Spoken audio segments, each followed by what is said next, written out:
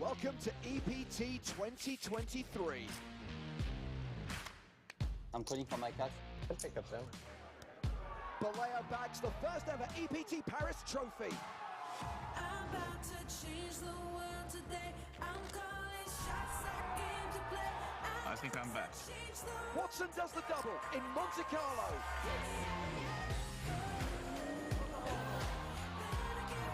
He wouldn't have put. Timed off me, huh? Wojciech makes the call and wins EPT Barcelona.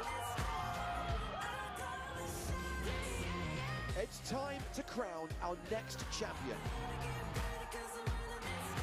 Who will be next? Takes the win here in Barcelona.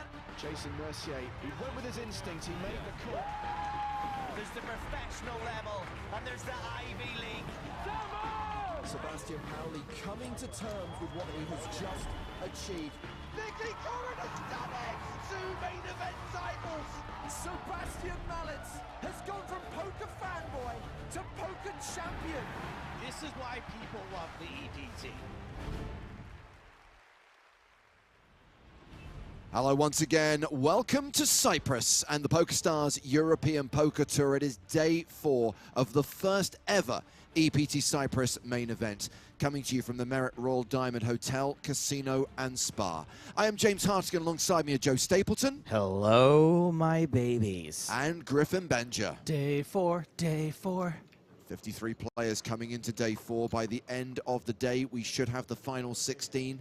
The objective, the ambition of the day, is to get down to the final 2 tables, but we will play a maximum of 6 levels. The widget predicts we'll get there, I predict we'll get there, but it's poker.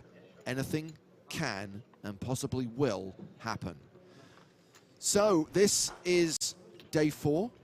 We're live today, we're live tomorrow, day 5, the penultimate day when we play down to the final 6, and then we will play down from 6 to a champion on Sunday.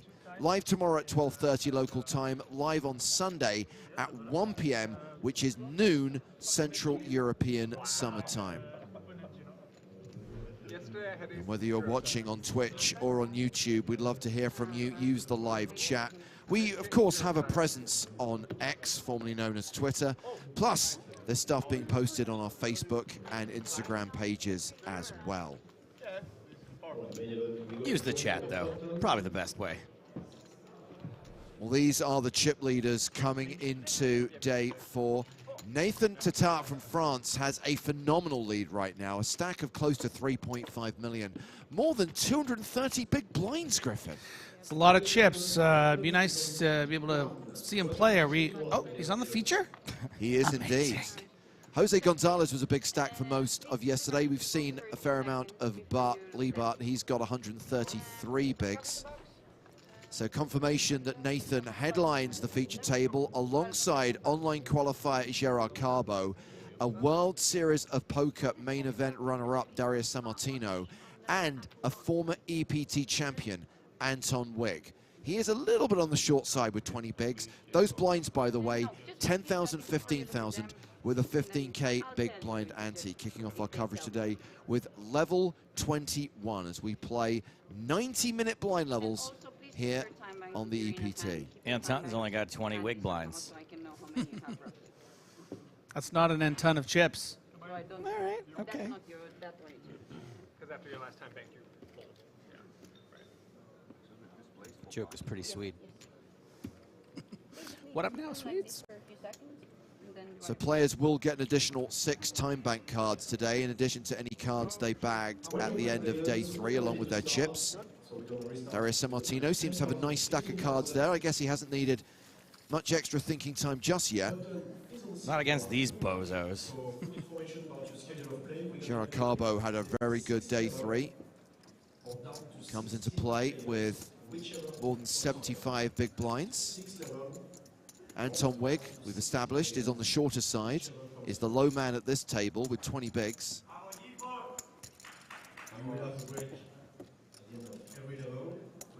Confirmation that we are ready to start. Day 4 of the EPT Cyprus main event getting underway. Just to confirm, blinds are 10,000, 15,000 with a 15K big blind ante. Let's get cards in the air. Good luck, everyone. Good luck, guys. Good luck, manly.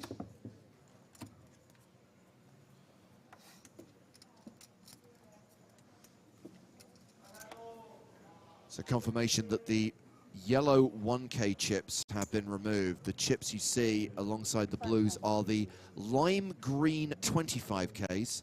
So yeah, the blues are 5K, the greens are 25K.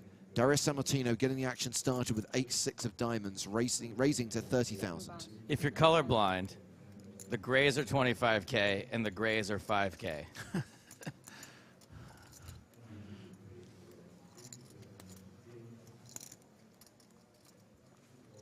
Call. Sammartino has found a customer. Vyacheslav Goryachev in the cutoff has flattered with Jack-9 of hearts. Looks like the blinds are out, so we're going to go heads up to the flop on the first hand of the day. Goryachev clearly has come ready to play. Bit of a loose flat on 30 big blinds, but man, is Jack-9 suited pretty. Don't blame him.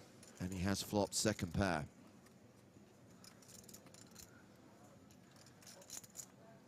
Yeah, the kind of texture that would normally favor the opener under the gun +1, but I think Sammartino going to be quite aware that that smashes Goryachev's flatting range. A lot of king-queen type hands. Your queen jacks and queen 10 suiteds that won't be folding on this flop. Check. Action goes check, check. Turn card is the deuce of hearts. Goryachev now a 95% favorite. Has the flush draw in addition to second pair.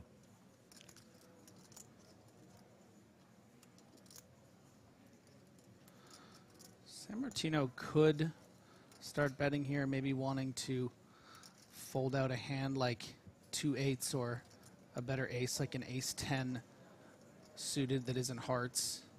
But I think he's going to be aware, might still need to play cautiously because of the way that texture connects. And that's why we see him go on a little bit of a bigger sizing. Doesn't want Goryachev to call with those kind of hands, but with the Jack-9 certainly, and the hearts. Yeah. And those look like fighting chips, Joe. They're all fighting chips, in my opinion. Well, those are just 5Ks, so that is a call from Goryachev. See, they just look like gray to me. I thought he was putting out 300K. Am I colorblind? 8 of spades on the river, so no flush for Goryachev, but a pair of 9s is still good. It would go well with your tone deafness. So this does complete 10 jack suited, which you know, was a double gutter on the turn. Certainly, if Goryachev had Jack 10 of hearts, would definitely be calling the turn.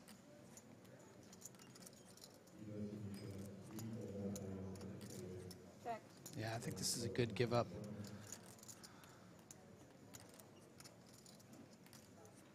Question is whether Goryachev tries to get value here. Check. Shouldn't be. Nope, checks it down. Will win the pot.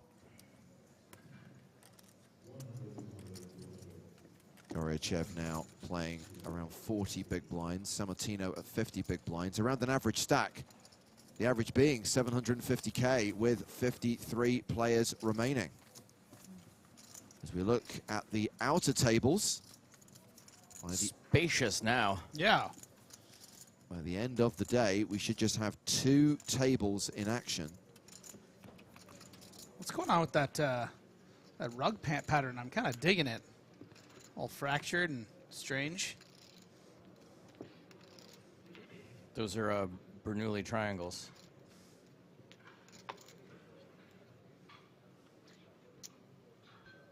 Kind of look like spiders. 6 pounds. 7 pounds. Back to the main stage, where action has been folded 8 pounds. to the Vyacheslav Goryachev, who we saw win the last hand. Queen 10, he's out. Timothy Freese from the US starts this hand with 21 bigs, folds. Anton Wigg on the button, Queen 10 of spades. 20 big blinds, a bit awkward with this hand. You'd hate to raise fold it, so wouldn't be surprised if Anton sometimes mixes in some limps, but is deciding to go with the raise. Raise 30,000. 4 pounds. Atanas Malinov, 9-3 of hearts in the big blind. While he decides what to do, I'll quickly handle this question from Callum on YouTube. James, are you following the Rugby World Cup? And out of the current 4, who do you think will win? Answer your first question is no. My answer to the second question is I've no idea who's in the top 4. I'm going to go with the favorite. I like the favorite probably to win. I'd say the favorite's probably the favorite. The All Blacks probably, right? And that's the if they're in the Final Four. I'm going to stay away from that one. Interesting Zealand, board. right? Interesting board after Malinov decided to defend. He's flopped second pair, Wig with top pair. Good for Wig.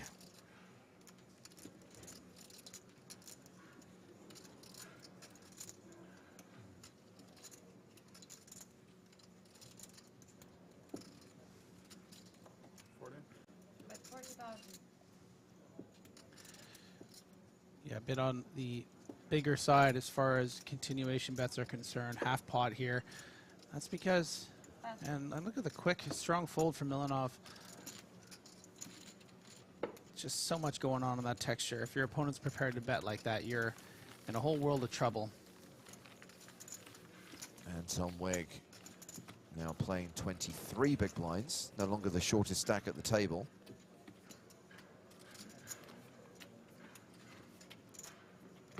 Johan says, can you explain the schedule of this event? So this is the 4th of 6 days. They are playing, well, they're scheduled to play 5 blind levels today, 5 90-minute sessions, but we're trying to get down to 16, so there is the possibility that we play into a 6th level.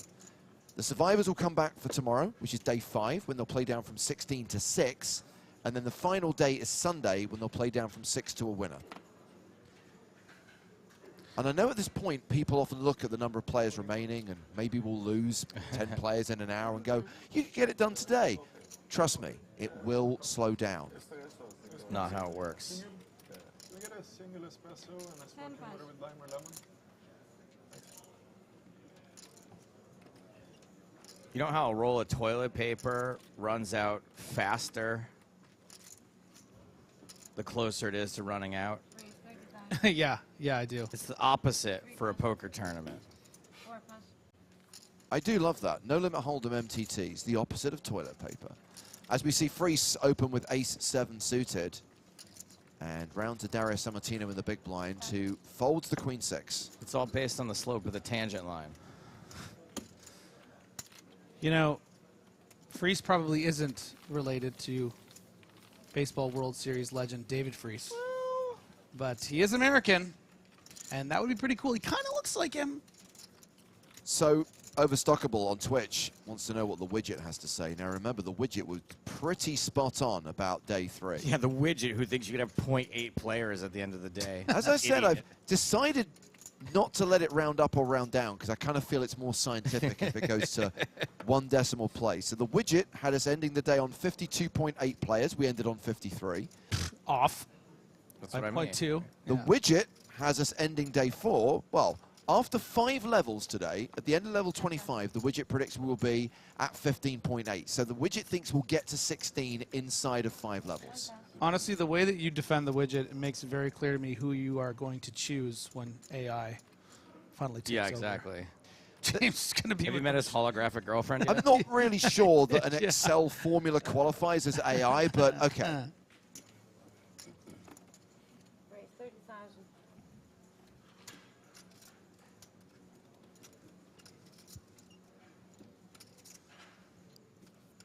And some Wig with King Jack. Getting wiggy with it.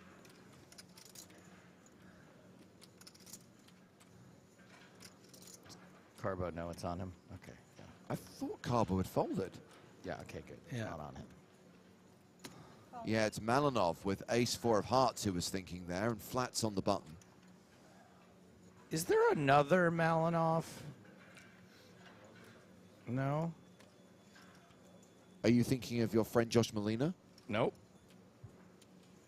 Nope, but I'm going to Google it before I say it out loud. Fool me once, Joe Stapleton. Fool me again. So this is the first we've seen of the chip leader, Nathan Tata. He defends with ace-9. Does not connect with this board. Malinov with the wheel draw and backdoor hearts. But it is dry enough that, you know, with that range advantage, I'm curious to see if Anton goes for a bet here. Can rep the strongest range here on these 23 big blinds.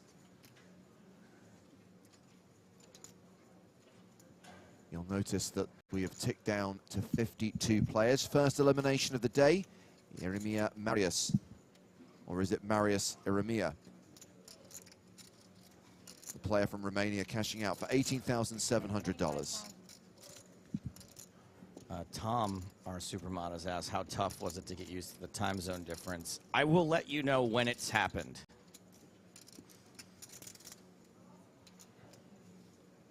Still struggling. So Wig C-Bet, 25,000. Yeah, I had a lot of 7 a.m. conversations with Joe. Should we get breakfast or go back to sleep? Tough out here. Malinov calling with the wheel draw. Tatar folding what is currently the best hand. And we go heads up to the turn. King. Ah. It's always coming 7.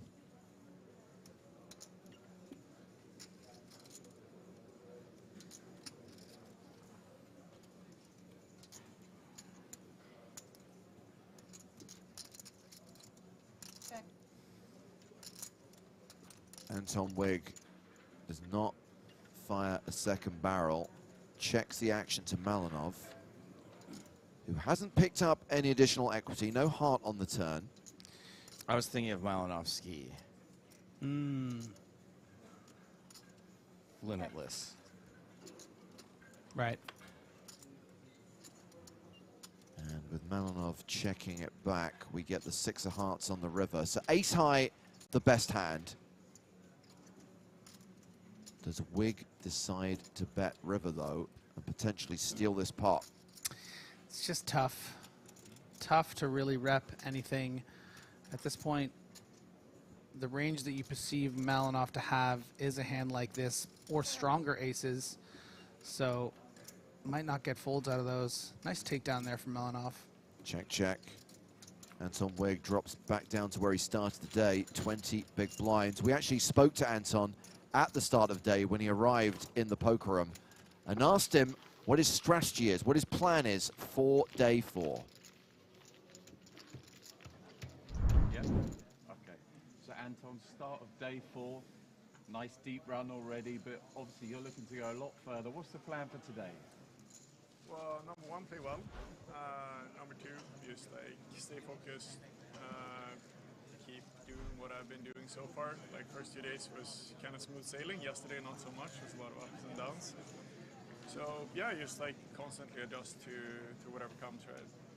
And obviously you're one of 2 remaining champions still in the field. How much would it mean for you to get that second title? Someone already took that one, right? You want to be the first man on the moon and not the second guy, but yeah, I mean, obviously, I just want to win, right? Like that's what I want to do. I want to win. I want to get some trophies. I want to be up there and compete with these guys. So yeah, that's it. And you've got a lot of experience of these EPTs and running deep. That must play a big part in today. You must give you a lot of confidence going into this one. It does. It does. I think like confidence is just experience, right? Being able to go with your gut when opportunity presents itself, make the right plays, maybe take your foot off the pedal a little bit. So yeah, I think experience plays a role, but I think it's more about like staying calm, centered, doing the right plays, and yeah, perform at the best of my abilities. And you're on the feature table today. I don't know if you already knew I that. didn't know. No. How do you feel about that? Does that affect your game at all?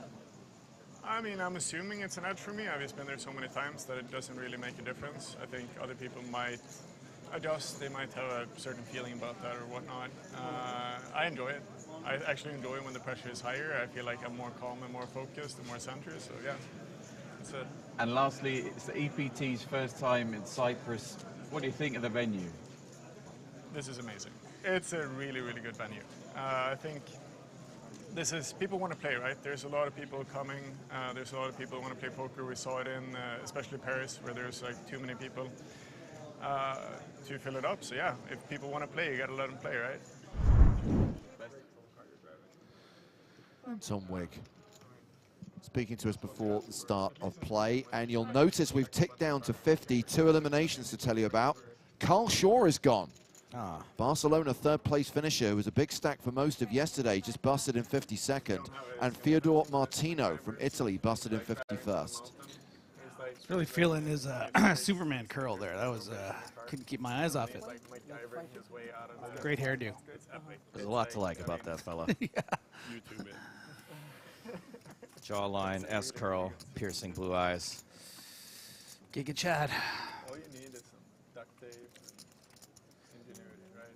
Maybe like This dude looks interested. like He's got one of the best cards in the deck. like paperclip thing. You can like Top jam it card somewhere. here. I mean, I don't remember exactly how he did it, but he did it. I mean, that's my guy. Yeah. It's very classic. I feel like that show was always on when I was a kid. Yeah, it was. It was. Doris Sammartino opening with Ace King has been 3-bet by Renat Bodanov with Ace 10. This guy needs to Goria check his privilege. Get out of there. You have the bond, 7-5 of spades. You've got to play the bond. It's true. It does make more straight flushes, at least in the cinematic universes, than anywhere else. I don't have a phone, so I can't check. What'd you say? If I had a phone, I would check. Yeah, right, exactly. You can check on break. Pretty standard 3-bet in these positions. Not one that he's going to be wanting to play for stacks, certainly. So just a spot of bad luck here for All of us. Bodanov. And Sammartino probably wondering, do I have a little room to induce a weaker hand such as Ace-10 to 5-bet shove, or do I just need to put them all in? And yeah, is just going to shove and take it down. Triangle time. Is MacGyver based on a true story? Why are they talking about MacGyver? I wonder if they're talking about the original or the reboot. He said it was on all the time when I was a kid, so he must be talking about the original. Like how realistic are some of the setups? You know, show to like analyze. Like, Are we literally going to discuss the verisimilitude of MacGyver? Okay, yeah, I mean, That'd be you're great. Yes. Tom Cruise, and then you can do Wow. Okay, yeah, right. Without a freaking stunt double, just jumping out of helicopters or whatever. Remember Richard Dean Anderson, MacGyver, and every time he punched someone, he would go, ow, afterward. He would shake his hand. He didn't like violence. Never used a gun.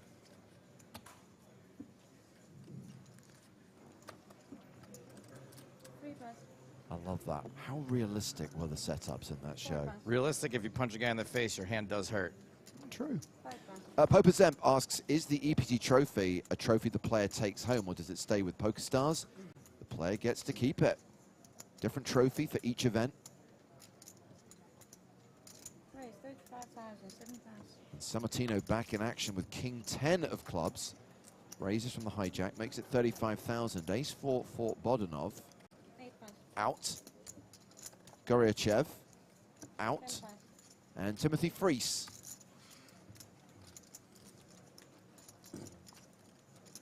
Freeze out. No. I Freeze said in. nah.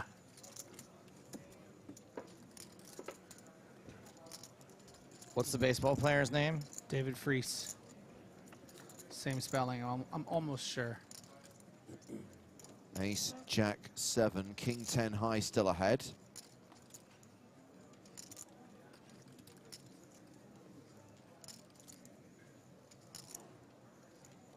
So 25,000. Oh, it's spelled differently. Damn it. Sammartino wins another pot. Of all the players remaining in this tournament, he is the most accomplished, the most successful. $16.1 million in total live earnings. Huge cash in 2019 when he came second in the World Series of Poker main event, the runner-up to Hussein Ensan. Hussein in the membrane.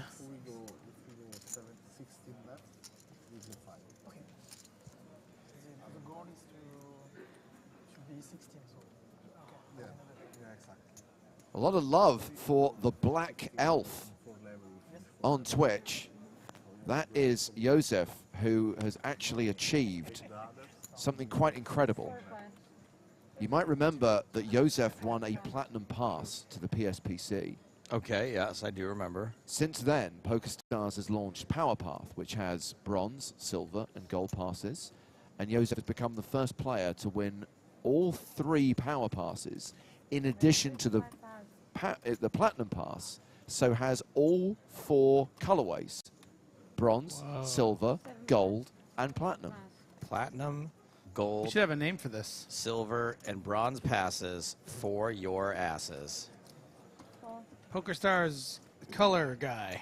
No, Hit for the, we can do better. hit for the cycle. One five. The poker cycle. Thank you. He's gone to plaid.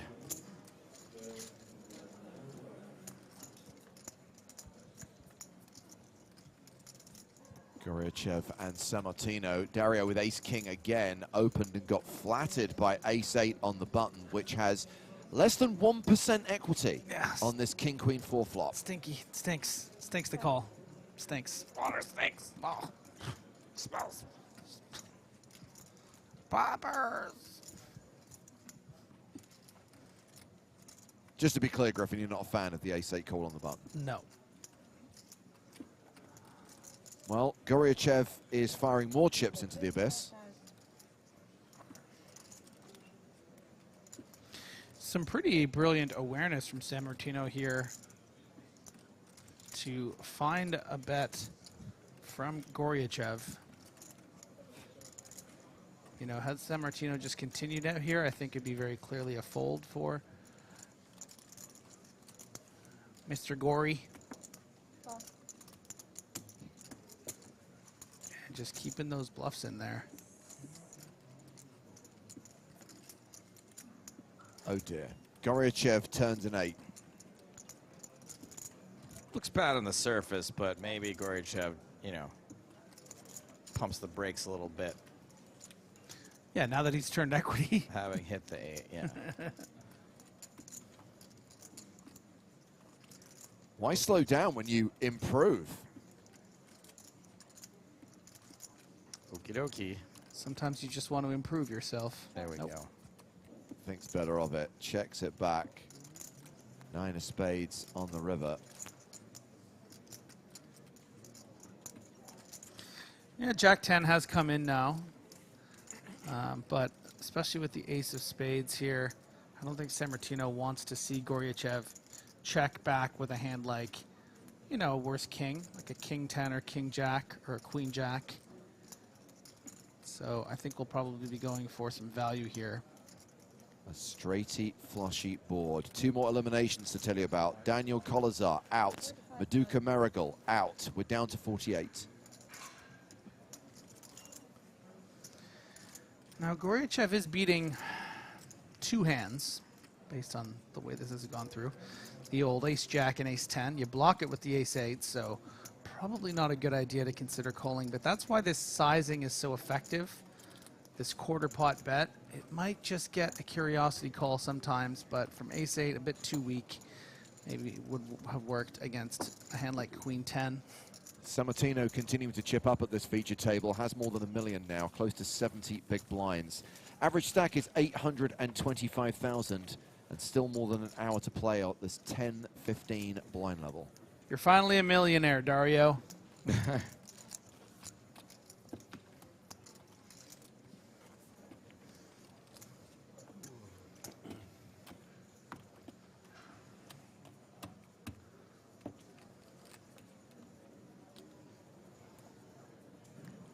I've heard that Dario and Hossein's after party, which they held together after the World Series of Poker, was quite A banger. the bash.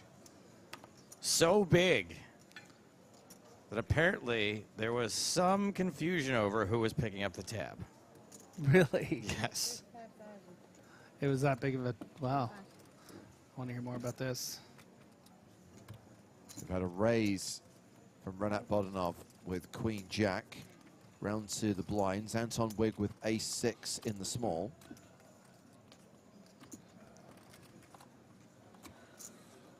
Three five. Four five. Thank you. Thank you.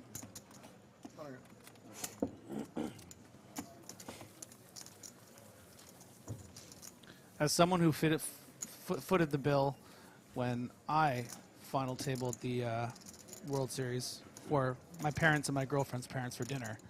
I bet there was some dispute there. So It your was a- father-in-law was still that's a bit- forcing his credit card onto you.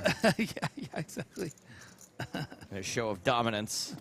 Yeah, we all get it, Mr. Big Poker Player. Some of us... Wait, do I have to do it in a French accent? Yeah.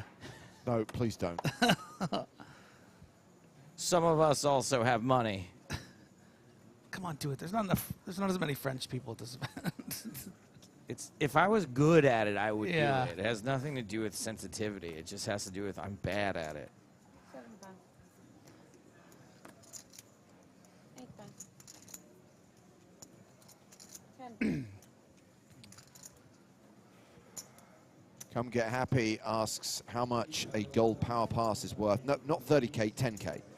Granted, there were those Vegas packages, I think they've all gone now, where you were getting 20K of value for a 10K pass. That was pretty special. But generally speaking, the bronze is $109, the silver is $2,500, and the gold is $10,300. But the key is, the platinum pass was all about the PSPC, right? If you want a platinum pass, it was a package to play that tournament. With the power passes, you can use that value how you see fit. There are various options in the PokerStars software how you can redeem that pass, whether it's a bundle of online tickets, whether it's a bundle of tickets to a live tour like the FPS or the UK EPT, or a package to an EPT. Or a bundle of joy when we send Griffin to your house, dressed like a baby. I think that's worth $109. Yeah. What do you think the statute of limitation, like with the time it takes when you put chips in and then decide to remove them? Like at what point is it you can no longer remove them? Because he put in those 2 greens and then took about a second before he took the other, you know? It's a good question. I don't know. I guess it would be unlimited. If you just leave your hand out there for 5 minutes and then pull it back. Yeah, but he kind of used the same hand. He like put them in and then, yeah. Huh.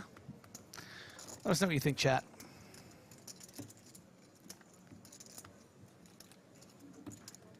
You know what? I'm just going to say 5 seconds. 5 second man. 5 second, man. That's right. Check out the PokerStars Mystery Cash Challenge on YouTube. Preferably when the stream is over. Yeah, not right now. I mean, you can technically make the size of the screen small. Like for the, you can do both. If you really want to see me. 10 pounds.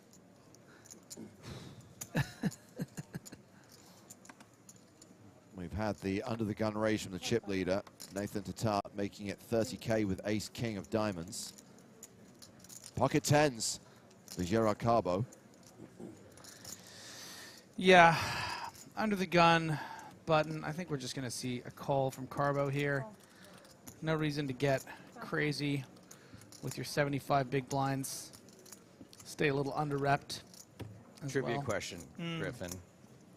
Who is Carbo's arch nemesis? Doctor. Hydrate. No, they would go together. Oh. Who would be anti-Carbo? Doctor Who? Why would Doctor Who be? No, Doctor... Okay. Well, we've gone 3-way to this flop. Top pair for Tatar, second pair for Sammartino. Pull the cleaners close. Not Dr. Keto. Dr. Atkins. Dr. Atkins. Nice.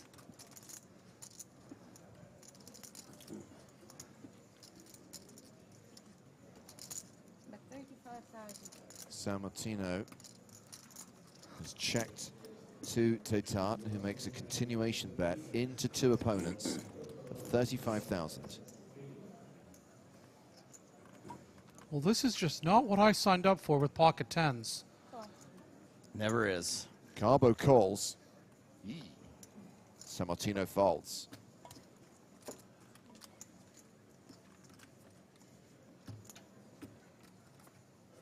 Oh, a 10 on the turn, and Carbo now a 3-1 favorite to win the pot outright. Yeah, right. Yeah, right. How do you get to showdown with I this? just want to say it was a bad call on the flop still. I just want everyone to... Even though you spiked your set? Just in case Carbo's friends and family are watching.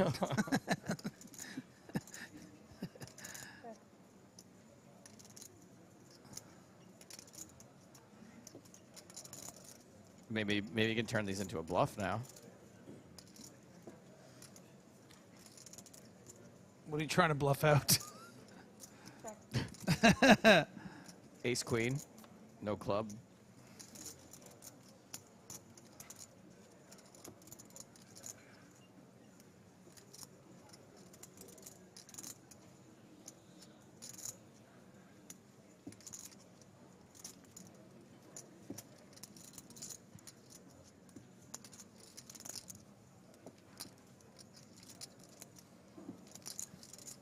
Oh, I mean, Tom was, T-Tart might put it in no. Tom was hoping for a club on the river. He wanted a chop pot. Oh my God, have you must have had one. That's not, I haven't had one yet. Have you guys had a chop pot yet? I don't think so. James, I think we've had one. you sure? Pretty sure we've had one. With who? Must have been Nick. No, there was one where I was like half paying attention, I think, and because we're so good at doing it, I just did it. I was like busy. I think we did one. We did one. Okay. Because it came up that we hadn't had one.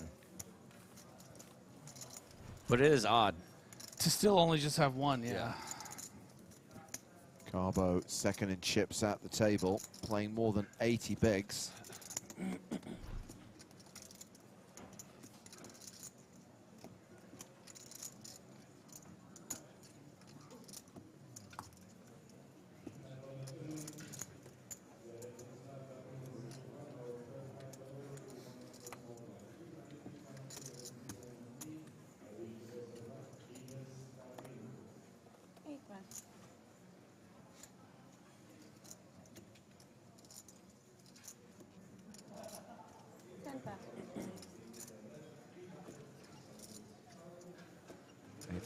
For Timothy Freese. By the way, Anton Wigg has dropped down to just 16 big blinds. He folds. Carbo with King Jack in the cutoff.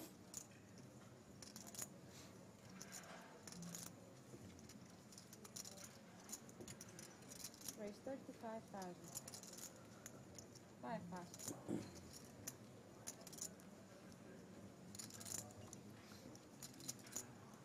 No. 6 pass. Thank you.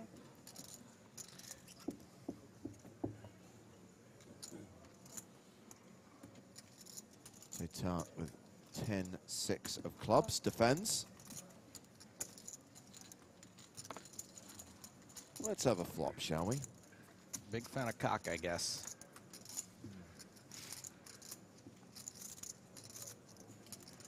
Queen 10 tray. It's the open-ended straight draw for Carbo. Pair of 10s for Tart. It's practically a post-flop flip.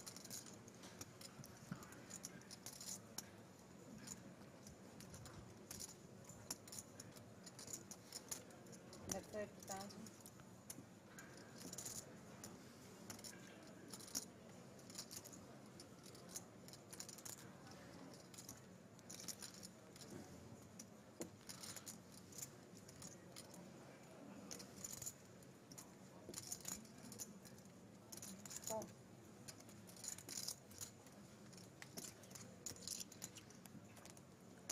Bet and a call. And the board pairs on the turn. Tart now a 2-1 favorite. Nobody ever makes an open-ended straight.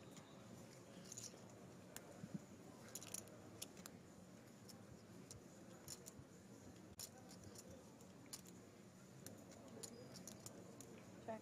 No second bar. Nobody bar. ever makes an open-ended straight. Except in this example. Barry Greenstein. Flaming Barrys, please.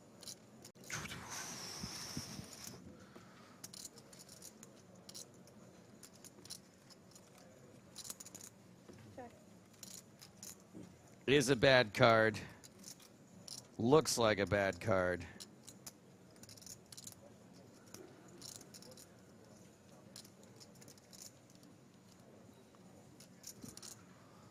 Oh my God, I have a straight. Miguel asked, does anyone know the full name of Carbo? Yeah. Thank you for your question. Bet 100,000. Pass. 100,000 on the river gets a fold. And Gerard Carbo wins another pot.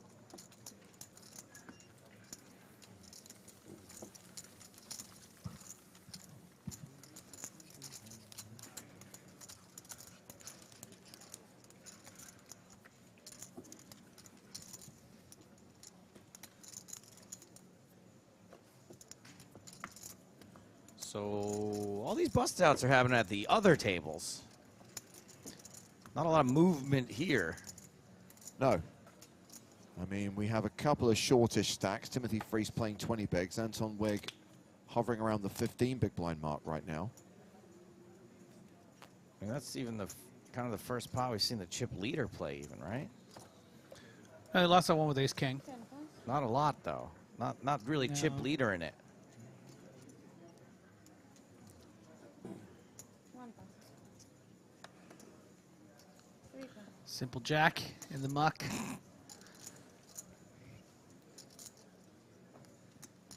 Pocket fives for the Spanish qualifier. Simple Jack went full T-tart. Raise 35,000. And it's a raise 5 to pass. 35,000.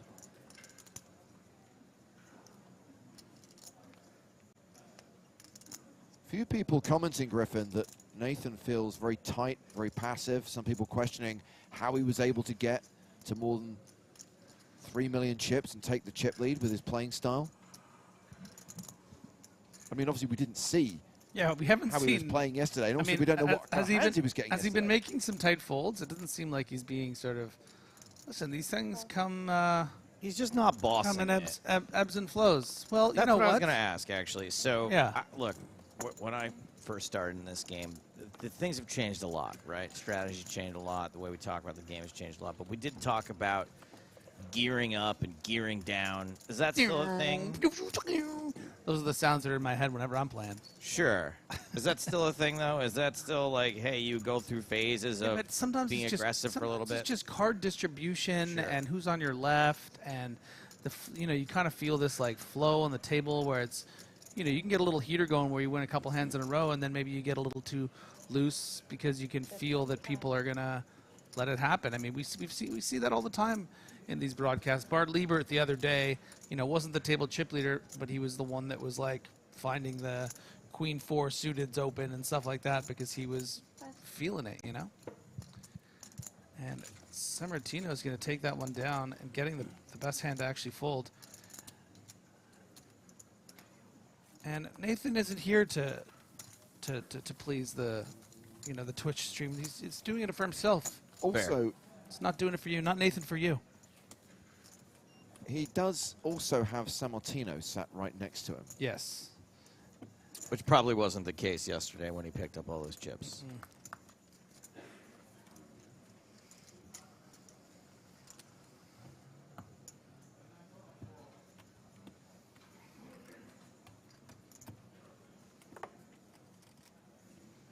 Mars asks on YouTube, why is everyone verbally abusing Griffin Benja?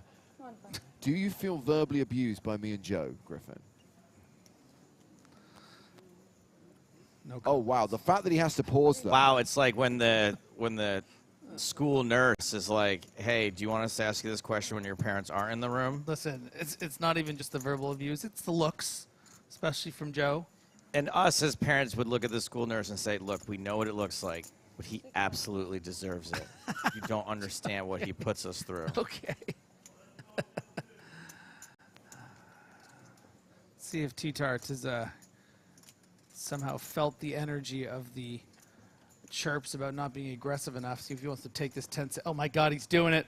Oh my God. There you go. You happy? You happy, Happy? Chet? 8 pass.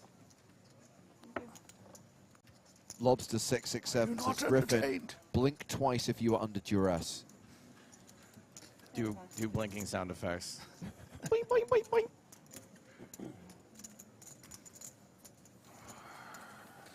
Yeah, look at that cheeky little steal with a 10-6.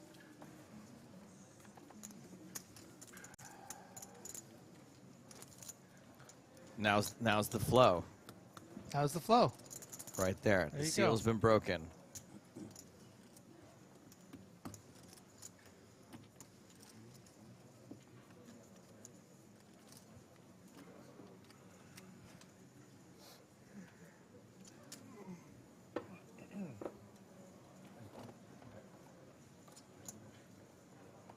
Three pass.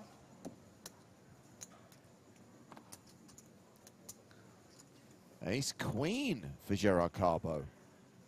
When you talk about card distribution, Griffin, this guy's been getting his fair share of decent holdings today. 5 pass.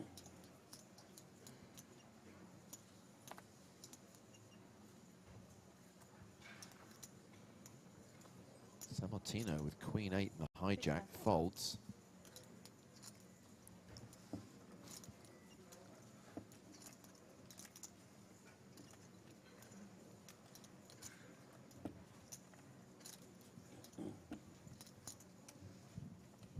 Natan Tata. Natan Tata.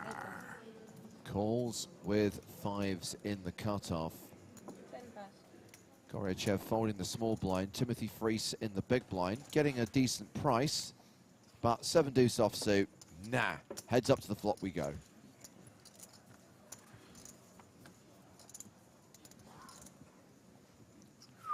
Okay, we have a set for Tatar. Carbo quickly checks the flop. Tatar checks behind. Wow. Turn card is the 3 of clubs. Carbo has the queen of clubs. Hey, look, Carbo probably would have just check folded this flop, but now he's going to have every reason to see a river. Expect a bet somewhere in the realm of 40 to 70,000 from Tatar. Bet 30,000.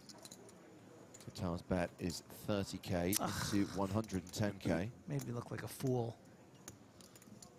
You're very good at doing that to yourself, to be fair. I gave that a wide berth, though. I think 40 he to was 70. looking into a mirror when he said that. It's like the Kermit the Frog evil meme. You made you look like a fool.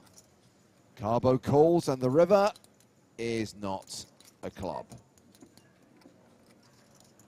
Down to 47 players, by the way, from the outer tables. We have just lost Ilya Pavlov, a player who spent some time at the feature table yesterday.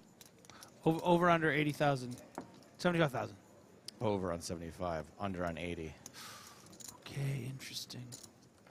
Over under, James? 75. Bet 60,000. Under. You always do that. You're a little cheater. 60,000 is the bet. You pretend to not hear the question, and then you hear it, and you sneak it in there.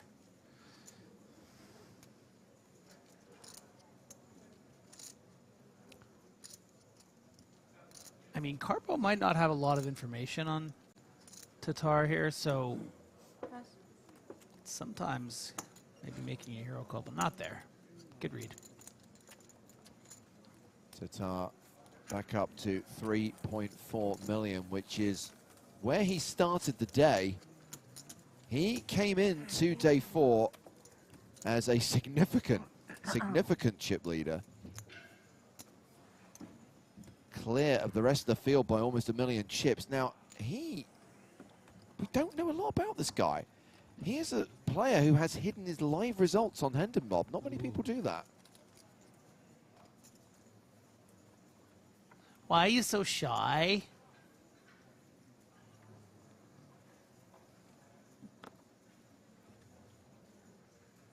Four pass. 5 pass.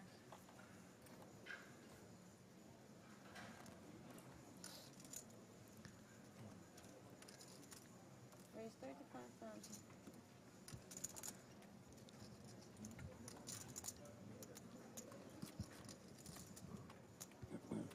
Sammartino has opened 10-8 of diamonds. Tatar with 7s.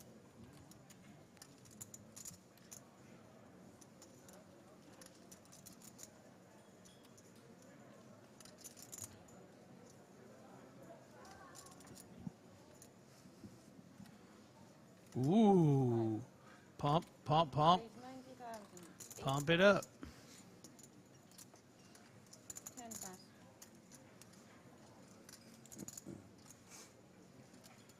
One pass. He raises to 90,000.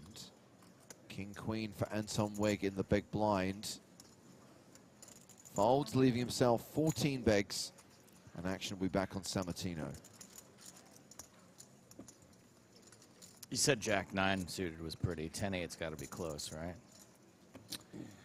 Yeah, I mean, this is less than a 3x raise, but you're going to be out of position against the chip leader. I think Sammartino is too comfortable playing post-flop to fold this combo at 70 big blinds. But, you know, looks a bit defeated, yeah.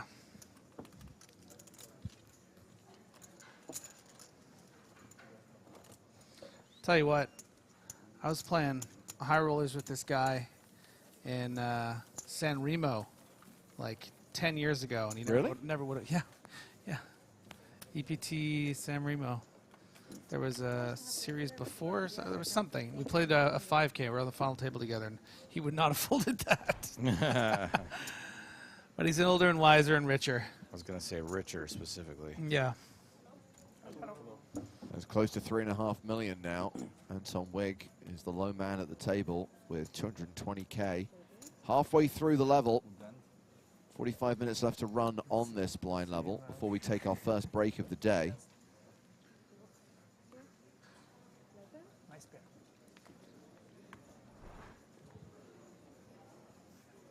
Guys, give a quick shout out to someone that works with us who's just awesome. Yeah, Robin yes, you Reckman. may. Blaxus. Just the best. Just the best. What's he just done?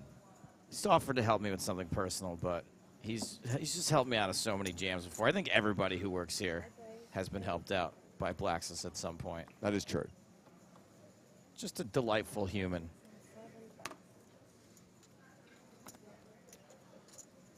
Bit of inside information, by the way, from the French commentary team. Thanks to Benny for letting us know that Nathan won 2 crazy pots yesterday with aces. Aces against ace-king, aces against 10, so I imagine those 2 pots helped catapult him into the chip lead. He also won a small WPT in France. There was a World Poker Tour event in Deauville one year, which he won.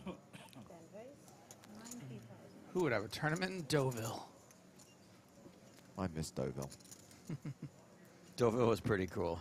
I've heard, actually. It was weird, but I liked it. We've had weirder.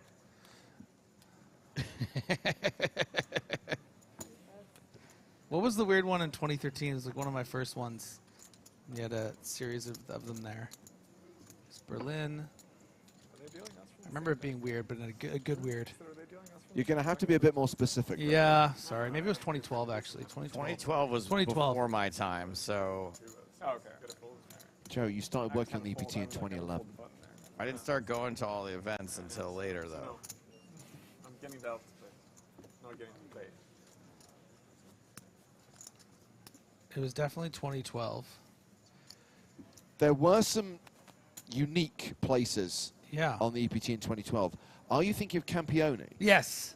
Yeah, see, before my time.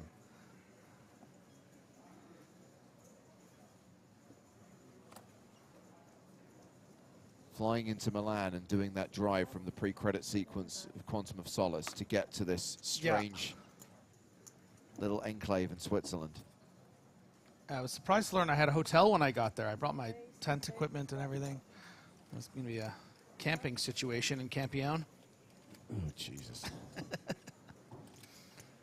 Again, can we just record that for the logs? Why Griffin deserves every single piece of verbal abuse thrown in his direction.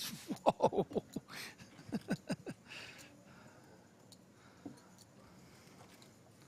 Not going on any camping trips with you. Do I look like I'm the kind of person who goes camping? Ooh, Griffin, remind me. I gotta tell you, off Can't- the air. A camping story? I just booked a camping trip. Nice.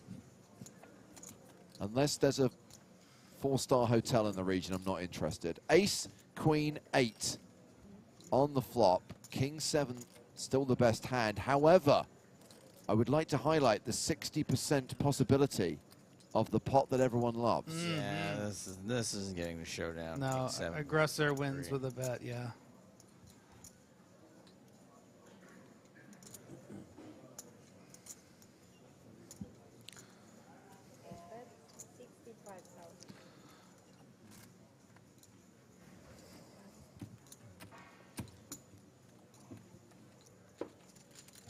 Yeah. Bogdanov wins the pot.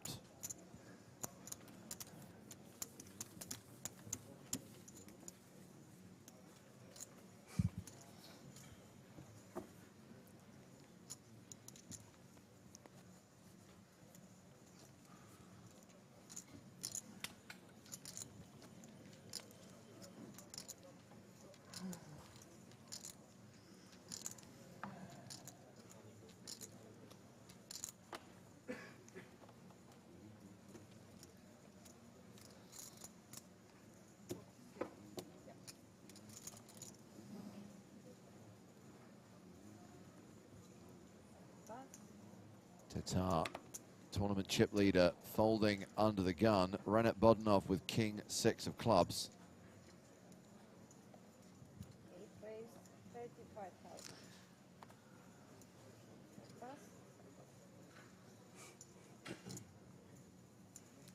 Pass.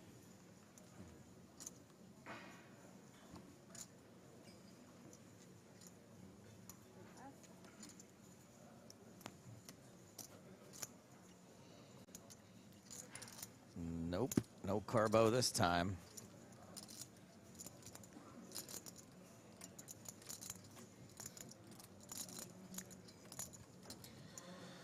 Could see a continue to some capacity here with the 9-8 suited for Malinov.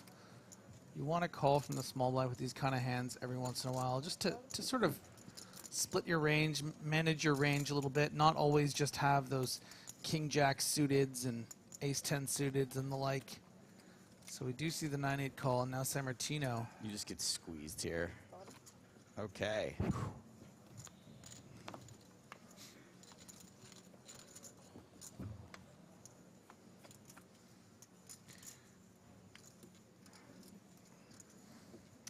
Ace-Jack 6, 2 hearts, flush draw for Malinov, gut shot for San Martino, bottom pair for Bodanov.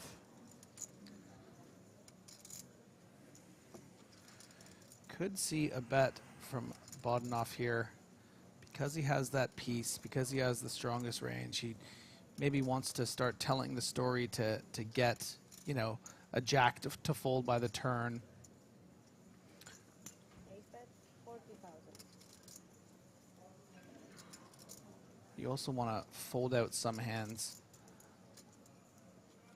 that are going to obviously have over cards to that 6. Bodanov bets 40,000. Malinov with the heart draw calls. San Martino with the gut shot. We have an off. He's got to get rid of San Martino, which maybe isn't going to happen for one bet. Down to 46 players with the elimination of Slyman, Ricardo, Tannery. Yeah, drawing to the nuts, 1/3 pot bet. Maybe my king and queen are live sometimes. In this case, the queen is live.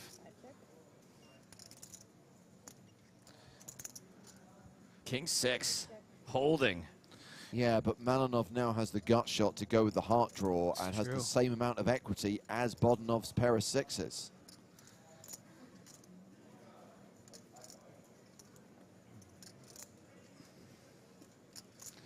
Yeah, I think this hand is a little complicated now for Bodanov because he's received 2 calls. Has to expect one of the 2 has an ace a decent amount of the time, but also could just be something like a heart draw and a jack. And if you make a big enough wager here, and that is very stiff, and with that increased equity, Do a sound effect for stiff. Ba-doing. And has to fold. Look at that. Nice hand from Bodanov. And look, if you're going to open things like the tennis shoes under the gun 1, the kicks, the king 6, you got to be able to have moves. And that was a really nice 2-barrel justifying the loose open. Look at this guy. He's a threat. Got close to 80 big blinds now. So Whale wrote in with a question, said, another fold from Wig. Can anyone please explain to me I'm a poker noob? So there's a lot of reasons why, this pre-flop this question came in. There's a lot of reasons why you would fold a hand, not just based on your cards that you're dealt. How many chips you have, what position you're in, AKA when it's your turn to act. These are all things that sort of factor into where someone would play. And just because you're a good player doesn't mean you play a lot of hands. Yeah, so more specifically, Anton Wig only having 14 big blinds, he needs to be very careful about entering pots. You're at that kind of inflection point with this stack size where if you lose 2 blinds here, 2 blinds there, suddenly you're getting to no fold equity territory, and then it's hard to acquire chips without having your tournament life on the line. So I think in that particular hand, Anton Wig might have even had something like Queen 9 suited, which is a hand I'm happy to see a flop with or even be the aggressor with under different circumstances. But in these circumstances, a hand Anton needs to get rid of and find a better spot to, you know, probably put all the chips in. Carbo continuing to get dealt. Solid starting hands. Freeze is open with ace-5 suited. Carbo with jacks in the cutoff. Yeah, going to be very happy to put a 3-bet in here with the intention to get all the chips in against Freeze. 70,000 he's made it. Sammartino in the small, 10-9, folds. Tatar gives up the big. Action back on Mr. Freeze. You know what has made it a size that is very enticing for a hand such as ace-5 suited, and goes for it. I mean, I think that's a little ambitious. Ooh. Insta-call with the jacks. Absolutely, and there is an old adage about there always being an ace on the desk. Freeze is going to need an ace, or some hearts, or some wheel cards, or a few 5s, or he is going to be out of here in 46th place. You already know Carbo is impervious to sourdough. Nice. The red triangle of death sits in front of Timothy Freeze's stack as we run out this board. Queen, Queen 10. So far, so good for the jacks. King of Hearts. Why? This is exciting. Why do it? Because King of Hearts, King of Spades. Because King of Hearts also gives opportunities. It's the ace of diamonds. Gross. Now I'll take the King of Hearts. Yeah, any king, any jack will see Timothy Freeze eliminated. But he's an 86% favorite to double up here. Any kings about?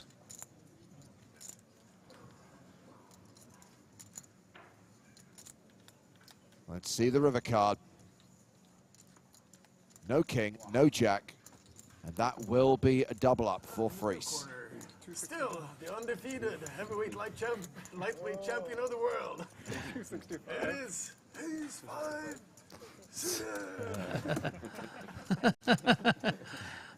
Never loses, man. Why do you think the solvers tell you to go all in with it? Is that 30%? Yeah, 80%. It's at minimum 80%. As long as you're first in, just don't call. You know, like he's not too good on the defense, but on the offense, yeah. I got it in. Like I was down. This restarted with like my second bullet, like day 1B with 30K. First down, like hijack, no cutoff. Raise ace-5 suited, get 3-bet from the small, and I'm like, for a bet. This might be short, and he has jacks, just like you. Sorry. And the flop comes king, queen, jack, and hand still 10 on the river. On the river. Is channel my inner Bruce Buffer. You know, I was really with the like, you know, you rip it like a yeah. Still. I was channeling for maximum sickness, king, king. I That's what I was looking for. I was like king on the turn, king on the river would be the sickest right now. what I was Griffin channeling for wanted. 10 of hearts on the turn. You know, like, I actually wanted King Queen, Too painful. It's better the thinking. King is so we pretty could gross. sing. So we could sing. King's full of queens, ace kicker. You're still undefeated. if No, you King's flop full of Queens, chop pot. with a 10. Yeah. Because you know what they say. No, we can't do it. We're not allowed. Timothy Freeze, by the way, has $115,000 in total live earnings. Is from the USA, but all 17 of his live cashes have come in Europe. Stone nuts, man. What are you talking about? Griffin, is there anyone else whose name is sort of like his last name that you want to wonder if he's related to? You take it to ICM, and it's ace-5 off. Maybe like a Friedberg or a Firestein? Featherweight. Maybe the guy from Terminator? Furlong? Huh? Oh, no, that's Reese. I mean, there you go. You outdid me. You exceeded every expectation. Oh no, 95 puts it perfectly. I'm glad Griff is supervised in the booth. They have to baby-proof his room like for a toddler. He has to call me to take the plugs out of the sockets. We've had a That was couple one of time. further eliminations from the outer tables, by the way. We are at 44 right now because Alexandra Pruneau from Canada went out in 46th place. No! And 45th place finisher, Kinar Ene. So we will not be seeing those steampunk goggles anymore in this tournament.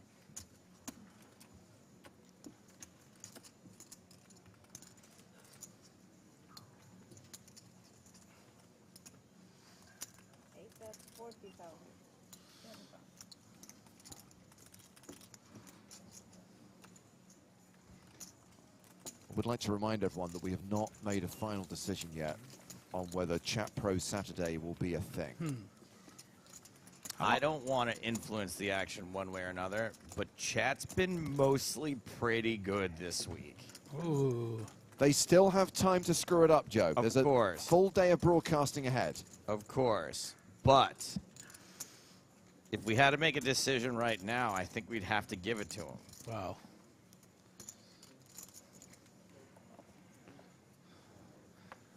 The decision it will up, be made Chad. later today. Also later today, 3 more mini EPT Cyprus tournaments for you to play. A reminder, if you fire up PokerStars, you should be able to see the mini EPT Cyprus tab in the client. If it's not there, chances are the tournament series isn't offered in your particular part of the world. If you can play, you'll find 3 low buy-in MTTs every single day. We are adding Power Path tickets to every single tournament prize pool. And on Sunday, we're going to add 2 gold power passes. The winner of the mini main event, the $5.50 version, gets a gold power pass. And the winner of the $55 mini main event also gets a gold power pass.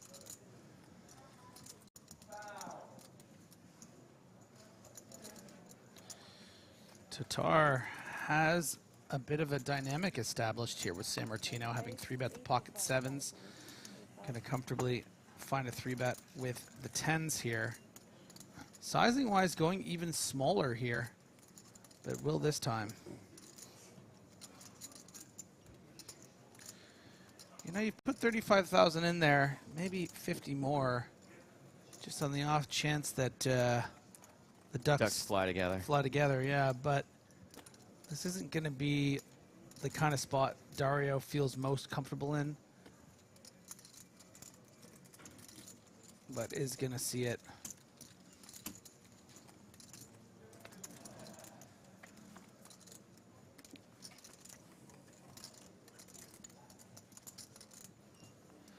Clubs fly together. Tell you what, that's a pretty high percentage, considering It's an how unprepared to the entire yeah, board. how out, you know, how much better it appears Tatar's hand is. Those 3 clubs really change things.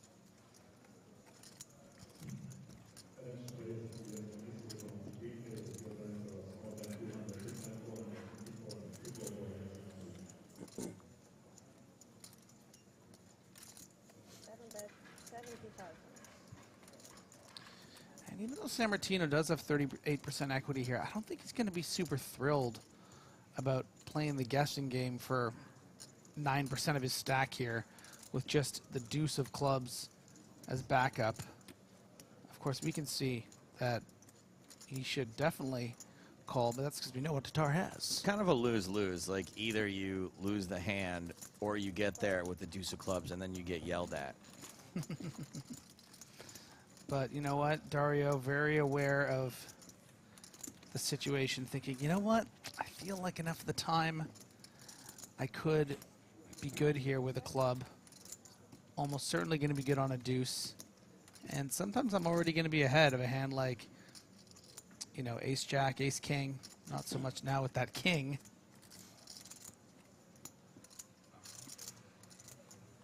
Difficult card for Tatar to bet.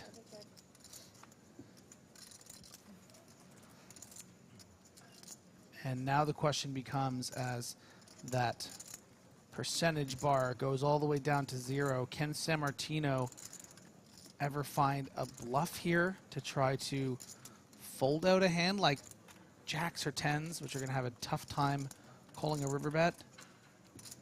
Are my deuces ever good here? Is my opponent going to have an ace-jack and not be prepared to bet the river once they've checked the turn. Super. Super 2. You win, yeah.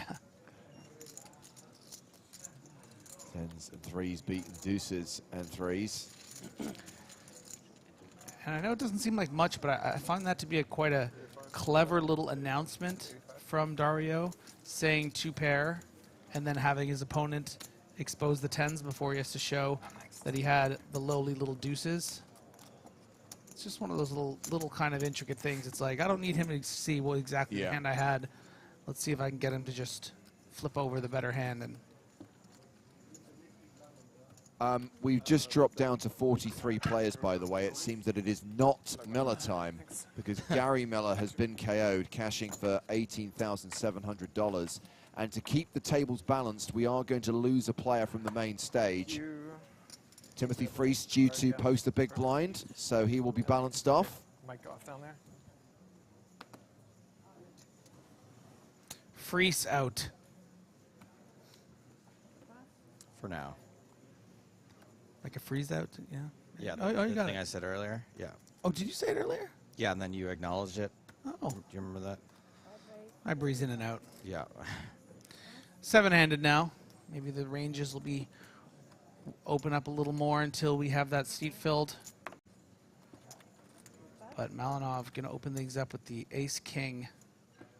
And Goryachev loves to see flops. We've seen it with the jack-9 of hearts, the ace-8 off. So king-jack suited's going to get played.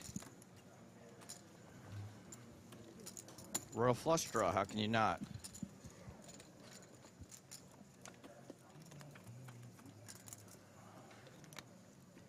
And away we go, jack high, 1 heart, top pair, Goryachev.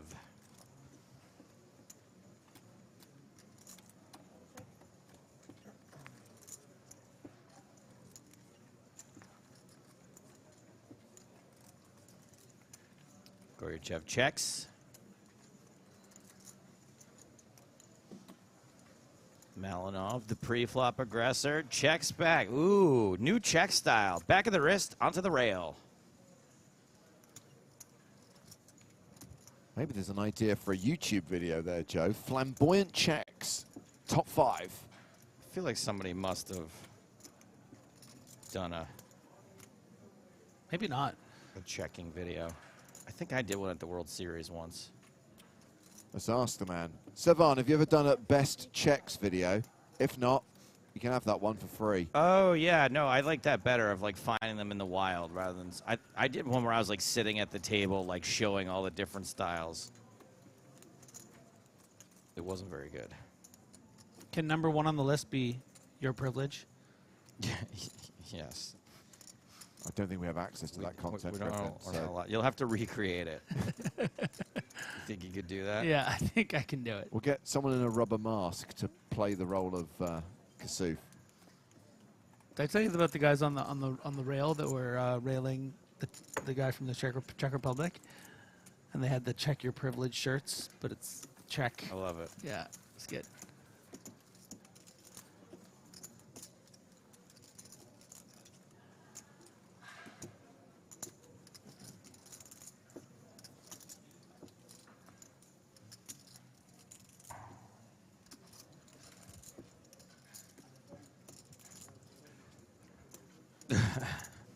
They're on it. They're on it. You're going to have to check a lot of footage to find all that, though. You know what? I'll allow that one. Closely monitored.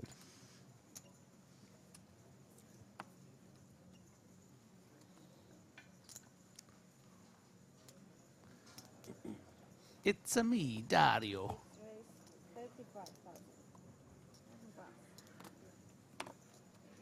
Sammartino raising to 35,000 with ace-10. Ace-jack for Renat Bodanov.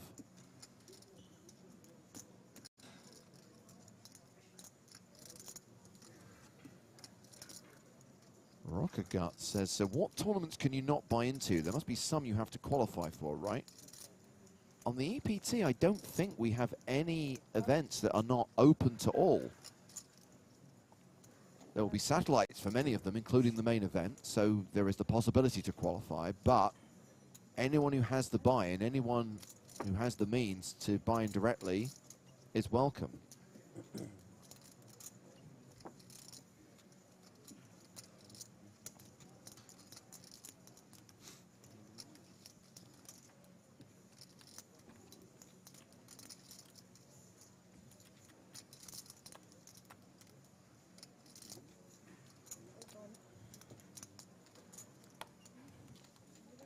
Yes. 3 Fair ways enough. to the flop, Fair enough, Lobster. but many ways to win. One tournament you have to qualify for and cannot buy into directly, step 4 of the Power Path promotion. Sure, that effectively is in itself a satellite. I thought the question was more relating to the live events that we run and the live tournaments that we stream and the tournaments that form part of each EPT festival. So, big time advantage San Martino here, but I like this playing it as a check, staying under repped, you know, not wanting to find yourself in a position where you bust against a 9. The pot is nice and small right here, and now you can start going for value, under repped.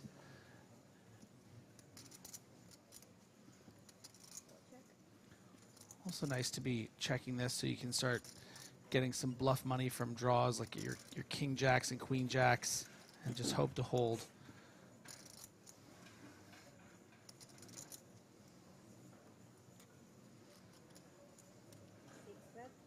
Yes, Yanis, there is a ladies event, there is a seniors event. And granted, they are designed for people of a specific gender or people of a specific age, but anyone who qualifies through those criteria can then buy in.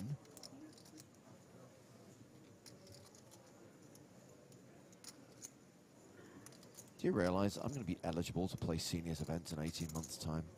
I already assumed you could. Joe's been playing them for years. I have.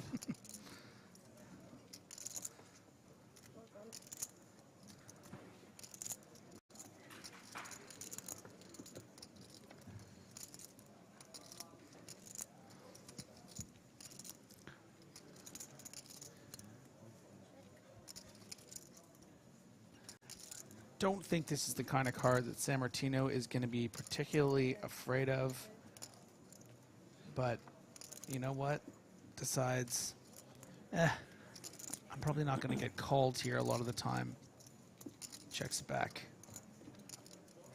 I cannot speak to what other tours and live events do. I was specifically referring to what happens on the EPT. By the way, we are down to 41 players now.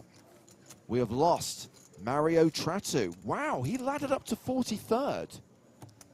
And Andreas Tomazu was the most recent player eliminated. All those guys cashing for $18,700.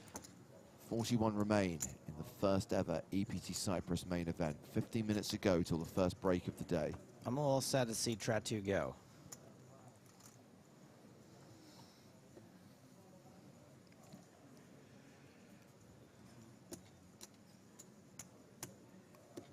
Hey, Griffin, Gazing Giraffe wants to know, is the German Sammer still in? Actually, he has gone through his Pokemon evolution to become San Martino. The Charizard is Charmeleon, if you will.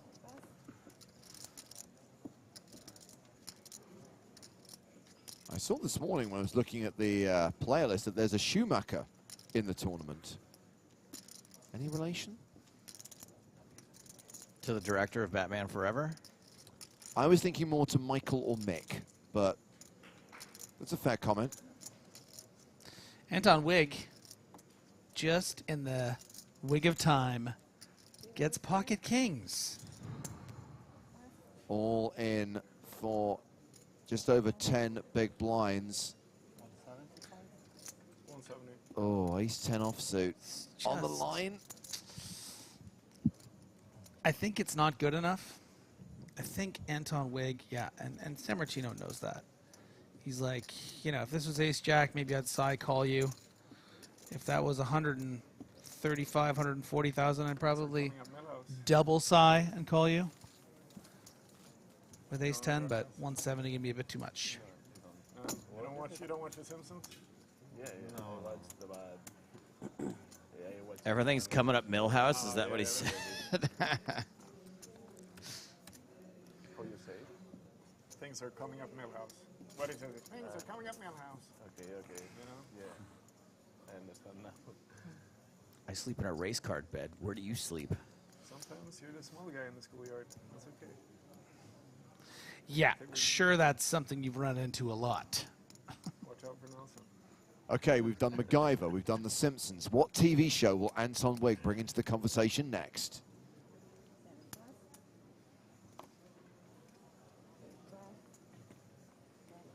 Mystery Cash Challenge.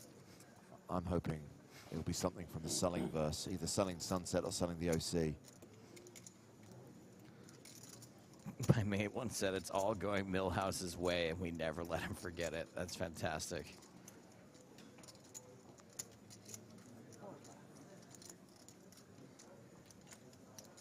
We had a friend growing up we used to call Shakes. Okay. Not because he would shake or anything, don't worry. But because he once used the word magnificent, so we all referred to him as Shakespeare after that. Discount. Hold for the discount. That's respect.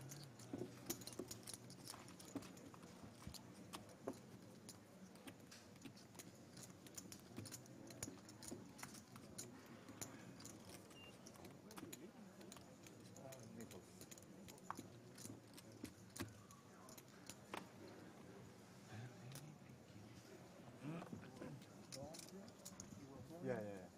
You think that folding ace-10 was a cromulent decision there, though, right? Now he's staying on Naples and yeah.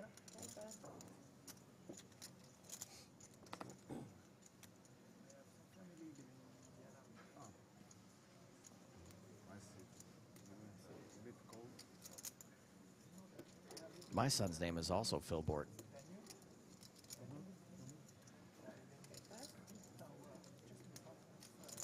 Timothy Atkins says the Mystery Cash Challenge was so fun, I've decided to host one with my friends next weekend. Do you need a copy, Timothy, of the rules? I have them on my laptop. We tried to think of every possible scenario and situation and accounted for them. Good One luck. thing we didn't realize is that people of Griffin Benja's pedigree and experience wouldn't know how a bet out of turn works. Just gonna never let that down. The forced limp. The forced limp was a little was edited around nicely. I'll say that.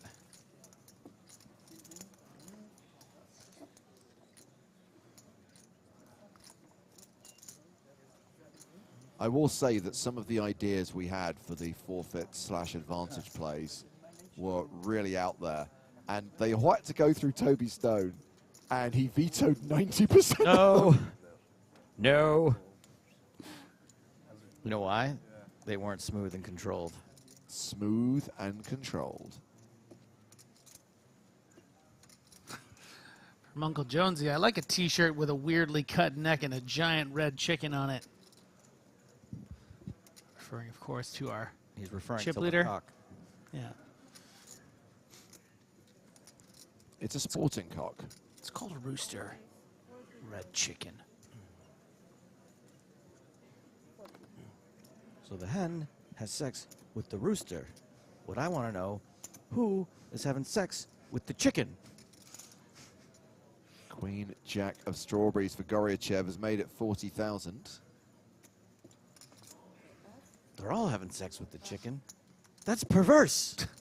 Miles Mules asks, is this live or pre-recorded? We pre-recorded this several weeks ago and preempted your question.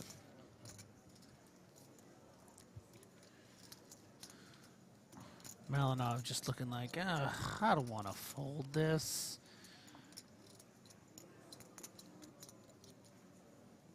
Oh, wait, it's on me.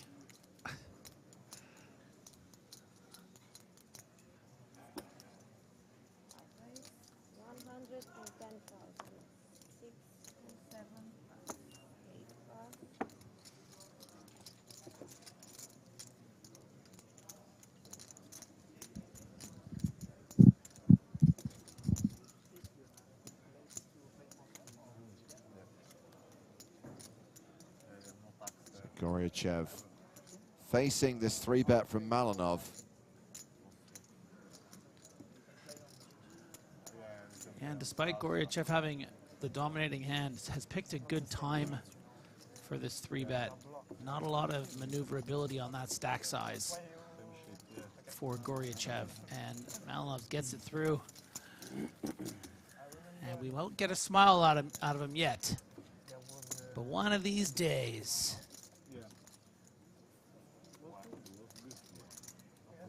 Patrick Neary is asking for a progress report on the graphic novel project, Joe. We don't talk about that anymore. I don't know what people are caught up on. First artist quit. The second artist quit. I did not know anything beyond the first artist. The first artist quit. Then we had to find an artist that could mimic the first artist. Then the second artist quit. You know why? Because Maria was too unhappy with her rendering and kept sending it back. And so the second artist quit. Oh, my God. Is that legit? Is that Yeah. really what happened? Oh. And then the second artist came back.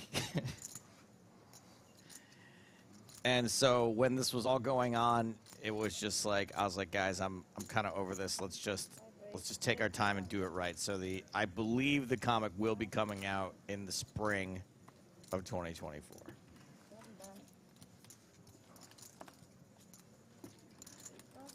Do you have like a folder of all the rejected Marias that I could have a look at? I could show you some of the Marias that she rejected. Thank you.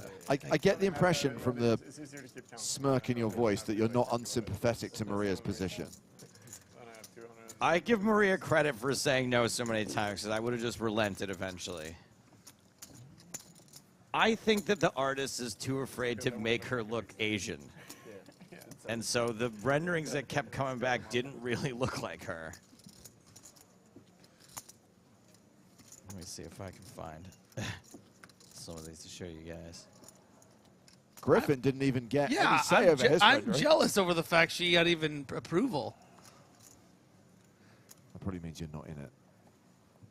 Oh my God, is that what that means?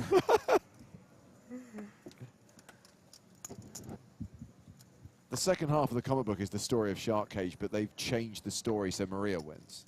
Yeah.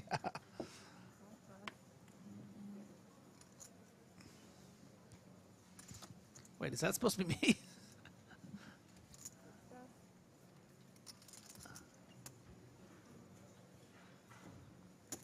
This is the one that finally got there. That'll do.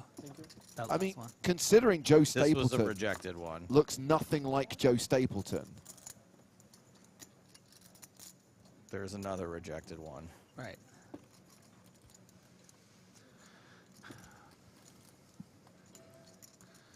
There's Goryachev. another rejected one. Yeah, Goryachev with queens in the small blind re-raises. Don't wake up with a big hand. Don't wake up with jacks or tens. Don't wake up with ace queen. Anton, don't wake up. Stay asleep. Jack 9 suited, not against the 3-bet.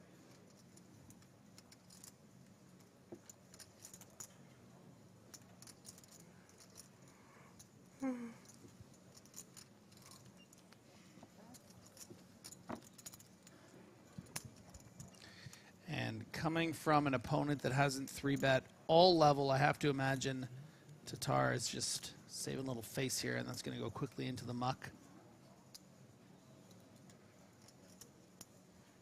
Tatar looks so much like Rory Jennings.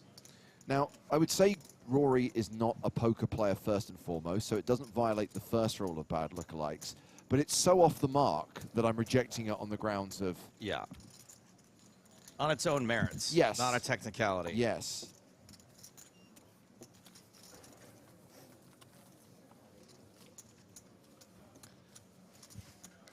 Comment here from NTNN. Wig is so disciplined. Not many mistakes. Yeah, you know, when someone's 3-bet half of your stack, you have Jack 9. A lot of discipline to let that go. That's me. Some people being play tight. condescending. What can you say? Some people are just nitty by nature.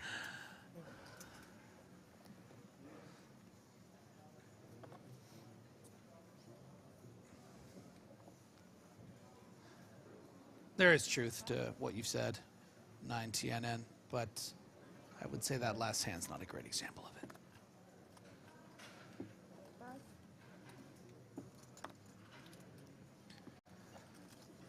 Simple. Ooh, blind on blind battle. Carbo in the big blind, Anton Wig in the small blind, 10-8 of hearts. Now, something we should highlight, and it may also explain why Anton took his time with Jack-9, is Anton is a short stack right now. Uh-huh. And we are on a pen. Oh. So 41st place. Oh, that's why you just use a time bank. Okay. In fact, I think the money jump is when we get to 39, so it would require losing 2 players, but they have been falling at a reasonably fast pace today, so I'm guessing Anton is hoping to ladder up and secure himself an extra 2K. Yeah, and I believe Anton is probably going to be split between shoving or limping. Goes for the shove. A little surprised he didn't put in sort of most of his stack in the case of maybe wanting to try to catch that pay jump and tanking a bit. Tell you what, Carbo's got a hand you can justify a call with. 13 bigs, it's a bit tough, but man, is that a hand that can do a lot of damage. You're doing great against, or good enough at least, against your ace highs. Sometimes you're dominating. Very rarely, but sometimes your opponent has, I don't know, 10-8 suited, for example. Mm-hmm. And that is what's going through Carbo's head. Carbo playing a time bank card. This... I don't think I've ever seen someone win by calling it all in with Jack-10. And you've been doing this at least since EPT Campione. Correct. I've been doing this since James Hardigan's had to play in the junior events.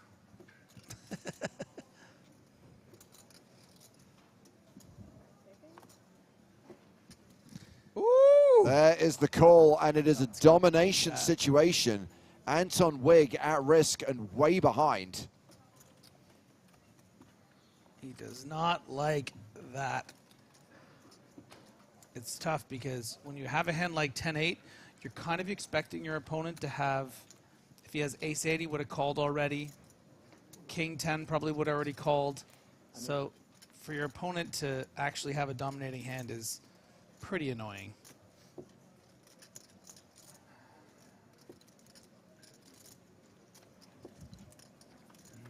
Here comes the flop. Ooh.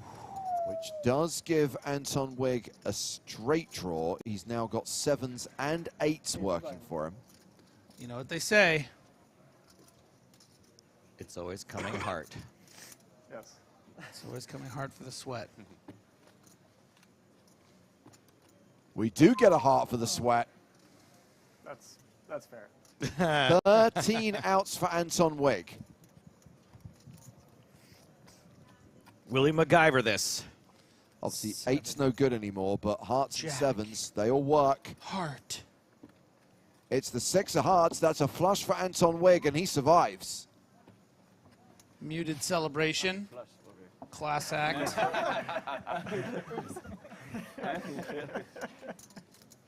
Won that hand with a stick of gum and a steel wool brush. Well, that hand, which sees Anton Wig double up to nearly 30 big blinds, is going to take us to the end of the level. Of course, Anton now has fewer than 30 big blinds because, guess what, guys? The blinds are going up. When we come back from break, they will be 10,000, 20,000 with a 20K big blind ante. And we're going to stick with this table for the next session, so not changing feature table during the break. One thing to highlight is we do think Sammartino has slightly less than advertised here. We will recount, verify the stacks of all the players during the break, but we believe that Nathan Tatar is still tournament chip leader with 3.5 million, which is 175 big blinds at the next blind level. And there is a money jump coming up. 41st and 40th get paid the same. Then the prize goes up. But of course, everyone is thinking about the six-figure scores at the final table. And they're thinking about that $1 million first prize, plus the trophy and the title of EPT Cyprus champion. So one session down, several still to play, because we are trying to get down to the final two tables, trying to get down to the last 16 players on day 4 of the EPT Cyprus main event. We'll be back inside of 20 minutes with more action from the first ever Cyprus leg of the PokerStars European Poker Tour.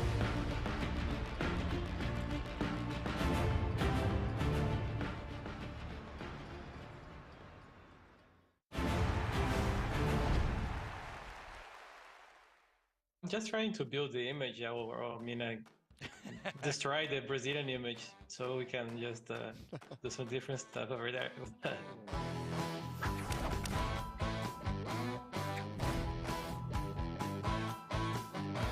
I didn't realize just how many sick hero calls you made, both at the final table and in the run-up to the final table. I am never, ever, ever going to try and bluff you, because you're basically, your calling frequency is high. I mean, yeah, there was two big hero calls. One on the semi-final and another in the final. Yeah. Yeah. So yeah, it was like a very good spot there that just appeared to me. Like it's not like a big hero call or anything. You can try to bluff me. I'm not gonna call you. So you're saying this is not standard for you. You're not the guy, like, because we see like Adrian Mateos, for example, will like hero call pretty regularly. He's right a lot, but he's wrong sometimes too. You're saying that this is not usually something you do. Yeah, I'm just trying to build the image. Destroy the Brazilian image so we can just do some different stuff over there. So what was it about those two spots specifically? Was it just sort of replaying the action through the streets and decided the line didn't make a lot of sense, or was it personally based? Was it, hey, this person seems uncomfortable, there's a live read here? How did you come to that decision? No, it was just the spots actually. The one in the semifinal was just like a very good price. I remember he limped small blind. I think I checked behind and bet 3 streets and he check raised the river. I already put like 700 in. It was like 1.2 million more, something like that. It was just very good price for me. And I mean, he was a good player. Of course, he could be bluffing. I don't remember correctly the board or anything, but I think I had some good calling properties on my hand, like a good blocker. So that one was more like that, and the other one in the final table was just the line didn't make much sense with basically anything. And there was a little bit of live information in the ace queen hand, just because he wanted to go in pre-flop like really badly, and then he decided not to. And with that stack size, usually like the hands that he almost go in pre-flop but doesn't are all like dominated by ace queen. So it was very rarely he would have the king. There was 2 in the board, and king queen he would shove pre. So yeah. Oh, James, did that make the TV coverage that he wanted to go all in with ace queen? I feel like I don't remember seeing that in what we. I think certainly by that point, this is the hand against Pinto, right? He was pretty short, so I think his options were incredibly limited, and he decides to play through the streets instead. I think it was Queen Jack was his hand. It was not like very explicit. He just started to count his stack and like almost go and not going. Cool. And then calls, you know? But you make that ace-high hero call, Fabiano, which takes us down to the final 6. So it was a kind of, I guess, the second half of the final table on the final day. What both days had in common, and I still can't quite comprehend it, is just how everyone was treating this like it was a 1-2 home game in their local casino. Everyone's having a laugh. Everyone's messing about. Everyone's just enjoying the moment. You've got huge crowds on the rail who've clearly had quite a bit to drink. The sums of money, the difference in prize money with each elimination is obscene. And yet everyone just seems really relaxed. Yeah, it was like an amazing crew. Like I remember exactly the point where it started to get tense, and then everything like just was not tense anymore. It was like a 15 left. I went to the river in a very small pot and bet like third pair or something like for fin value, and the guy calls me with second pair and I lost. And then Patrick Yaros was at my side. He said, "Like, why did you bluff your third pair?" Like something like that. It was like a like a very good joke. And then we started just messing with each other up from then onwards. Yeah, to James's point, it seemed like there are a lot of things that happened between Patrick Yaros and Jimmy Guerrero, who I think that if it were a different group of people, their antics, their attitude, people might have gotten angry. I also think that there was clearly a lot of history between Kyan Mokri and Jimmy. They've clearly played a lot of hands against each other. And again, that bore out a very interesting dynamic between those guys.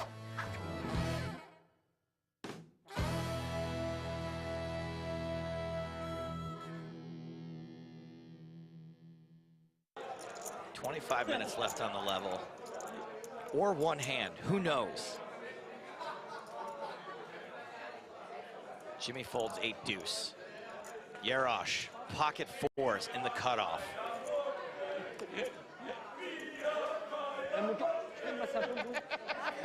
Hello. Ace queen for Kowalski. Starts the hand with 35 big blinds. Too much for an all-in, but could certainly call on the button, is what I was going to say. Wow, yeah, he's playing it slow here in position. Ace-Queen seated a very, very, very playable hand in position. And you see what he's doing here, Joe, and you've identified it. He doesn't want to go too crazy pre-flop here. Oh, Pinto. Uh-oh. Shields. Oh, boy. Shields up. Pinto with the worst of it of these 3 hands. It's only 250K to call, though. Oh, Joe, I feel like he wants to squeeze this in. It does seem like he's sizing up an all-in.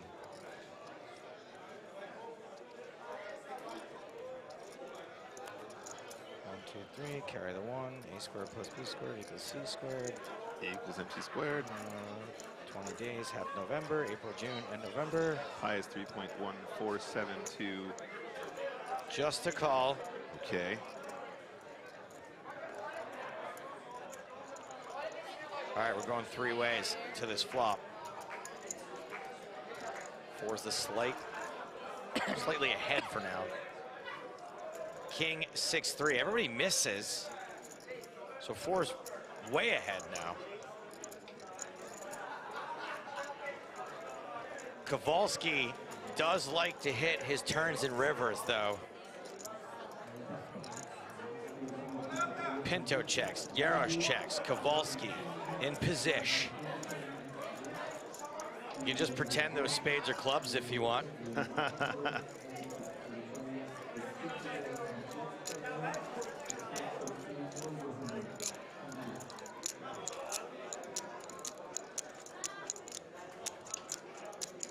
Kowalski checks as well. Turn is another king. So 4 is way, way good. Could potentially be counterfeited by a 6. Oh, dear. But Pinto is going to try to bluff at this. I mean, could this work? 350 into 1.8 is maybe the sort of bet someone would make with a king. I mean, I think it's just not enough to get Jarosz to fold. I mean, he's got a good price just to spike a 4 on the river and make the boat. Right. It's ridiculously good pot odds here. If you wanted to try and represent a king. He's like, I can't. Oh, I can't believe I'm folding this. Yeah, you can tell it pained him.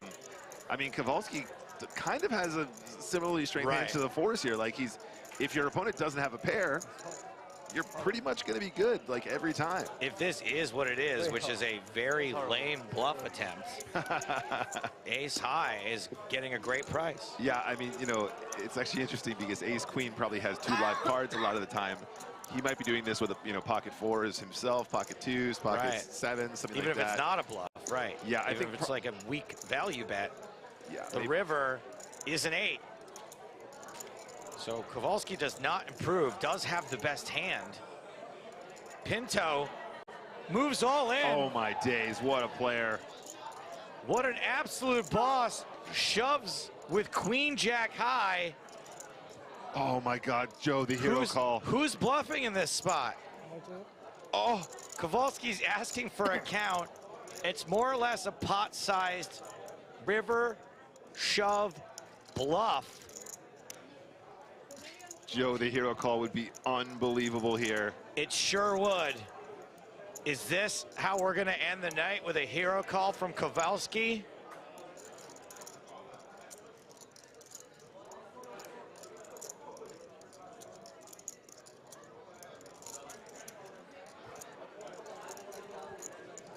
He is really giving this a think. Kowalski smirking at himself. Can't believe what he's thinking about doing right now. Last time bank card. Oh, the drama. Is Pinto, the relative amateur, gonna make a bluff like this in this spot at this time of night for this amount of money on the line? Joey, he shoves so quickly on that river. I don't know if that might have been a tell. Nick, that's a great point. That is a great point, as if the river didn't matter at all, as if he had decided ahead of time. He makes the call! The hero Kowalski! Wow! Unbelievable, he's done it! Kowalski puts this night to bed with the ace-high hero call. Let's go! Pinto went for it, did not pull it off.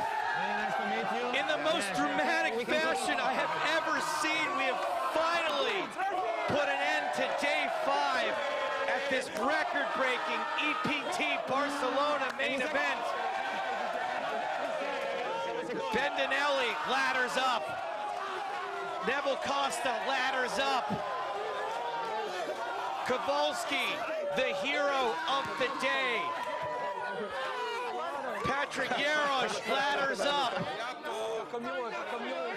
Kahan Mokri ladders up. The hero Kowalski.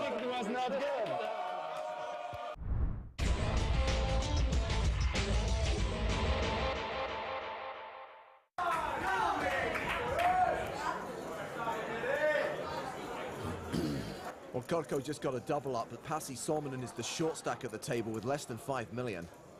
There's only one hat at this table, and it's Big Toros. Sormanen's got King 7 of diamonds. He's clearly thinking about playing it. It could be the best hand. He raises to 400,000. Luca Fiorini has ace-king in the small blind. Oh, 3-bet this one hard.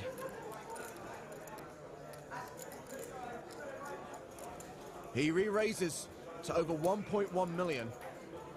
And I don't know what Pasi's thinking about, but you can't call, and you don't really want to 4-bet bluff the tightest guy at the table. I don't care how finished you are. I'm all in. Oh dear, bad timing. Luca Fiorini calls. And Pasi Sormanen is way behind and set to exit in 5th.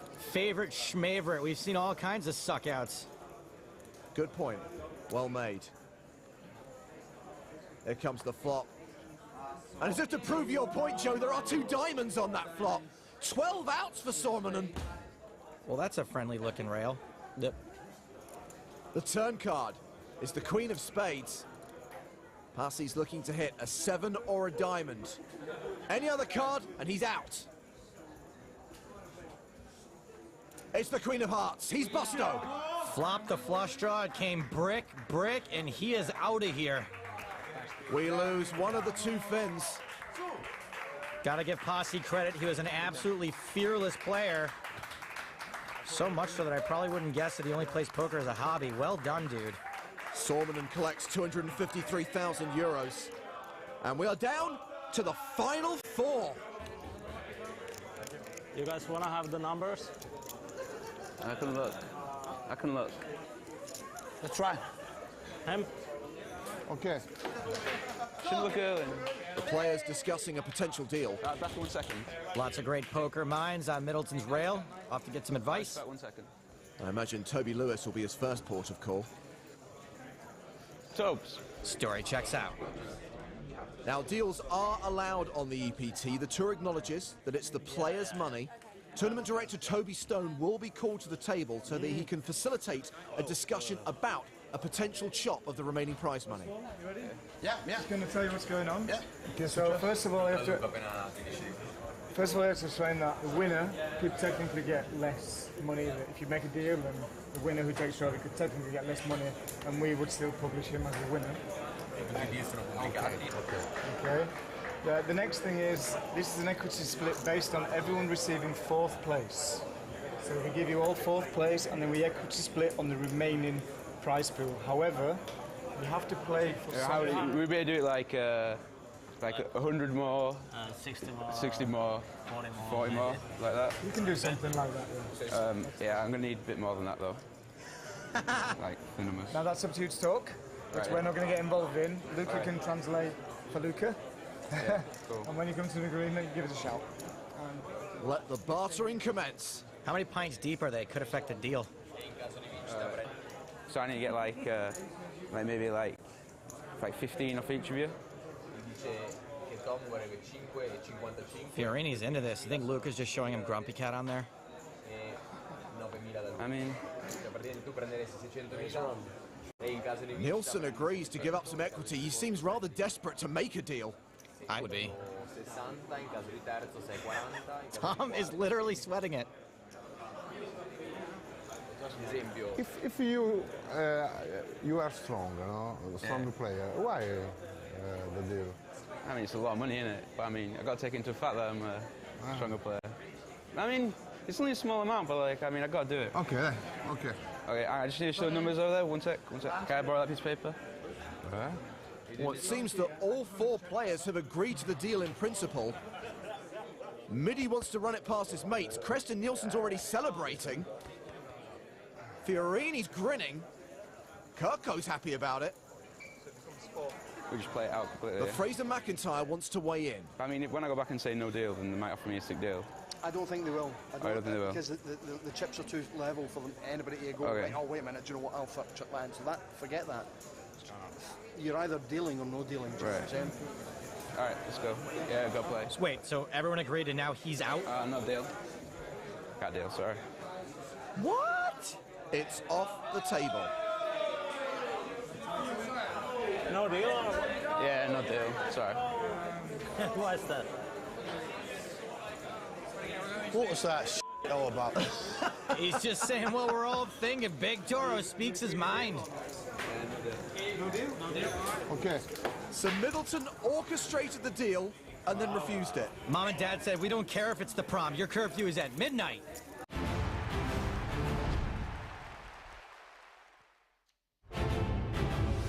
That was a fun one. Here in 2023, the PokerStars European Poker Tour has come to Cyprus for the first time. And here we are on day 4 of the main event at the Merit Royal Diamond Hotel, Casino and Spa. Playing down to the final 2 tables. We've had 1 session of play. We're down to 41 players. By the end of the day, we will have the final 16. It's James Hartigan alongside Nick Walsh. Hello. Thank you so much for having me. And the guy who started the day as chip leader is still chip leader, Nathan Titat, who is sat on the main stage right now. Gilles Simon second in chips. Jose Gonzalez third on the leaderboard. Kenny Hallett is in the top 5, as is this Foggin guy. Classic Mark. What a great situation. So many notable chip leaders. And a few notable names at our feature table. We have one of 2 remaining EPT champions, Anton Wigg, the other being Nicholas Schweite, who's out in the field. Dario Sammartino, a World Series of Poker main event runner-up. Gerard Carbo, the Spanish qualifier. And these are the verified stacks of the 7 players on the main stage right now. We're going to the 10K, 20K blind level. And Anton Wigg remains the shortest stack, but is not short stacked with that double up just before the break. He's now playing 22 bigs. Yeah, looking good. At this point, 22 big blinds, very, very valuable. And that's what tournament poker's all about. Short stacks, can still be big spin-ups and survivals into ladders. Well, talking of ladders, Nick, we are approaching a ladder. Right now, the payout is $18,700.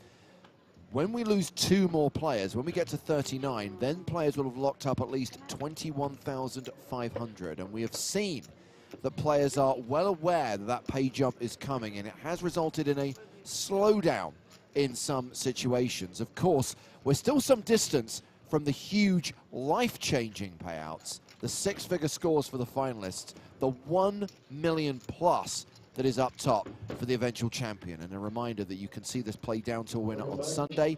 Every single hand from the final table, live and cards up this coming Sunday. Yeah, and that's the double-edged sword of tournament poker. You're like, yep, let's all buy in, let's all have fun with it, but you got to get so deep for it to really matter. You know, big multiplier situation. You're already deep AF here. 41 players remain, and even now it's only about a 3x multiplier. You got to get way further. It's always a close but no cigar situation, James. Yeah, and here we go. Action back underway after the first break. Second session of the day. Level 22 of the main event. 10,000, 20,000 with a 20,000 big blind ante. Action's been folded to Anton Wig on the button. This guy's got a great look. I've really enjoyed watching Anton maneuver his way into the final 41 players here. And he's going to open. We don't even know what he's got yet.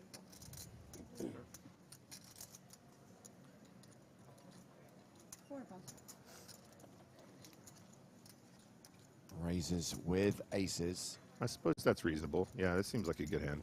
Malinov, Queen 9 in the big blind.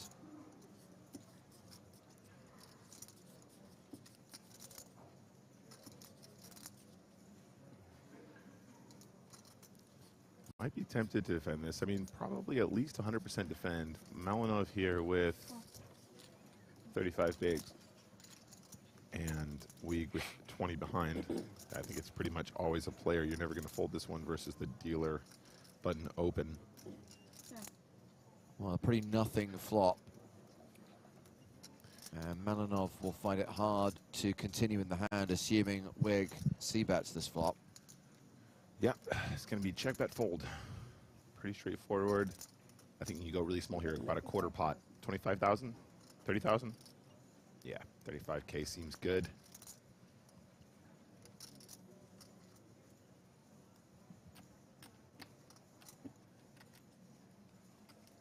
And Malinov does indeed fold. Anton Wig now playing 25 big blinds. Basically a spin and go, guys. Easy game. 25 bigs and a dream for Anton Wig. Lassie has to beat 40 players rather than 2. Put that out of your mind. Just go for gold every single time. Sorry. Can I have please tea with lemon? Thank you. Tea with lemon? Breakfast of Champions. Chip leader Nathan Tatar, first to act here. Folds. Ace-8 for Renat Bodanov, second in chips at this table. Starts the hand with just shy of 60 big blinds. And has raised it to 40K. That's a little bit on the wider side, but he's got the chips to throw around, and it's going to be okay as long as you got that ace in your hand. Off top, watching on Twitch, asks, can the players order alcohol? They can. So that most people tend to refrain from drinking alcohol while they're competing for tens of thousands, if not hundreds of thousands of dollars, but occasionally someone will get the beers in. Speak for yourself, Travis.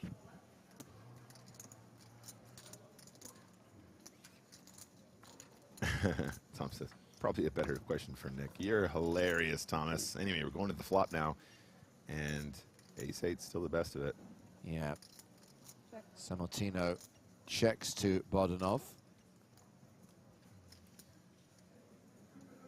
Yeah, and don't forget, guys, this is an all-inclusive resort, so if you felt so inclined, just put in the order. It's a freebie. It's all good.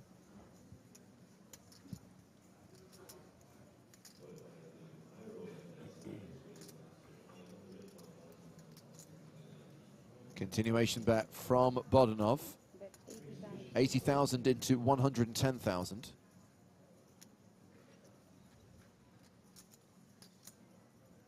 And Sammartino folds the king-queen. So Bodanov is a player with 1.1 million in total live earnings. Had a good score at the World Series of Poker Europe in 2019. Has been playing higher stakes since. Interestingly, his biggest ever single cash came in Monte Carlo in 2022. At the start of the EPT Festival, there was a 2K France Poker Series high roller. And in that 2K FPS event, he took second place for just shy of 190,000 euros. Very cheeky indeed. Lovely score. Echo in the chat asking, serious question, how does the big blind ante affect pre-flop ranges? Ooh. It's a great question, in fact, and actually this is something a lot of people don't consider. So in the past, the big blind used to be approximately about 0.1 of a big blind, and everyone would throw it in. But that means that with reducing players at the table, the actual amount of ante would reduce, of course, because there are fewer players putting in that small percentage of the big blind. The big blind ante drastically affects things because as we get shorter handed, regardless of the number of players at the table, the pot is still inflated by one big blind, and therefore you need to defend wider, you need to steal wider, because the amount that you stand to win when you steal is so much bigger than it would be in the as per the previous rules, and the amount that you stand to win by calling versus the steal is so much bigger, and therefore the calling ranges are wider and the stealing ranges are wider. And if you guys ever have the opportunity to do any solver work, I would highly recommend that you take a look at how much that changes things, because it's massive. Just keeping tabs on this hand between Malinov and Tatar, but I want to quickly handle this question from RN Ross. Why is it a big blind ante rather than the button? Two reasons. You will have some hands where there is a dead button. There is no player on the button, so then you wouldn't have an ante. There is always a big blind in play. Even if there's a dead small blind, there is always a big blind, so that way there's always an ante, but also it just limits the number of players you're asking to put chips into the pot pre. The whole point of the big blind ante was to speed up the game. If the dealer has to be across two players rather than three, again, just keeps things simple. Yeah, just keep it simple. I think, honestly, it's one of the best innovations that we've had, and so it's says a lot about the simplicity of poker, doesn't it, guys? That we go, all right, cool, after hundreds of years, we're just going to do a big blind ante now. But it really changes things. It makes everything so much more simple, and it makes it easier for the dealer, and it means we can play more poker. One of the biggest hurdles that we have in live poker is how slow the game is as a result of the fact of not being insta-shuffled like it is online. Anything that gets us closer to playing more poker faster over levels is better for players and better for everyone. And I find it interesting, Nick, that the innovation of the big blind ante came along at the same time as the innovation of the live shot clock. Yep. Again, two things that were brought in to just try and keep the pace of the game good, fast, quick, manageable, rather than very, very slow. Yeah, exactly. And I think with the advent of online poker, we realized how much you can get done in a 10-minute blind level, a 15-minute blind level. What we consider a turbo online is so different from what we would consider a turbo live. If we were to run turbos live as though we were playing them live, we'd be seeing, a hand every level or something, two hands every level. So definitely a good thing.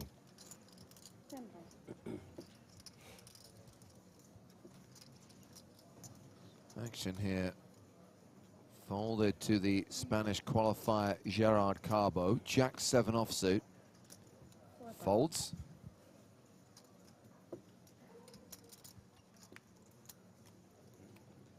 Ace-King for Atanas Malinov. And that's a raise to 40,000.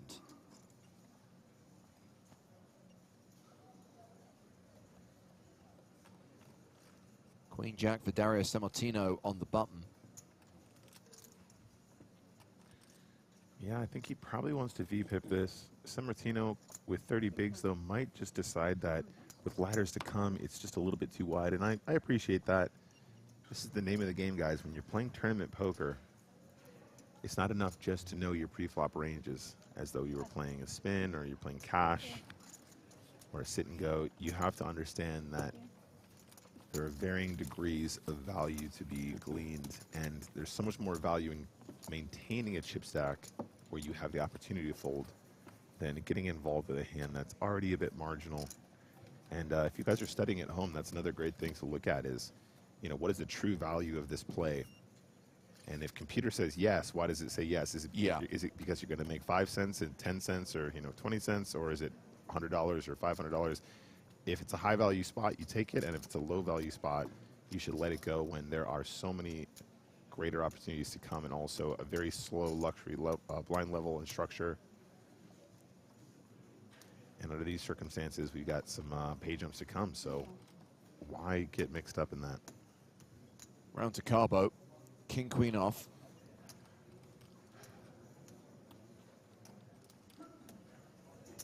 Great, 40,000.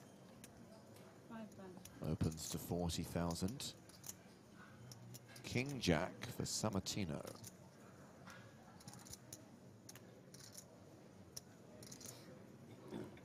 Interesting here, because I mean, if he was folding Queen Jack just now, I would argue King Jack off is kind of a similarly valued hand here versus the earlier open, and also being out of position. You're not even on the button anymore. Yeah. If he's folding Queen Jack on the button versus a steal from later position, I don't know if he's going to choose to play King Jack here, but looks like he's going to randomize, decide to get in there. That's cool.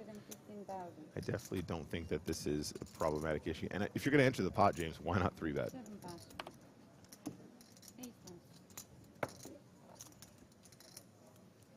Sammartino has made it 115,000. It's been folded back around to Carbo. Yeah, if you're going to give yourself the best fighting chance, I mean, why not give yourself 2 ways to win? Pre-flop and post-flop. Putting in a 3-bet here means that if Carbo folds, win by default, 0 variance.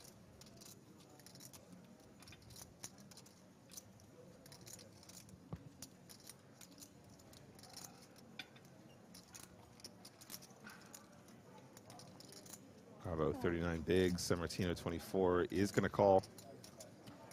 Okay. Oh, wait, is it a call or a... It's a re-raise. Oh, wow. I was going to say, calling here out of position without the betting lead, kind of in no man's land with king, queen off. Maybe 4-betting is the better option. Yeah, no, absolutely. And also, obviously, calling would probably be better with a hand like king, queen of diamonds, king, queen of clubs. Suited hands play better out of position. Much better playability than their unsuited counterparts. And very well timed. Honestly, I got to say, Jared Carbo has just been slaying. This guy's really been out here battling, and he just looks so composed. He's got a really excellent grasp on the game. And just there, so much situational awareness. Yeah. And I'm assuming at this point, Sammartino probably wishing he would have just let that one go like the Queen Jack. You see chips being brought to the table. The vacant seat is about to be filled. We're down to 39, which means we are down to the final 5 tables. We lost Shuang Lo in 41st place. Seidali Hasanirami also went out in 40th place. Both those guys cashing for $18,700. So everyone else has made the pay jump. Next player out is going to get $21,500. And the player who is going to be coming to the vacant 1 seat is Timur Vardanian, who spent some time on the feature table yesterday. In fact, I think he was sat in that very chair.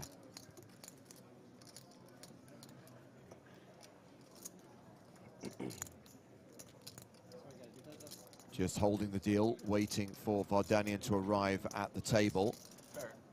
The players from the table that was just broken taking their new seat assignments. С хорошим галстучком заходит. Я поддерживаю, если что. Hi everyone. Hello. Hello. Good to go. Какой у тебя прекрасный галстук. English, please. No. It's English? Ah, I forgot English, sorry. No. So, this is your box, yeah? Just keep it a few seconds, and then go ahead. And your big one. We're back underway. Now 8-handed on the main stage. 3 bucks.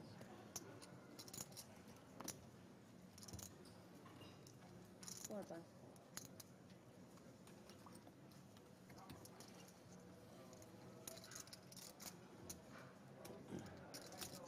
Raise 40,000, 6 bucks. 7 bucks. Malinov opening with king 10. Round to Goryachev on the button. 6-5 off, he folds. Vardanian playing his first hand at the table, King 9. What a look here. The blue and yellow scarf. Rocking the Merit Poker t-shirt. So Vardanian defends, and we get a King 9-6 flop. Domination rotation. Vardanian with the advantage. This strikes me as a bad situation for King 10, and Vardanian 70 bigs. Malinov 38 bigs. Flop goes check, check though. Ace of clubs on the turn. Vardanian now an 84% favorite. Gotta say, I'm pretty surprised to see the check from Malinov here, but it's working in his favor. If I'm Vardanian, I want to lead for close to pot now. When your opponent misses flop and there's 2 flushes on the board here, you're willing to, 2 flush draws, excuse me. You're willing to probably pump it up pretty significantly. 80K, 90K, 100K.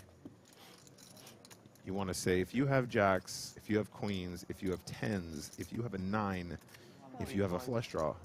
1, 3, 5. Yes, that's what I like to see. Absolutely lovely stuff from Vardanian. And it's very cute that he chooses the overbet here because, like I said, there's a ton of hands that check this flop that really don't want to let go on future streets. And indeed, you want to really punish the draws that are happening now as well. Jack 10 suited, Queen Jack, that kind of thing.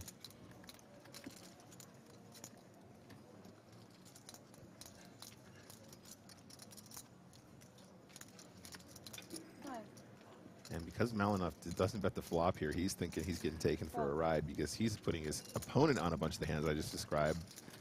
Of course, never folding, makes the call.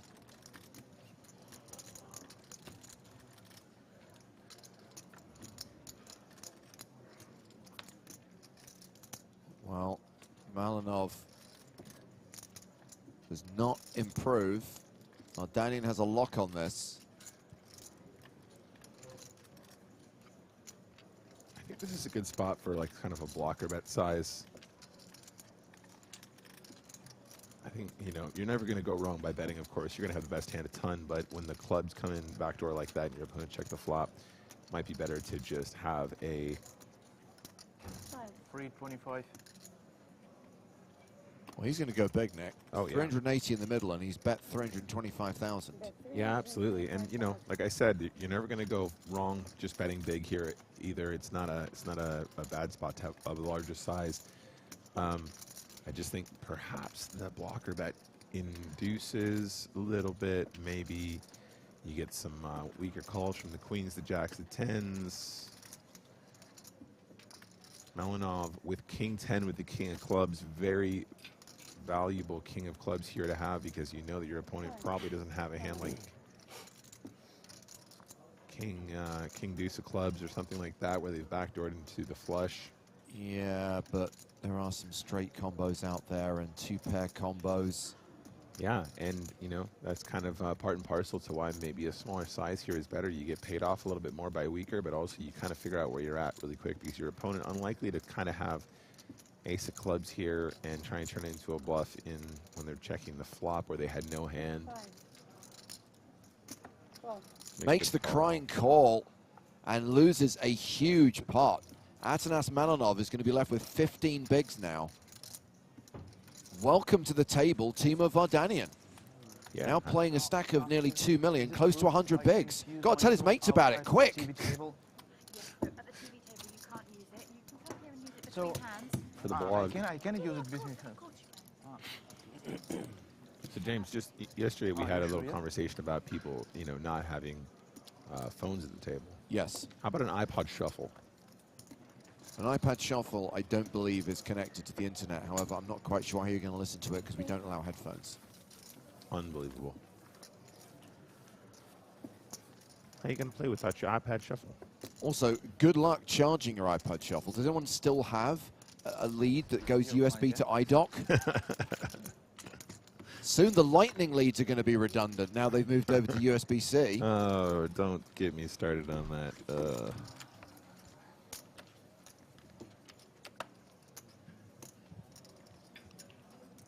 How about a mini disc player? Again, you're welcome to bring a mini disc player, but don't expect to be able to listen to it.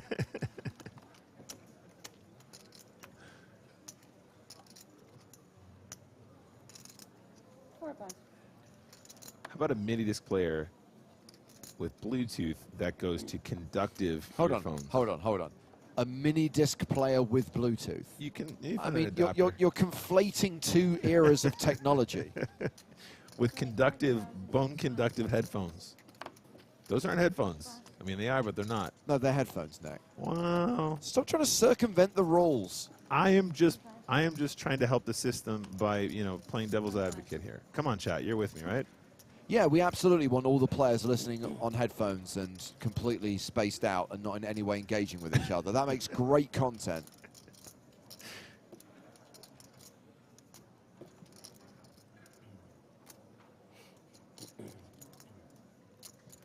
Okay, speakers. Bluetooth speakers. Oh, yeah, because everyone wants to listen to somebody else's music. Hey, look. You know, also, licensing. A little bit of Limp Bizkit on the side. You know, who's gonna complain, guys? This is one of the easiest arguments I've ever had to shout down on this stream, and it's coming from one of my co-commentators rather than the audience. Down to 38, by the way. Julien Montois, who spent a fair amount of time on the feature table the last couple of days. Montois just cashed out in 39th place for $21,500, so he got the ladder. Also, chat, just be aware, this is hand 38 today, and we are down to 38 players. It's one of those, the fifth of the fifth of the fifth of the fifth situations. Wait, what time is it? Now we missed it.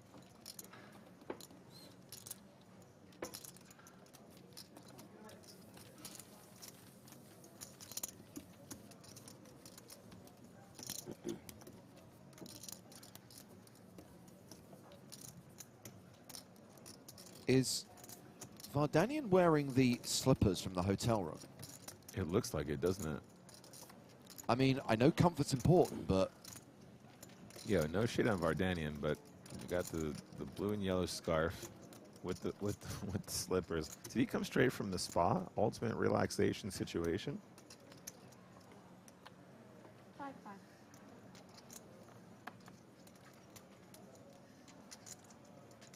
Credit Taco says it's also the 38th of October. Oh, it's all coming together.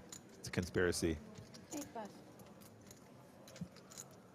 Talking of the spa, I Yes. did get up 10 minutes earlier today. Oh, yeah? So I could use the indoor swimming pool that's next door to the spa. How is it? Best decision I've made this week. That was my intention also. Unfortunately, the all-inclusive got to me a little bit last night, guys. I'm not going to lie. Started playing some pool. Very reasonable. Played some backgammon. Very reasonable. One thing led to another, and I missed my appointment with the pool this morning. Okay. Unbelievable.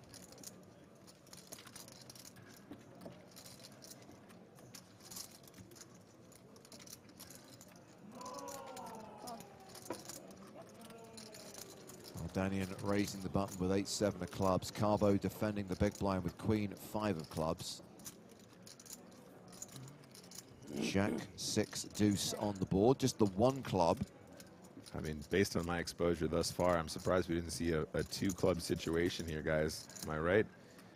All of EPT Cyprus, it seems to be a flush over flush scenario. But under these circumstances, player in position probably just likes the bet, probably takes it down a bunch.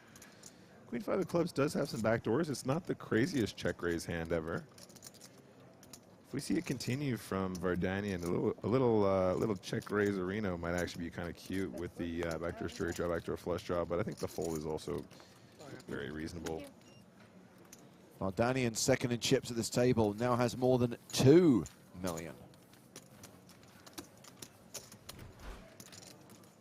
More than 100 bigs. Meanwhile, Atanas Malinov is hovering around the 15 to 20 big blind mark. 17 bigs right now.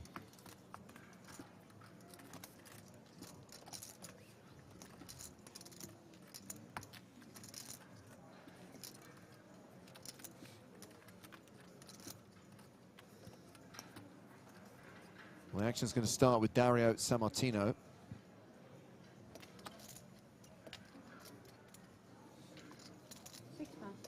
folds. The chip leader is out. Looks like it's been folded to Vardanian.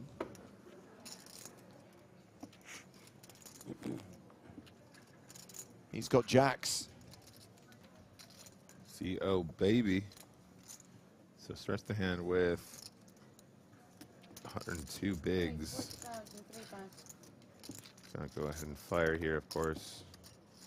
He's raised to 40,000. We've got Carbo with 9s in the small blind. He calls, and that means Malinov is getting a decent price here with deuces. You know what they say about deuces, James?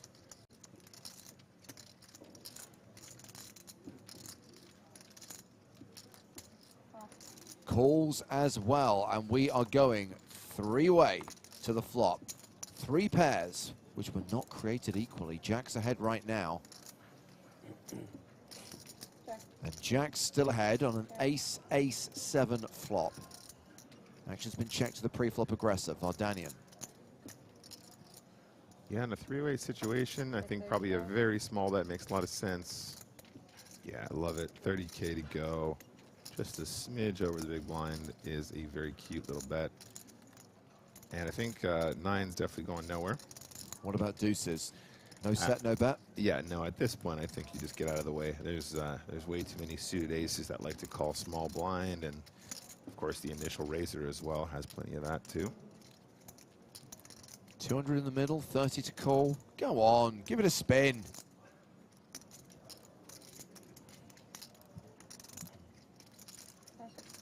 Malinov decides to fold.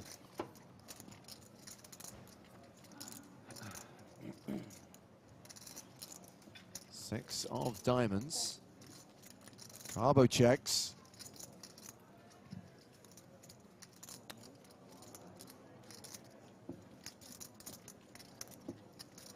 Yep, take the free card. Seems pretty clear.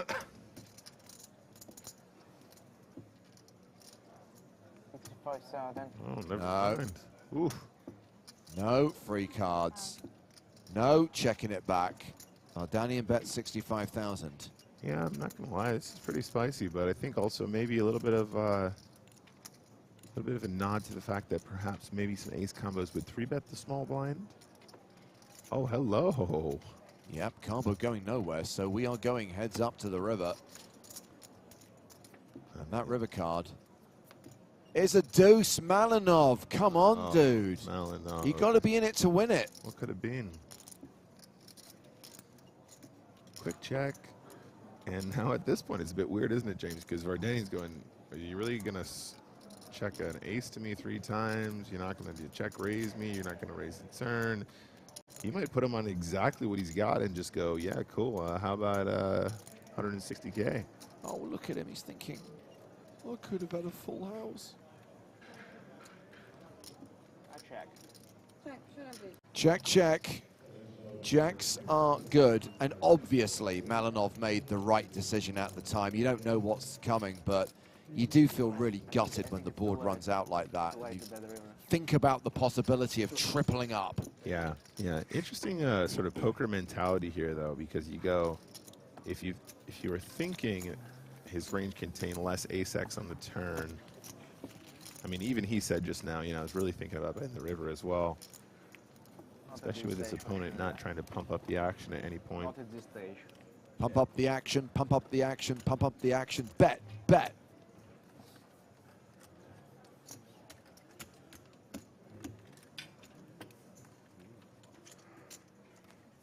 $30 minutes into this level.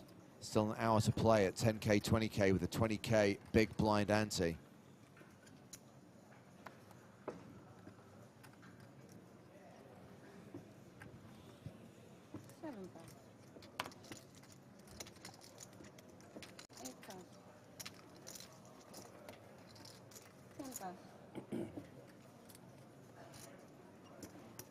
Daniel might take this hand off.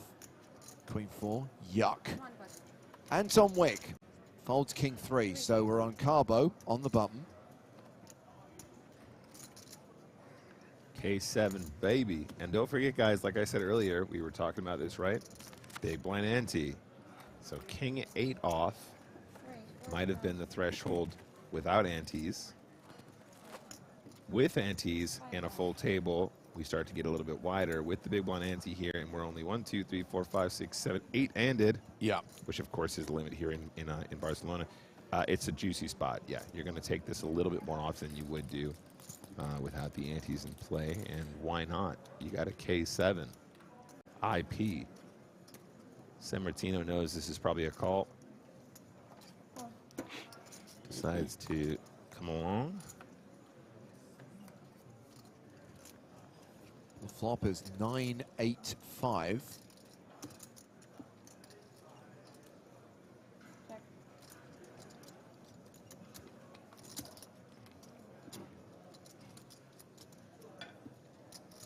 King 7 here. I think I like a c-bet. I don't think it's the craziest thing ever to find a check here, too. You're going to have the best hand with king high quite often. But you have a lot of bluff opportunities in later streets, right? If you fire now, you can keep firing on hearts. You can make your straight, which is obviously one of the better outcomes here. You can fire on overcards.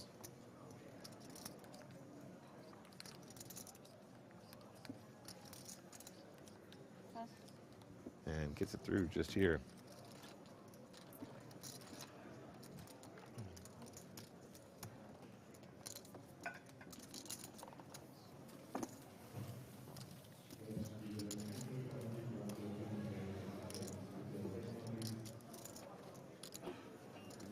So Vescu 91 asked over or under 7 levels today, and I responded under guaranteed. That is because we will not play more than 6 levels, because that will take us to past midnight.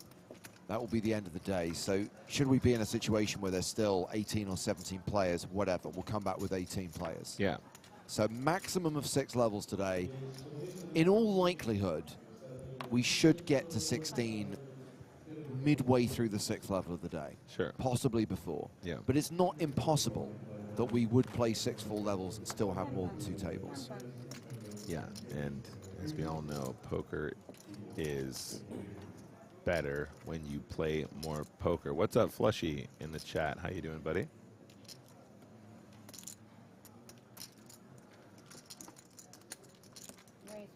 Pet the mods. Is that allowed?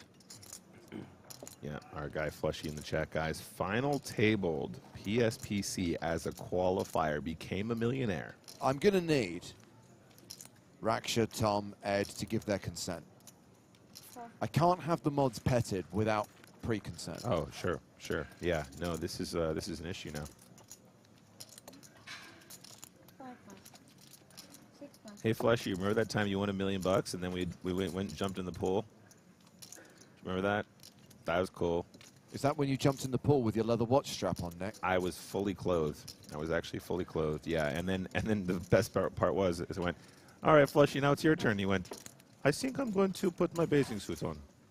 And I went, no, come on, Flushy. He went back to the room and he put his bathing suit on. Good for him. Yeah. Man after my own heart. Yeah, it's just Don't fall victim to the mob mentality. Just because you're a millionaire doesn't mean you're gonna like disregard society. It's not disregarding society, it's disregarding idiocy. It's probably one of my happiest memories. Thank you for that. But okay, sure. Back to the poker. Carbo flopping best here.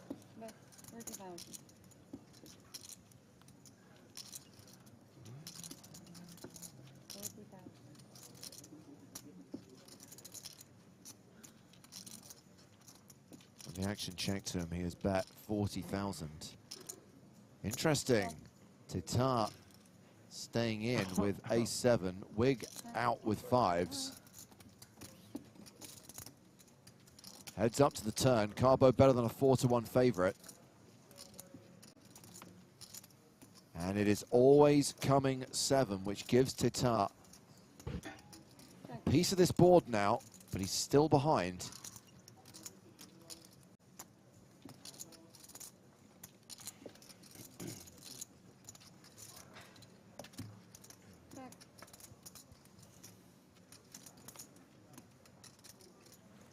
3 on the river. I'm loving this. Daniel Lewis posts that there's a guy at the table who looks like the Italian guy who final tabled the World Series of Poker main event with Hussein Ensan. There is a reason why a player at the table looks like the guy who final tabled the World Series of Poker main event with Hussein Ensan, because it's the same guy, Darius Sammartino. Is it the Italian guy that looks like Sammartino that final tabled that event? That makes more sense, doesn't it? Yeah. Well done, chat. That's 75,000. Hello. What? This is weird. What's he doing? This is a weird kind of blocker, bro. No. Value bluff? Yeah, this is weird. I mean, honestly, if I was Carbo, I'd be tempted to maybe find a raise at this point. This is super goofy. Well, it just calls and takes the pot. Yeah, I mean, you know,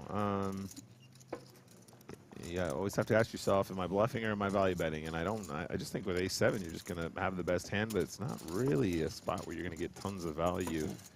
You hoping your opponent has, like, you know, king-6 of spades or something, maybe, but that's strange. I think it's a spot where if you're going to blocker bet, the size should be smaller. But if you're going to have a bet at all, yeah, that's not a blocker bet. You know, you're probably kind of bluffing a little bit, maybe. That's weird. Anyway, on to the next one. 38 players remain here in Cyprus.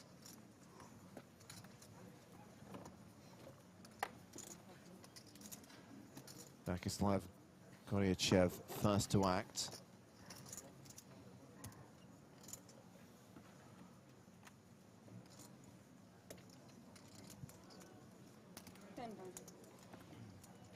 Folds his hand.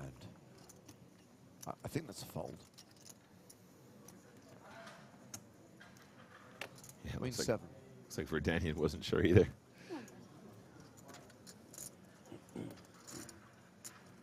Anton Wig.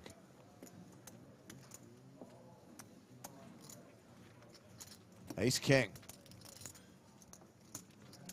Raise 40,000. 3 plus. Raises to 40,000. Malanov's out. Folds pocket 3s. Sammartino on the button. As Queen Jack of strawberries.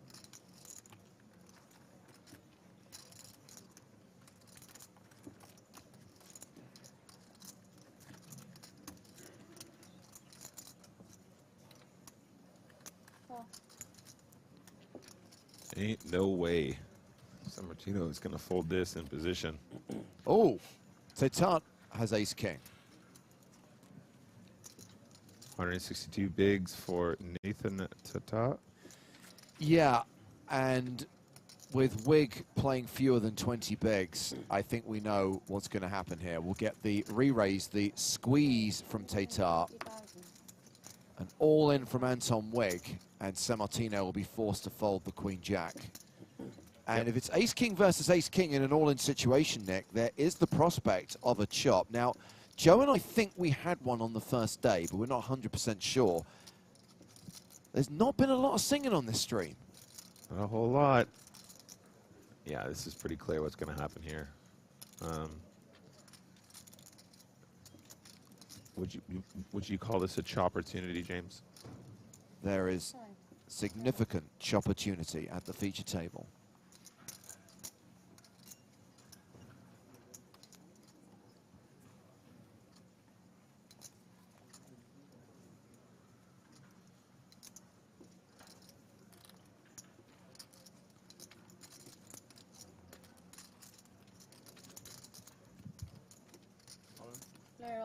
There is the predicted shove from Anton Wig. Sammartino folds. Tetat wants to double check, wants to count, but once he realizes how short Anton Wig is, he will make the call. Nice chip skills there by our dealer here in Cyprus. Yeah, Dimitri confirms there was a chop on day 2. Joe and I were pretty sure we'd sung once this trip, so we could be heading towards the second chop of EPT Cyprus.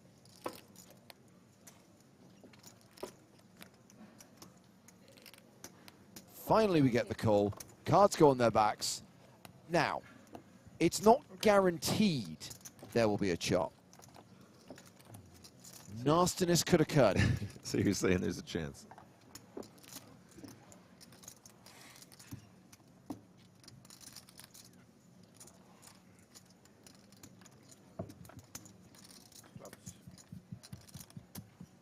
Anton Wood would like to see clubs. Instead, there are 2 hearts, and that means Teta is free rolling, but there is a 96% chance the pot will be equally divided between these 2 players. Uh-oh. Heart for a sweat? Ooh. Nope. So this will be a chop pot. Nick, you know what they say. Everyone loves a chop pot. Very unworthy way of dying.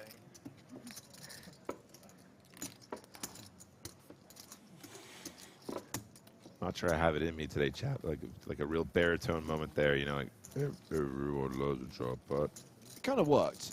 Yeah. Just own it. Yeah, just run with it.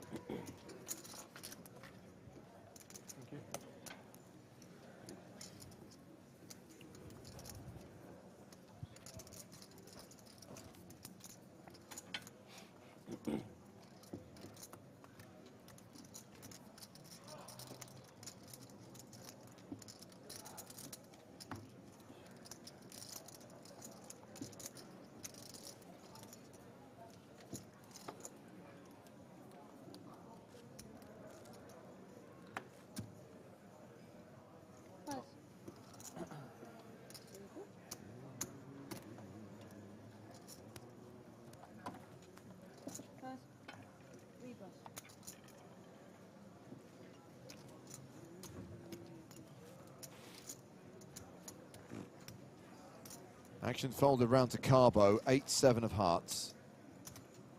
Raise 40,000.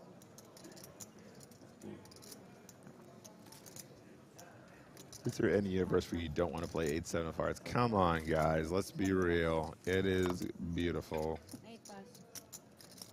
Cheers. Zephyr asks James, nicest watch you've seen in Cyprus? 10 bucks. I think we've established that Nicola Schwitty's Patek Philippe is probably the nicest watch that we've seen in this event so far. The Aquanaut. Water with lemon. Thank you.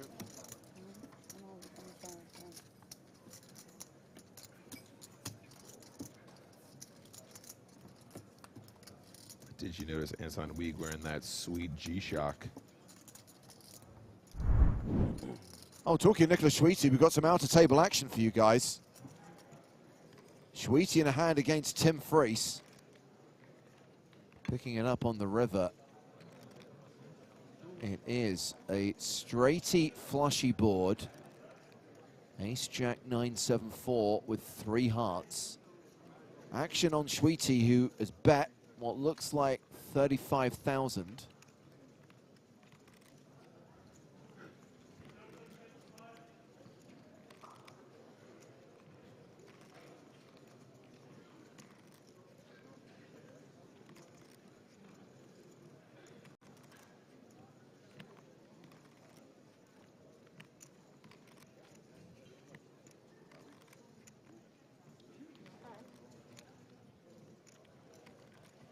And the fold from Freese. So Nicola Schwitty playing around $1 million, which is the average stack right now. And he is one of 2 former EPT champions remaining in this field, the other being Anton Wieg, who's at our feature table. Did you say Anton has a G-Shock? No, I was just goofing, but yeah, I mean, James, on that note though, you can't go wrong with a G-Shock, Nick. I know you're not a watch shamer. I know, absolutely. However, is there a particular brand that you just don't get along with, James? There are several brands that aren't for me. It's interesting because Teblar just asked, what are your thoughts on smartwatches? Yeah. And my answer is they're not for me. I'm not a snob about it. I'm not like, oh, who would wear a smartwatch? Yeah, I get it. sure. I think they're incredibly useful devices, and the whole fitness tracking element, I get. Not for me. Yeah. 5 bucks, 6 bucks.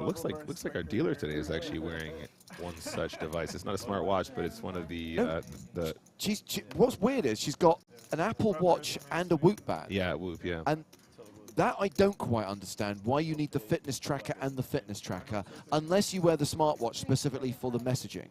And to me, as someone who gets far too many emails and far too many messages, I do not need them on my wrist. Yeah, I was saying that to James yesterday. You know, when you work in the biz like we do, probably what you don't want is a constant link to to be abused and to be contacted. Cut off open, queen 6 suited, Bodanov. By the way, there is a new feature on my smart ring which monitors my stress levels. How was our first day of broadcast? Can you go back to Tuesday? It's a really good question, actually. Hold on a second. It's just confirming that I went swimming this morning. Did you? I did. Excellent. Daytime stress levels. You are relaxed. Take a moment to reflect on how you arrived in this relaxed state. Any insights to consider for the next time you're feeling stress? Was it the moment that I walked into the room, James? Because I know I have that effect on you. So let's see if I can go back to... You notice I didn't answer the question, chat. You notice that? Wednesday, the 18th of October. I was stressed for 45 minutes. Approximately the amount of time that we were delayed that day. On this day, your body didn't experience many high stress peaks or restorative moments. A neutral day as far as your stress levels go. Oh, James. That is brilliant. Can we get a live tracker on the stream of your heart rate at all times and then also your stress levels? That would be great. Let's talk to graphics about that. That would be great. You know how poker streamers sometimes get the heart rate going? I'm down for that. Wire me up. Quick reminder of the mini EPT Cyprus online series that is running today, tomorrow, and Sunday. Sunday's a big day, Nick. We've got 2 mini main events, and in both those tournaments, we're awarding gold power passes. But again, the thing I want to highlight about this series is that there's added value in every single tournament with power path tickets added to every single prize pool, $60,000 in additional value. And as we said earlier on in the week, I do want to campaign that when we get to Prague and run the mini series from Prague, try and add a couple of free rolls to that online series, because I know you guys like free rolls, so we get the best of both worlds. It's mostly real money tournaments with added value, with a couple of free rolls as well. Yeah, absolutely. And I realize it sounds a bit trite coming from us guys, because we're announcing it to you and we're trying to make you aware of it. But as a player, legitimately, the Power Pass situation is incredible. And there's nothing quite like qualifying for a poker tournament, free ride, the whole shebang, the whole shebanimal. It really is something special. And if you have the opportunity, absolutely get involved, because, you know, come out and join us and hang out and take part and give yourself the opportunity to find yourself on this feature table we're watching right now.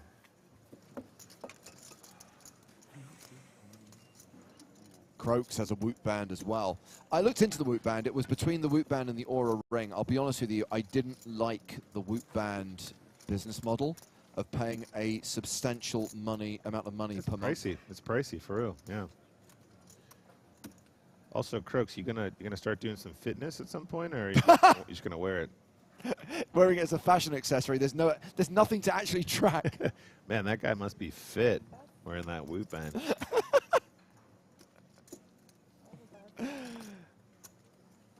Oh, he dropped down to 36 players. Raul Rifos. Remember him? He was on our feature table, I think, on day 2. I thought you were going to say we dropped down to 36 viewers after that comment. Not quite that bad. Raul, Dutch poker legend, out in 37th place for $21,500, 36 remaining. 38th place finisher, in case you missed it, Fabio Peluso, another player who spent extensive time on the feature table, won a satellite on PokerStars IT, cashed out for $21,500. I love you, Crooks. I'm just joking, buddy. I'm just joking.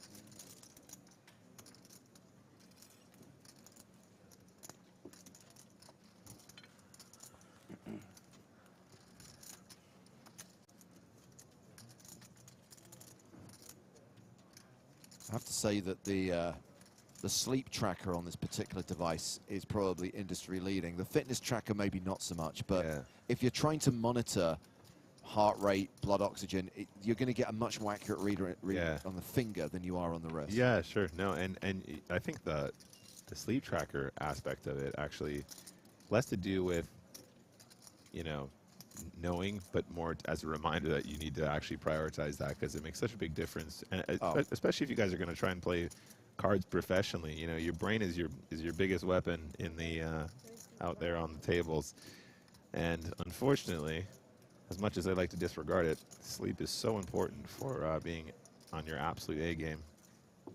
Wasn't too bad last night. I got 79 out of 100, but a couple of days ago, 58. Pay attention. Well, that was the players' party.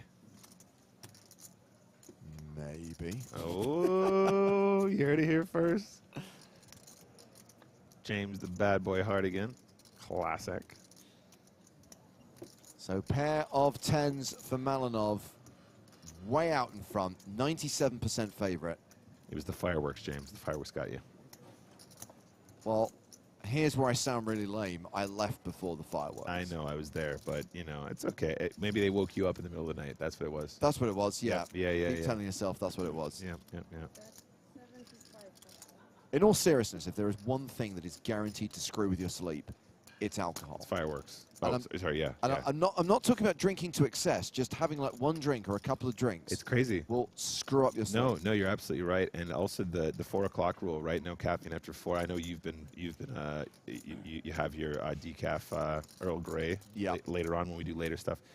It's true, and it's cumulative. It builds up over time. You just you gotta respect it. But all inclusive, James. All inclusive.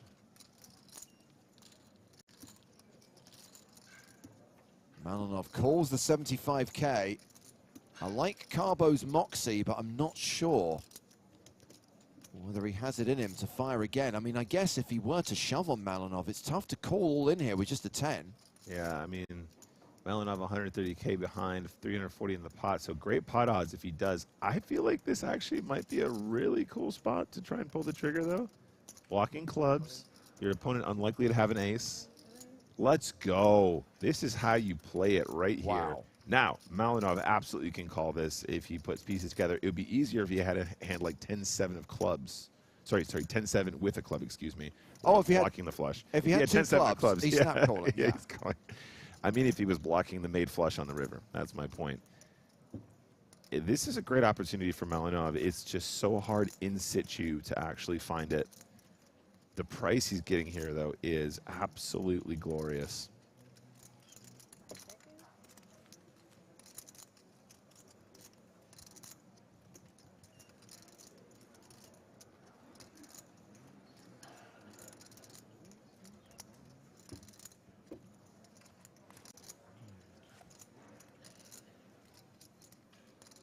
Oh, I feel for Malinov here.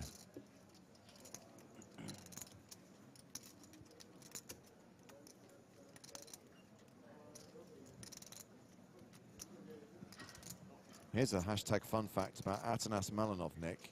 If he gets 31st or better in this tournament, it will be his biggest EPT main event cash.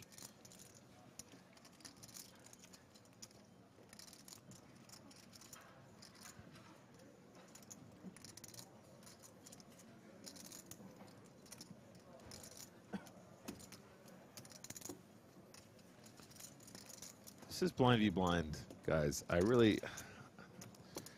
It's disgusting when you're sitting there doing it, but oh, my man. Makes the call and is going to get the double up. Huge call for Atanas Malinov that gets him back into this game.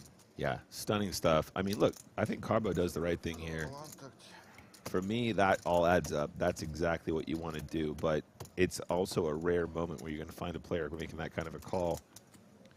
It was good. It was fine on the river. It was tough. But again, when poker gets tough like that and you're playing against somebody that you respect, those are the moments when you have to find some bigger calls.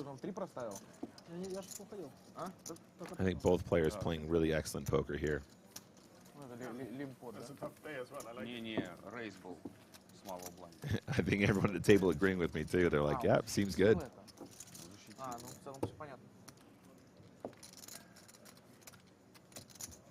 So Malinov now playing 30 bigs. Carbo's dropped down to 40 bigs. Interestingly, Dario Sammartino is now the shortest stack at the table with 16 big blinds.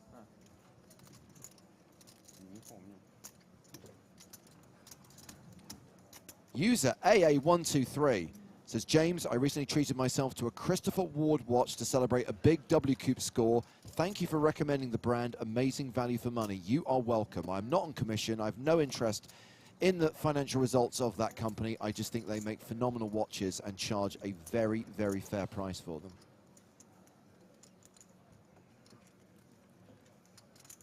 So back to the question, is there a brand that you're just like got the ick for? I know you're not a big tag fan. I'm not a big tag fan. I like Classic Hoya. I don't so much like Classic Tag, but they have, sorry, Modern Tag, but they have released a few models recently which are like throwbacks. Right. Like the Carrera, for example. Yep, that's a classic. Did you, you weren't a fan of the Super Mario tag that they did? Bloody horrible. I don't like their smartwatches either. I think, I get the appeal of a smartwatch, but you have to remember you're buying a piece of redundant tech. In 3 to 5 years, you're going to need to replace it, sometimes less than that. Yeah. So why the hell would you spend $3 grand on one? It's supposed to be timeless, right? You know, when you're going to spend that much money. I agree with you. Imagine handing down your smart tech to your grandchildren, and they go. Yeah. Exactly. Thanks, Grandpa James. Thanks for that, but it's not even, doesn't even have a laser. It doesn't sync with my flying car. There is the prospect of more singing here, by the way, Nick. Ace-10 versus Ace-10. I'm trying to think. I mean, look, some of the more, shall we say, gaudier watch brands don't do it for me. Yeah. Fortunately, I don't find Richard Mille appealing at all, which is good because I'll never be able to afford one. Hublot doesn't do it for me. Most Breitlings don't do it for me, to be honest. But I respect the brand. I respect Breitling. That surprises me because some of their aviators, I'm just like, yeah, that's kind of cute.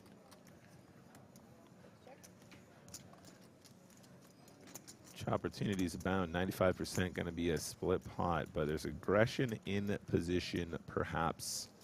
Big blind checks over to Koryachev. I think a bet here makes a ton of sense. I think you can go nice and small, too. 30,000. A little bit less than 1/3 feels good.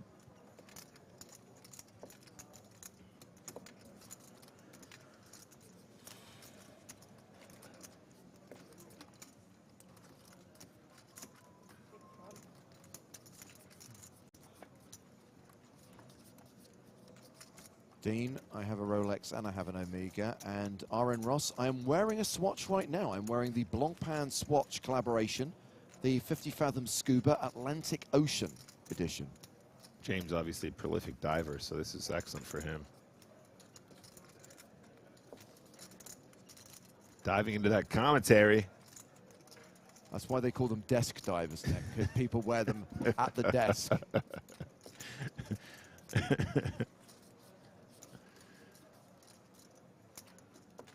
I think I sent you a Longines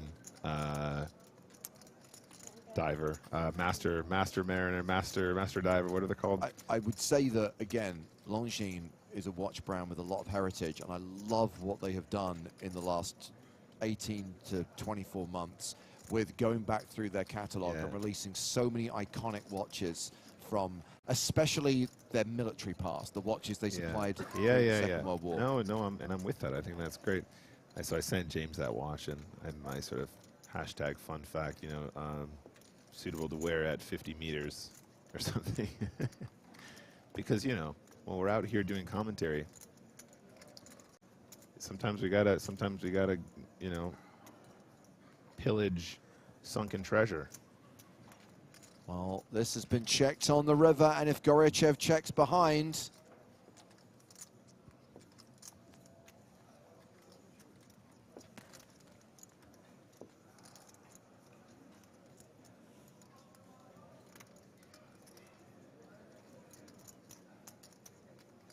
do it. He does check. And this is going to be another chop pot, Nick. You know what they say. Everyone loves a chop pot. There we drilled it there. Drilled it.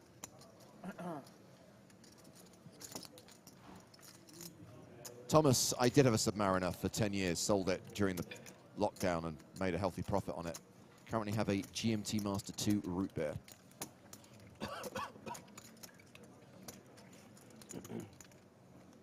Есть такое слово гарно. Вот это про эту раздачу.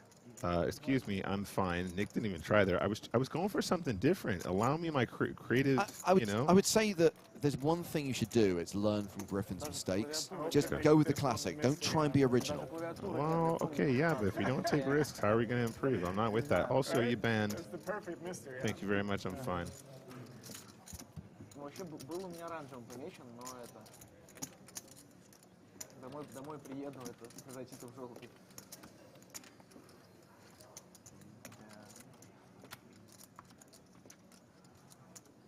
And they get to do the signature.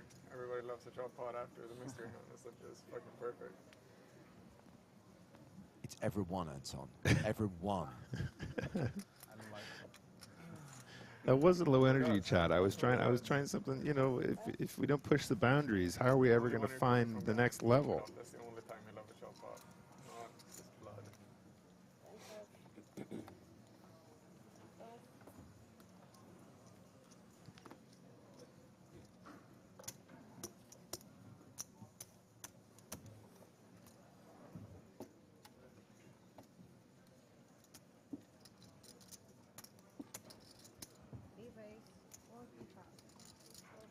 I agree, Oliver. The Rolex Explorer is a gorgeous watch, suitably understated.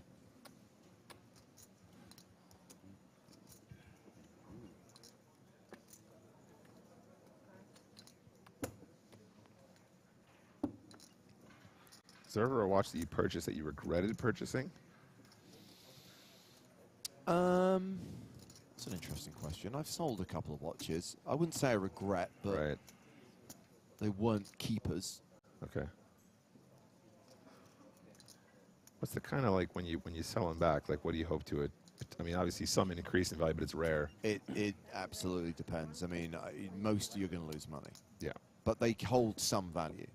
You're thinking like you keep 80% of it, or if it's not Depends. it's It's how long's a piece of string question, I'm afraid. Yeah. Yeah. The one thing I would say personally is I'm not a fan of the idea of thinking that you're buying stuff like that as an investment. Sure. Yes, there are some watches, especially some Rolex models, that go up considerably over time. Like a Submariner? Yeah, but I mean, a lot of that is also driven by the unavailability. I think if suddenly it's easier to get these watches, if the wait time goes down, then that is going to drive down the value. They'll still accrue over time, but just not as quickly, and they won't be so ridiculously overpriced on the grey market and second-hand market. But I think ultimately, and this is what every single watch enthusiast says, so it's a bit of a cliche, buy what you like. Buy a watch because you want to wear it. Don't buy it because you think it's going to impress other people. Don't buy it because you think it's going to make you money over time. Yeah, okay. Favorite place to go shopping for watches in London? There aren't many, to be honest with you. I mean, Bond Street's got numerous boutiques. I went watch shopping in New York recently, actually. Bucara have a 3-floor boutique on, I want to say 57th Street, and it's fantastic. Spent 2 hours in there. Oh, wow. Beautiful stuff.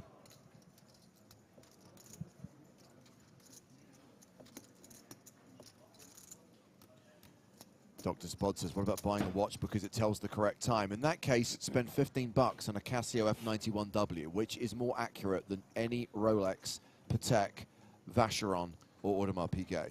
Is it true that Rolex just doesn't keep good time? I heard that. No. It's not true. They're certified to be within a few seconds per day. The reality is no automatic watch is ever going to be able to keep as good time as a quartz watch, and quartz movements are incredibly cheap.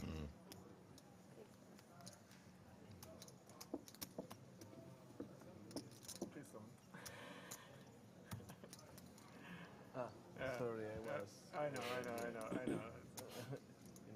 I have a CWC Royal Navy watch. It's the watch that was actually issued to Royal Navy personnel in the 1990s. And it has a high accuracy quartz movement in it.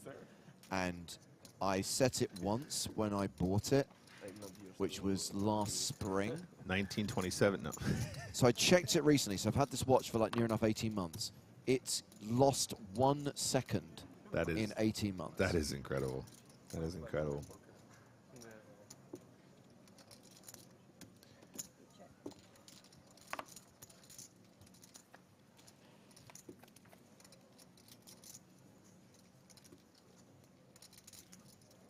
So we've gone to the flop here. Blind v blind.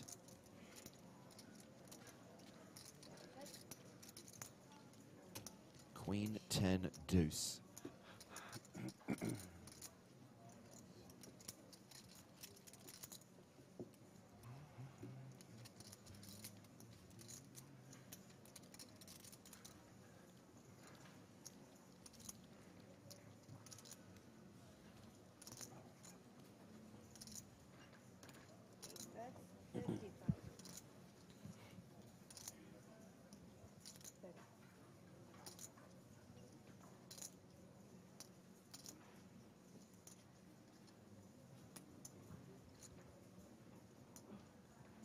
Bogdanov betting 30,000 and Tatar folding is 9-6.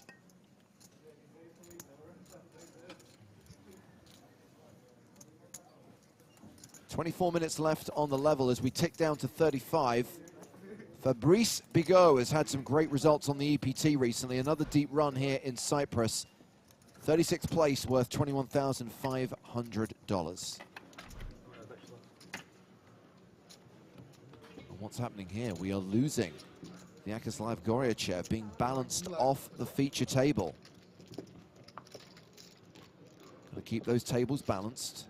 There are 5 of them right now. When we're down to 32 players, we will be at 4 tables. There'll be the redraw at 24. We will stop for the day when we get to 16. But just to remind you guys, if we play a full 6 levels today and we don't get to 16, we'll stop after the end of that 6th level.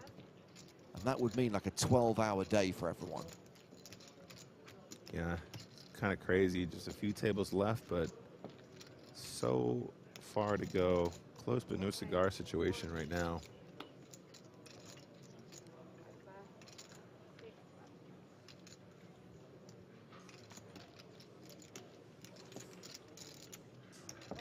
Jack 9 suited, very pretty. UTG +1, easy open.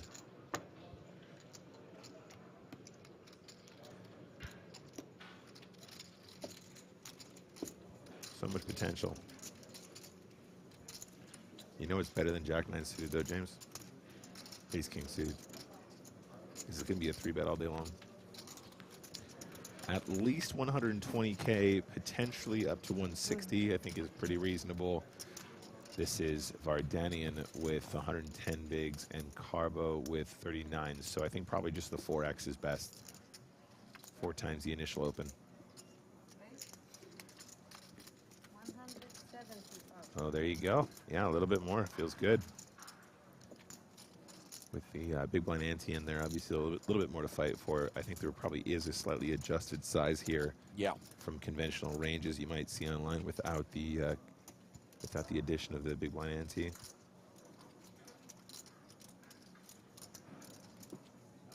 Tom says the big question is, does James remember what he ordered for lunch today? Yes, again, had to make a late night order for lunch the following day. I was recommended the grilled chicken, and the grilled chicken was good. Wait, you guys get lunch? Got to be here at the end of the day to order lunch for the next day. Oh, the burn. Oh, if you knock off early, buddy. Oh, knock. Oh, no. Flashback to Barcelona. Nick and Nick and Joe Stapleton locked in a room for 12 hours a day. I like the 3-bet here. This is fantastic. Carbo, it's you know, it's not. Oh, Fold's not shame. Accidentally exposed.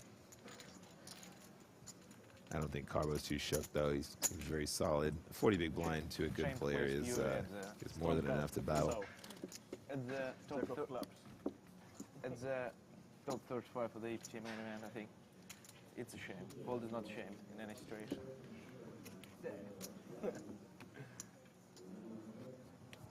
It's my favorite hand. I've seen some shameful folds in my life. Yeah, a bit shameful. I think I'm not. Once I folded kings at TV at 30 BB deep, but I'm not ashamed of it. You were right? For sure not.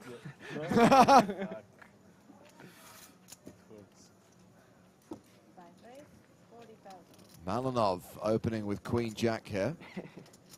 Rounds the blinds. Vardanian in the small, Wig in the big. Ace Jack for Vardanian.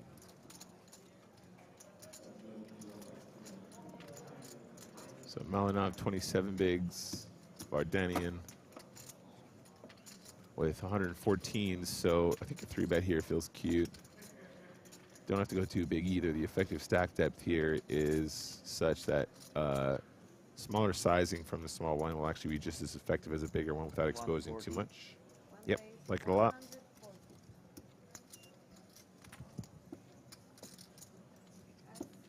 Playing from the small blind just awful, and finding 3-bets here. Yeah, very effective. Got Anton Wig to fold 5s. Got Malinov to fold the Queen Jack. Ну, чтобы ты понимал, началось. У кого? А? У кого? Я думал, это хотя бы чуть-чуть подольше будет. Alexandra watching on YouTube says the chairs look pretty uncomfortable. В телефон лучше не заходить там. Going to say the chairs they have at the feature table are more comfortable than the chairs we got backstage. It's one of the reasons why I had to go swimming this morning. Ridiculous back pain every evening.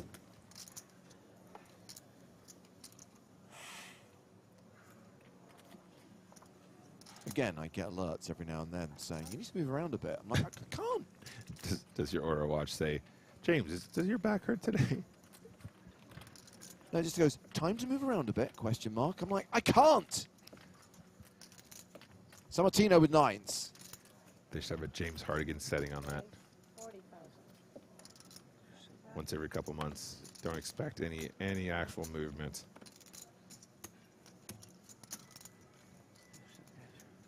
This headset is like a chain to a radiator. I literally cannot move away from this desk. It's like it's like we're in some sort of a Saw movie involving headsets.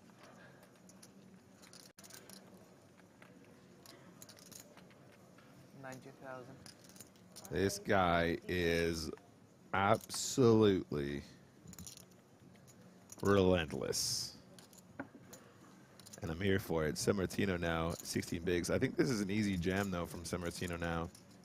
When you get 3-bet from position here, 9s are a mahusive situation. Just bang it in and be happy about the fact that you're going to be winning most of the time. King, Queen might even fold here, too. He's making it look good, but he knows what's up. This guy's played poker before. That's a 20-chip shuffle right there. Is it all in? And a fold. LFG, get it in like that. Sammartino, the shortest stack at the table, 25 bigs. Malinov, same stack size. Anton Wig just shy of 30 bigs. Average stack right now is 1.1 million, so we're playing slightly above a 50 big blind average. Only 3 players at the table have above average stacks: Bodnov, Vardanian, and Titar, who I think still has the tournament chip lead.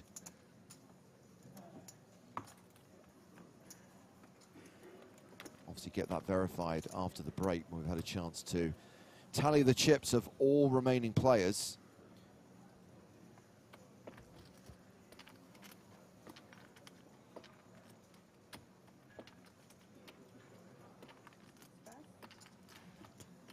Christian Olsen in YouTube chat says, just jam pre.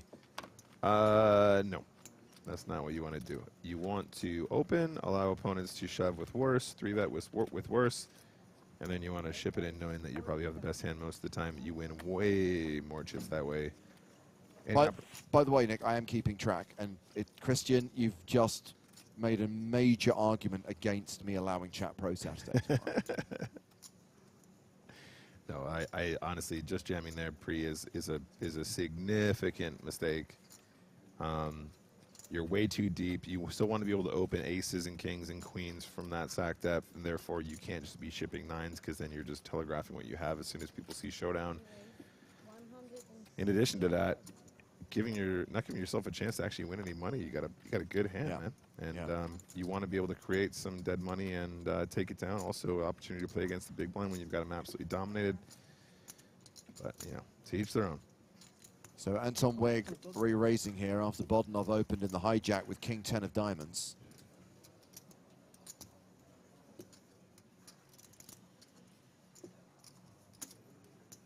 Wig pretty strong here with 10s. How much? 150. Uh-huh.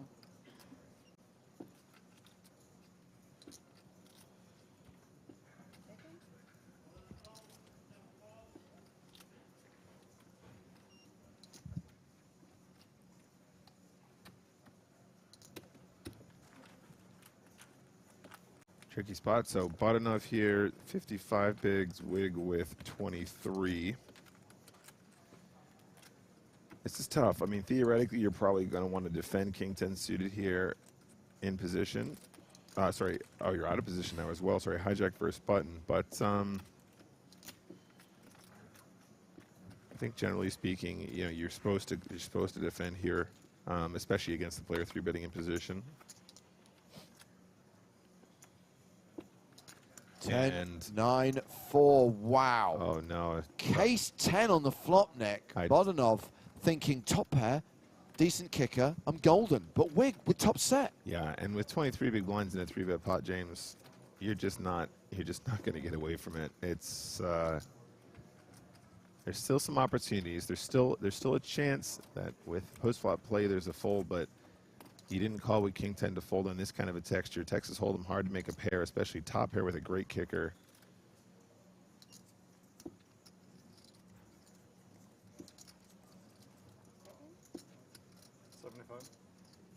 That's 75,000.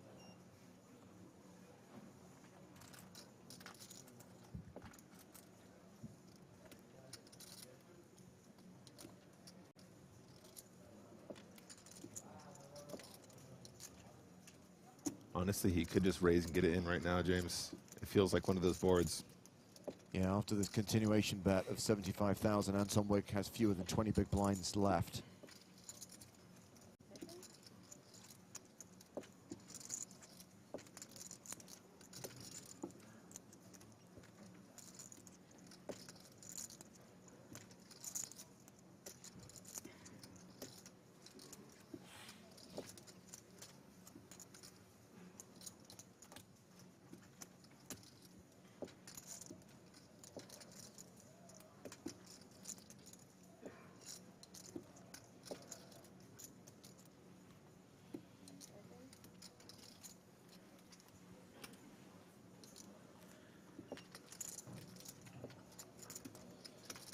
Okay, deep enough just for the flat.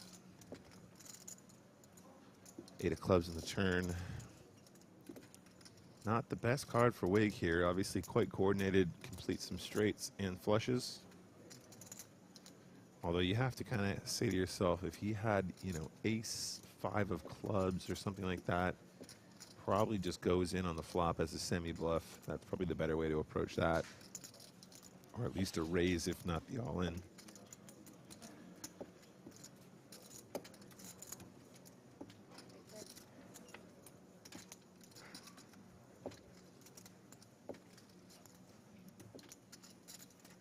Check, check. On the river, deuce of spades, and I think at this point Wig knows he probably has best. I don't think your opponent would miss the opportunity to bet straight and or flush turn. Yeah. Although it is a little bit unusual, to be out of position. I suppose maybe there might be some checks in the turn as a trap, but it just seemed pretty...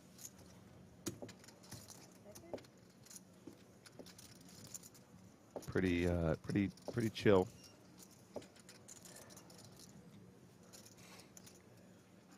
Pretty uneventful.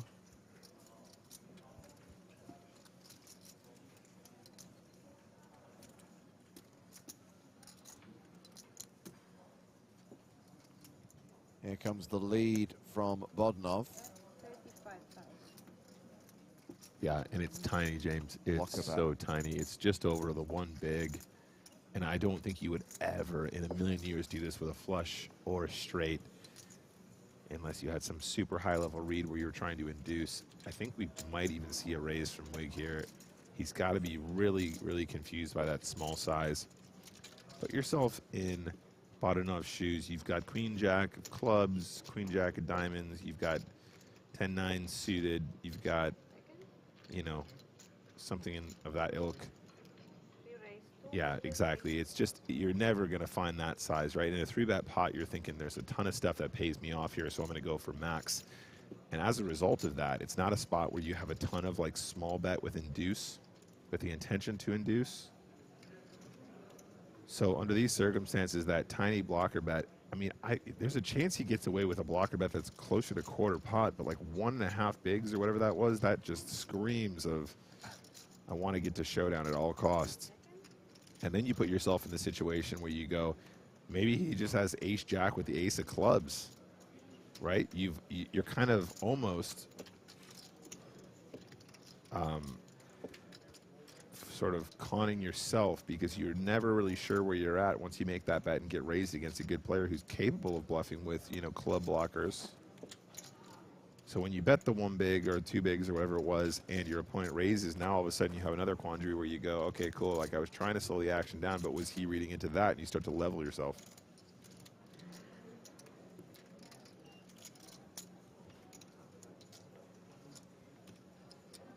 I've been in this spot before, so I know what it feels like. You bet small, you get raised, and you can start to convince yourself, what if he just has king queen with the king of clubs? What if he just has ace jack with the ace of clubs? Makes the right fold though. Nicely done from Bodanov. Yeah, it actually loses the minimum in the end, so you know, kudos for that. Anton Wig up over 850,000. Playing more than 40 big blinds. It's easy with top set in it, chat. Well, we're going to the outer tables. I understand there has been an all-in. Yasin Mahmoud, who we can see standing there in the white t-shirt, he's moved all in. Tim Friese moved in over the top of him. Nicholas Schweite calls as well and has both players covered. Schweite with ace-jack. Mahmoud with king-7. And Tim Friese showing 9s. The flop.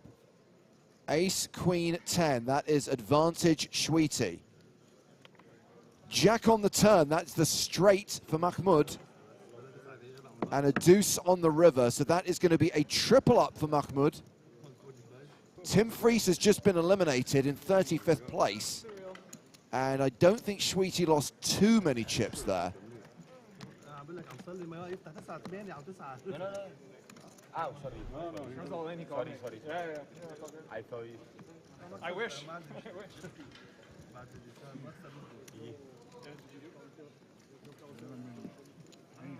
So with Tim Friese eliminated, we are down to 34 in the EPT Cyprus main event.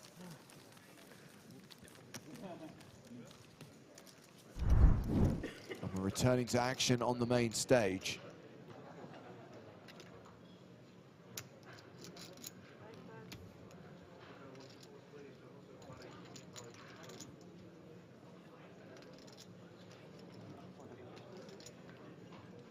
We have Tetat under the gun with ace-deuce, raising to 40,000. Action on Darius Sammartino with queen 5 of diamonds. Another elimination to tell you about. Marianne Villanuta eliminated in 34th. That means we're 1 elimination away from being down to the final 4 tables. Queen 5-4 on the flop and 2 clubs. Oh, man. Sammartino with 2 pair, but Tetat with a street flash draw. This is unbelievably spicy. So Sammartino here, 22 bigs. James, this actually might be a great spot for him to find a check raise. Ace deuce of clubs checks the ace deuce 4-5 2 clubs board and turns the straights. Okay, so it's not the street flash, but it is the street element. I can guarantee you San Martino believes he has the best hand 1,000% of the time. That's over 100. We've just ticked down to 32 players. Giovanni Torre gone in 33rd place, so we are now at 4 tables. 60,000? We'll gain a player at the conclusion of this hand as San Martino bets 65,000 with his no good 2-pair. I almost got it. I almost got it, James. Yeah, I mean, he's just looking for max value now at this point. And if you're Tatar, you just call all day long, no sweat. 18 big blinds behind. You're not going to do any better than this. You got the nut draw and you've got the effective nuts here as well. Pretty unlucky if your opponent just has, 6, 7. That's a possibility, but usually not a fuss. This could cost San Martino very dearly. I just don't see how he's not going to do a ton of chips here.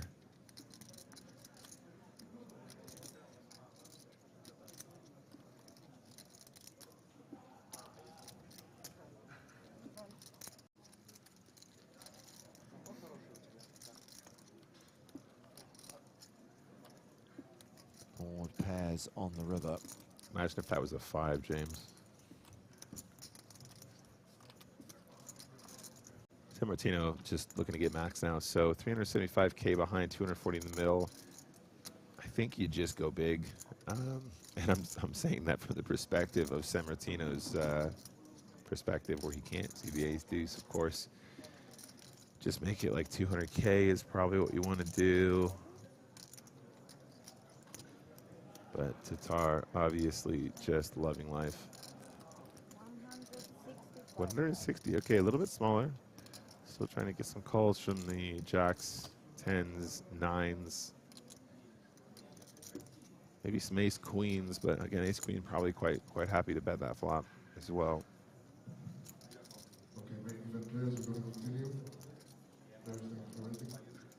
Clock is paused right now, by the way, because we are breaking a table. We're down to 32. As highlighted, we are going to get a new player on the main stage as we see Tatar shove on San Martino. It's all into call. Oh, man, this is disgusting. This is so hard. Oh, he hates it. No, he hates it. It's just a spot where your opponent just, if he was going to bluff, he would have done it on a previous street. This is just so savage. San Martino could make a really excellent fold here, but look, it's just so hard. He beats so much. I mean, honestly, the other thing, James, ace deuce just bets the flop as a bluff tons. If he doesn't have ace deuce of clubs, there's a chance he just goes ahead and fires on the flop, and then it makes more sense. But when he checks the flop, it's so hard to give him a straight draw that isn't literally ace deuce with the with the club draw, excuse me.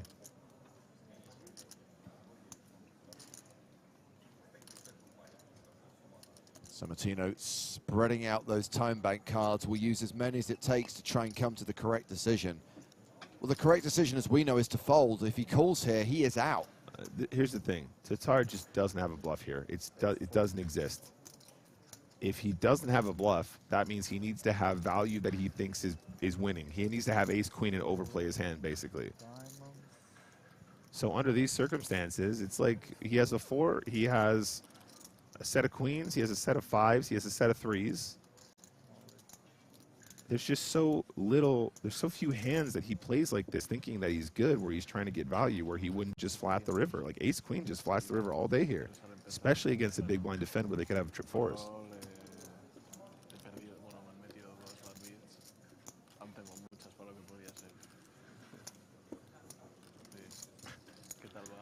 I think we need to cancel chat pro Saturday, James. Biscuit in the chat. There's a straight, a flush, trips, full house. There's no flush, buddy. So the problem is, if someone were to say that tomorrow and it were chat pro Saturday, we'd have to accept that there is a flush. That's why I'm against it, Nick. Fold. San Martino reaches the correct decision and gets shown that he has made a good laydown.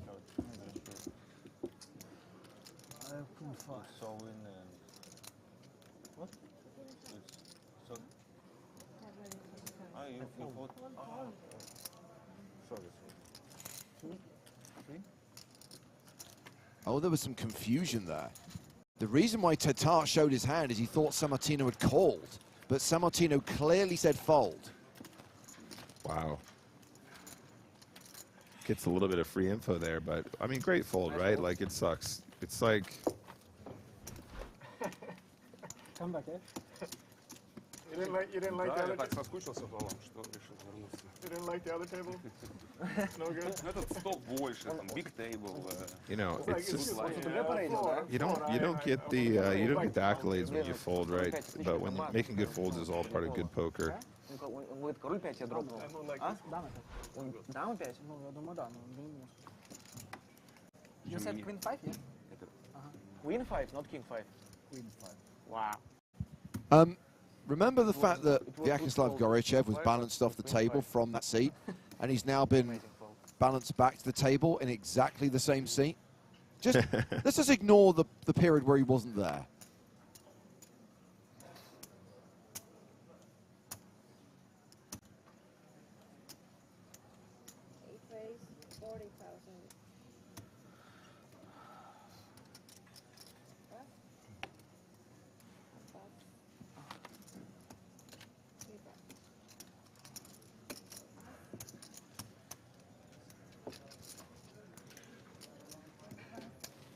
Just 3 minutes left until the break. 32 players remaining, and I think I'm right in saying that that means a money jump is imminent. 32nd place is going to pay 21.5. 31st place is going to pay more than that. If you can ladder up one spot, you guarantee yourself $24,700.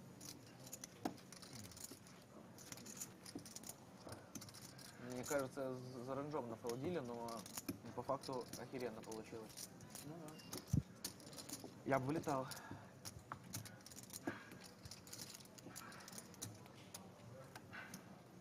Если световая. Если у световой, я бы не дефал.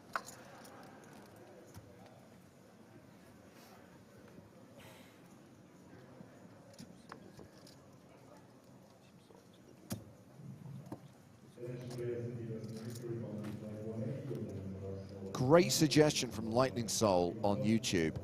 I think players should be allowed to see the whole cards as well to be able to compete with the chat pros. Don't you agree? Absolutely.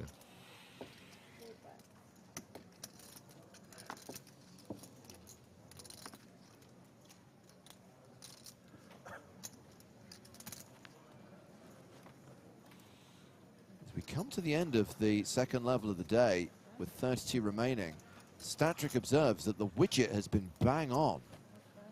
It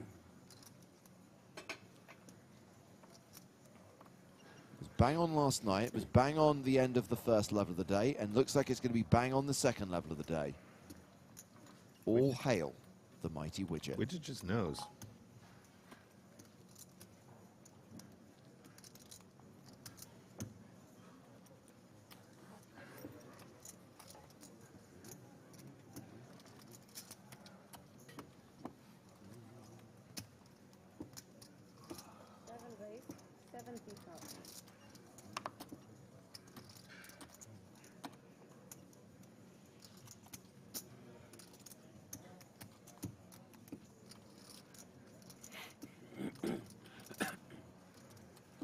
Vasco asking if we're going to keep this table after the break. I think we can keep it for one more level. Of course, there will be a redraw at 24, so then it's a moot point, but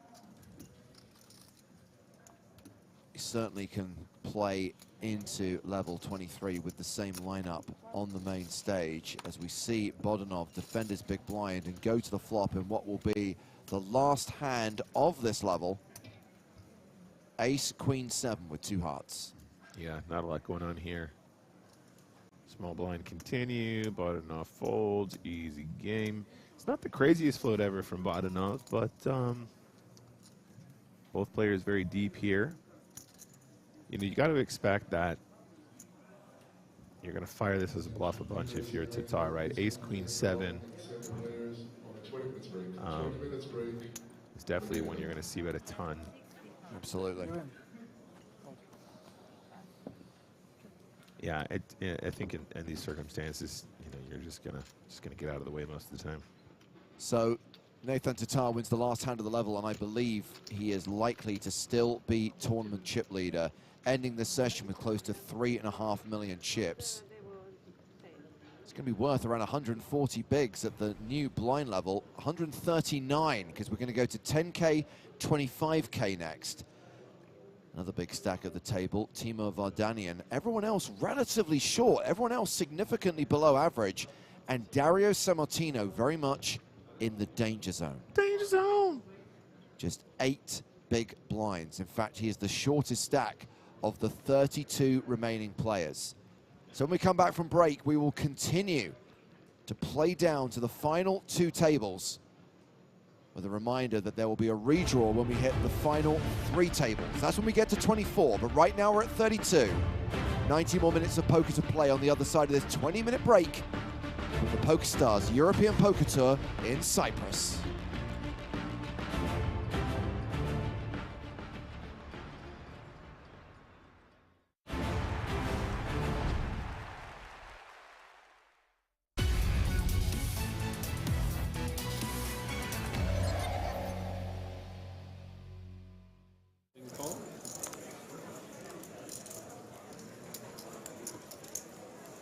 Call. And Shandaku, 3 players. So Pantaleo's opened under the gun with ace-king. Puchkov in with ace-queen. De Vries calls with 3s and flops a set. Shander to 3s.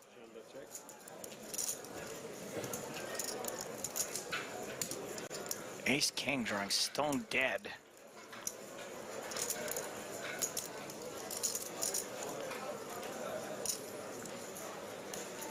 We're about to find out just how invincible Giuseppe Pantaleo feels right now. Understood in pass.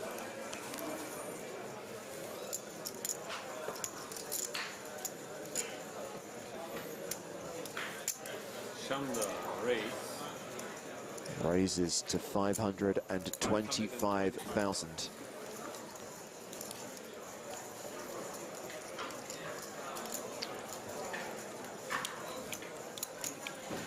I don't know what I think about this raise. I think it's pretty tough to get a call from ace-king, or any hand that whiffed entirely. Yeah. But well done, it happened. Giuseppe call, 525.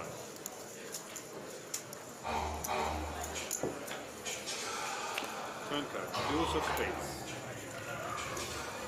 I'm so glad that we still have that alert for the change in blind levels to ruin the tension of dramatic poker moments. Here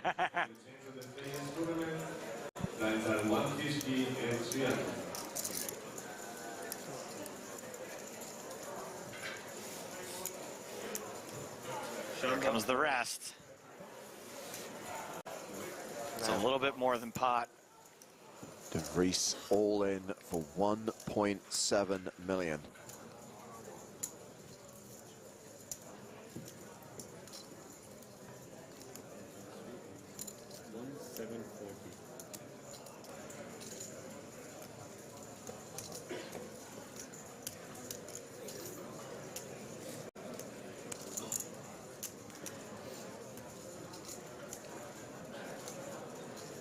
Giuseppe pass and Shanda wins the match.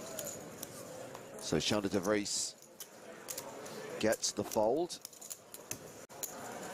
Has 3.19 million. 5,000 blinds, 40 and 80,000. And the blinds are going up to 40,000, 80,000. Okay, this next hand you may have seen before. It's quite a significant one. All right. Good chance I don't remember it anyway.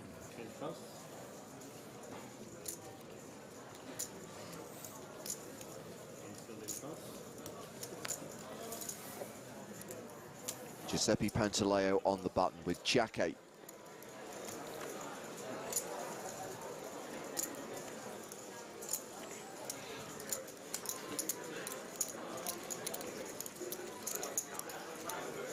definitely would describe this as one of the most famous hands in EPT history. As Pantaleo raises to 165,000, action on Jesus Cortez Lozano in the big blind, who's got Jack 10.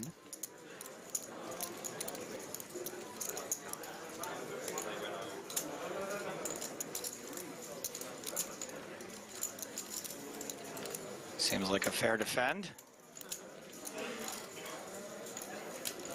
Lozano running fairly hot so far. Queen 6 deuce, so both players whiff. Lozano checks the action to the pre-flop aggressor. Seems like a pretty standard spot to c-bet. Oh, okay. Board pairs on the turn, puts a potential flush out there.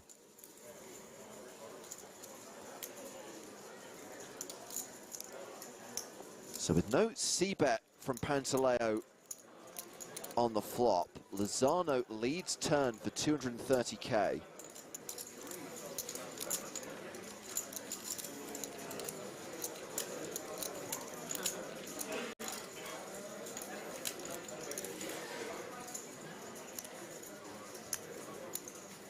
Pantaleo calls. Well, yeah, this leads me to believe that Pantaleo is going to make some kind of move on the river because you can't possibly think you have the best hand. Well, with the board now double paired, you will note that they are both playing queens and deuces with a jack kicker. This is going to be the type of pot that everybody loves. Although, as you suspect, Joe, it seems that Pantaleo is getting ready to make a move. Lozano has bet 330,000. Pantaleo did not call hoping to hit something on the turn. He is going to bluff this river, raising to 790,000. How much? 790. This is really weird because Pantaleo did not c-bet the flop, right? You'd expect him to c-bet with clubs, with a queen. The only hands you wouldn't expect them to be any c-bets would be Lozano calls, Pantaleo mucks.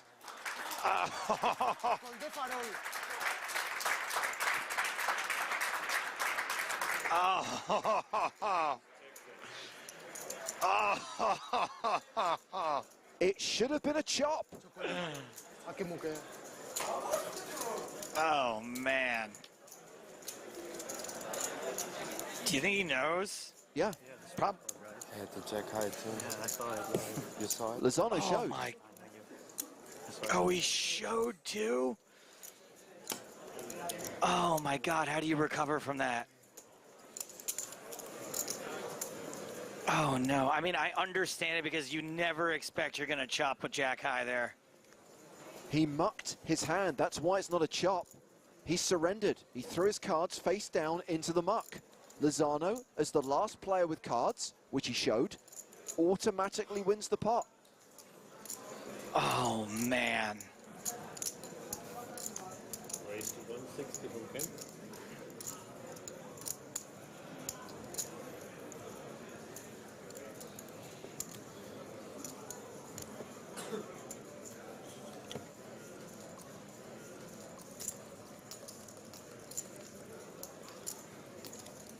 Mark, who has raised to 160,000 with ace-jack. Puchkov has flatted with sevens. De Vries calls with king-queen.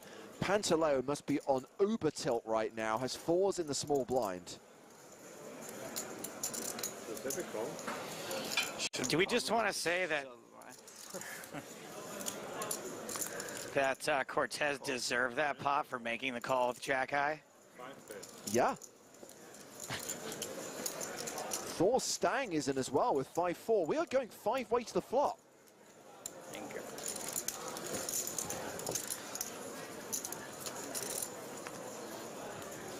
And that flop is ace, 5 deuce with 2 diamonds. This is a very Kent Lundmark flop. This is messy. Hey, remember how I say like early day coverage because of multi-way action? Yeah. Here we go. Interestingly, Pantaleo has decided to lead here with pocket fours. I don't think it's going to work out for him. I mean, this, look, I don't want to read too much into it, but this is the kind of play you start to make when you're rattled, right? Can't fall.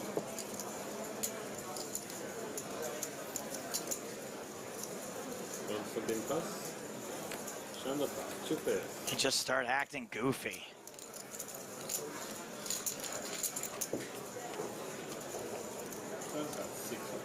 Pantaleo does not improve on the turn. Might be compelled to fire again. Check? Nope, all right, fair enough. And Kent Lundmark checks behind. River is the 8 of clubs. Lundmark has a lock on this.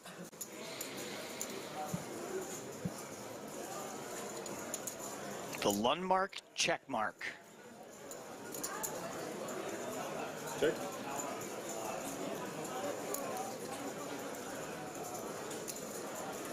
And check showdown. Gets check to showdown.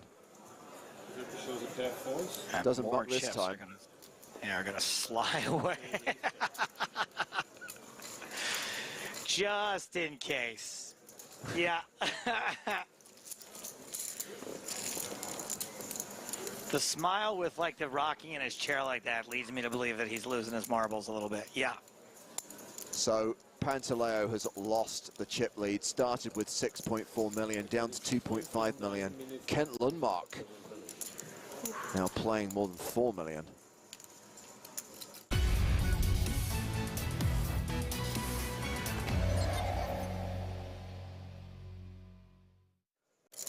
Pantaleo has opened with ace-7. Puchkov has ace-5 suited in the big blind. He calls.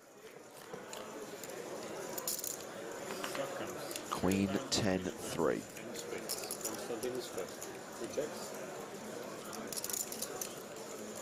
Normally, my reaction to the toothpick would be, nah. But Konstantin Puchkov, the Russian Karl from up, is kind of making it work. I will allow it. Flip a bit. 260. Something call. 260k apiece. Wheel draw now for Puchkov. Pantaleo still with the best hand right now.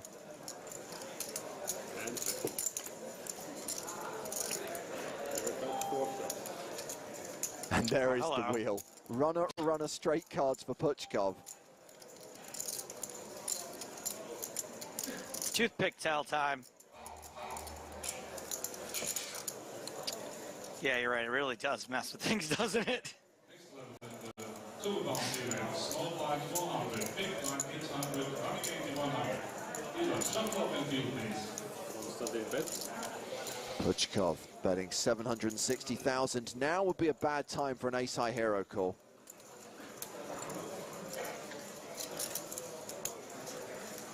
I mean, does Puchkov really look like the bluffing type?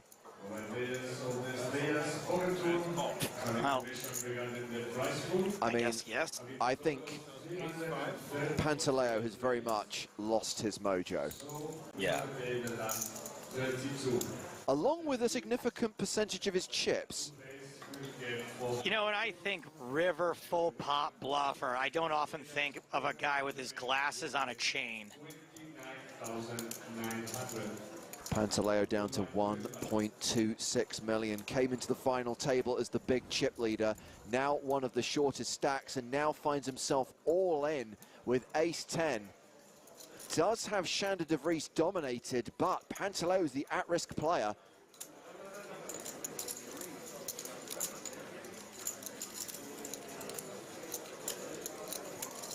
And this would be a very sad ending.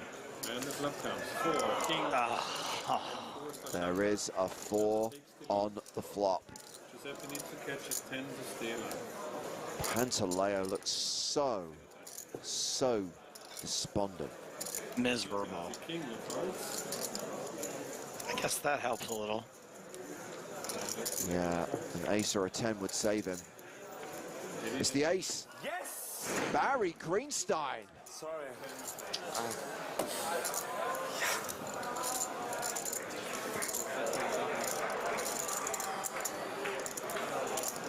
Grisha stuck to the threes. It's what, nothing against No, I'm good.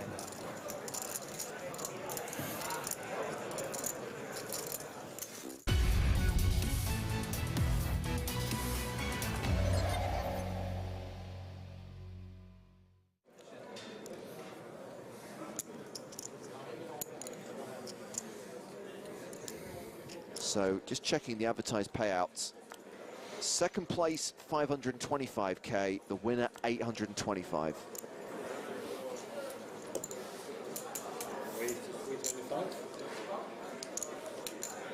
Mark with ace queen, Lozano with king jack.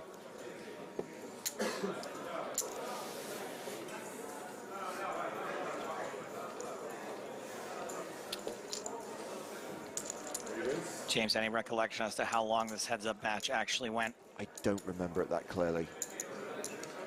880.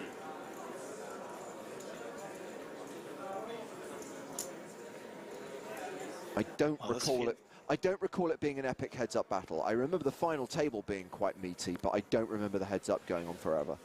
Well, it feels like it's going to be relatively short on TV if ace-queen holds. You think it's going in here? I don't know if there are 20 needs. I mean, Lozano 3-bet to 880, and he had a total of 5-something, right? So I don't see why. Yeah, Lundmark just shoves. doesn't shove. Yeah. Oh, man, look at that rail. And Lozano calls, yes, this could be it. Kent Lundmark, a 2-1 favorite to win the Barcelona leg of Season 7 of the European Poker Tour.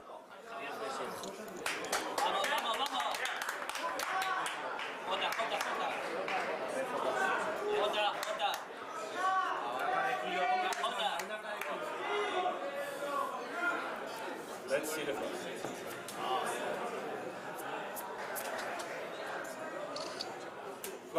997, ace high still good. Lundmark now nearly a 3-1 favorite. Lozano needs help. King or a jack required. You're just like, please, just pair me one time. It's a 5 of spades. Same outs required. 6 cards that Lozano can hit to survive. If Lundmark fades a king or a jack, he's the champion. Strike 1 on the flop, strike 2 on the turn. Let's see the river card.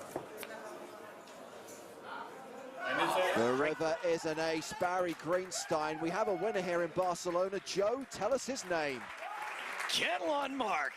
The Swede There it is. takes it down for 825K.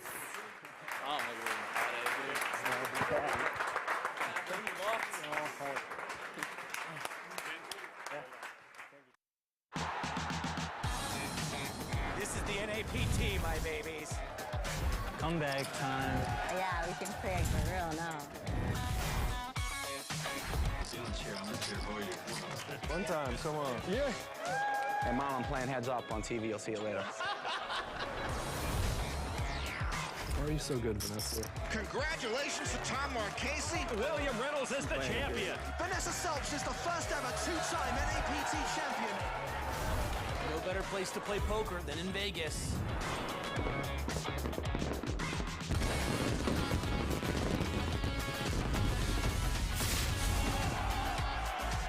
I think I'm gonna have fun playing with you today, sir.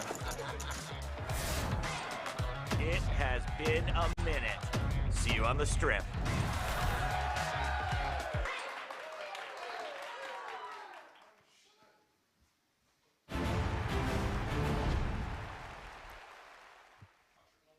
Griffin, did you tell your mom? I did. She was thrilled. Fantastic. Welcome back, my babies, to the Poker Stars European Poker Tour, coming to you live from Cyprus. First time ever from this beautiful island in the Mediterranean, right? It is the Mediterranean still? That's what I've heard, yeah. I'm not sure. Day 4 continues. 32 players remaining in this 5K main event. trying to get down to 16 players today. Nathan Tatar. We can do it. Out in front by a nose, just ahead of Gilles Simone. Do you know who Gilles Simone is? I don't think I do. Very popular streamer. Oh, yeah? Big time popular streamer. Goes by G. Hilly. The E is not just silent, but non-existent. Correct. 1, 2, 2.2. There's our chip counts on the feature table. You guys are probably getting familiar, but if you're just joining us, this is what's going on. We got the chip leader of the tournament here with Tatar. We got Timur Vardanian up near 2.5 million. Anton Wig, everyone's favorite Wigachad, sitting there at 34 bigs, has really held on. That Anton Wig, nice little hand there with pocket tens on the last level. Get up into more comfortable position. The average, quite a bit more than 860,000, but he knows how to maneuver there. Dario Sammartino getting cooler there towards the end of the last level, somehow finding a way to get away from that queen 5, but it's still in there. Yeah, and don't want to skip over Gerard Carbo, a player who's been on our coverage for the last couple of days and is an online qualifier. We always like the qualifier stories. This is the money we're going to start cracking into starting tomorrow. Now, we have busted open that prize pool already. That $6.4 million prize pool has been coming out in dribs and drabs over the last couple of days. Tomorrow, we're going to play from 16 down to the final 6, hopefully. If you make the top 8, you make that official final table, you get 6 figures. The real good money, as far as I'm concerned, maybe I'm a little jaded, but the real good money starts around 4th place for me here. Oh, yeah? Yeah, 358,000, 465 for 3rd, 650 for 2nd place, and over $1 million for the winner.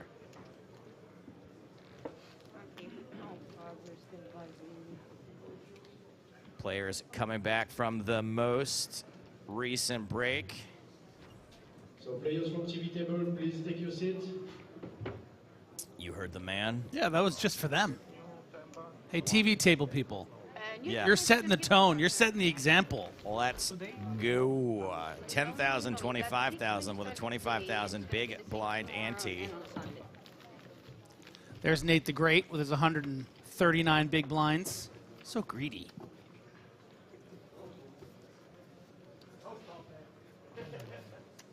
Phil on Twitch says from that 109,000 is a cash is crazy already.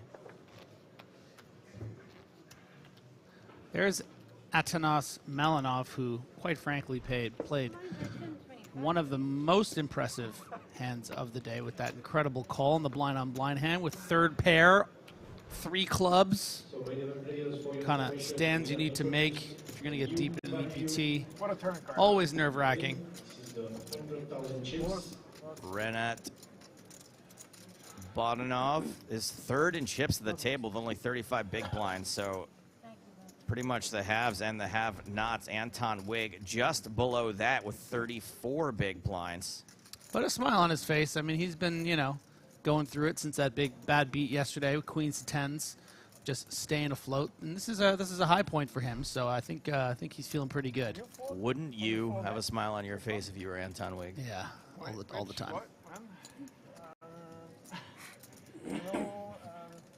The flop was Looks like those cranberry chips are in play. and 3 clubs in the turn, you know? I know the hand. What's that?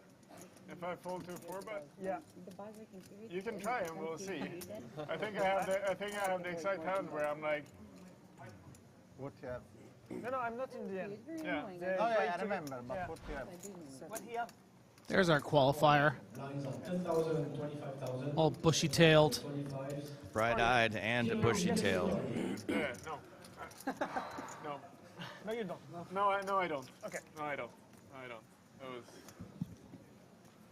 I was committed to that one. Sammartino finally having a chip stack that matches up with his general demeanor. Always looking annoyed.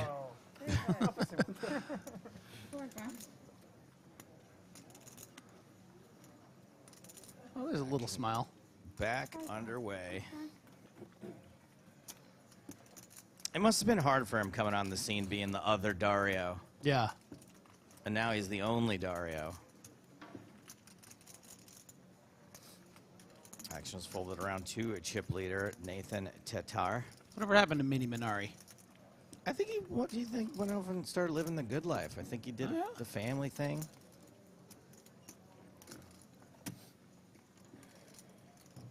It's weird because we look at people who are no longer in the game as like some, oh, what happened to them? But really, they're the winners. Yeah, might be. Bodanov in the small blind, Queen 8 suited. Yeah, I think this is a good opportunity. Easier to say, I guess, when you can see the hands. But if you think Tatar is opening close to 100% of buttons, why not mix in a little 3-bet, try to steal some chips here? And that's looks like exactly what he's going to do. How do they know? Well, they know because the chip leader is just going to raise almost all the buttons. And let's just try to get away with one. I like this. Opportunistic. Before everyone's settled back in. Yeah, you know, barely in your seats.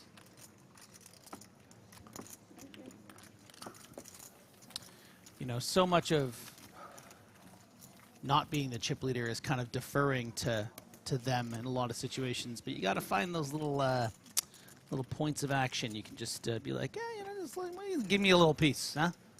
You got most of the pie. You can give me some crust. Crust is the best part as far as I'm concerned. You can keep the filling. Gross.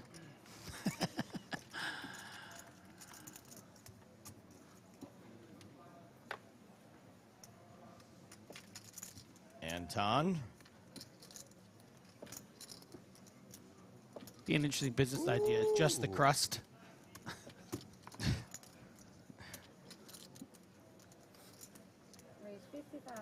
King, queen suited. How do you like that? I like it a lot. We do. We like it a lot.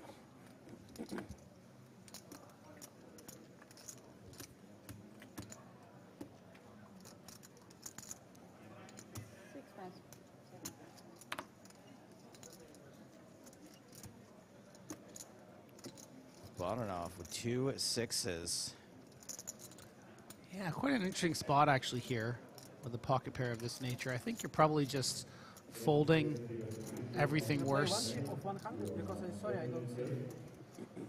But in that sort of 6s to 9s range, you're going to be wanting to mix in some calls in this spot. You're not just set mining. You're, you know, it's a pretty strong hand, those 6s. You got ultimate position, the dealer button. Vardanyan's out in the big blind. Action is closed. We got a fair fight here. Let's get some percentages. Still wow. by Stormy, pulling the chips in. Those are some blocker numbers right there. There must have been some kings and queens that went by the wayside. And believe it or not, no kings or queens have appeared on this flop. The equity 4-6-6 goes up significantly. 2 overcards, technically, but maybe only one that you're super worried about. Yeah, and you might be watching this hand at home and thinking, well, why don't we just bet here? He's 2 overs, gut shot. Well, the problem is that this kind of texture also hits the perceived range of Bodanov. So I think Wig just wants to control things, you know, not want to bet just into those jacks, play it more like a check call.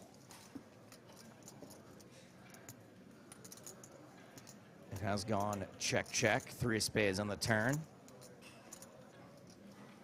No one improves, but it feels like you improved with 2 6s here when the 3 peels off on the turn.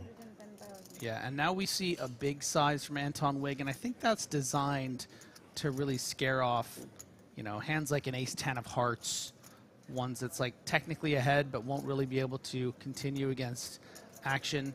Even a hand like 6s here, we can see it's the best hand, but it's tough to defend against. You know, what if Wig was intending to check raise here with something like 2 kings or even an ace-jack. So, but Bodanov is aware that he could still very well be ahead here, and it's going to be very interesting to see if Anton bricks this river. Ooh! That is not a brick. That is what we call a gut shot to the nuts.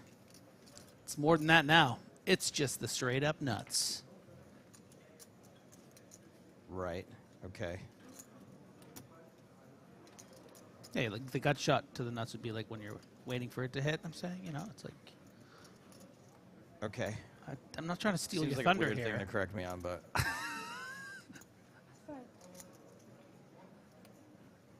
Also, you ruined the America's Funniest Home Videos joke I was going to make after saying gut shot to the nuts, but. Who's paying attention? Anyway, Anton Wig has the best hand. I hate it when we fight.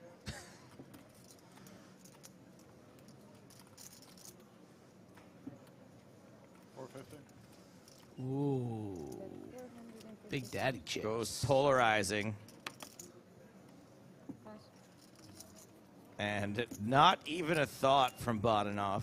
Sick fold. Just sick stuff. Look at Arate here. He is not calling any bets, so Anton is just wasting time. Yeah, Anton. Wow. What the hell? This is live TV over here on delay. Unbelievable. If you stop wasting his time, our time. Unbelievable. It's the Swedes, really. These slow dissolves this week, by the way, make me feel like we're watching The Young and the Restless. Yeah. Thank you, bro. Huh? Extra chips is welcome, my friend.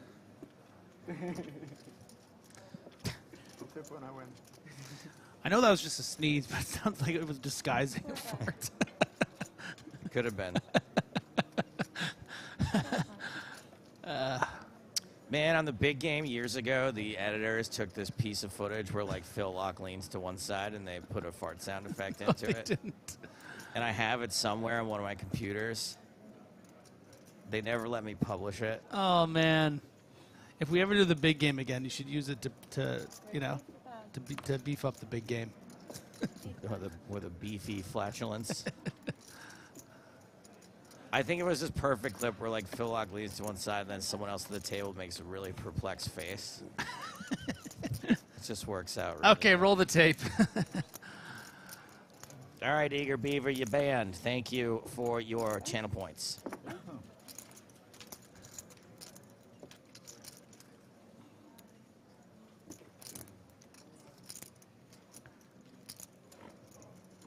My computer's a little messed up, guys. Can someone else handle that for me? I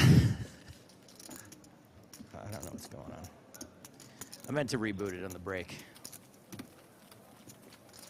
Did you watch Reboot as a kid, or is that more of a Canadian thing? Reboot as a kid?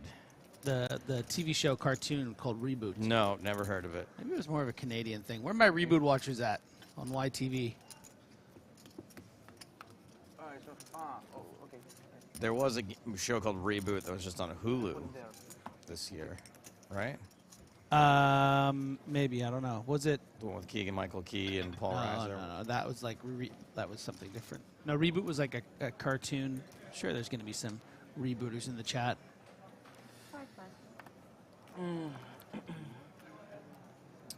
Action's folded around to Nathan. Folds ace 4. Queen Jack for Not my Bodanov. chip leader.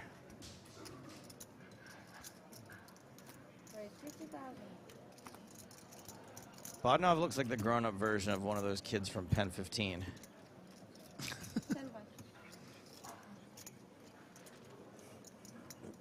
Pocket sixes again. What do you know? So Stephanie wrote in to say that Bodanov's little scarf there, neckerchief, looks like Fred from the Flintstones. Not bad. Not bad.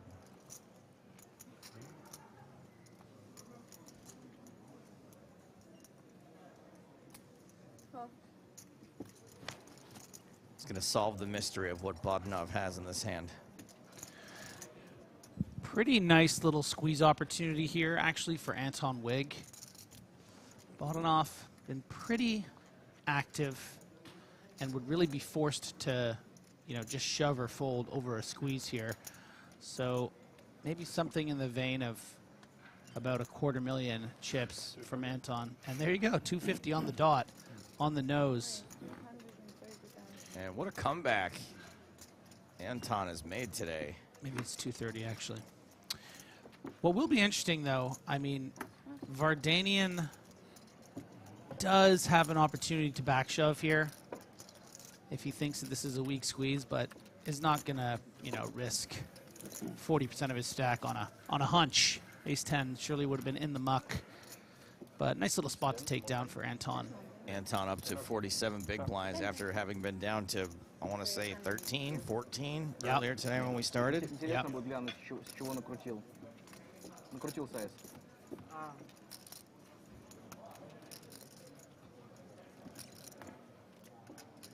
Думаю, за тебя.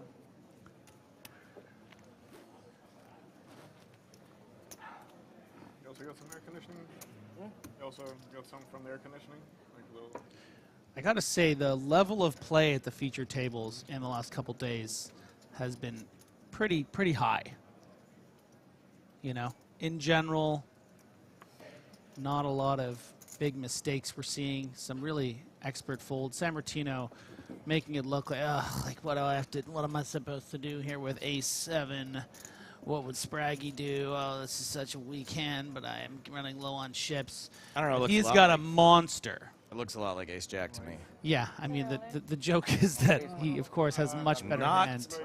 There is a new rule since like Barcelona. At all in. Counts as a it's an all in, and if you do it, One guy today go with as we talked yesterday. It's not all in, but They not allow As we told yesterday, it's not all in, but he will have 5 seconds to decision. So why don't you fill everyone at home what's going on here, Joe? Because I think I know, but you probably... I'd rather let the floor do it. Okay. So, just to let you know, virtual in is something that we are not at all. I know it's a strategy that you're using as a player, but we don't back up this kind of strategy. So basically, let's carry on. If you are facing an aggressive action that implies all your stack, the first decision will be 30 seconds. You won't be able to use any time banks. If you decide to fold and keep that chip behind, you will put a 5 seconds clock every hand you will have to play afterwards. Okay. That's the. I don't agree, but okay. Yeah, but that's the rule. That's the rule we are. But the guy 2 days ago stayed with the 1 chips. It's a different and situation. was very bad. It's a different situation. And the guy. We can talk about it afterwards. I will explain you why we took this decision. So far, it was you, yeah? It was your decision. All right, so the ruling is, with a virtual all-in in this particular situation, that when the action comes back around, Dario is going to get 30 seconds to decide whether to call or fold for the last chip. No time banking. I don't know, because Dario can raise, I don't know, 120 or something like that, and who will decide how much he will raise? That's true, yeah. It's tricky to... It's 45% or 20 or 33, yeah, it's not normal, I think. Yeah. As players come up with various ways to sort of game the system, the rules sort of need to catch up over time. Dario, not exactly in agreement here. Ooh, Dario is going to be faced with a very bad situation here. So Dario, not in agreement, but going along, which I think is totally reasonable.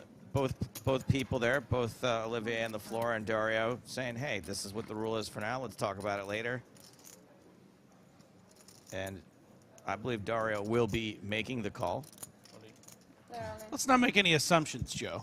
if I put half of my stack and really decide about to fold, I need time. Less than 5 seconds?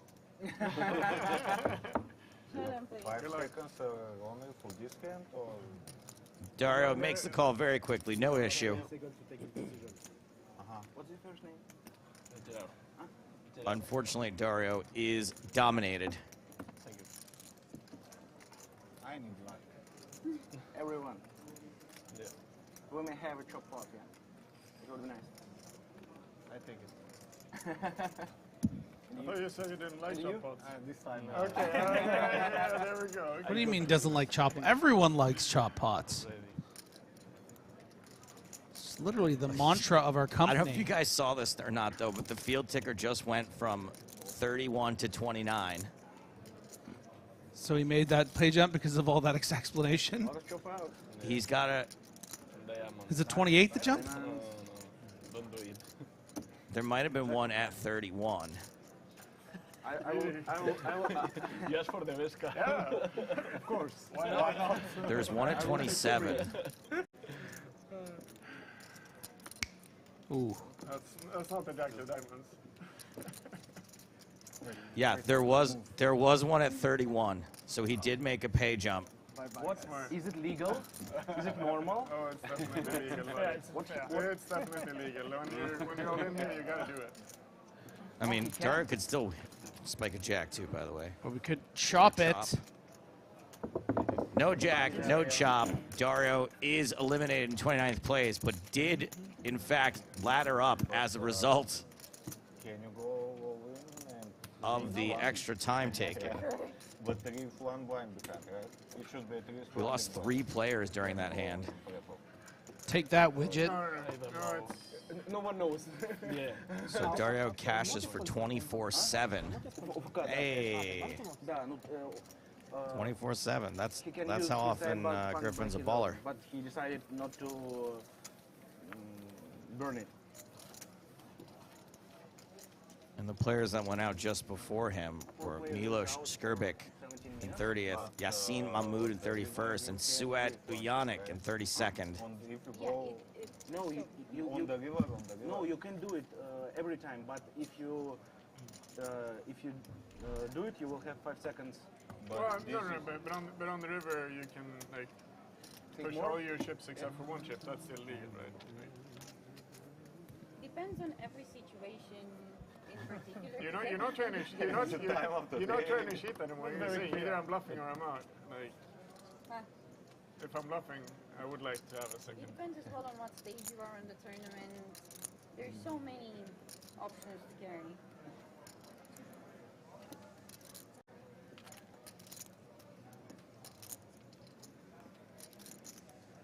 Dr. Spod says, I got up to make tea and 7 people busted out. Sorry, my bad. Yeah, it's been a bit of a flurry. Goryachev all in with the 2 9s from relatively early position. The new shortest stack at the table, 15 big blinds. Yeah, some people say raise in this spot, others say jam. I say put everything but one chip.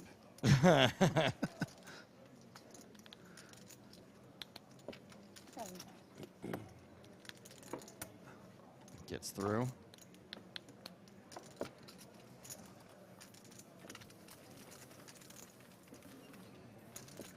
Goryachev and Melanov now exactly even, 17 big blinds each. 440,000 chips on the nose each. Okay, you pick one of who's going deeper. I'll take the other. I'm giving you the pick. What's that? I like Melanov. Okay, I'll take Goryachev. Goryachev's tough. Just doesn't feel like he's going to go out easily. 2009, 2010. I was in middle school. Goryachev, first to act here, FTA. That my best friend, he won it the next year. Same tournament. He was in middle school. I was at first class, I think. Maybe 5. 5? 5th, 7th. Never thought I'd see the day where Anton Wig is considered the old guy at the table. Here we are. That's what we get for not dying. Verdanian's going to open Queen 10. Carbo seemingly always has a hand. Folds King Jack. King Jack plus, I've noticed. Yeah. This is holdings basically every hand. Malinov, thinking about it, got one of those 17 big blinds pair shoves that sometimes you can sneak in there against an aggressive player with a lot of chips. But we're going to leave it to Bodanov to peel when he's way behind. Don't come 10 high, don't come 10 high, don't come 10 high, don't come 10 high.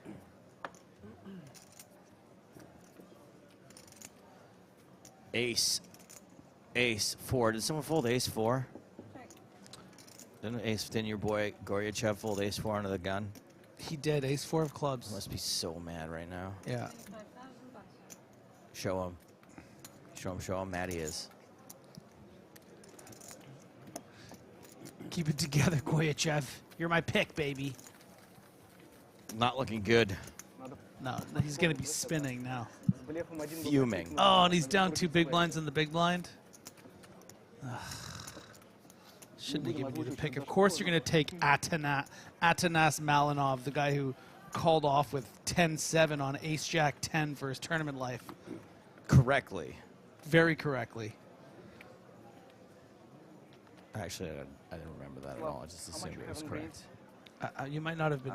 You might not have been in the booth for that. But I never stop watching. I'm always watching.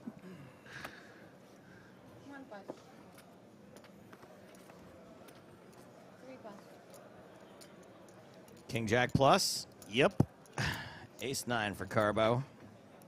Great, 50,000. 5 pass, 7 pass.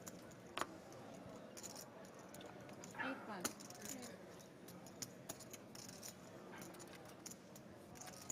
10-5. Woof. Good fold.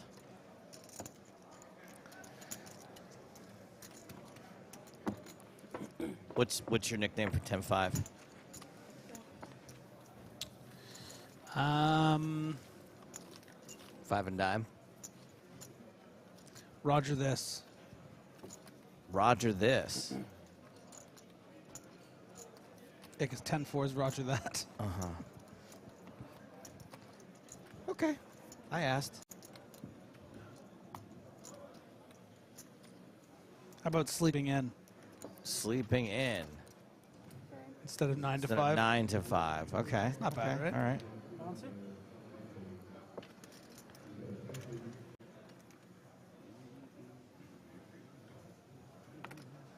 Okay. Chilevin Poker went about the same way. The freelance Dolly Parton, because you can wake up a tiny bit later. Okay. Bit of a mouthful. You know what? We'll give it a shot. For a couple EPTs, we'll go with freelance Dolly Parton. But if it doesn't stick... Shame. Fold is never a shame.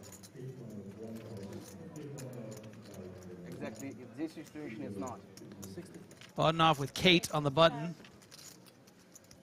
Then my first girlfriend who broke my heart. That's what I think when I see this hand. Not because it's a king and an 8, but because of the first girlfriend who broke your heart and you lost a huge pot with king 8 once. Did I? Kate is just a coincidence. Maybe. Nice hand.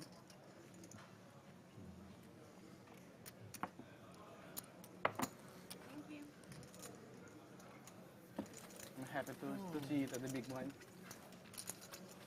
I'm ready to see it at the big blind. It's absolutely okay.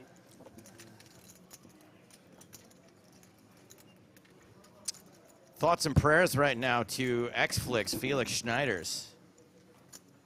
If you guys want to send him your positive energy, his stream station overheated. Wow, T's and P's. That Rip. sucks. Rip Xflix's stream.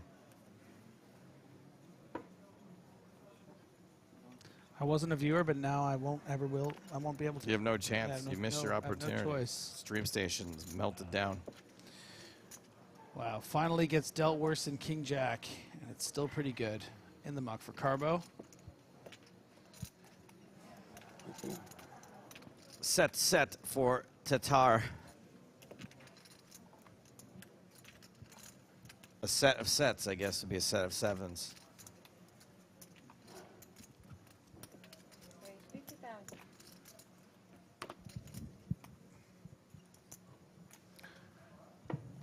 Bodenhoff here, definitely don't mind thinking about it.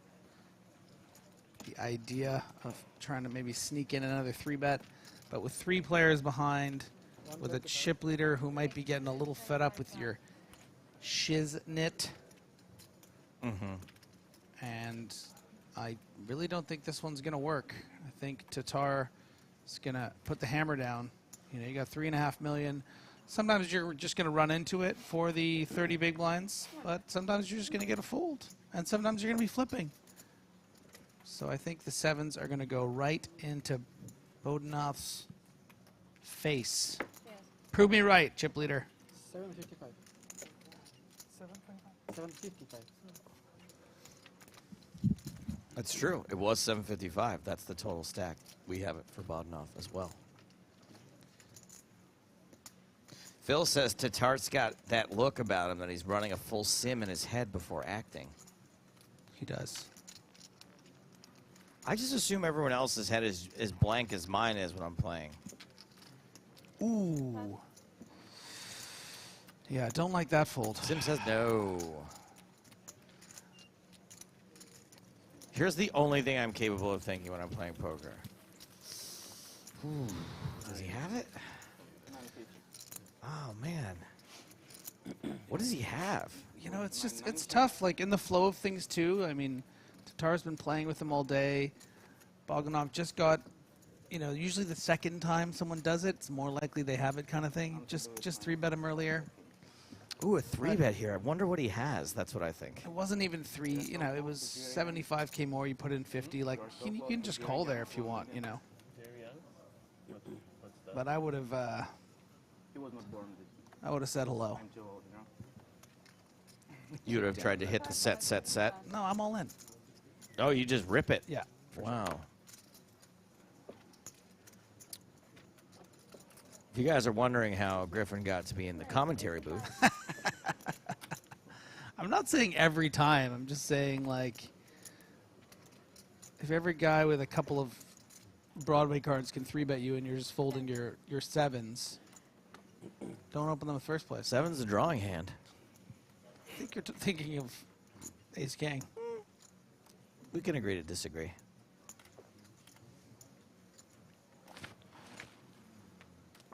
I'll tell you what, I'll take 2 7s. You take any 2 random cards in the deck. I'm not... We'll run it 1,000 times. Cool. And I bet you win. A lot of them. More of them. Anton Wig with the small blind set mine, feeling comfortable, confident enough on this 43 big blind stack. Jack 7-5 does miss Bodnoff. And we've seen Anton navigate these low pocket pairs and not give up on them as easily as many of us would.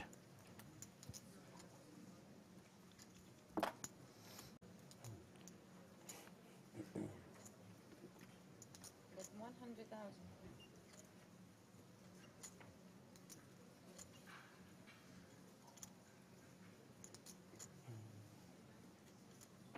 Pass.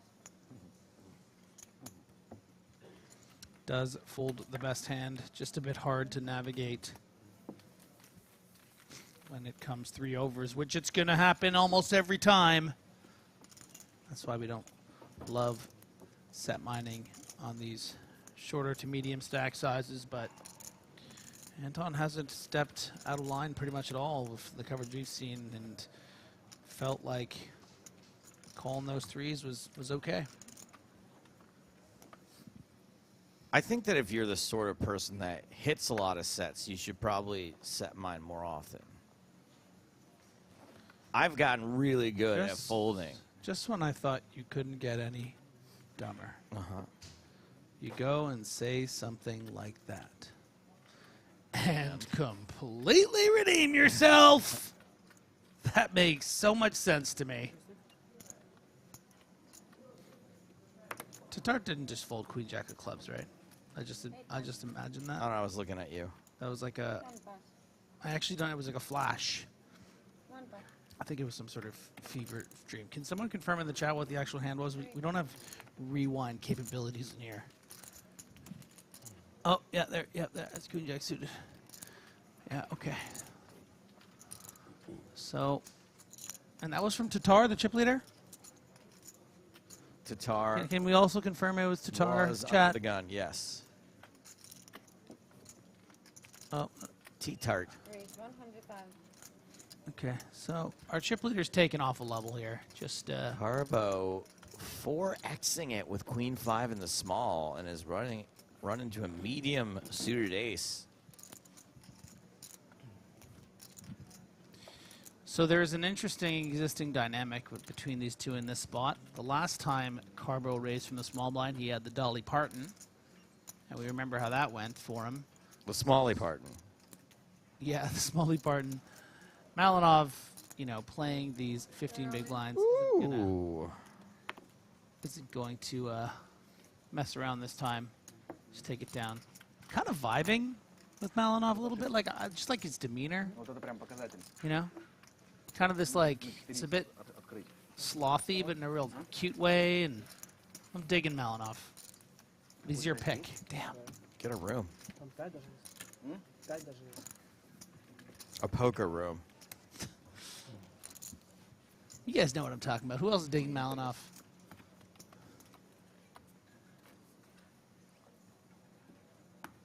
Я думаю, мы спустимся на типа 2,2 и пуши.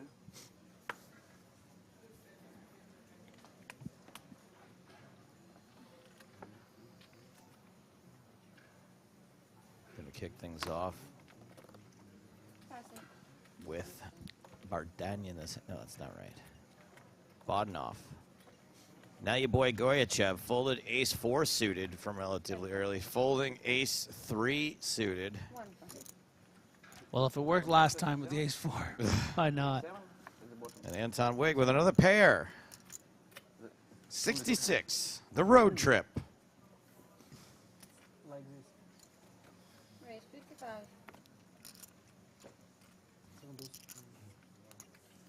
Carbo, you're allowed to be dealt a bad hand. Nope, not never. No, unfortunately not. It's in our charter.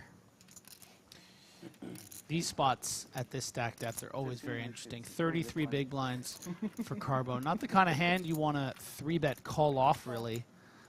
So, and certainly not one you want to 3-bet fold. And feels like too many chips to shove. So it's just going to flat and sort of stay under-repped. It is going to allow Tatar to sneak into the pot with a lot of equity, but yeah, these are the crosses we bear.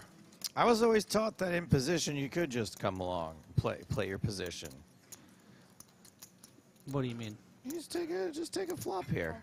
With Carbo? Yeah. Yeah. I'm just saying it's a very... For all the reasons you said. Yeah, I'm just saying it's a very strong hand, and if you did decide to 3-bet, you could just take it down pre-flop so often. King 10-4, gut shot for Carbo. Pair of 10s for T-Tart. 66 still for Wig, has been outflopped. Checks over to Carbo.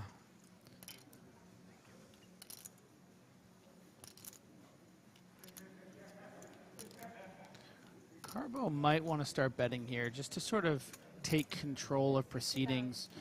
You know, if you don't start betting now and you let something like sixes, for example, get to showdown, that would be pretty ill-advised if you don't improve. And Tatart is going to have the weakest range. And by this expression, could even be considering letting this go, especially with Wig behind.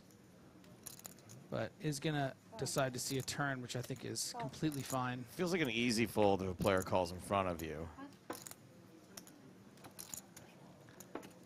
There was no other person in front. I know, I'm just saying. Yeah. And go to Anton. Go to Anton. Camera, Anton. Show Anton. Show Anton. Show Anton. So there he is. There he is. Look at that. Mad. Pissed off. Look how mad sweet. Look at him. He can't even keep it together. Pathetic. You're so professional. Keep it inside. About to pop those chips. Yeah, in his Jesus hand. Christ. Oh, did you see the glasses? One of his glasses shattered. Just shimmering. Shimmering shatter. So now this is the difficult thing about this capped range for Tatar as well, right? Is that Carbo can keep telling the king story, and it's tough to hold on. You know, when Carbo bets 180 here or whatever, if he decides to. And you know what? Let's go even bigger. Let's make it $250,000. Nearly.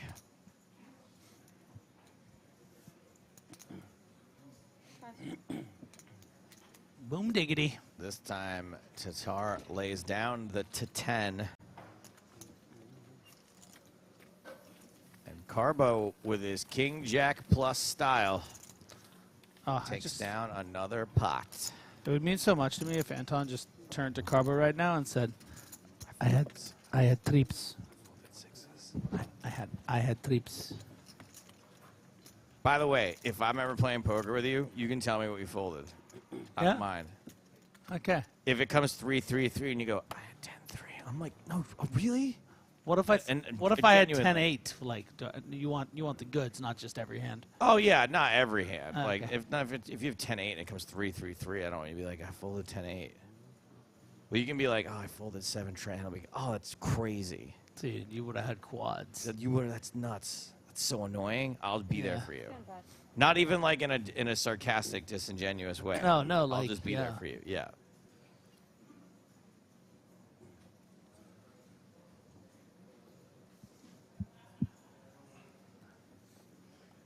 You wouldn't believe, by the way, the caliber of poker player who will still tell me a bad beat story in the hallway. Like, I don't mind. You're an amateur. You're like a fan, whatever. You come up to me, I say, how's it going? You tell me you find a way to slip a bad beat story in there. Yeah. That's okay. I get it. Can you do me a favor? Because Yeah. I know you like to do it anyway. Can you name drop an example? Can you just give me a name? Someone did it to me this week. Just and I give don't- me a yeah. name. Who was it? Come on. Can I just write it down? Okay, but I might say it.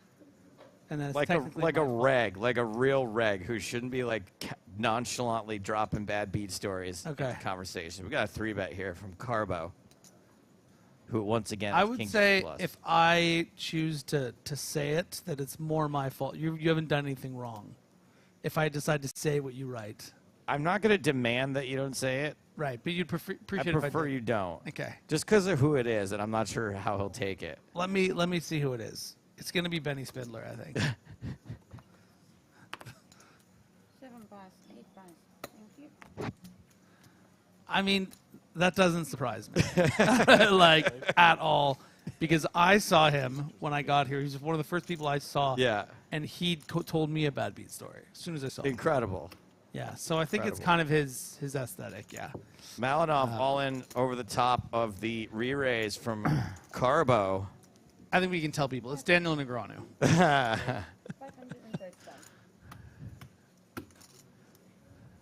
There's a certain level, too, where I feel like you regain the ability to tell a bad beat story. Interesting. Because I feel like people... I don't feel like people have enough empathy for someone like Daniel. So when Yeah. he tells me a bad beat story, I'm like, oh, they're there.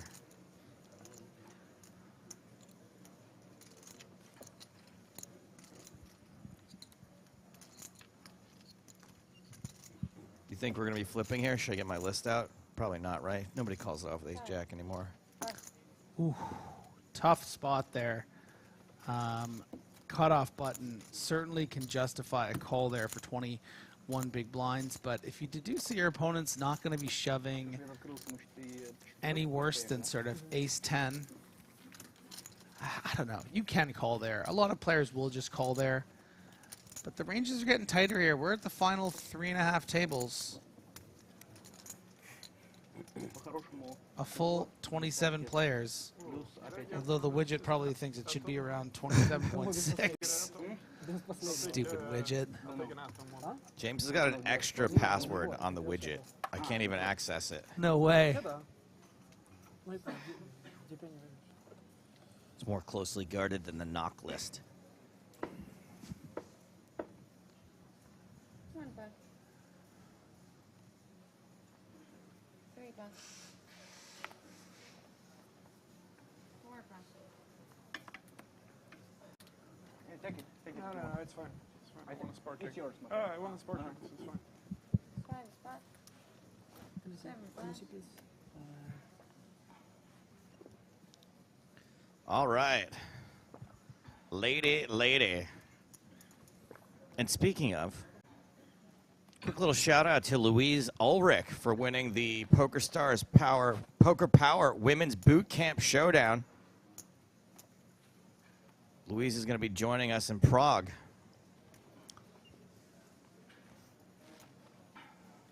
Louise is a former maths teacher, maybe on her way to becoming a professional poker player. Is it math or maths? I guess in Britain it's maths? It's maths in Britain. Okay. Most of Europe maths. It kind of makes sense. Because it's short for mathematics.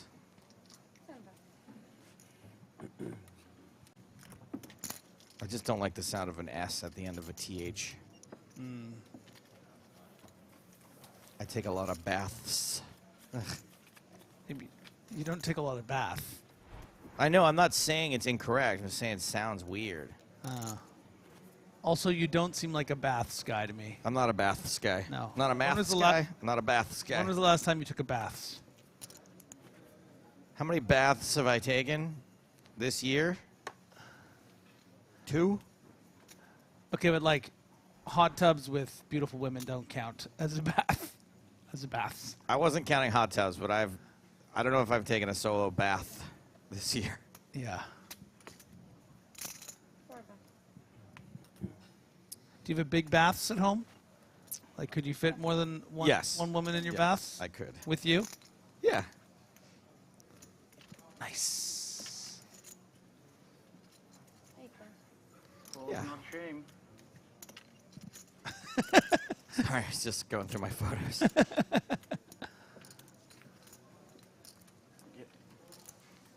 Is this a Wallach? Fred in the Mystery Machine gets a Wallach with 9 deuce suited.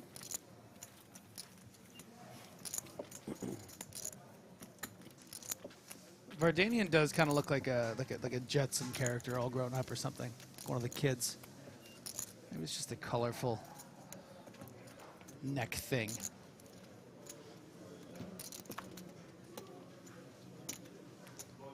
Does your bath have jets? It does. Freaking sweet. I got quite the setup, buddy. You gotta come. You really gotta come visit. I know.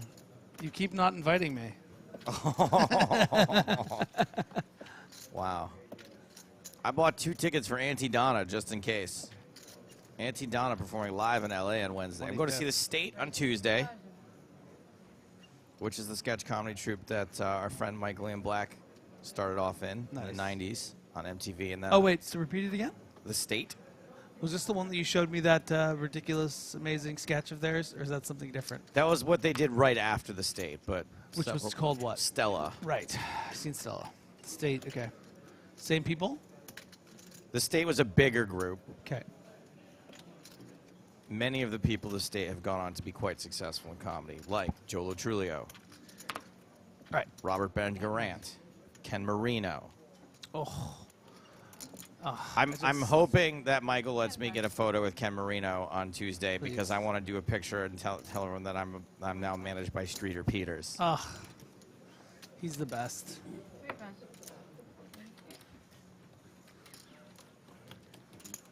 We got Eagle Eyes, our pal Brent, in the chat. I was wondering if Brent was going to go. He's going to go see Michael Ian Black in Winnipeg tomorrow night.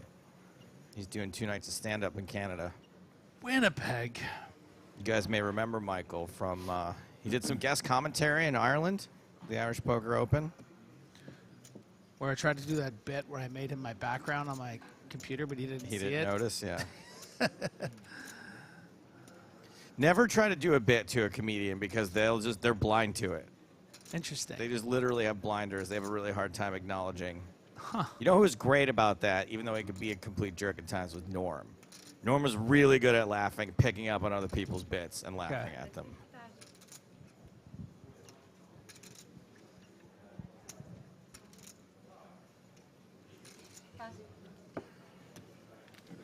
He was very generous in that respect.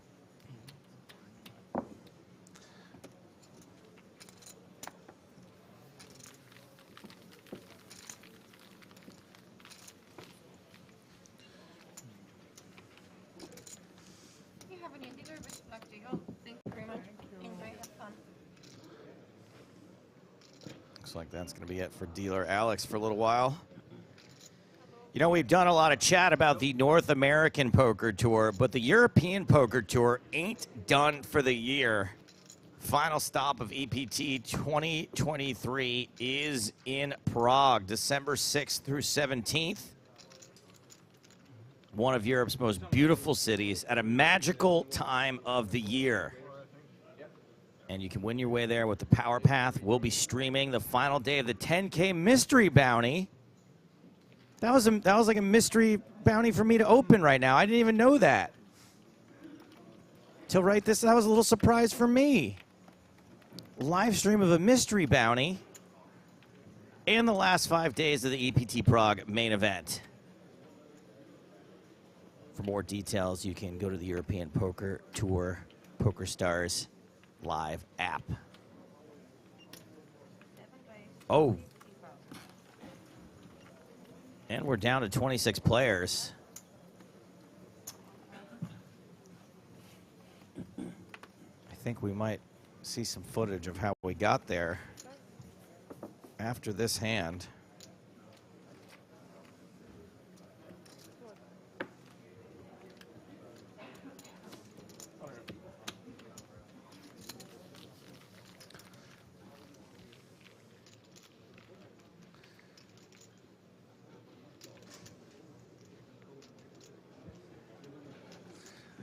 Well, I just oh, hold on. Mm-hmm. Outer table action. This is Biz, I believe. Mustafa Biz. Dato has shoved on him. Biz calls. Dato is behind, has ace king, and is up against two kings. Dato flops the gut shot draw. Turns it. And the river is safe.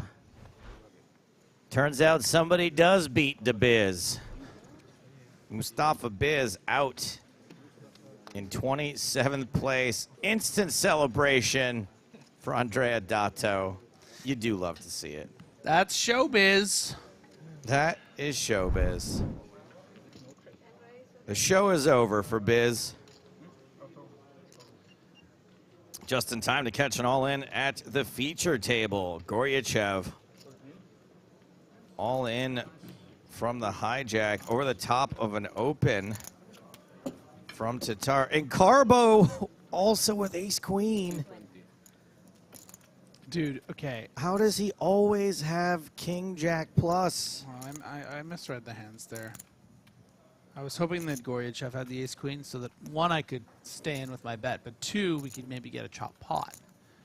This is day 3 for me here, no chop pots. Yep, well, none of those things is true, unfortunately.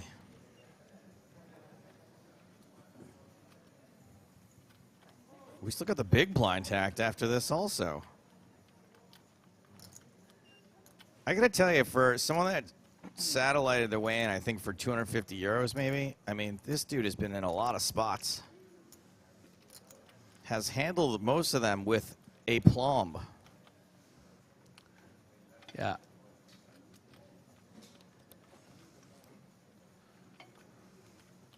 Goryachev cannot be liking this.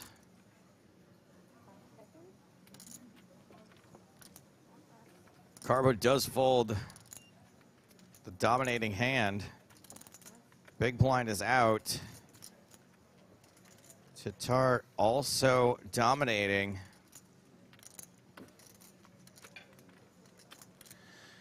Yeah, this is going to be a very, very clear call for these 12 big blinds, and I'm not just saying that because we can see the cards. You can't be raise folding ace-queen, especially when you have about 12 times the amount of chips. But listen, this is for big money. We all want to take time with our decisions. Oh, okay. So Tatar makes the call. It's a domination situation. We're down to 25 in the field. Nicholas Schweedy eliminated while we were waiting for this decision. So if this does result in a bust out, we will be redrawing for the final 24. 69% chance of that happening. 320. Cutting out that payoff right away. King, Jack 6. Things all of a sudden looking a lot better for Goryachev.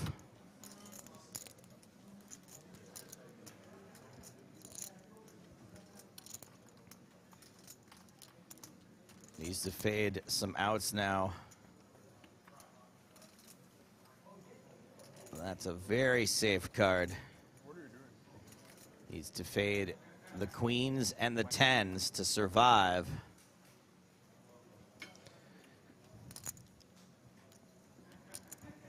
Domination rotation for now. River card. King of hearts. Kings and jacks with the ace kicker. Griffin's horse doubles up. Let's go.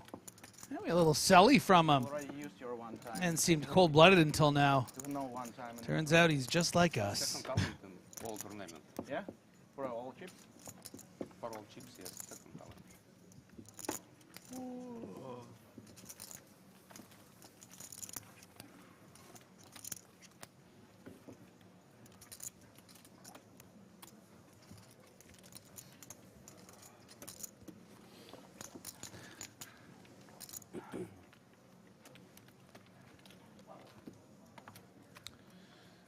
'This feature table turning into one of the haves and the have-nots. Tatar, 122 big blinds. Timur Vardanian with close to 100 at 94. Everyone else, 38 or less, between 38 and 26 blinds. That to be close.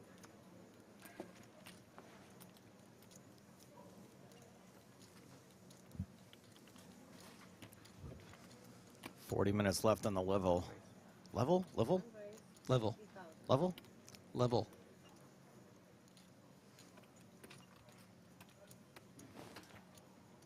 Oh, yeah, Anton. Oh, yeah.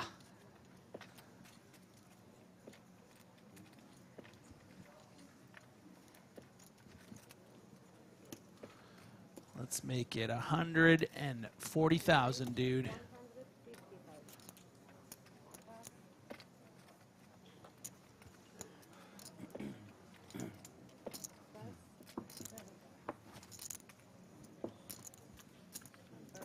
On the 3-bet, gets it done quickly.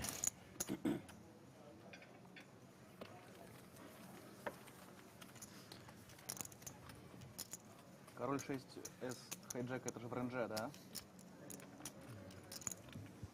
Граница ровно. К5 уже не проходит полвес, насколько я помню. Ну да.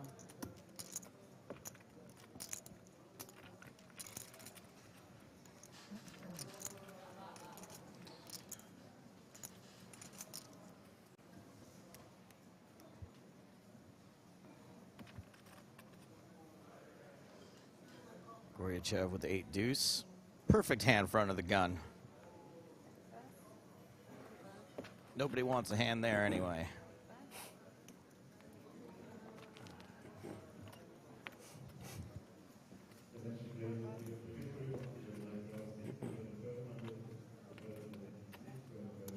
Action folds around to Malinov on the button with the Dolly Sharton.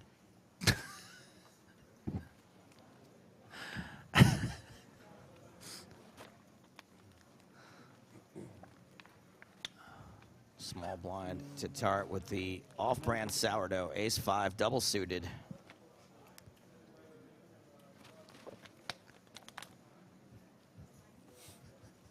Griffin really loved that one. I'm sorry.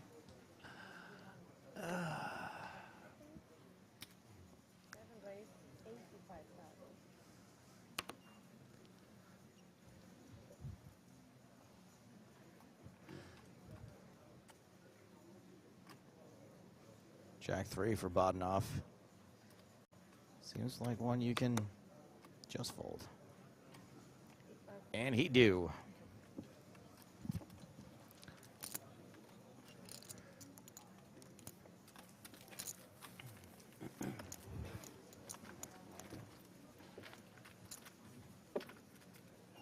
Still 25 players remaining.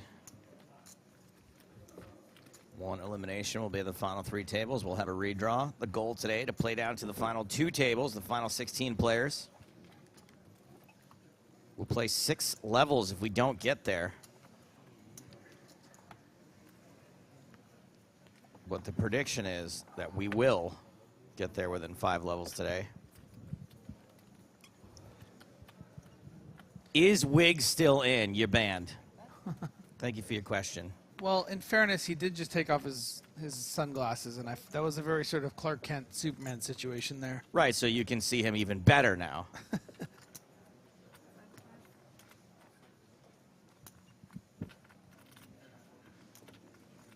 Ah, the Dolly Parton for T-Tar.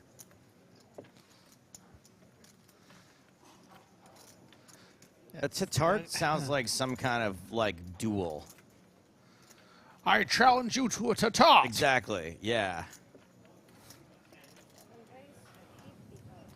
You've raised my big blind for the last time. I challenge you. Like an ear-flicking duel. Oh, that reminds me. I still have to show you Flickr. That Key and Peele sketch. I've probably seen it. I'm just having a hard time placing it. 180. 180.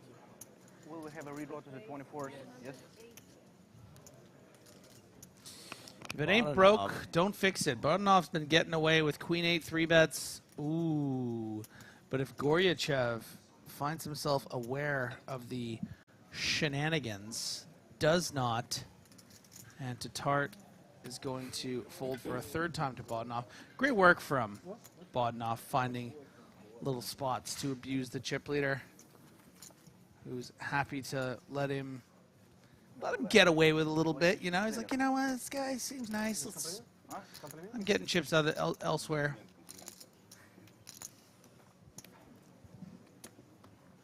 Не, ну просто как чел залезает, нельзя залезать вообще. Timar's getting his chips from the mystery machine. Я хз. 100% фолд нарисуем на ББ. Box of Scooby snacks.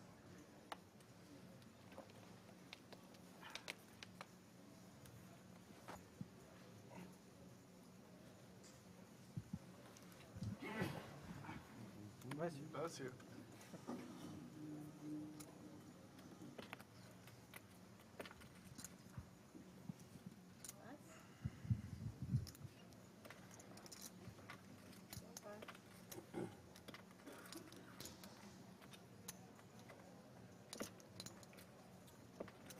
Action is folded around to Malinov, who folds.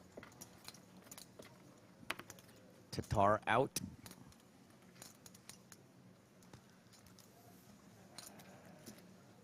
Renat. 50.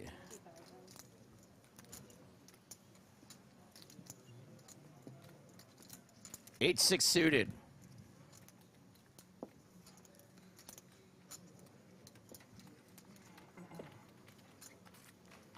Ace Jack suited for Goryachev. 25 big blinds. And a dream. Doesn't look like much of a dreamer, but okay, I'll give it to you. 60. Okay, so either a misclick or, I mean, it has to be a misclick. You don't think it's big enough?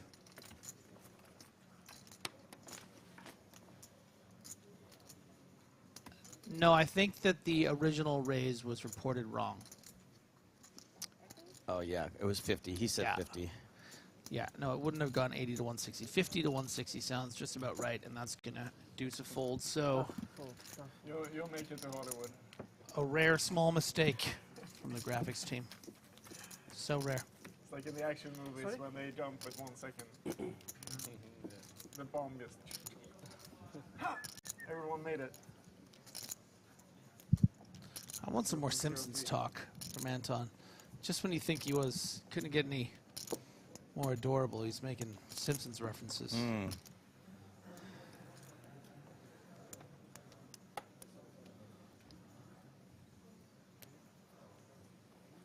You know, I once went to an escape room in Toronto with Anton Wig. Oh, yeah? Yeah. How was he in the escape room?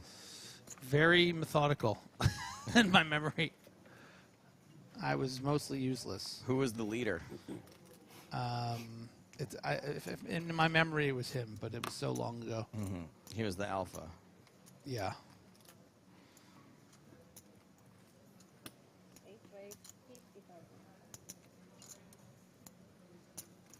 Over to Bodnov. Makes it 50,000 with ace-9. Goryachev will not be 3-betting this hand with the 10-deuce offsuit. Less. Timur just wants to look at the stack. And it's going to be raise and take it for Bodnov. Wig folds, the dirty diaper.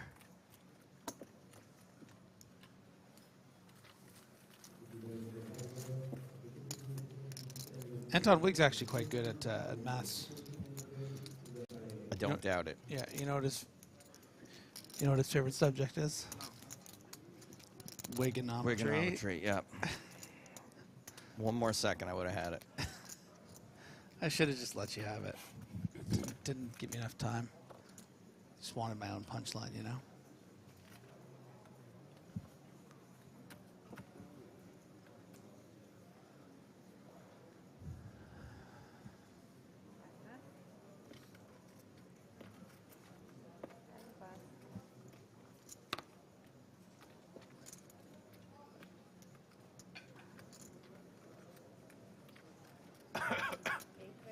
Renat coming in for a raise. Ace-8 in the hijack.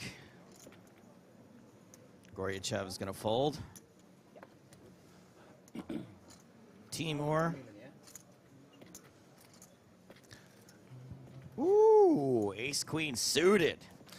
Yeah, these are the kind of raises at the hijack that you just want to get away with. You know, you got that blocker. Yeah. You got the medium, not so nice kicker. And this is part of the problem is...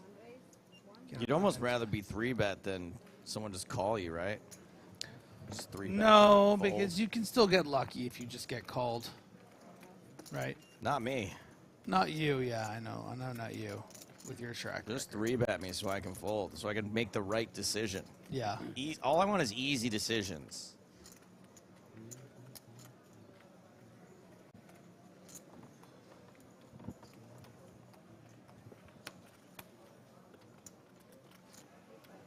Value. 3-bet and smile, yeah? Value. Well, you did wow us. I like that. 3-bet and smile, yeah? Я хз, просто мы АКС же, ну, мы же уже в таких эксерсайзах вообще не можем накалывать. Lobster, don't joke the joke. You banned. Ну, типа это... Maybe poker is the wrong game then, Joe. Lots of hard decisions in poker. Ooh. Don't joke the joke. No.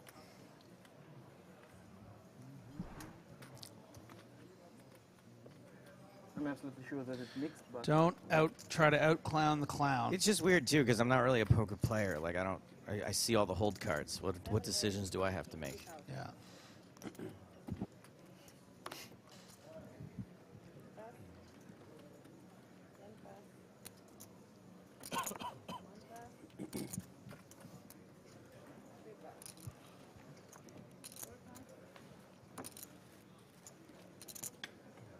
You have your own strategy in it, yeah? You use it every day? You use it every day or in special situations? No, I use now when I have a little.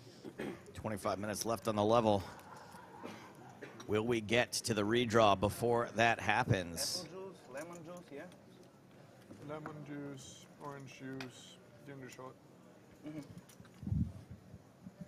What dish? Ginger. Ah. Wow. And honey. Ginger shot? And back in my day, it wasn't ginger shots they were talking about. What the hell happened? It was wheatgrass. In the type of cup. Let's wake up. Mm-hmm. What was the first shot you ever think you took? You know the best legal combo, I think. It was Goldschlager for me. Just It was awful. tequila. I remember being on the edge of a swimming pool and doing a shot of tequila and immediately puking it back up into the grass before doing like a body shot completion that no one noticed. You're not drinking any alcohol. Malinoff had a lot of success with the 10-7 last time he got into a blind-on-blind battle with it. You're not drinking any He said he's thinking, oh, this could be my new favorite hand. I can't just fold this after what I did before. I have to at least call. Yeah, let's call. That's an idea. Let's see what happens. I like. Very big mistake. I like good wine. Tatar with the Quevin. I can do whatever I want. A little bit, yeah? Yeah, I always gain a few kilos on vacation. Yesterday we played with the Manico. I think he got 15. And Tatar thinks it's good enough for a poke. The whole day. And that poke right back into Malinoff. Nice hand. Get the 10-7 to fold. Queen with the 7, like Joe and his girlfriend. Quevin. These are Scandinavian. There are only 2 types of people. Maybe British. Yeah, 3 types of people. It's impressive to still be alive. Raquel would have laughed if they would have liked that one. He just lose Kings versus AK for the 1 million pot at 5-10 or something like that. And okay, I can play without it. I will do it. It's okay to be a 7. It's always coming 7. Gross. Wait, what? Oh, gosh. The 7 is always coming. Just think occasionally before you open your mouth. Griffin. Just every once in a while. You're doing this. Randomize, how about? And just be like, just roll a dice, and when it comes up 100 or 1. I'm not taking responsibility for the direction this Just went. like, you know, take the under. Anton Wigg, speaking of under, found himself under 1 million chips for the first time in a little while. What a segue. This broadcasting class has really paid off. Anton making 50,000. The standard raise. King 9. With the suited dog. There's only one T-tart here, and he's sitting next to me.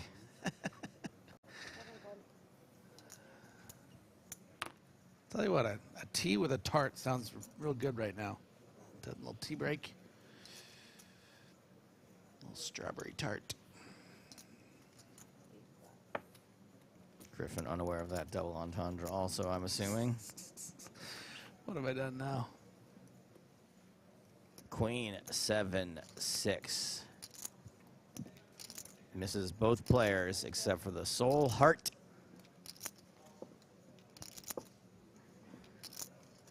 Other backdoors are available. Yeah, Wig recognizing that this is going to hit Tatar's range some of the time. If you think about all those Queen X type hands and the pocket pairs, sometimes Tatar does have something like Jack 10 suited and will just fold, but Wig doesn't know he has that. So going to go for a delayed C-bet strategy. Oh, but Tatar's like, well, wait a minute. If you think I have a queen, maybe I'll just pretend to have one. He's undeterred. Nice. I like it when you say pretend. I agree. It's a pretending sometimes. Yeah. Sometimes it's bluffing. Sometimes it's just pretending.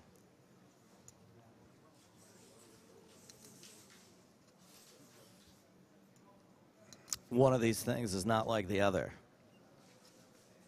155.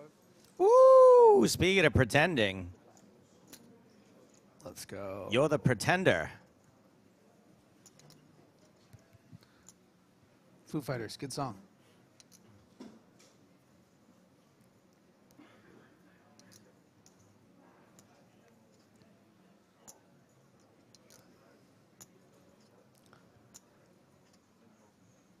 Wigga Chad. So back in the first season of the big game. Oh, we got outer table. Never mind. We have an all-in and a call. Well, not a call yet, just all-in. What game is he playing on the iPad?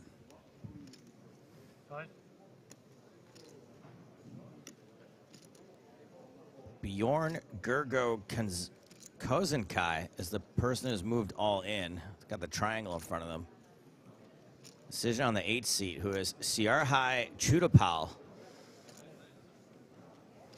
And he's already put out all of his time bank cards, so I guess it's a big decision. Obviously, it's for his tournament life. Well covered by the player in the 2 seat. Should give him a, if it's the last time bank, then he should give him a 10-seconder. 3, 2, 1. Does he have one more? He's got at least 2 there. Okay. Oh, I see. He's taking them one at a time. Wow. And we've cut away from that for some reason, which means there's something else must be going on. Yeah, I see a player standing. It's Bart Liebert standing over there. Oh, that's a walk-off. That is Harold Sammer, who is out in 25th. And the all-in and call has happened on this table. Chudapal standing. Shows ace deuce was up against ace queen. It's going to take a while to do the redraw, and then you have 18 minutes to play. So we And Chudapal is out. 20-minute break. We can organize the redraw during your break. Rack the chips, make the chip counts. When you come back from break, you take the chips and you go to your new position. So we are waiting for all the table to finish, and then we're going to start your 20-minute break right now. Okay, so we're down to 23. Still action at the feature table. Don't go anywhere yet.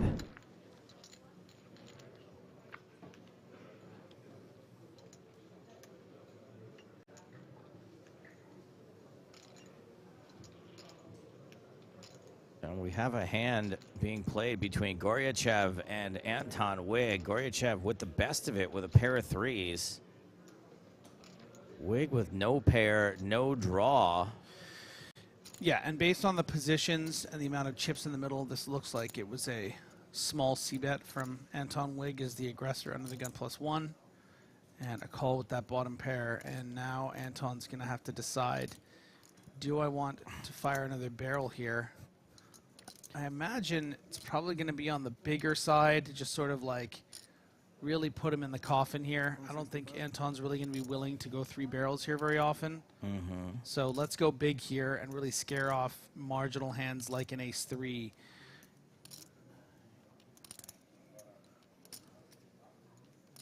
Wig does go big. Go Wig or go home. Most of the pot.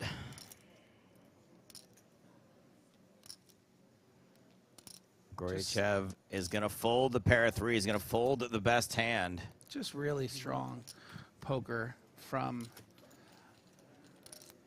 really the main character so far. I mean, we just had the best bad lookalike of the day. Someone, Andros, said Anton Wig looks like PC Principal from South Park.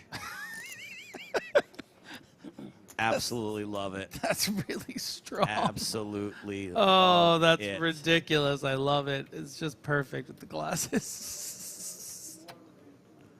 I believe that's the last hand in action. We're just going to make sure these players are going on break. So because we were close to the level break, we're going to take that. It's not going to be, it's going to be the redraw / level break at the same time. But I would recommend y'all get back before the break is over. We have a major announcement when we get back from this break. Really? These are the feature table chip counts. There's going to be a redraw, so that won't be the feature table when we come back. Some of those names will probably be the same. Are they doing the 23-way chop? I don't think it's going to be a 23-way chop. I think it's going to be a better announcement than that, personally. Whoa. Major announcement. There will be no change to this prize money, although we are approaching that 10th place money. We're going to hit that tomorrow. Going to play down tomorrow to 6. We are going to take a 20-minute break now. James Hardigan in chat reiterating that there is a big announcement incoming. Ooh. All right, players, 20-minute break. All right, my babies, you heard the tournament announcement. 20-minute break. When we get back, the final 3 tables, 23 players remain in a major, major announcement you are not going to want to miss. More from EPT Cyprus in 20 minutes' time.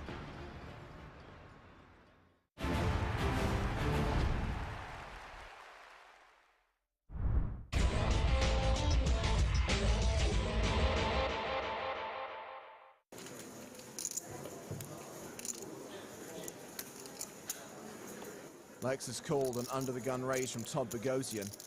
Bogosian's hit top pair on the flop. Now, to be fair, Lex does absolutely destroy cash games online. Bogosian's continued for 7,200. Lex with just king high. And he calls. I'd be willing to bet a pair of wooden shoes that the Dutchman is planning to take this away on a later street. Jack of diamonds on the turn. Attempt to take it away, I should say. That jack changes things a bit. Now that Lex has a pair, he might want to get to showdown as close to free as he can get it. Check, check on the turn. 7 of spades on the river. The flush card came in. Bogosian bets. 13,200. This bet is small enough that it might look to Lex like Bogosian also wants a cheap showdown.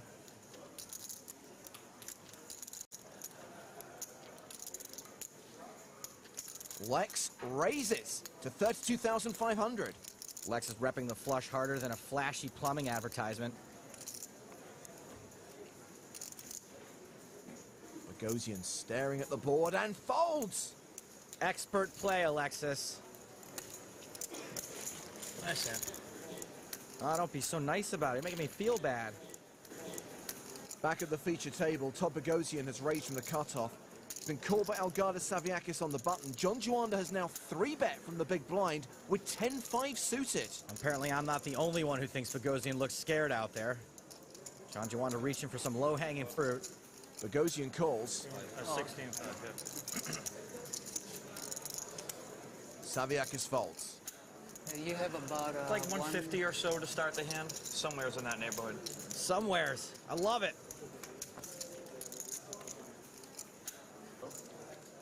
The flop.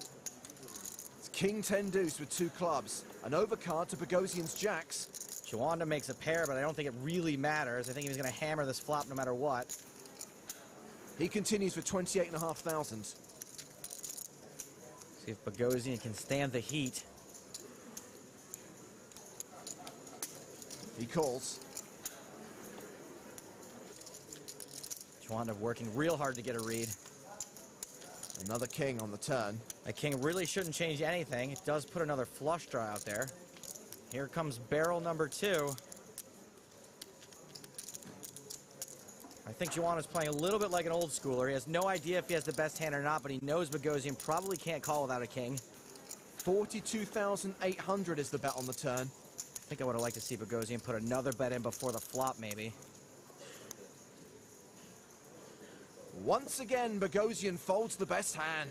Poor Todd Bogosian is getting run over. John Juanda adds nearly 53,000 chips to his stack. Don't worry, Todd. I'm sure the dealer's got some pocket aces for you in there somewheres. This is just unlucky. He shoves. Well, that took longer than 0.2 seconds. Therefore, I declare slow roll. The Russian Liam Gallagher eventually makes the call. And Vorokov has Bogosian at risk and way behind. Sigh. Bogosian has been on the business end of every bad thing that can possibly happen to him today. No king on the flop. It's down to 8% equity. Looking for a two-outer on the river. Like the hobbits of the realm, he is looking for a king. Nope. Todd Bogosian got tossed around like a rag doll today. First by the pros, then by the deck. Hey, at least your beat made the TV show. If it weren't a bad beat, we'd just come back from commercial, you've been gone.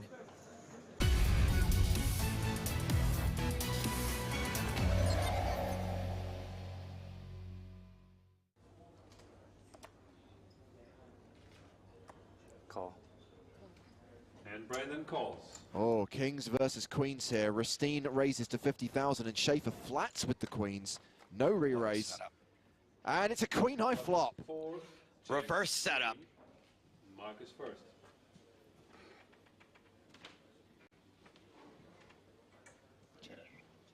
Mark checks.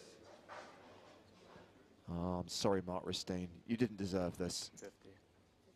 He's setting a trap, but his trap is actually inside Brandon Schaefer's much bigger, more disguised trap.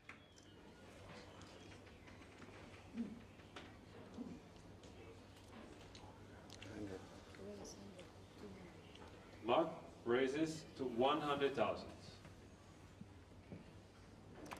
It's actually a pretty nice spot for a check raise as well with the kings. And Brandon calls. I think both players are playing this hand really soundly so far. I guess more commonly going to see the 3-bet pre-flop, but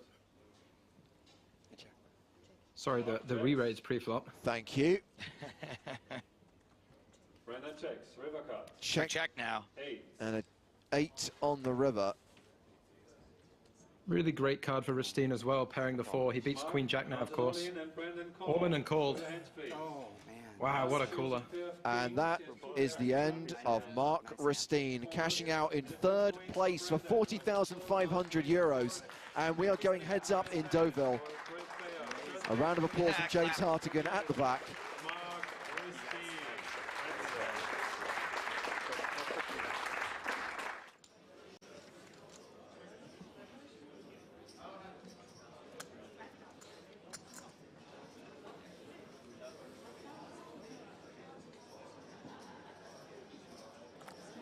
Well, we know Brandon Schaefer loves 10-7. Suited in diamonds. And oh, looks like the Desperados have arrived on the rail. Yep, 29-year-old James Hartigan is swigging away. I think that might be a Heine. All right, so we have a defend with the 4-3 of hearts. And flops about as good as you could hope. Carl bets 120,000. Hey, John Gale. Yeah. Come on. All in announced. Top pair versus bottom pair in a draw. It's a tale as old as time. James Hartigan watches on in the background. There's the call. Carl calls. We have an all-in the final of the French Open. We see the hand. 10-7 for Brendan. So top pair against a flush draw, a straight flush draw. Top pair, not the favorite. Turn, guys, a 9 of spades. Now it is. No help for Carl. And it is a blank on the river, which sees Brandon Schaefer win the Deauville leg of season 1 of the European Poker Tour. Brandon Schaefer, 144,000. First prize, Brandon Schaefer, runner-up, Carl Olsen. This prize money, 80,000.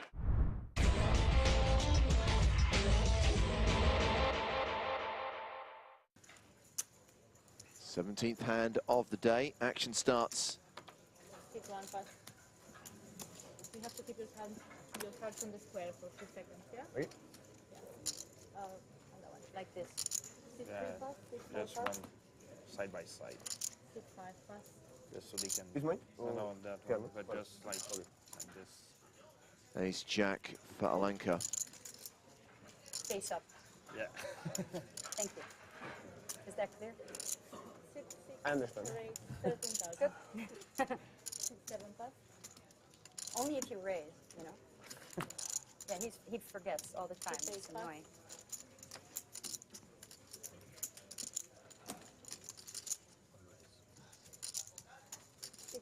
Aces for Hanafi. Johnny Overkill.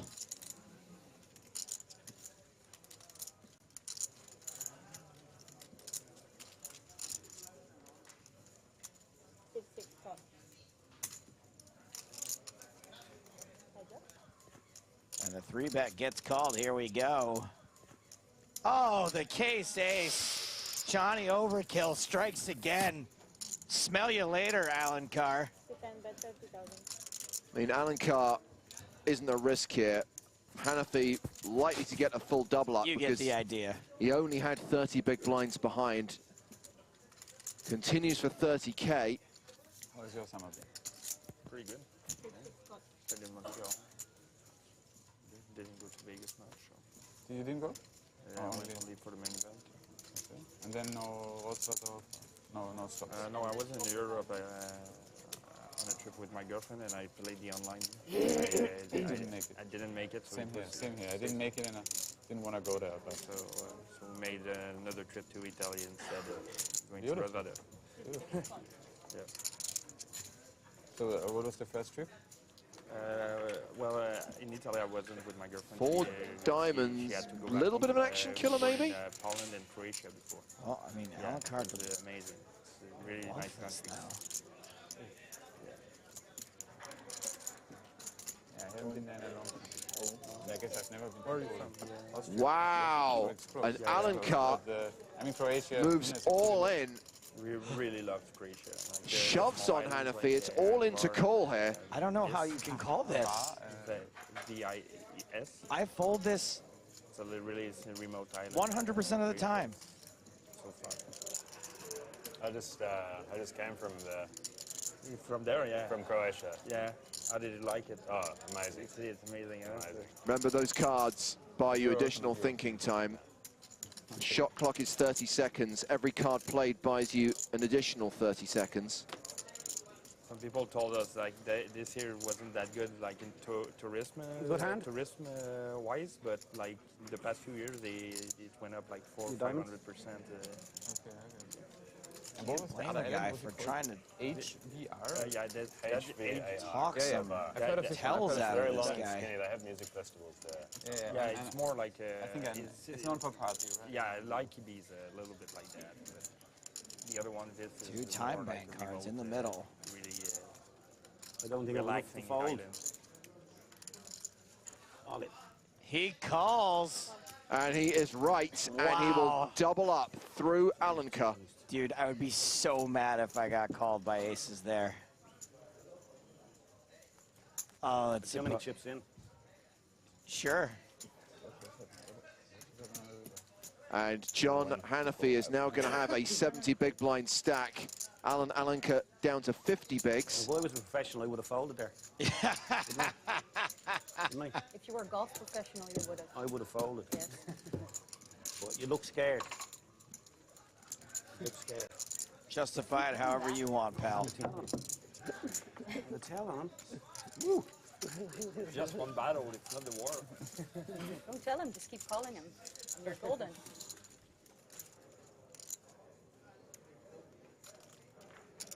Slightly bigger pocket pair for Alan Carr. Pocket jacks.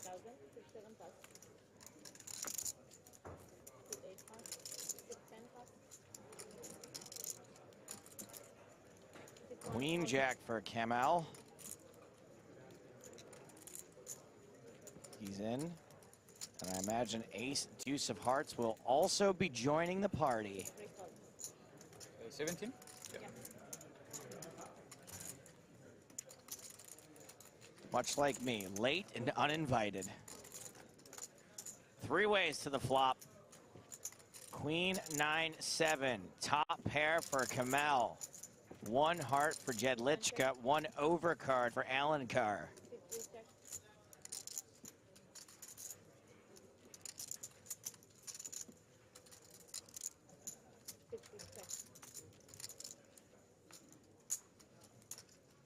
And now 2 hearts for for Jedlička.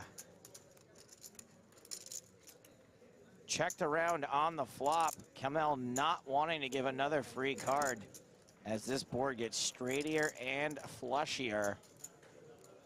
I do not think he will be eliminating the nut flush draw, however.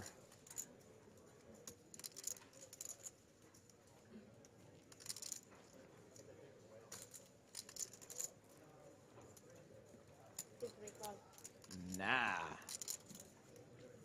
Stefan calls. Pocket jacks now after a bet and a call. I feel like you can probably confidently fold pocket jacks. What do you think, Fenton? It can be reasonable, multi-way, particularly when you have the heart. Makes it less likely that your opponents are going to be on draws, have hands like Jack 10, King Jack.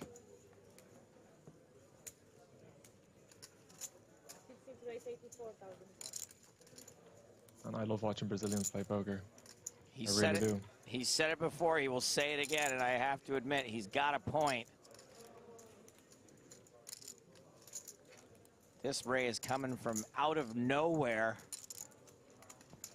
Last to act on the flop, doesn't bet. Decides that this raise on the turn will be credible. Gets top pair to fold.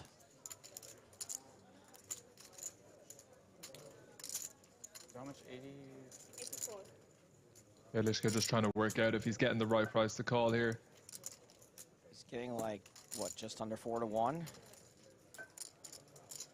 Of course, we can see that he's less than a 3 to 1 dog, so would expect him to call, particularly with more chips to play.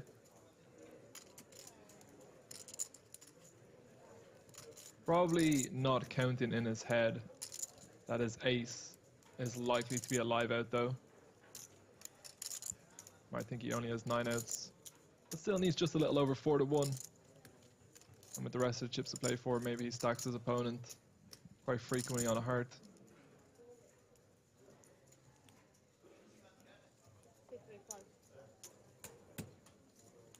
It's a call. 250K in the middle. River card is not a heart, but it is far from a brick. Top pair for Jedlička.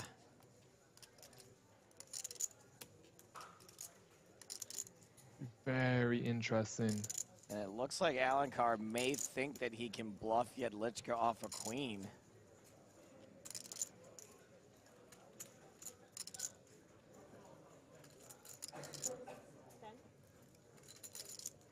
Problem with bluffing with the jacks is that you just block the hands that you want your opponent to have as the auto folds. The king jack of hearts, the jack 10 of hearts, maybe even just jack 10. You don't block any of the pairs, any of the sets, any of the 2 pairs, but he is going to pull the trigger. This is a very tough spot for Jedlička with ace deuce of hearts. Man, when somebody puts out a big stack like that and then immediately looks to me the way Alencar just did, that does not seem super strong to me.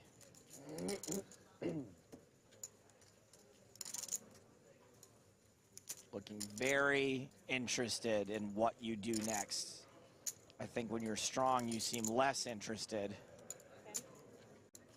You're less invested. You know you're going to win the pot no matter what. Show one. Jedlička does lay it down. Show him the jack of hearts. How can I call with a flush?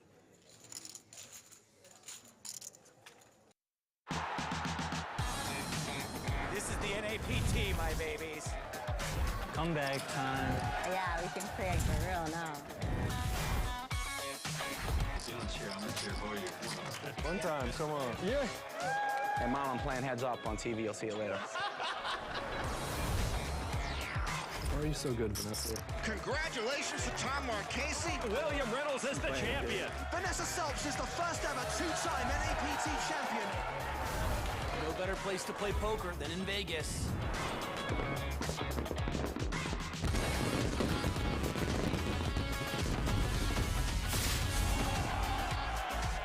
I think I'm gonna have was fun playing with you today, sir. It has been a minute. See you on the strip.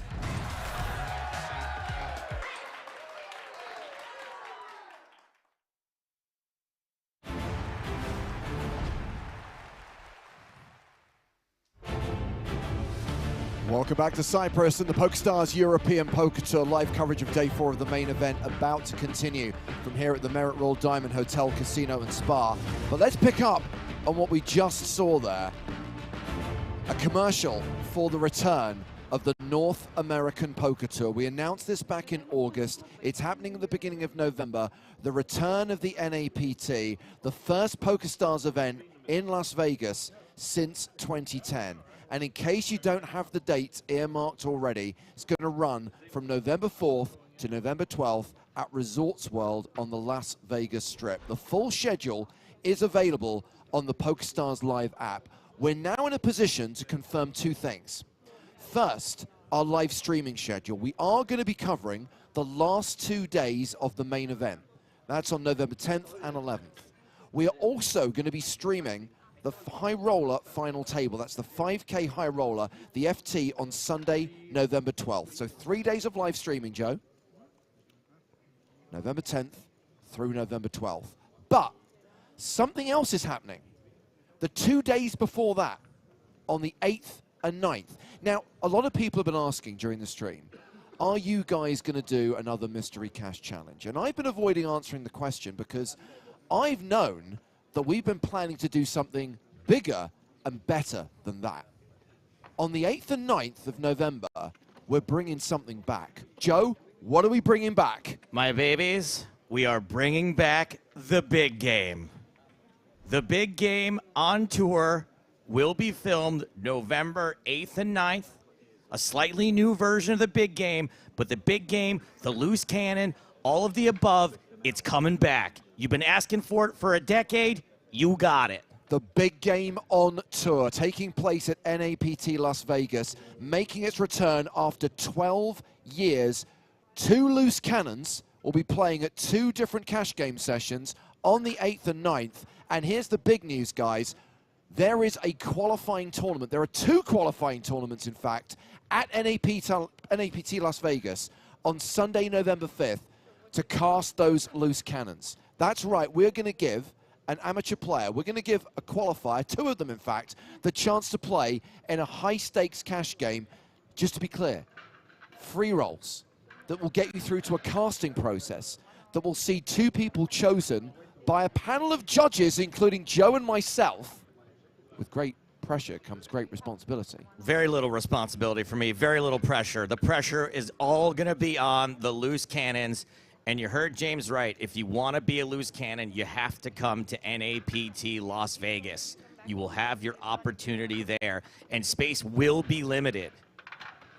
So the lineups for the big game on tour still to be confirmed. We're going to be running 2 sessions, 100, 200, no limit hold'em.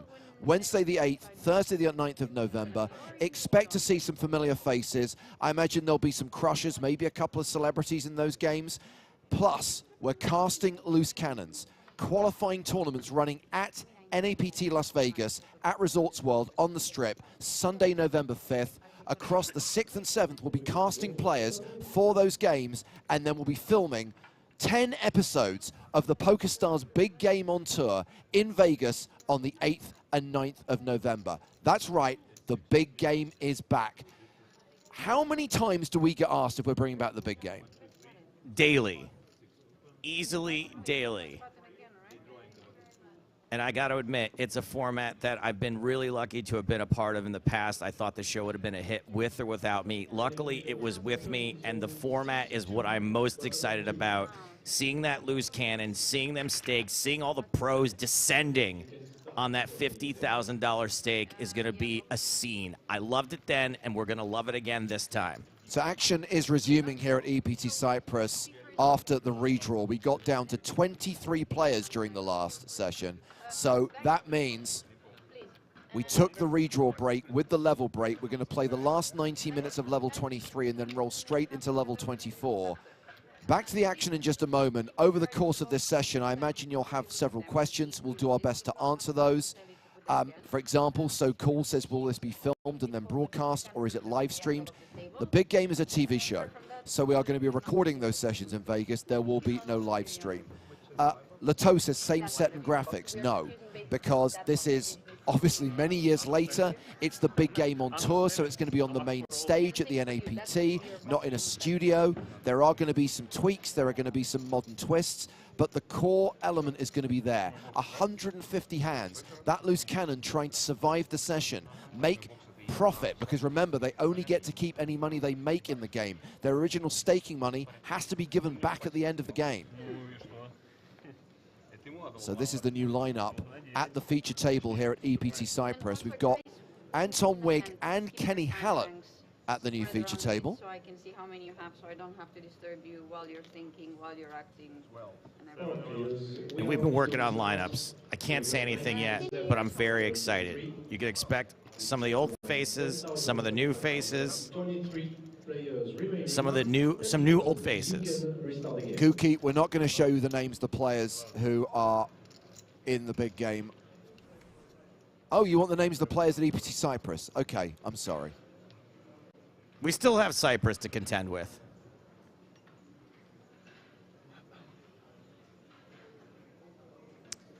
Jay Palermo's new twist that the loose cannon has to pay up if in the hole at the end. I'm pretty sure that's just how a regular cash game works. Is it me, or is that just a regular poker, high-stakes poker Yeah, that's game? not really the big game format, is it? Okay, back to the action at NAPT Cyprus. Conflating the two just to keep it completely on We're brand. very excited.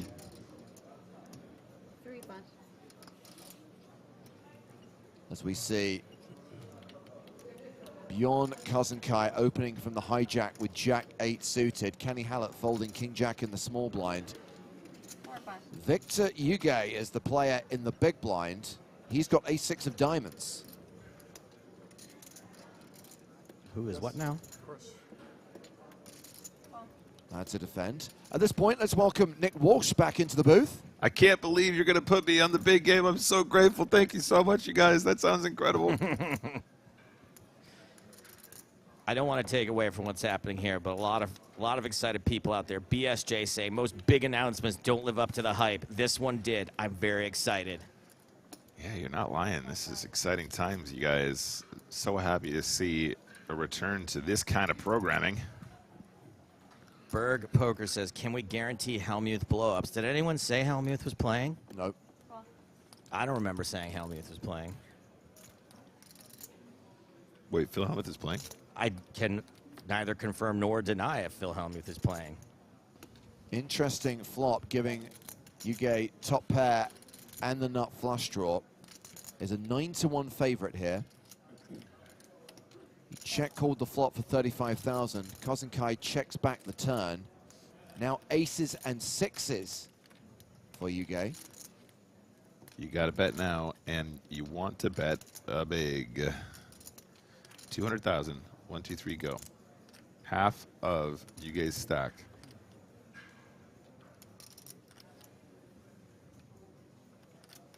Bet 140,000. 145K instead. Seems good. And might see the hero call here from the Ocho.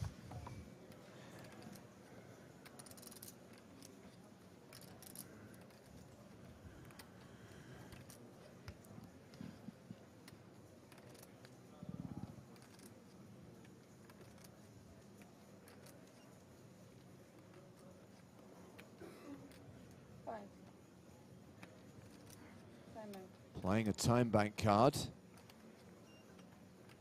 Feels like this would be a pretty big call with a pair of eights. Yeah, I think it's just imagining how many combos here are going to find a bluff, and I just think that it's pretty unconventional to see A6 check the turn as well, even out of position.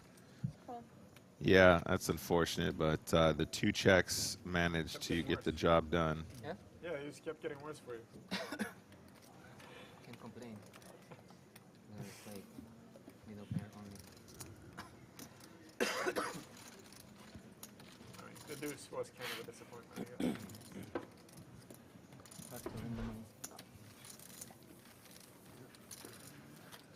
32 bigs for Victor. Dennis Gerton, watching on YouTube, says the big game is the thing that really got me into poker. So excited to see a modern revival of it after all these years. Can't wait.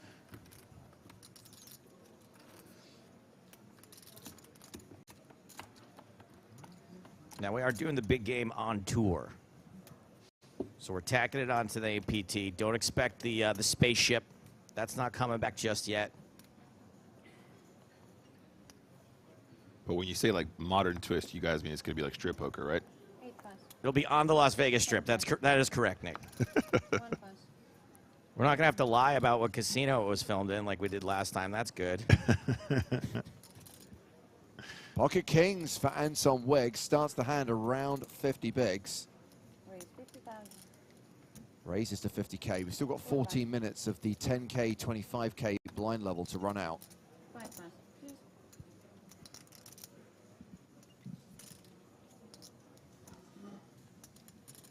Lucas, where we'll be able to watch the big game? In the future, broadcast channels TBC. 160. Unlikely to air until 2024, Luke. Uh-oh. Ace-queen suited. Yeah, and Goryachev making a pretty committing 3-bet here, Nick. Yeah, 160 and 455 back.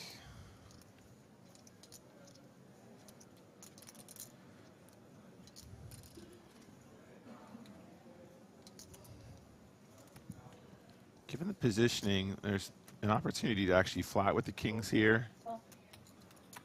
And I think I like it a lot. Like, you're not going to struggle to get the rest of the chips in the middle. You want more action, especially if this individual finds bluffs.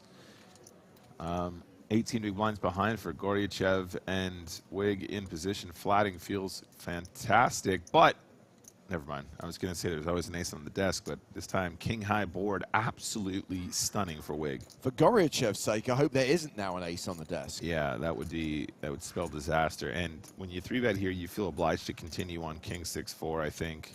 You don't have to go that big, though. You can probably get away with, like, quarter pot.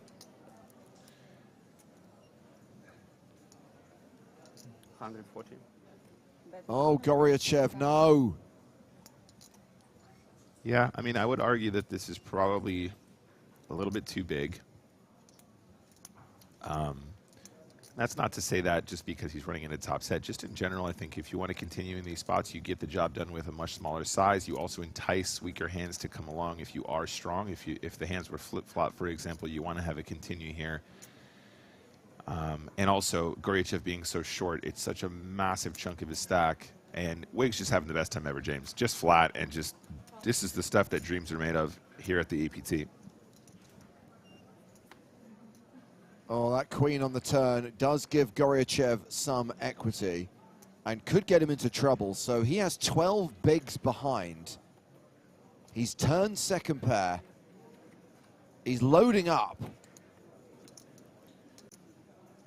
Yeah, I mean, I hope for his sake he slows it down here. I don't see any value in the continuation here unless you're like literally targeting maybe like pocket jacks, but even then jacks are hitting the spot.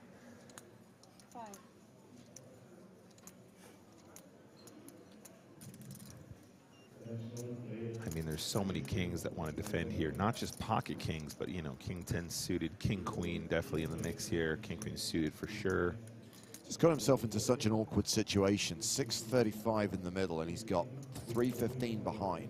Yeah, and, you know, imagine that Wigg defends jack 10 here on the pre-flop. Oh, no. Oh, no. Decides to move all in, gets snap called, and is drawing dead.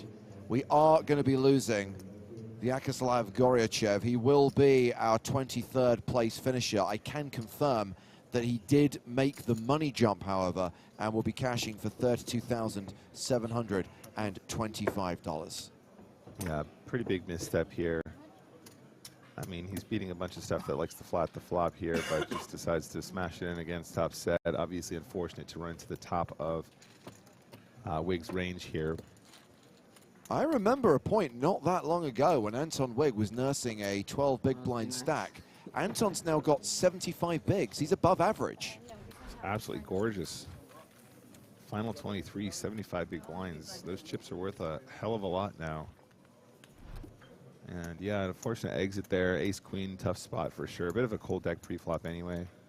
I think there's an opportunity to size down flop and then possibly get away from it though on the king high texture. So with Goryachev gone, we are at 22 players in the EPT Cyprus main event. Average stack is around 1.75 million, 1.8 million in fact. Sorry, I was going to ask, what's the watch on Anton Wigg's wrist? I have not been able to identify it. But the fact that he's got nothing to secure the strap really tilts me. Big flap on Oh, no, really? I mean, honestly. By the way, guys, if you missed what we announced coming back from break, we confirmed that we're going to be streaming 3 days of the NAPT next month. Streaming from the 10th through to the 12th. Main event and the 5K high roller. But bigger than that is the return of the PokerStars big game. We're running the big game on tour at NAPT Vegas as we see another player with kings. This time it's Kenny Hallett. But just to be clear, we're shooting across the 8th and 9th of November, but we are going to need to cast 2 loose cannons for the big game. And that process starts on Sunday, November 5th, when we're going to be running qualifying tournaments at NAPT Las Vegas, at Resorts World, giving players the chance to earn a seat in that game. So if you are planning on coming to the NAPT, if you're going to be in Vegas that weekend in November, these will be free rolls that will give you the chance to be a loose cannon, to be staked 50K to play in a 100-200 no-limit hold'em game. Imagine smashing the big game and then having all that dollar to go and watch the F1 in Vegas for the first time ever. That would be cool. I don't know the number, James, but did you hear how much the city of Las Vegas spent repaving? Yeah, the strip. It's absurd. It's bajillions.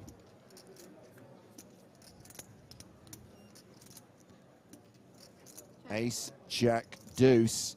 Kenny Hallett outflopped, sitting there thinking, always an ace on the desk. Yeah, this is gross. So Hilaire here, 92 bigs. We just discussed Anton Wigg with the 68 big ones behind. I wouldn't be surprised to see a continuation here from Kenny, but it also is a little bit of a gross flop for kings, of course. And now you'll notice Hilaire, it's so calculated, so much experience. You see how he sizes here in the 3-bet pot. This is what I would have liked to have seen from our previous bust out. 3-bet pots, your continuation size can be very, very adjusted downwards, both to the benefit of your value range and to the benefit of your bluffing range. 270,000.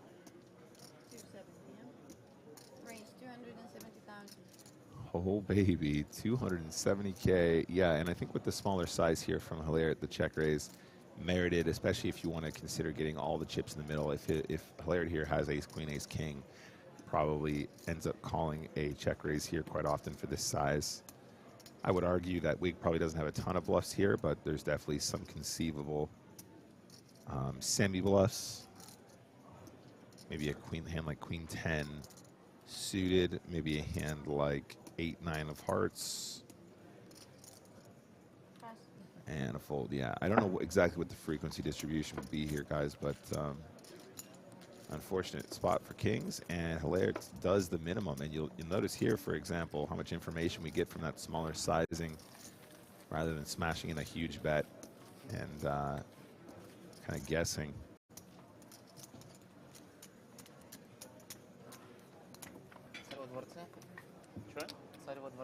Lazarus Reed thinks that Anton Wigg's watch might be the Omega Speedmaster Dark Side of the Moon Apollo 8 variation. I will do a Google search in just a moment. Still a lot of people commenting about the prospect of the big game coming back. and asking questions. Just to be clear, because it's the big game on tour, there are a few differences from the original. So it's going to be a 100-200 game rather than 200-400. Hence, stacks are going to be slightly smaller. I mean, $50,000 as a starting stack for the qualifier is not exactly a short stack, but Yeah. you take my point. I do indeed. All right, so chat, get your guesses. What's going to be different? What are the modern twists that we're going to add? Because I legitimately don't know. But now I'm speculating because I'm very excited about this. Here is more tougher, I feel. Hello, Molinov. Oh yeah, wow. I think they might have drilled it, James. I'm not convinced. I'm definitely. It's a good shout in the chat though. Whoever said It's Dark Side of the Moon.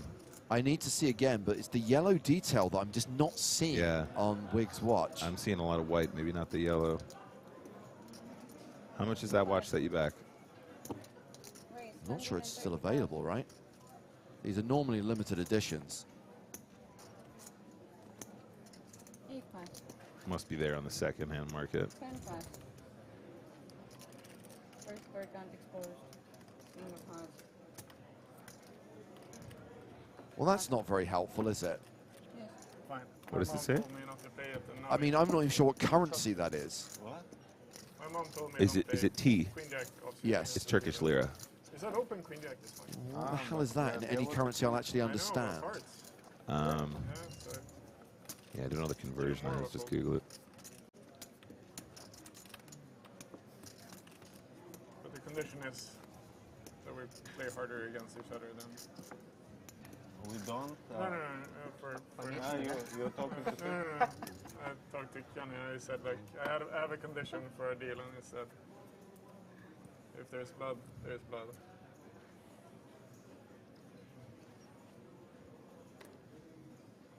Three pass. Oh, thanks. 4 pass.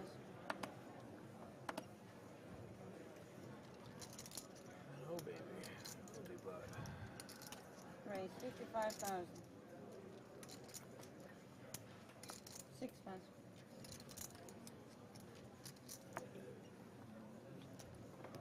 8 pass. 10 pass. And a raise from pocket fours. 1 pass. Come on, man. And no action.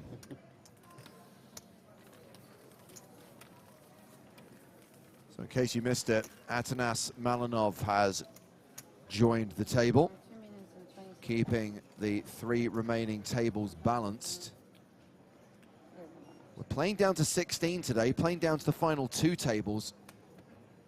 We have actually got to 22 a lot quicker than anyone would have forecast, and we are playing deeper right now than a 50 big blind average.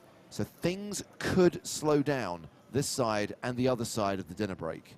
Yeah, quite right. I imagine that's how it goes. We've seen it so many times before, James. Done so many broadcasts together now, and it's 4 pass.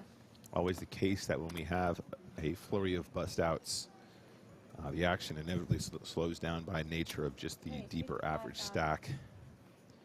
With the exception, however, of the PKOs we would cover for Sunday Million, for example, where the big stacks are now highly incentivized to attack shorter stacks with the bounty incentive. 6 pass. Are you going to do the conversion for me, James? No, I'm just keeping the image up because I'm still not convinced it's a Speedmaster. Just that the case shape doesn't look right to me. 10 pass.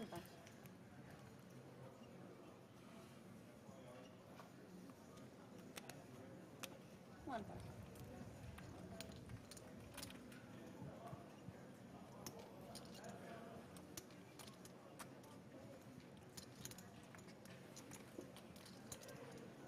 Three pass.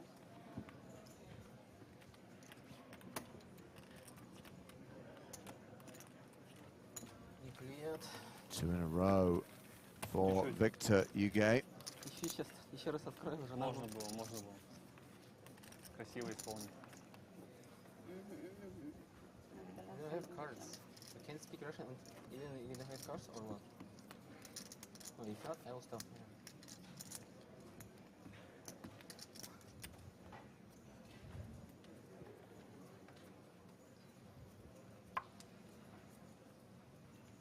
I appreciate that there is what could be yellow or orange detail in Anton Wigg's watch, but not as much as there is in the Apollo 8 Dark Side of the Moon edition. It's quite pronounced.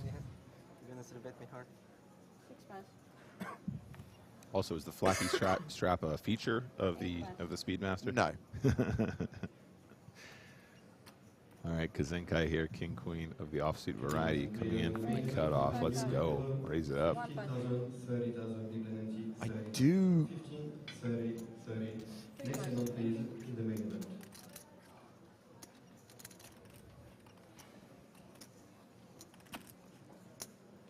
Kind of wish that we had Bruce Baggles with us here in Cyprus, because he'd be able to get a very close shot. A whole Bagolino? We'd get the whole Bagolino.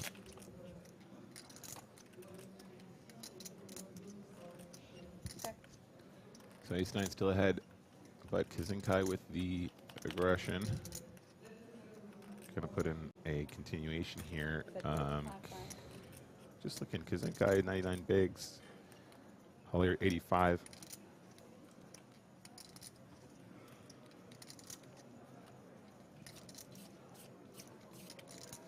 So quite deep stacked.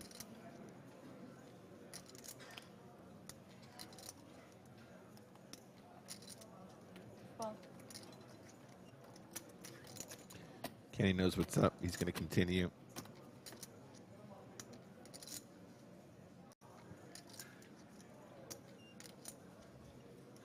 And when you continue on these boards, you know, you can really freeze the action from the aggressor. Not only could you have the best hand with the ace-9, which of course is probably one of the reasons why Hilaire is calling, but even in the event that their opponent has, you know, maybe a pocket pair like pocket 5s or 6s, still have equity against that, especially against the smaller continuations, which is what we tend to see from the current meta. Not this time, though, because Zenkai decides to continue barreling. I think this is quite studied as well. I think 10-10 deuce is a board. You see quite a lot of floats with overcards and ace highs. Yeah. You can definitely get some deuces to fold, which will be in the big blind's calling range. 4 doesn't change a whole lot. I really enjoy watching Kenny play, though. I think he's just a guy who's been around the block a ton. He knows exactly how to navigate these large field MTTs. He knows he's got to fold probably most of the time here. There's a chance he randomize and continue, but you have to always put your opponent in mind, because you can't just follow the GCO rules all the time. That's a big misconception in Texas Hold'em. Oh, the game is solved. You can look up every spot. As soon as your opponents deviate pre-flop, everything changes. Everything changes about the post-flop. Everything changes about what your expectation can be for the opponent's range. Can I get a cappuccino, please? And Bjorn is going to pick that up now. 88 big blinds. I mean, James, 88 big blinds at this stage in the tournament. You're feeling fantastic. 22 players left. You can see the final table. I mean, you're literally on the final table, but you can literally taste it. It's that close. It's right there. Hey, Nick, I've just had a press release from PokerStars. The big game is coming back? Plus, an EPT live streaming schedule, Friday, Saturday, Sunday, November 10th through 12th on PokerStars' Twitch and YouTube channels, hosted by the PokerStars commentary team, James Hartigan, Joe Stapleton, Maria Ho, Griffin Benja, and Nick Walsh. Did anyone tell you? What? Vegas? It's Vegas, baby. Yes, somebody did tell me a little bit unofficially, but yes, we'll be in attendance. I'm looking forward to it. Any of you guys who enjoy the stream out there in the United States would love to see you in Vegas. I think, is it fair to say NAPT came together kind of last minute, James? It's faster than most live events. Yes. But, you know, of course, guys, it's really important that we get some attendance and a chance to take part in creating some history and a great venue and a great location. So definitely come and check it out. Come say hi. I'll probably be busy playing in the big game, but if not, you know. Don't do a Spraggy. Don't play a level above your norm. By the way, the blinds went up a couple of hands ago. We're now at 15,000 at 30,000 with a 30K big blind ante, still playing deeper than a 50 big blind average. How many bullets did he fire in the 100K? 4. 4 bullets, huh? Unbelievable. Just because he min-cashed the PSPC. Overconfidence, Nick. That's what it was. Overconfidence. Yeah, so as I say, I'll be really busy playing in the big game, guys. But if I'm not, come and join me for a drink and let's hang out. I think it's going to be a great vibe out in Vegas. Can't wait. Right, 60,000. Cyprus already such a vibe. I'm really, really enjoying this stop. I think this is going to be a new fan favorite. Just awesome, awesome location, awesome amenities. So the most important hashtag fun fact relating to the NAPT is that Joe and I actually met face-to-face for the first time at the first NAPT Las Vegas in February 2010. And the first time we worked together was a month later on the NAPT Mohegan Sun live stream. Wow. How many NAPTs have there been in history? Not that many, only ran for 2 seasons. So multiple stops per season? Probably about 4 or 5. Okay, so about 8 total maybe? Yeah. It's exciting. You know, would just love to see more Americans involved. I know a ton of you guys out there used to really enjoy playing live poker, and circumstances have changed, and I just think it's downright un-American. So we had the under the gun raise from Yannick Schumacher. We've got the call from Kenny Hallett on the button with 9s. We've got the call from Victor Uge in the small blind with King 10 of hearts. And we are going 3-way to the flop. Yeah, pretty much even Stevens here. You can see it going anywhere. Let's take a flop and see what happens. Flop is deuce, 4, 8, 2 spades. 9's probably loving this flop. Probably just imagine we see a bet from the player in position here. Maybe a third. 75K, 80K, something like that.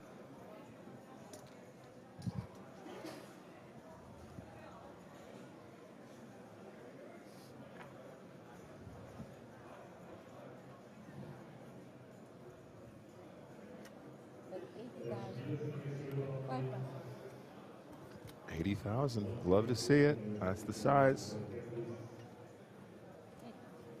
Big enough to have a few bluffs. Not so big that you don't get paid when your opponents have connected.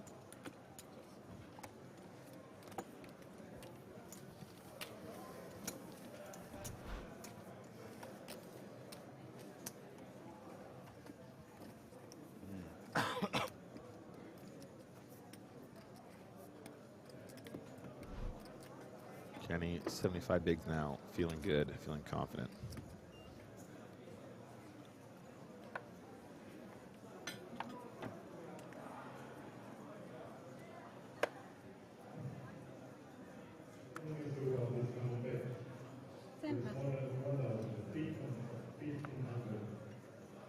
So exploring a few hypothetical scenarios because this has gone quite quickly, and still imagine it will slow down as we get into the evening session. But if we were to hit 16 players and hadn't played 5 full levels, I think we would have to play out to the end of that 5th level.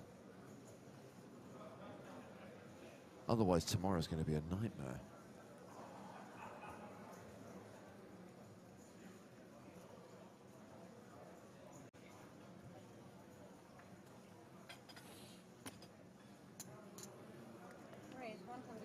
Okay, folded to Malinov in the small blind. Has raised it to 100,000. Schumacher with 7-4 off in the big blind.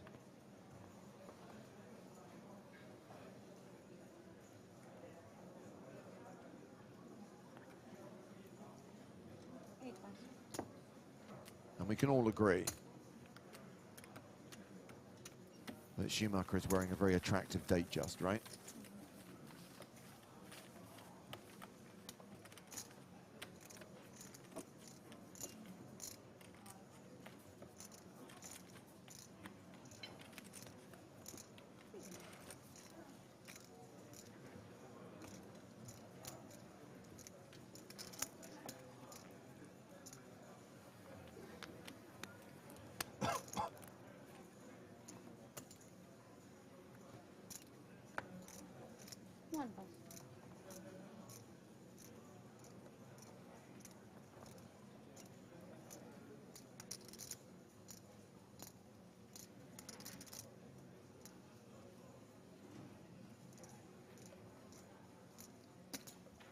Great, 60,000, 4 pass.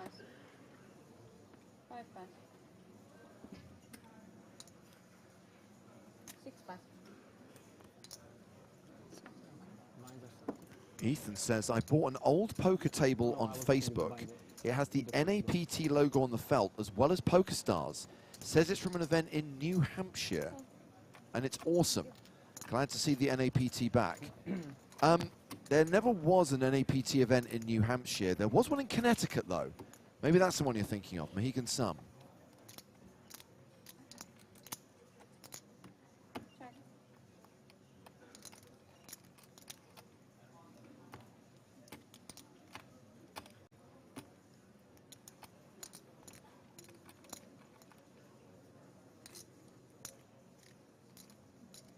It's a great event back in 2010. Got a viewer who ended up with a poker table. Joe ended up with a big screen TV. Everyone was happy after that one.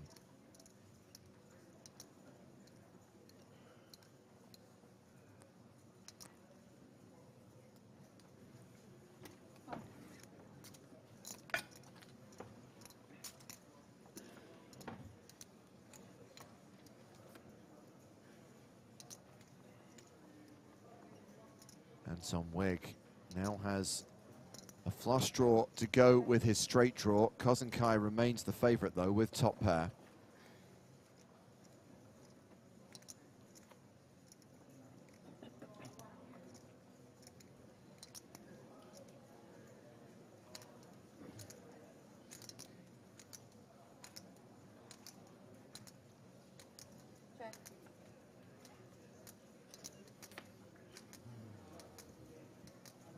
And the board breaks out for Anton Wig.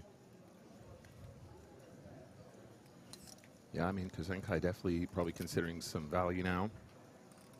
You can imagine some ace highs might want to find a hero call here once in a while. Jack, Jack, 3-3, of course. Playing the board. I don't know, given the action, probably not a fantastic spot to find one of those, but I think a small bet is cool. You get paid by a bunch of smaller pairs.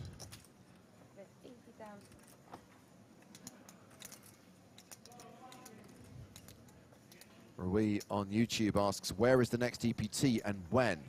The where is Prague, the when is December. But also don't forget lots of UK IPTs as well, James. Yeah, there's a couple of events before the end of the year. Got UK IPT Edinburgh and then the UK IPT Grand Final in Nottingham, which unfortunately clashes with NAPT Las Vegas. But let's not get into that now. Instead, let's focus on the fact that if you want details of EPT Prague, including the dates and the full schedule, I do urge you to check out the PokerStars Live app. That's the best that you can believe, then you will never raise me. You mean the UK IPT that has £1 million guarantee that I was supposed to play, the next time I do it. but now we're going to Vegas? It's the first time they always call. Okay. Yeah. I will admit it is a scheduling conflict. Schedule. It doesn't cost you much and you can use it later. No, I'm very excited. I like my, I'm with Josh, and I think that it's going to You be do that? so good to get back to Vegas. Do you get a lot? I get a lot of people asking me. I tell them what I do, and they go, "Oh, you must spend a lot of time in Vegas then." And I go, "You know what? Oh, I know. Oh, I know. Not really, but of course that makes sense." As PokerStars does so much business in Europe these days. However, really, really cool to feel like we're getting back to Vegas, getting back to North America. Really hope you guys turn up for that because your attendance dictates, you know, investment and moving forward how many more of those kind of events that we do. So hopefully see you guys out there. 5 pass.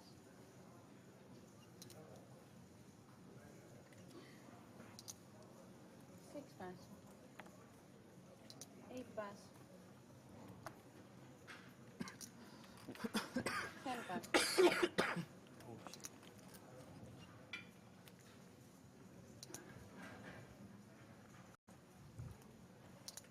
Yeah, I think I like a call here, even though you're facing that open from UTG, 6-7, plenty of equity in most spots. And look at this, the old double belly buster, James. Painful for some.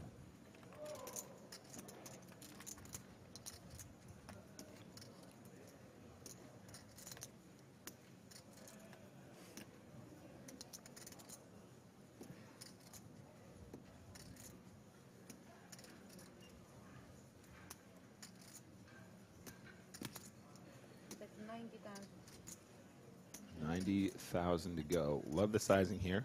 I think this is a texture where you want to have a larger size on average. Definitely hits the big blind kind of must defend range. And not just with ace 4 specifically, but obviously a balanced sizing where you could do the same thing with, you know, some of your bigger hands as well. Get max value from aces, for example.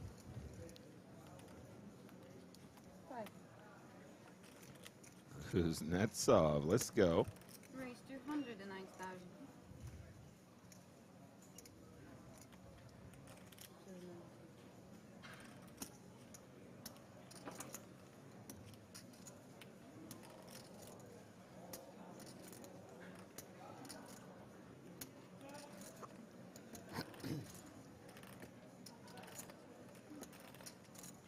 Wig is not done with this. This hand is going to the turn. Queen of clubs, and with ace high, Wig is now better than a 2-to-1 favorite. Yeah, I think Kuznetsov has enough equity here to keep telling the same story, though, right, James? 1.3 million behind, 1.57 behind Wig. So we are deep, deep. I think a continuation here of like 300K would be really cute. Definitely start to get some overpairs to consider folding, which is pretty spicy. That's a pretty rare spot. 240. Yep, okay, 240 to go. And honestly, I think the size down doesn't necessarily scream weaker. I think he's telling us a reasonable story. And also, I think it makes sense in the way that you might go, let's say Kuznetsov has a set of 3s or a set of 5s or a set of 9s. Probably wants to size this way to keep his opponent in and then also make sure that the pot is less than the effective stack. So this is a very believable story. I actually prefer this size to my initial suggestion. Not that far different, but little things matter in poker. And Kuznetsov is probably going to pull this off, I think.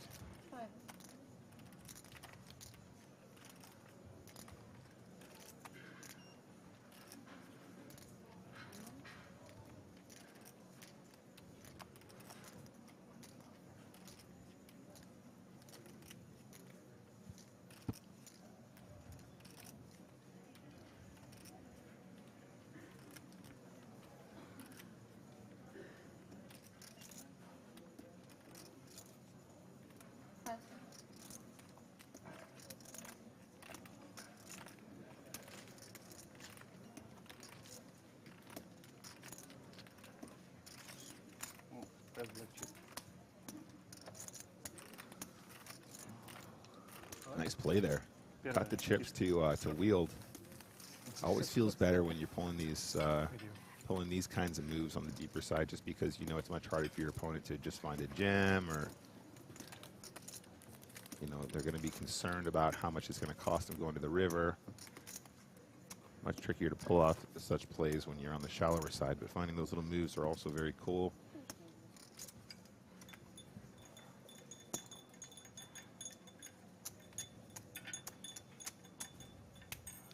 Turkish coffee, Turkish tea, excuse me, James. I was going to ask, who's having a tinkle?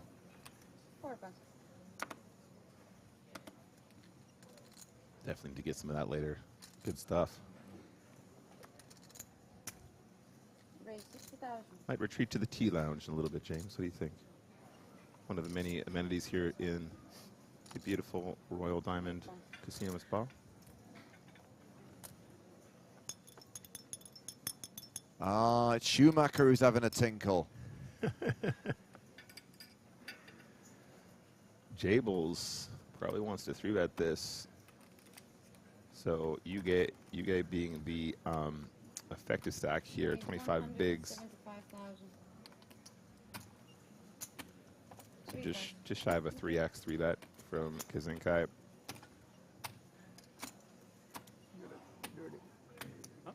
You got a dirty stack there. Oh, That's a bad one. I'm unlucky. sorry. And Yuge folds the ace-10. Victor only has $30,000 in live earnings. He's cashed 4 small side events here in Cyprus in the last 7 days. Wherever he finishes in this EPT main event will be his best live cash by far.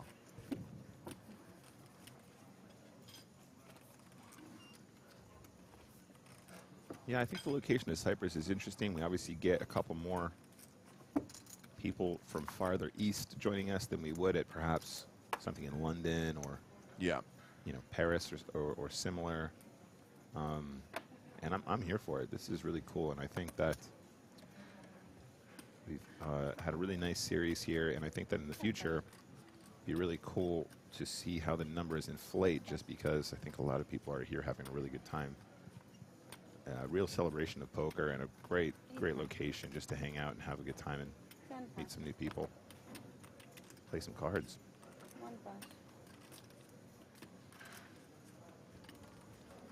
And it's on Weg with jacks. Been folded to him in the small blind. He's got Kenny Hallett to act in the big blind.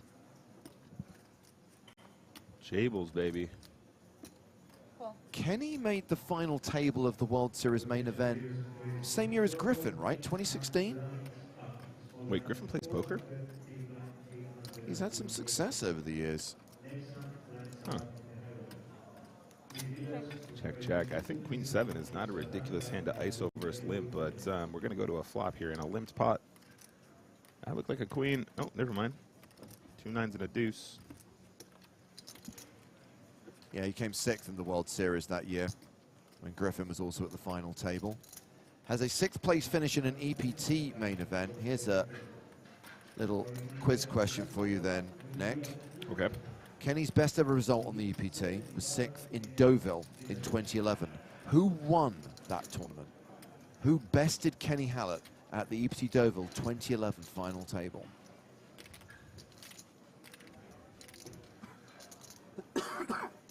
I'm going to give you a clue. Okay. You've seen him at this event, and you saw a lot of him at the last stop of the EPT. Oh, okay, well, that's a lot more helpful because I'm no good with these quiz questions. Queen on the turn, by the way. We saw a lot of them at the last EPT. Specifically, Barcelona. We saw this guy in Barcelona, and we saw him a few days ago here in Cyprus on stream. It's the Rat Man. Yep, Lucien Cohen was the winner of EPT Deauville. Doobie doobie doobie doobie doobie doo. Just a shame he went out and made all that merch and then only was on the table for about 5 minutes. Hilariously, I saw him later in the day and he'd got changed. He's like, he doesn't walk around the resort wearing that. It was only because he was on the feature table. Barry Greenstein.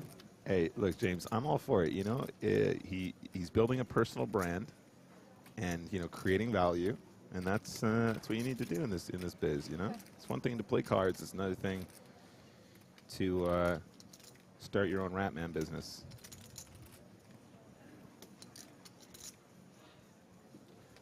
I just imagine he goes to his accountant one day and says, so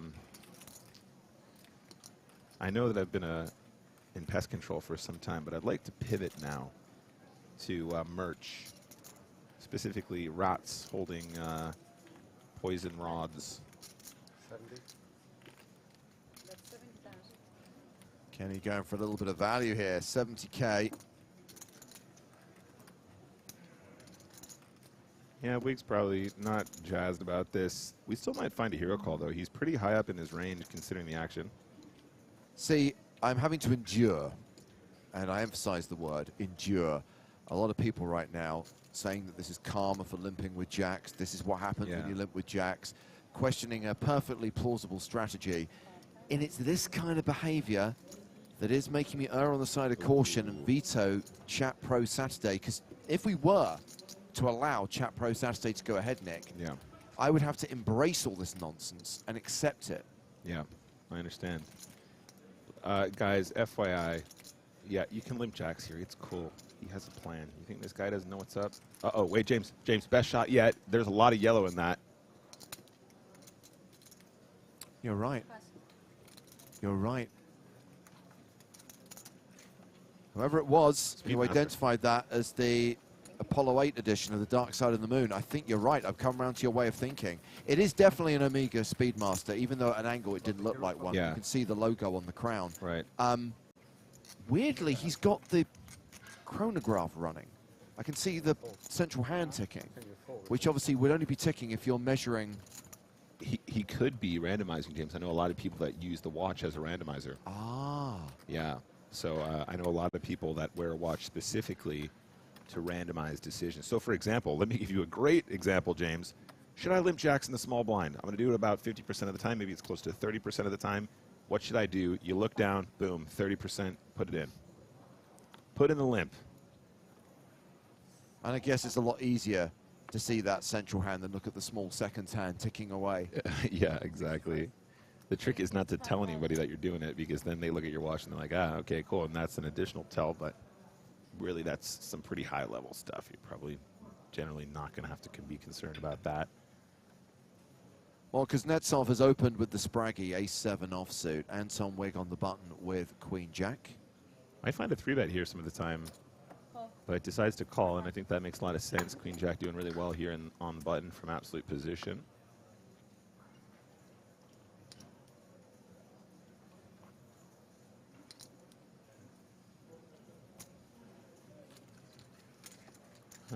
Is that a small blind defend or a big blind defend? You gaze in the big blind. Okay. Yep, makes sense. 9-5 of strawberries, and we've got a king 8-4 flop. So somehow Spraggy has the advantage. Ace high. Can somebody clip this and send it to Spraggy? How to play ace-7? Check it.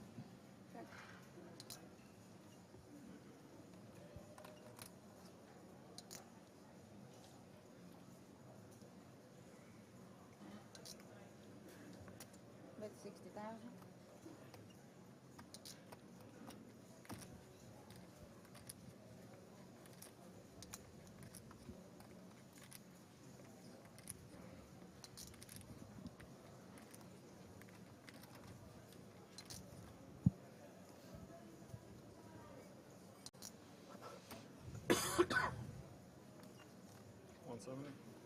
Raise 100. Ooh, Anton Wig 5 points.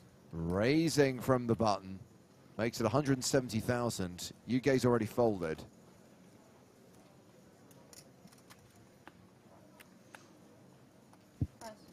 This is really cute from Wig. Oh yeah. I mean, yeah, maybe just a bit of a range read there. I don't know about you, Nick, but in the previous hand he limped jacks. This guy doesn't know what he's doing. I mean, you can tell, can't you? Just this is why you don't play queen jack. Am I right, guys? Anton hovering around the 55 big blind mark right now with close to 1.7 million. Victor Uge is the shortest stack at the table, but is not short stacked with just over 20 bigs. I'm reminded of the guy yesterday who said, yeah, he's going to raise nines. He's going to fold to the 3-bet. That's why you don't play nines. Just fold pre, and then shipped and won the pot. Oh, dear. Chat Pro Saturday looking kind of grim right now, gang. Not going to lie. 60 minutes, yeah? 62 minutes. 60, oh, yeah, right. I wish I survived. Me too, buddy. 10 points, 1 point.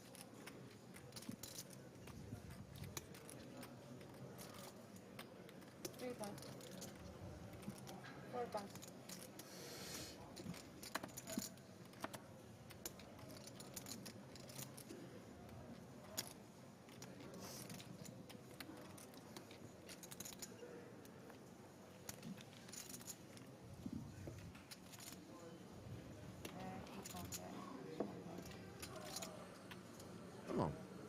Someone's just posted some good news on Twitch. Let me have a read of this.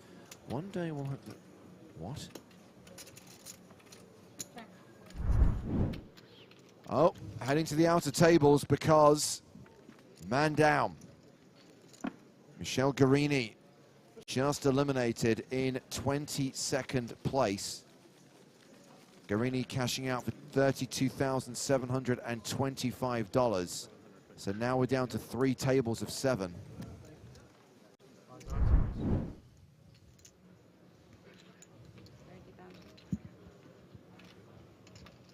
Back to the feature table where it's a pair of 4s versus a pair of 4s. Hashtag domination.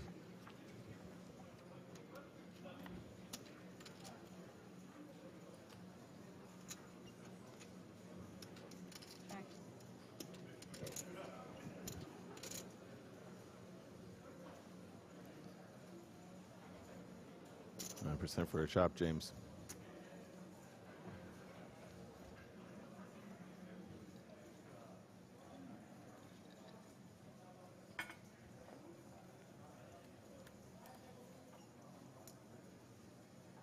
Marlo says Wig won EPT Copenhagen in 2010.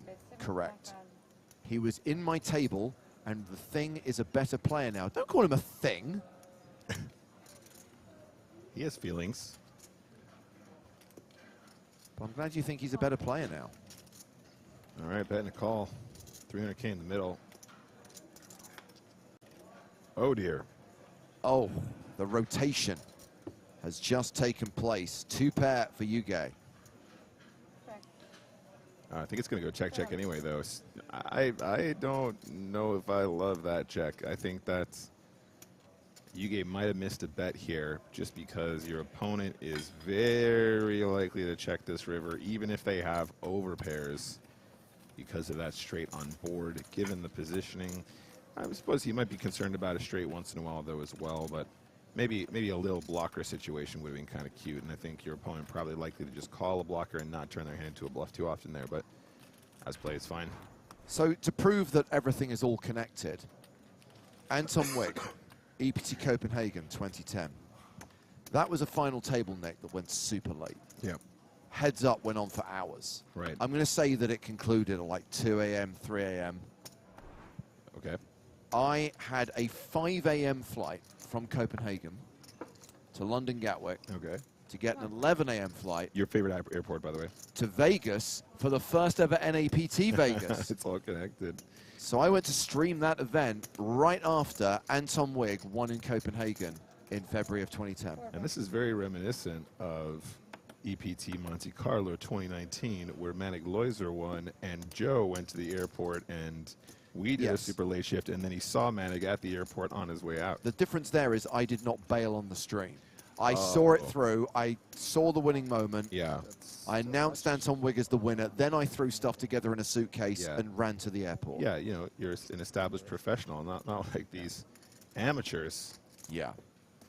You know, oh, you gotta go to the airport, buddy. Sure, yeah, good luck with that. It's not like we got an EPT going on. Nick will pick up the slack. That was a good one, though. I really enjoyed that. That was the famous 10 high call as well. That was majestic.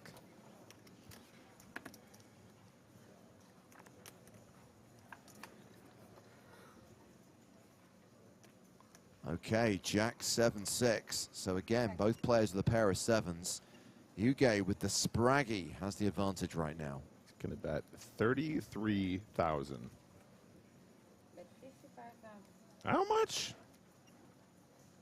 All right, 55K sounds good. I think likely to get action here. Even though it is on the larger side, I think Schumacher probably should be calling here quite often. By the way, if memory serves me correctly, I think I threw money at the problem and may have paid a lot to upgrade myself to the front of the plane so I could sleep on that flight to Vegas so that I was reasonably compos mentis for the NAPT Vegas stream. Exactly. I think I'm going to do the same thing for NAPT this year, James. It's just that Vegas flight's a real killer. Plus, got to get to Heathrow as well. That's 2 hours for me. Jeez. All right, straight draw now for Schumacher. 29% equity, not too shabby considering that they're behind and dominated on the turn.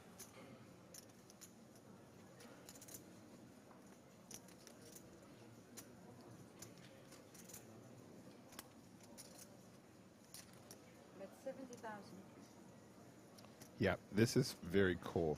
And I think that this is a spot a lot of players don't have in their game. That is actually something I need to work on myself, but having turn leads here is super duper cool. Really slows the action down. You actually get value from some hands.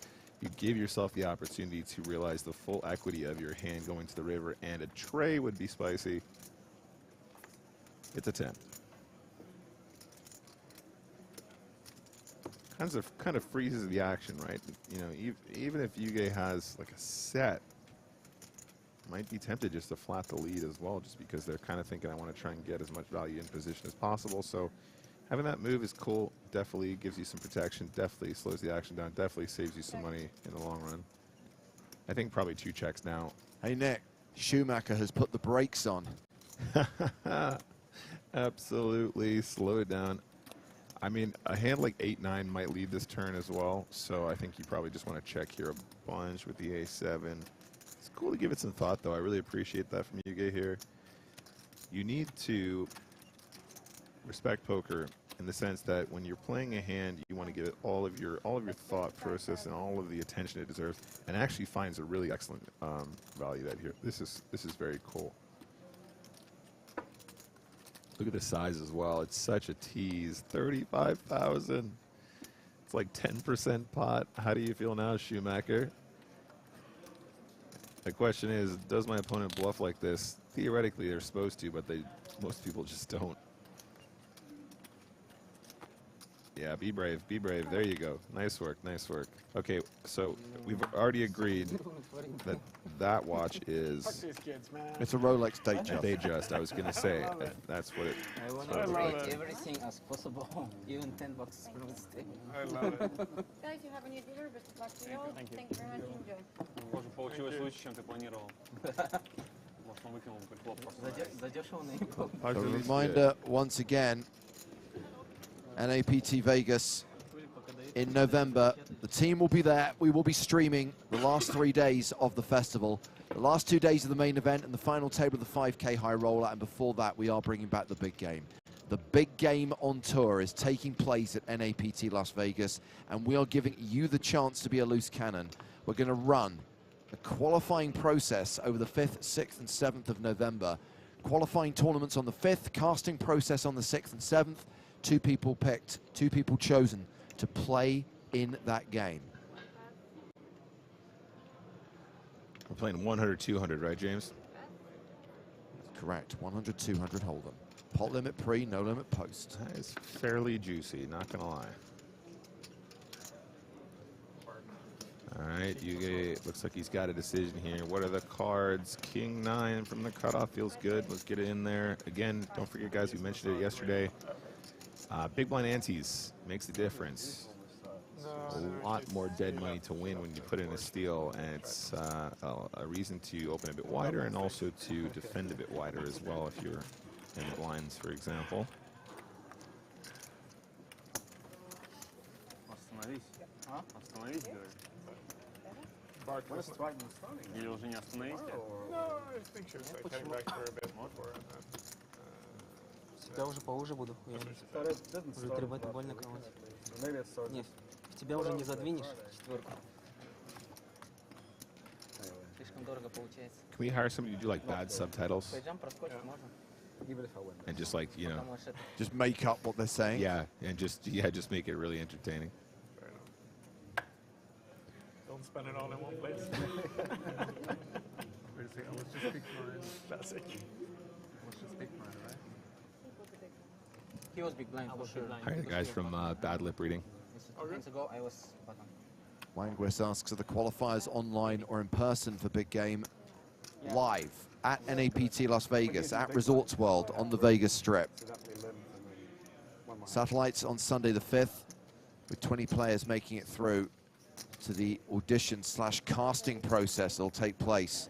A panel of judges, including Joe Stapleton and myself, will ultimately decide which 2 players get to be loose cannons. You guys aren't going to run it past me. It seems a bit rude. All right. Here we go again. Raise and a call. AJ, such a tricky hand to play well. Do like the call from this position here. Kuznetsov has the kind of hand that likes to come along in this multi-way pot.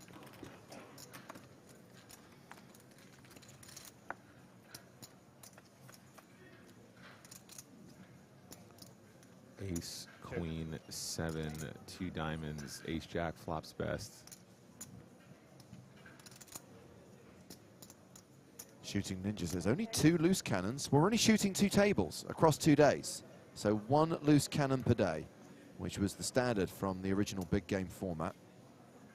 By the way, those qualifiers are free rolls. We're giving people the opportunity to enter this contest for free. Wow, that's nuts. Guys, you hearing this? It's a free roll to qualify for the big game. That is mad. If that's not a reason to be in Vegas, I don't know what is.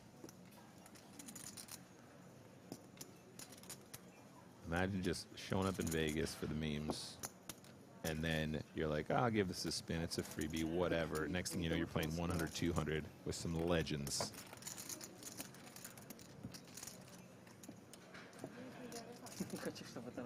Stakes are slightly different, Shooting Ninja. We're going to be playing 100-200 because it's the big game on tour. So the 50K stack will be given to the loose cannons rather than 100K.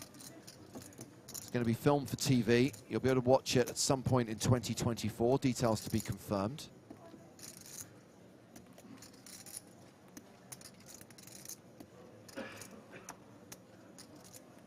And Phasey Flo wants to know when the dinner break is. 49 minutes from now. We're almost halfway through level 24. Still got 49 minutes to play at 15K, 30K.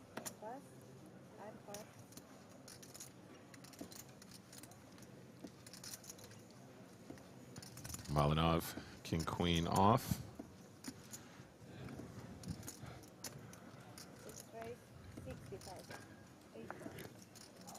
Goes for the min raise.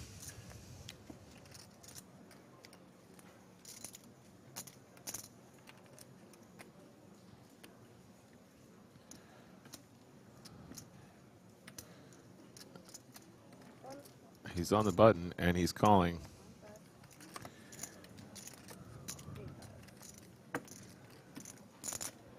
All right, heads up to the flop. Oh, wait, sorry. No, it is heads up to the flop. Jack 10 suited, slight underdog here. And Malinov now a 3-1 favorite on an ace-6 deuce flop. So a reminder, guys, Malinov with 545K is the shortest stack at our feature. So I think you want to size way down here. Probably like 25,000 is a totally fine continuation from Malinov. Surprised to see a check here. Very surprised indeed. I feel like in position here, the defending range has plenty of stuff that wants to fold to a single bet, and it can be quite small. And Kazenka is gonna try and capitalize here. I mean, if you check and there's a bet, though, I just feel like floating with king high is really hard. I think the continuation bet is just kind of mandatory here, especially with the king of spades in your hand. It means your opponent will have a lot fewer combinations like king queen of spades, king 10 of spades. Those are hands that you don't want them to have because when you continue, they'll call and then you don't know how to proceed on turns. But correctly check calls. That's very cute.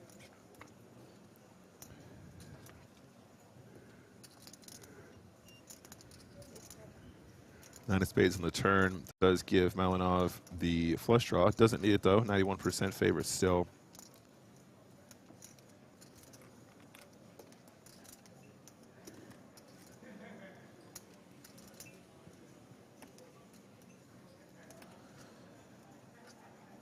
Kazenkai can just keep firing, though. I mean, I think the check on the flop there is quite damning.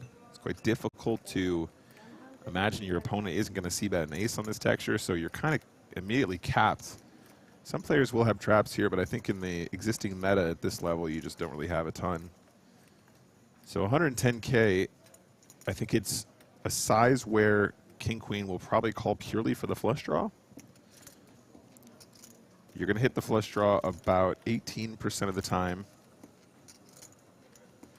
And you're also going to have the best hand some of the time, and you're also going to have 2 overcards to a pair some of the time. And you only need to have the best hand like 1 in 5 times or something like that to make it profitable. And that is the nuts, yeah, absolutely. I appreciate what Kazenkai did here. I just think that maybe if you're going to try and take it away on the turn, you got to have a bigger size.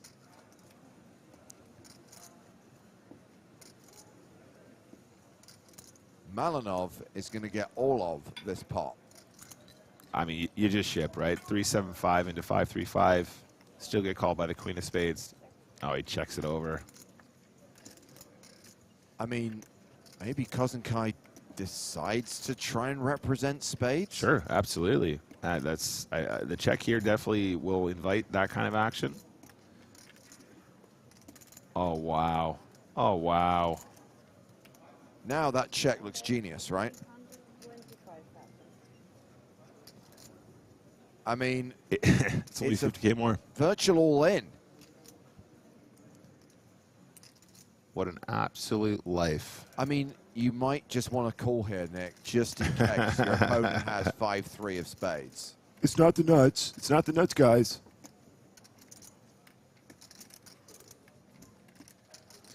Yeah, this is what dreams are made of. Nice work from Melanov here. Like I said, pretty unconventional. Pretty unconventional stuff, but worked out in his favor here. Yeah, and there's absolutely no calls here. So save yourself the 50K. You will see in 47. Time to welcome the return of Joe Stapleton to the booth. Just doing my victory lap. Sure hope the show's good now. Well, as it has been decided by Carl that you are single-handedly responsible for the return of the show, it does fall on your shoulders to ensure that it is a success. This is great. I remember one of my fallback phrases.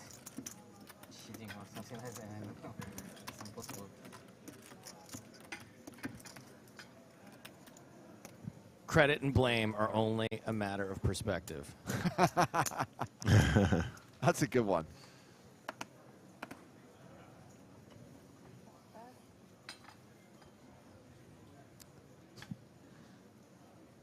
Still 21 players remaining, with half of level 24 still to go.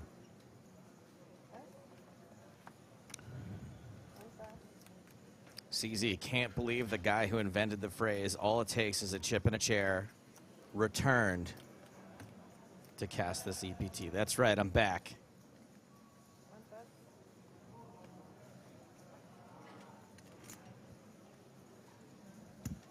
Keep us stay, you banned. Thank you for your comment.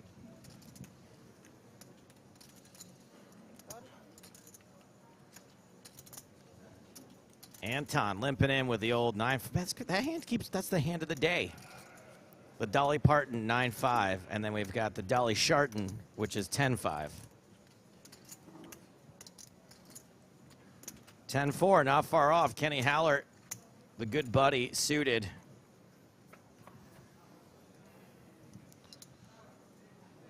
Pairs the 5. Hits a club as well. Nope, what are we talking about? Anton pairs the 5. We got a club for Kenny.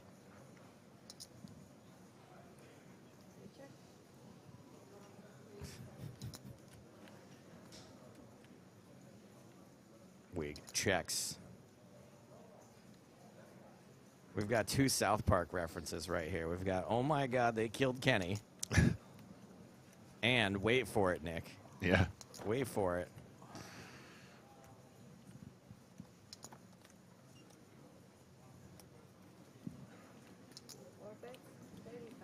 There's a 30K bet from Kenny and PC Principal. I didn't know if I wanted to bring it up, but somebody said that yesterday, and I think they drilled it. It's amazing. It's actually unreal. It's incredible. It's actually so spot on. It's actually nuts.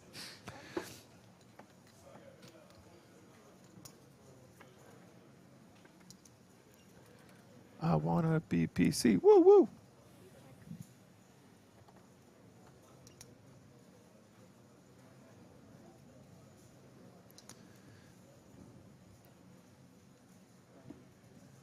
Channing Tatum as well. Sure, I'll give you that one. Oh yeah, for sure. That's why it's okay to say PC Principal, because he also looks like Channing Tatum. Yeah, it's it's not an insult, and got nothing but love for Mr. Wig. Remember when Channing Tatum was supposed to play Gambit?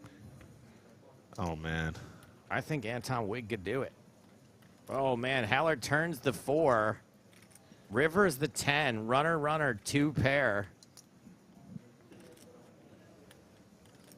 Runs down Wig's 5. The 4 wasn't good enough. So I recently watched Magic Mike 1 and 2.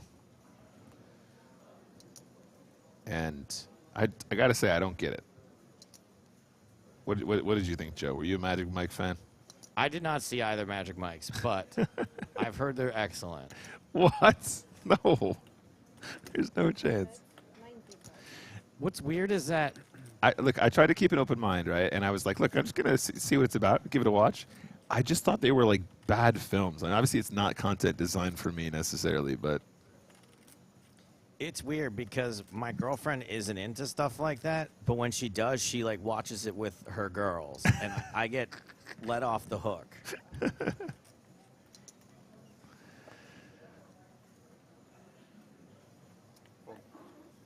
Wig makes the correct laydown. Everyone's too good. Just asking, why did you watch the second if the first was bad? I was, I was watching with a friend. They're hot. Nice to look at. Because the rock hard abs. I can tell you right now that if I met Channing Tatum, I would get goofy. I would be so giddy. I'd be like, oh, hey, Channing, is it okay to call you Channing? I'm with you on that, Joe. That's fine. I think That's what I was like around John Hamm. Yeah, I was right. like, oh, yeah. I just laughed at everything you said. Oh, John, you're so funny. I think for me more John Hamm than Channing, but yeah, they're definitely in the same bracket. Ryan Reynolds. I would probably my knees would buckle, I think, if I was Ryan Reynolds again. You've been in LA too long, Joe. I made Ryan Reynolds laugh once. It's one of my... Oh, boom. It's one of my... I can take that one to the grave. Nice. A life worth living. Yeah. Schumacher. Raise and take it with the ace-9.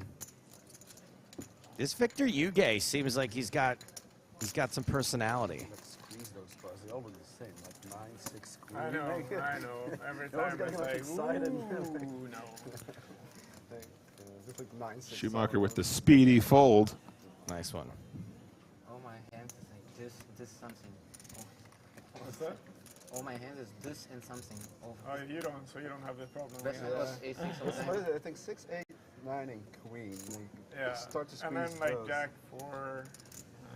There's a few other ones, combos as well. 7s and 3s are also very similar. Ben Ledlow in the chat, who I think looks a little bit like Bjorn Kozenkai right there. Says, my knees would buckle if I saw that breakfast buffet in Cyprus. Every morning, I don't even know how he knows because he's 10 hours time difference. He'll text me and go, hey, send me a picture of that breakfast buffet. I need a little food porn. It is really good. It is really good. Ben, if we come back here and you want to come crash in my room, it would be my pleasure just to see your face light up at the breakfast buffet. Ben, if you want to crash, you can come right now. I got a spare bed in my room. There you go. You can join us. Get on a flight. Let's go. You got a couple days left. A sincere invite, for real.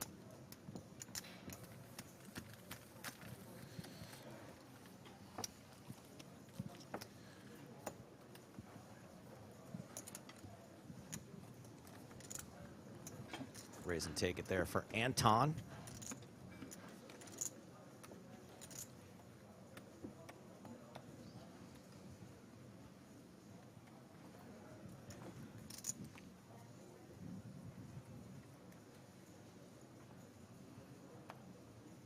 Action's going to start on Bizarro Ben, who folds. Kuznetsov says, is not going to play this hand. Kenny folds. Victor. See, like he turned the dealer button on the side. This is someone who's fun. King Jack suited. He's not like other moms. He's a cool mom.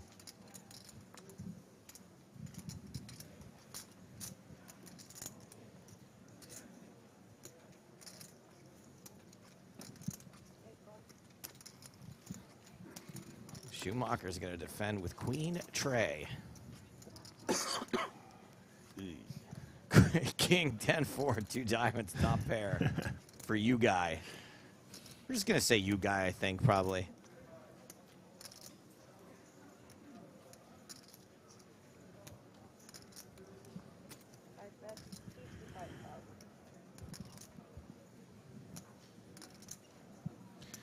Yeah, it's a no.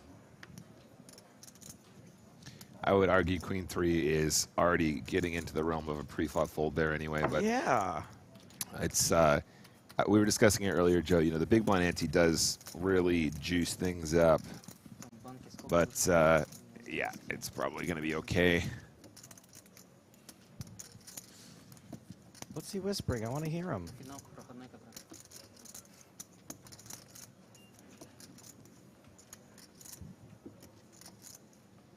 I got to tell you, this EPT Cyprus trip, I've never seen so many flags with moons on them. I didn't know there were that many. A whole lot of moons. I've seen at least 4 different flags with a moon on it. If you had asked me before this how many, I'd have been like, there's one in the world. Usually it's just Joe Stapleton mooning the table. That's right. You want to see a moon? I'll show you a moon. Full moon tonight, Joey. Queen 10 in the muck.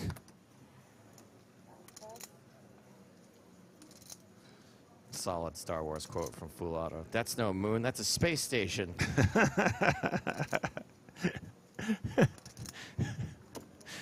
Wouldn't that be great? You finally meet somebody. I love your flag. I think the moon's a really nice addition. That's no moon, it's a space station. Death Star. That is so cool.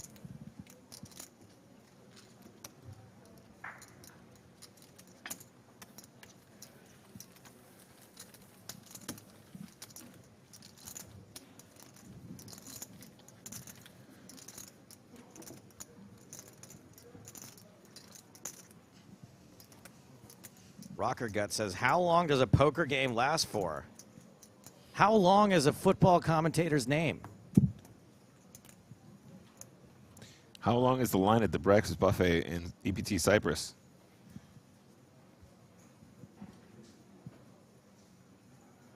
Zero, if you go at 7 a.m. like I have been. Is this a is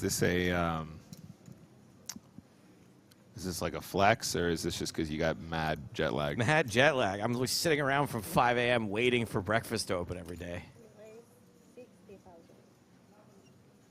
And then I try to eat so much food that I get sleepy and go back to bed.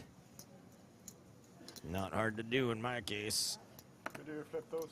I didn't see it. It flipped a little bit. I mean, they like landed like this. It was very fast, but yeah, one maybe.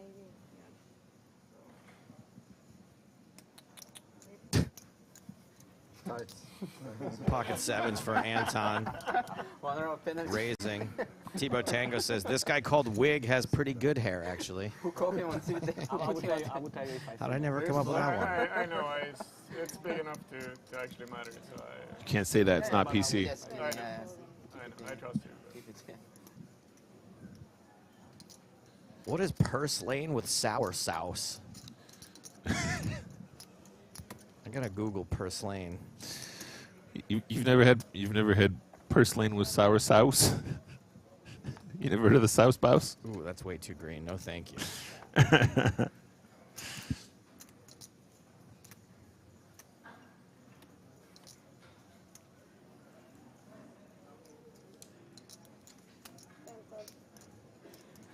All right, Malinov makes the call. Ace-Jack suited.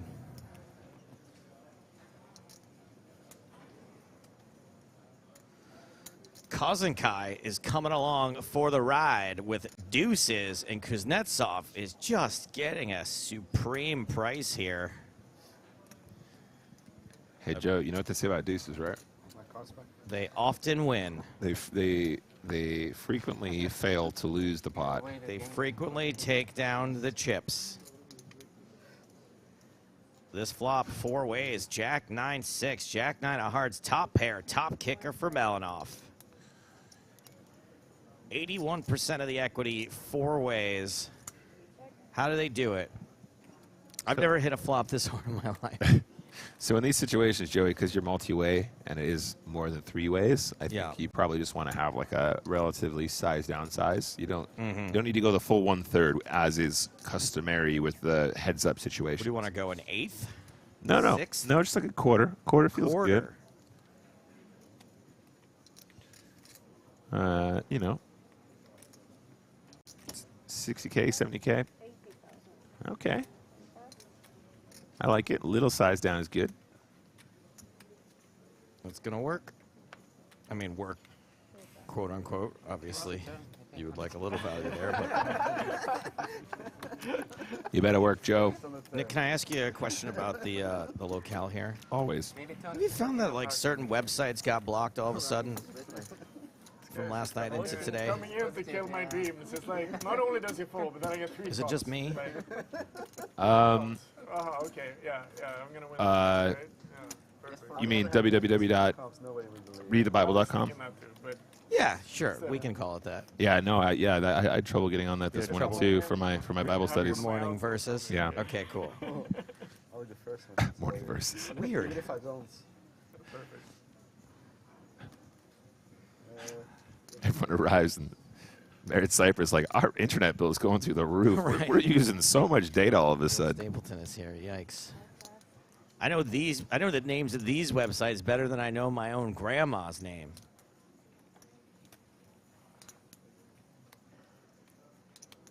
Malinoff, 8-7 suited from the hijack.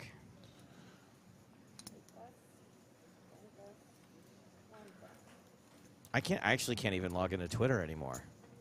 What? Yeah, my Twitter doesn't work. On my phone it works, but pictures and videos don't come through. Oh. But look at this.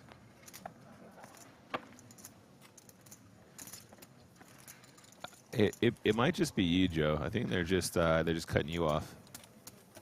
I definitely spent way too much time on Twitter. It might be the best thing that's ever happened to me. Is that why you're so sprightly today, Joe? That's why I have all the energy today. You Yeah. came with a smile on your face. D says it's because it's not Twitter anymore. It's X. You need to log into X, Joe. That's your problem. You know when you type in X, it just redirects to Twitter? Does it? Yeah, watch. Wow. How much do you think you paid for that? For that forwarding? What? Just for the domain itself, I think it's X.com. $11.99. Oh no, I think he's had that domain forever, and that's why he's so intent in using it. Oh, okay. I really like that idea. Elon Musk is just like, you know, I think it'd be really cool if I just bought a domain and then didn't know what to do with it for ages and was like, okay, well, you do Twitter like that. Stop trying to make X happen. It's not a thing. Stop trying to make X a thing. Gods and Guy. Opening from the cutoff, ace tray.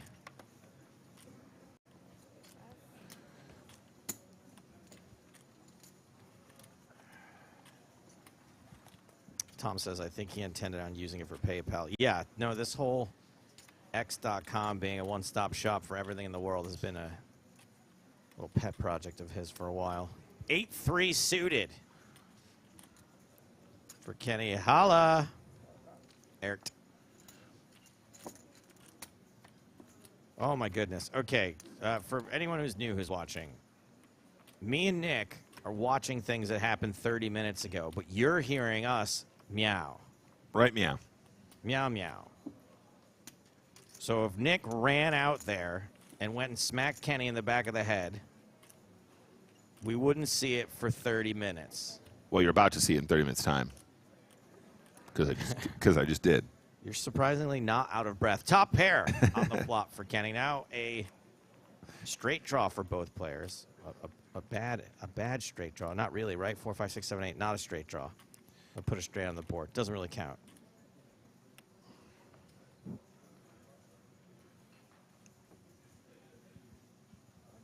So I got an Elon Musk biography on audiobook some time ago, many years ago. And there's this really interesting part where calls up a guy who's like an American national who is no longer allowed to enter the United States living in Russia. And he calls him and he was on his car phone. And he goes, hey, my name's Elon Musk and I'd like to buy an ICBM. Oh. And he's like, yeah, okay, funny joke, bro. Hangs up the phone. Check out the river, by the way. This was going to go to Cousin Kai, rivered the ace. Yes, go on. Sorry, guys.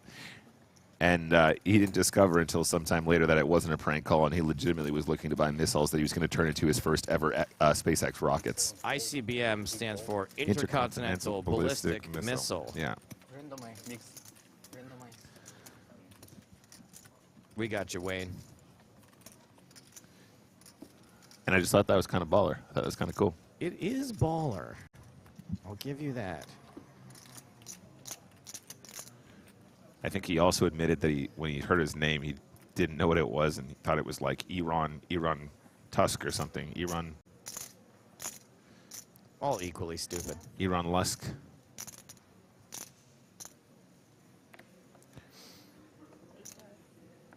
Good question here from Oi Blueberry. Do Team Poker Stars get comped for these events, or do they have to pay their entry themselves? So for the most part, Team pros pay their own buy-ins, but there are the occasions where they will get a bullet in some of the bigger events or a couple special ones. But I think a lot less than people imagine. There's kind of an ongoing thing about, you know, oh yeah, you get comped to these. What we do get comped is our travel, which is nice. Certainly not an unlimited budget as people would think. Yeah, it also depends on the pro as well, because some pros are, you know, very prolific live players, and that's a big portion of their contract. And other people like me are just good at talking about poker, not so much the actual playing. I jest, but you know, you get the point. All Nick's main events are comped. Unfortunately, he can't play He's not wrong. He's absolutely not wrong. That's how I would structure your deal. Hey Nick, how was the EPT? Absolutely fantastic. You run deep? Absolutely not. Even. Yeah, unlucky? No, I just hanging out with Joe. Kazan Kai opened this pot, got 3-bet by Kuznetsov. Kazan Kai decided to flat the 3-bet with Queen 9 suited. Luckily for him, no clubs. Oh, thank you guys. You're very kind. Apparently I'm great at poker and Nick's streams are brilliant. I love you guys. Thank you very much. That makes me feel better. And in all honesty, I really love doing the commentary as well, so that's not a complaint. Except for when I have to work with Joe. Burn. Yeah. Wow. Aloe vera time.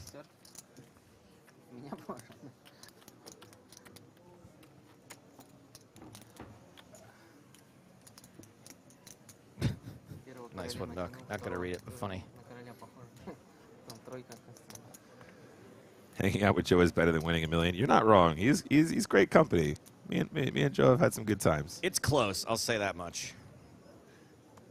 If somebody said to me, we're going to kill Joe Stapleton or you get $1 million, I would be like, can I pay you an extra $1 million to keep him alive? He'd be like, can I think about it? Schumacher, under the gun, King 8 suited. If someone ever presented me with a question like that, I would be, of course not. I do not take the money, but leave now before I have a chance to reconsider.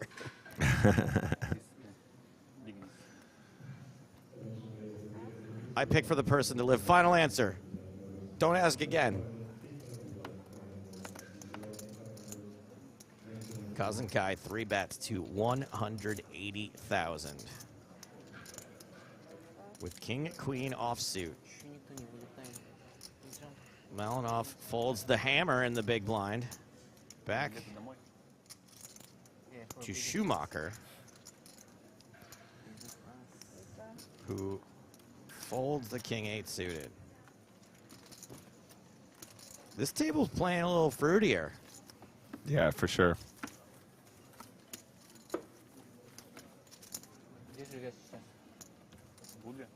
I like it. A little more non-orthodox. Не особо, кстати. До Стамбула 1,5 часа и из Стамбула 1,5 часа на самолете. До Стамбула 12.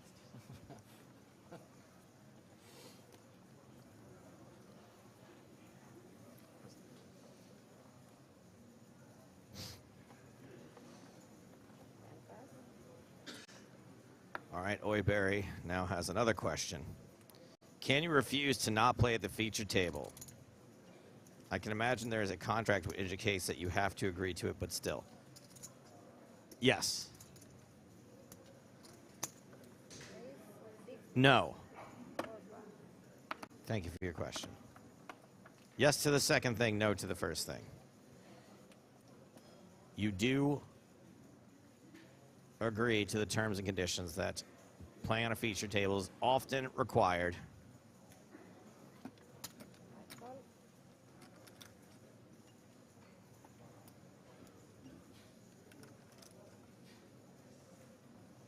Tom says, sorry, Joe, I am broke. I would take the milli. I think you're banned? I think you're banned for saying that about anybody?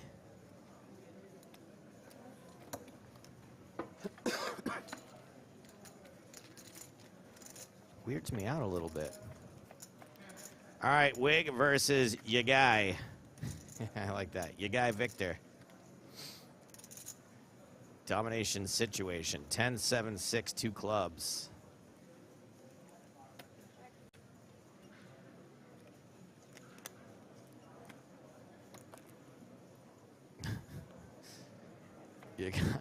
I like this Yagai.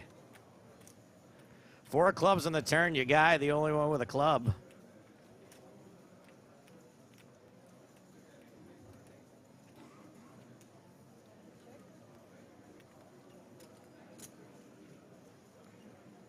Wig checks again.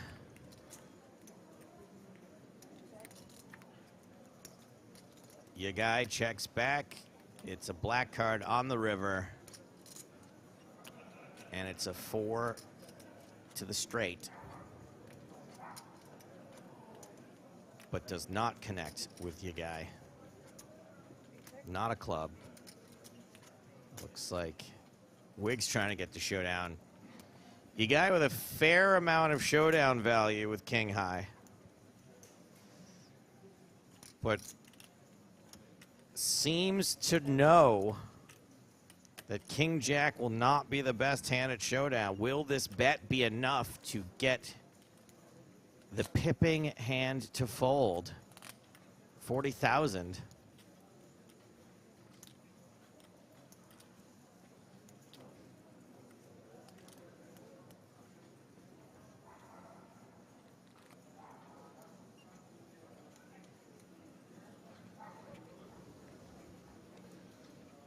Anton going into the tank.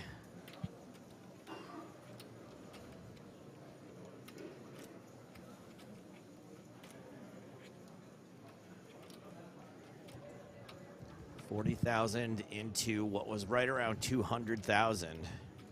So a little under a quarter pot bet. Generally,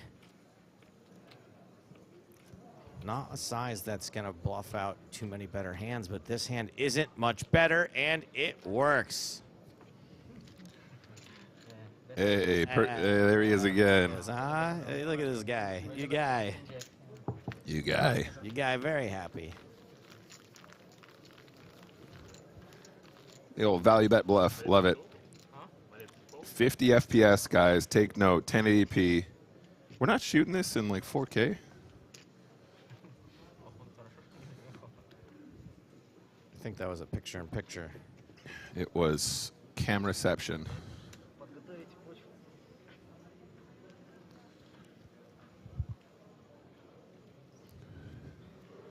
All right, the next one. 119 hands been played so far today. 16 minutes left on the clock. 21 players remain. Anton, ace-8, offsuit. Early position. No. Kenny Hallert out. Yagai with 9-7 folds. 7-4 for Malinoff. On the button. I love an excuse to raise 7-4 suited, and being folded to on the button is that perfect excuse. Schumacher folds.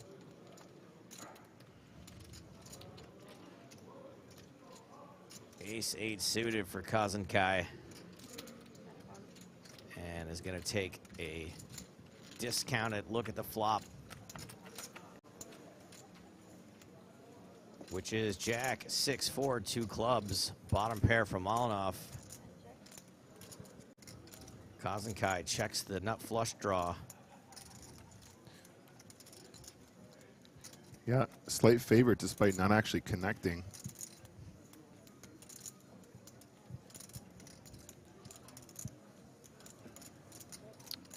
Love the back of the wrist check. Flushing out on the turn. Oh, it feels so good to make that flush draw. I wouldn't know, but I assume.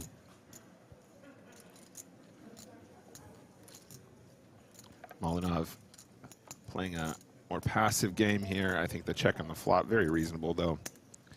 This is how he managed to accumulate so many chips at this point as well. You guys will recall Malinov actually checking the king-queen to the river, making the nuts and inducing le bluff.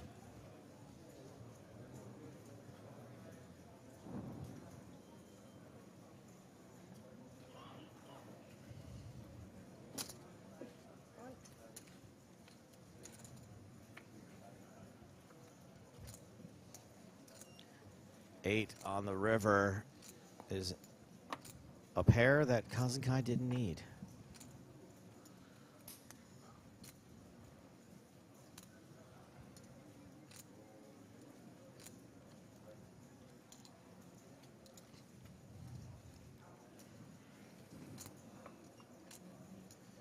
And Kazenkai seeking value out of bottom pair.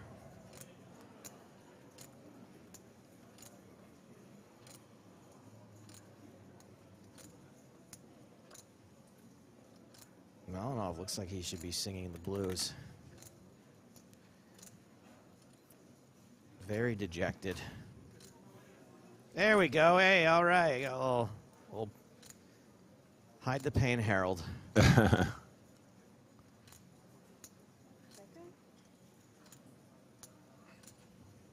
a smile that says, no matter what I do here, it's going to be the wrong decision. Jonas on YouTube thinks that we should be streaming this strictly in Greek because the tournament is in Cyprus. Malinov heavily leaning toward making that wrong decision.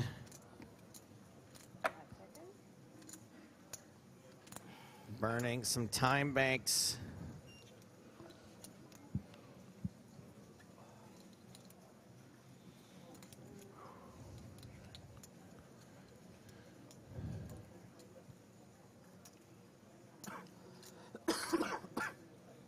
Yes, Asifa, you're correct. We're on the Turkish side of Cyprus.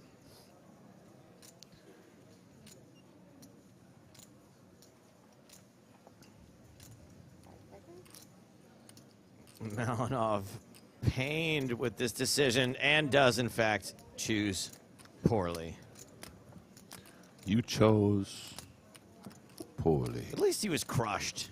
At least it was a flush and not just the 8 on the river. Yeah, I mean... Or a bad jack. So I spoke about that previously, Joe, but we saw Malinov miss the continuation bet on the A-side board when he had the king-queen and backdoored the nut flush. Having these more unconventional checking lines will throw people off their game, but also potentially puts you in some tricky spots where you do kind of have to make hero calls where your hand is underrepresented. Under these circumstances, if you see bet the flop, he still would have lost.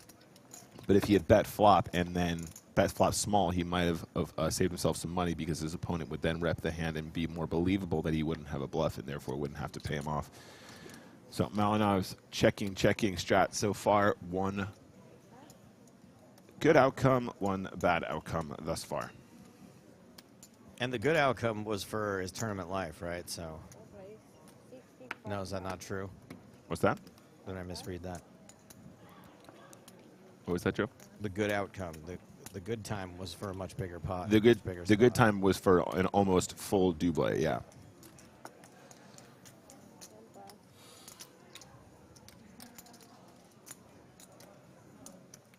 Kenny Hallert,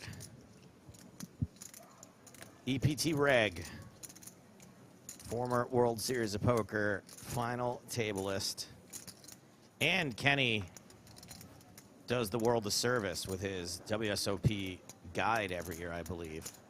Writes out a little After the dinner break, right? pocket guide or something like that. I don't play the World Series of Poker. I don't know what I'm talking about. Gentlemen, after the break, you will be moved downstairs. Oh, I like it. On the normal table. No more thing. No more TV table for these cats. You are not funny enough. You guy, you're pretty funny. More extra.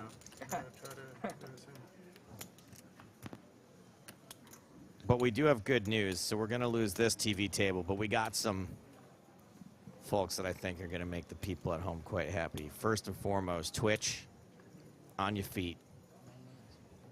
We're bringing Gilles Simone, a.k.a. Gahili, a.k.a. Taxationist Theft, coming up on the stage. And Casimir Sire, a.k.a. Sace 25, also coming up to the main stage.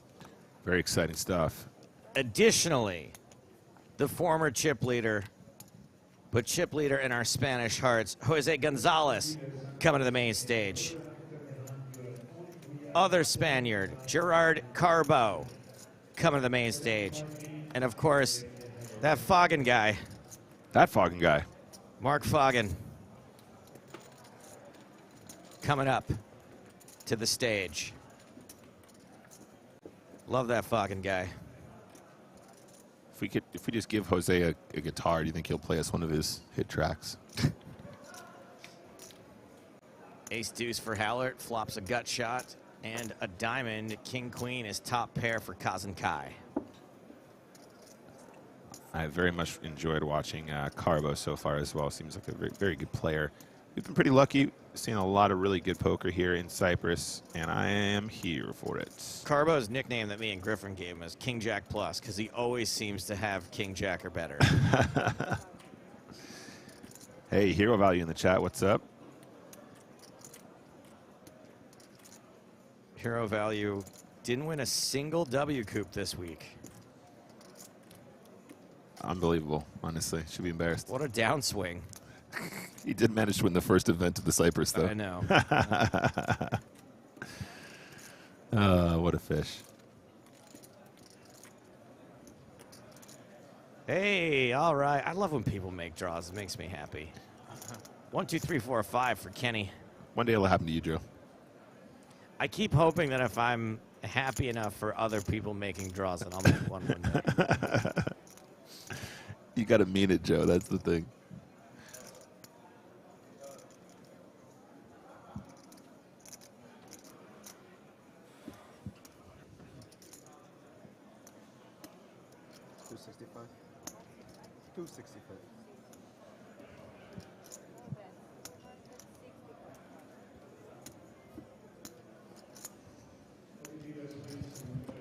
This is a rough spot for Kazenkai. He's going to have the best hand a ton here, but 100% on the turn for Kenny.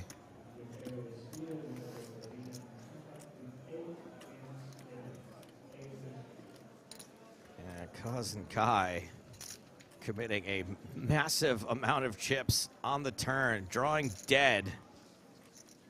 Maybe this spade will help. Maybe another straight card will help. I don't know how many 6-7s Kenny's supposed to have. But man, oh man, 265,000 called by Kazan Kai on the turn with no way to improve. 550. And Kenny goes pretty big again. Chunky.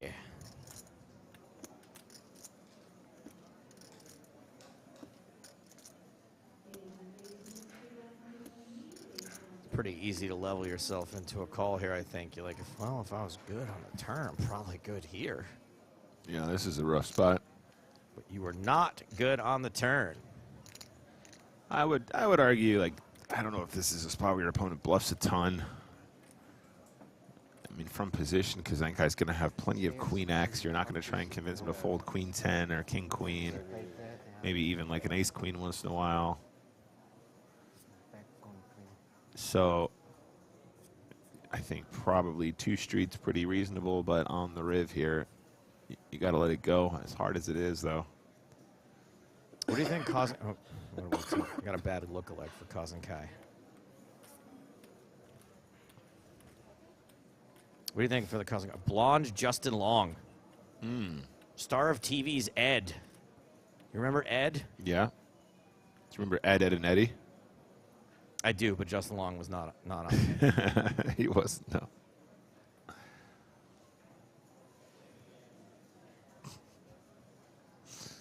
Verlansky says, worst part of live poker, taking 3 minutes to make a decision. I mean, when it's for 550K, I think you give them a few minutes. That's what they're for, bud. This is the best part of live poker. The tension here. Yeah, I don't know. You're crazy, man. Ed references. Ed and Eddie references. You don't get that in online poker.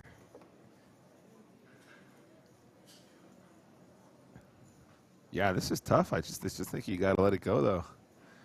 It's gross for Kasenkai. It's not easy. Benny Glauser saying, yeah, imagine thinking about your decision when there's $1 million up top. With 21 players left, you're only 20 spots away from the mill. That's the problem, Hero Value, that folks who are saying stuff like this can't imagine thinking about a decision with $1 million up top.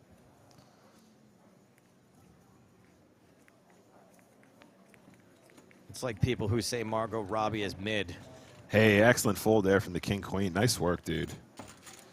Not easy. There's nothing mid about Margot Robbie, Joe. Exactly. Absolutely not. I think so. I think so too. Like these people. From the body language, I think so, but I didn't have the best cards to call. So from the body language, I thought I should call, but you'll know in the card said no. 40 minutes. Card said no. Yeah, the cards were not. It's a bluff. It's a bluff, right? I think if it's a bluff, it's a bluff. Yeah, but if you take the chances, they were a little bit higher than its value from my part. Yes, as producer, delayed for the last 40 minutes. No one is Just 3 minutes left on the clock, gang. Hand number 122 might be the last before we go to the dinner break. No, I'm just talking about the hand. Oh, yeah. That I might not have a good dinner, just like that's what I said. Pocket tens for Yuge. It's tough. The food is really good. The food is really good. I know. I think You guy, more like UTG. Pocket tens. Ooh, nines for Schumacher. Schumacher here, 70 bigs. You guy, 35. I think you'd probably just find a flat here a bunch, Joe. See, I can fold. Hey, more like Shoe Macklemore. Looks like he got those clothes at the thrift shop. 1.60. 180. Oh, reaching for a 3-bet. Okay. Spicy. If you couldn't fold, I'd be impressed. How do you feel in general about 3-betting the under-the-gun raise with You kind of beat me to it, Joe. I was going to say, I don't know if I dig this. I mean, you're obviously applying pressure. Plenty of folds there from the under-the-gun open, but the further away from the button you are, obviously, the stronger your range. I mean, you're not feeling great about having 10s here either when you get 3-bet, right? Because I think that 3-betting 9s is a little bit unconventional at the stack depth. Could be wrong. We can look it up if you want, Joe. It's an accidental bluff. I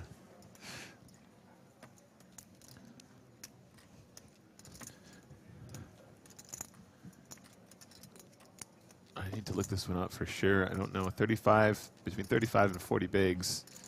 Don't know how much 3-betting we have with pocket 9s. And I think Yuge probably just flats a ton, though. Yeah. All right, we're going to a flop. The issue with having 9s here, Joe, is that you might see bet like an ace-king flop that gets the 10s to fold, but then you feel really good about trying to get to showdown with the 9s because you got showdown, and then you end up kind of accidentally getting to showdown with the bet against the better hand. That sounds awful. Yeah, and I think probably Schumacher's plan here is to continue with the 9s. In a 3-bet pot, probably like 100K or something like that is a good size to have here. Yep, 120 seems good too.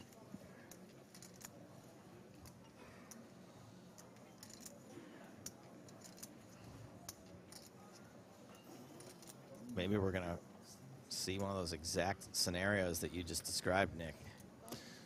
Yeah, this is the problem, because you go, it's you know, in certain situations, Joe, you have a plan about how you're going to proceed. You're like, I'm going to bluff the flop, I'm going to bluff the turn, I'm going to bluff the river, and then you make a hand a little bit too good to continue bluffing, and they just show up with slightly better. It's frustrating. What does Benny Glauser think? What do you think about the 3-bet 9s, Benny? Help us out.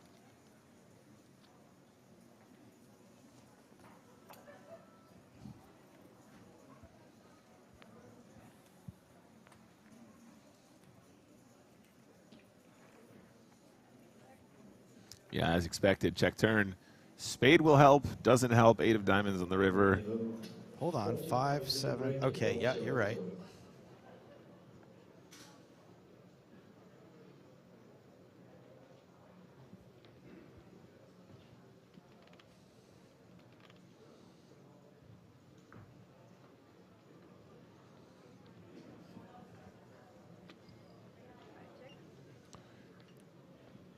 10-10 checks. What a weird spot here with nines. Checking back. I called it. Yeah. Benny Glauser says, I'm going to say that it's fine some of the time. Obviously, flat is good too. Thank you for your feedback, Benny. That's so helpful. Thanks, bud. No, I'm only joking. We got it. We got it, Benny. Thanks. We'll handle it. All right. Players are heading for break. We have outer table hand still in action, though. Alexander Veteran is all in. Renat Bodanov has left 5K behind, and they're given the same speech that you can't time bank when you do the virtual all-in. And if you decide to fold, you will be afterwards. You will, every hand you will have 5 seconds. There's going to be a lot of explaining this rule, and I think by the time everyone learns it, they're probably going to change it to something else.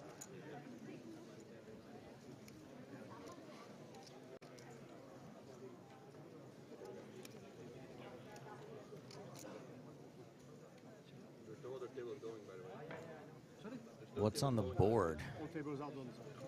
We've got a jack, a deuce, and a deuce. Ace-8 for Bodanov. Veteran with a jack. An 8 on the turn is not going to be enough. That's going to be it for Bodanov, out in 21st place.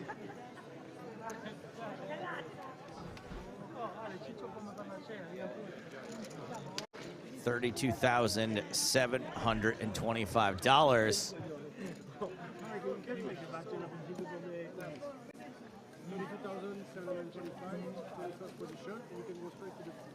As Alexander Veteran stacks chips, everyone else more or less headed to dinner break. Featured table will no longer be the featured table. These players are heading out into the field. New featured table when we get back, including Casimir Sire, not sure. Sace 25, Gahili, Jose Sanchez, and that fucking guy all coming to the featured table, all still in contention for that $1 million first place prize we will be giving away on Sunday. 20 players remain. We won't hit that 10th place until tomorrow. Once again, about 41 minutes on the dinner break. When we get back, the final 20 will retake their seats. We're playing down to 16 today, or 6 total levels. More from EPT Cyprus in 40 minutes time.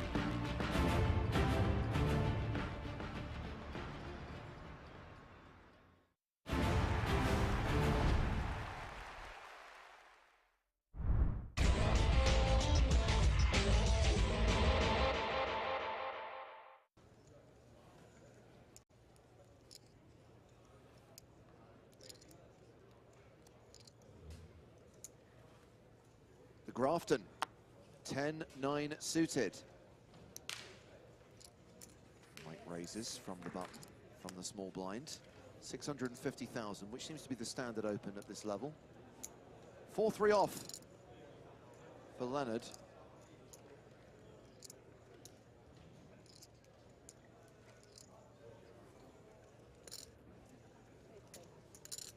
He calls. We will see a flop.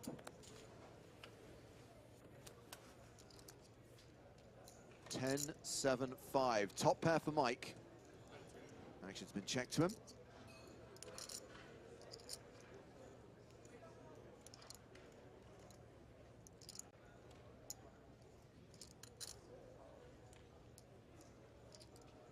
Heads up when you're going to be opening a decent percentage of the time from the button.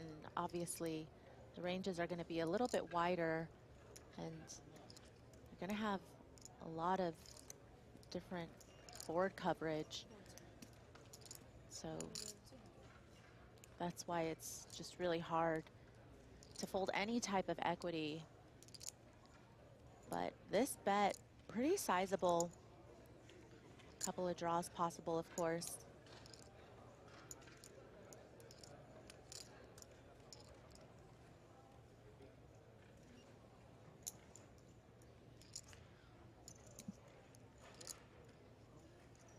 Definitely puts this gut shot straight draw in a tough spot.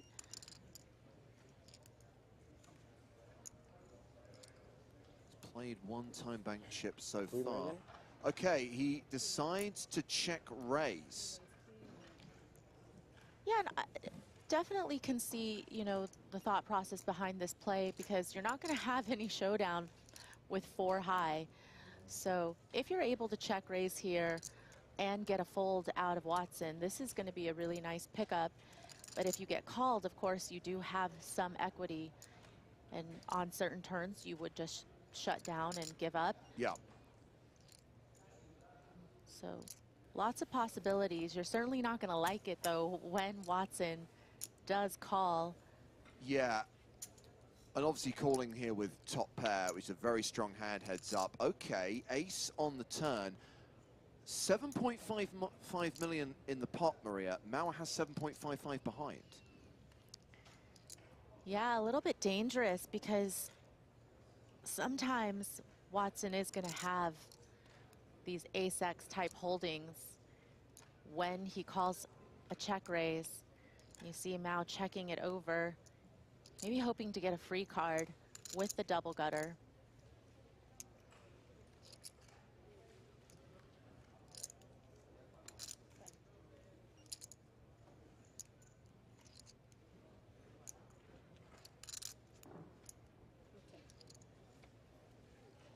Mike Watson checks behind, and it's the 7 of spades on the river, pairing the board. So Mauer does not get there. He is left with 4 high. Nope, he's playing the board. Mike Watson, 10s and 7s with an ace kicker. And as we highlighted on the turn, Mauer has pot behind.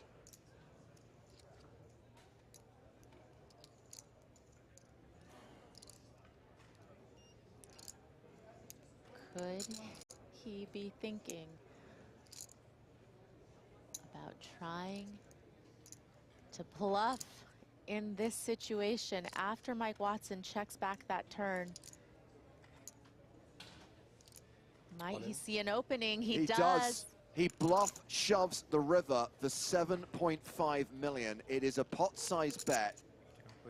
And Mike Watson wants a count. Okay, there was that ace on the turn, but Mike's hand is still pretty strong. It is, and you know, for Mao, he feels like if Watson had an ace, he's gonna most likely be betting the turn, because there are so many draws from the flop that you want to protect, get some value against. But for Watson, he's just wondering, would Mao check raise the flop with middle pair? Would a 7x type hand want to be check raising the flop? And again, so many draws that have missed from the flop, and Watson doesn't really block any of them. I mean, he blocks 9-8. Yeah. But he doesn't block the hearts. He doesn't block the exact type of, you know, gutters, or, you know, the 8-6 combinations, the 6-4 combinations. I'm not saying for 1 second this is in any way an easy call. And if you call and you're wrong, momentum shifts again, and suddenly the advantage is with Leonard Mauer. Equally, if he can find the call here, it is over, and he has won his 2nd EPT title. He's played 2 time bank chips so far. Yeah, and still have plenty of time bank chips to spare. Certainly worth mulling over this decision. It's really just about, you know, what type of hands would be willing to check raise the flop and then check the turn and now shove the river. It feels like it's very obviously polarized to trips here, you know, perhaps some boats, not 10s though, because I think he would have heard from 10s pre-flop. You you know, some more like fives full potentially. But again, so many missed draws from the flop.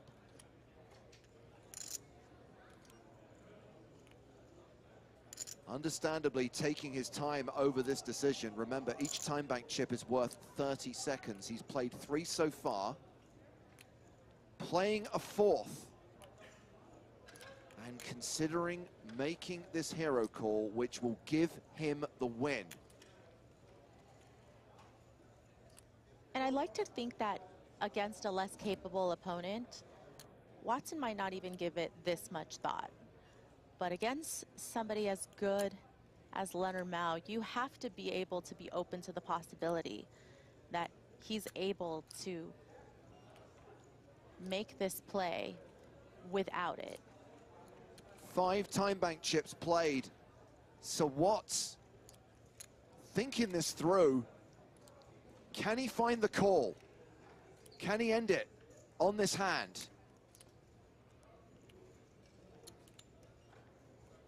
I feel like Watson is going to be able to. Oh. Yes, yes, he makes the call, and we have our winner. An incredible call from Mike Watson to win the PokerStars EPT presented by Monte Carlo Casino and become a 2-time European Poker Tour champion, joining a very select club.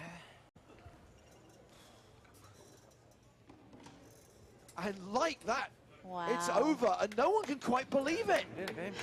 He's done it. He's a winner. Leonard Mao, the runner-up. Mike Watson, the champion. Certainly the PCA, I think, is more big names probably that people know, but you know, the Monaco final table was maybe lesser known names, but all still very strong players as well. So, you know, neither one felt easy by any stretch.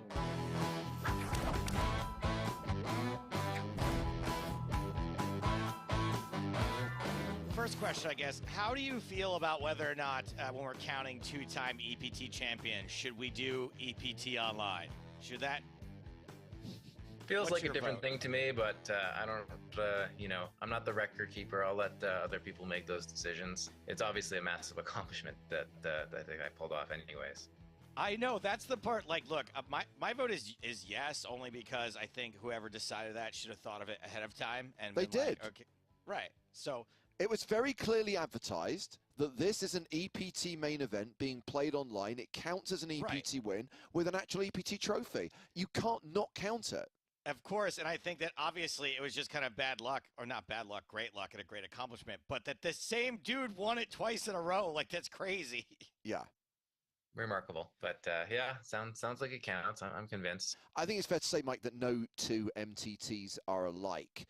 How was your 6-day journey to victory in this one? Did it feel like a grind? Did it feel like, yeah, I'm kind of like among the chip leaders the whole way? It's a bit of a roller coaster ride. How was the experience of playing down to the final table, first of all?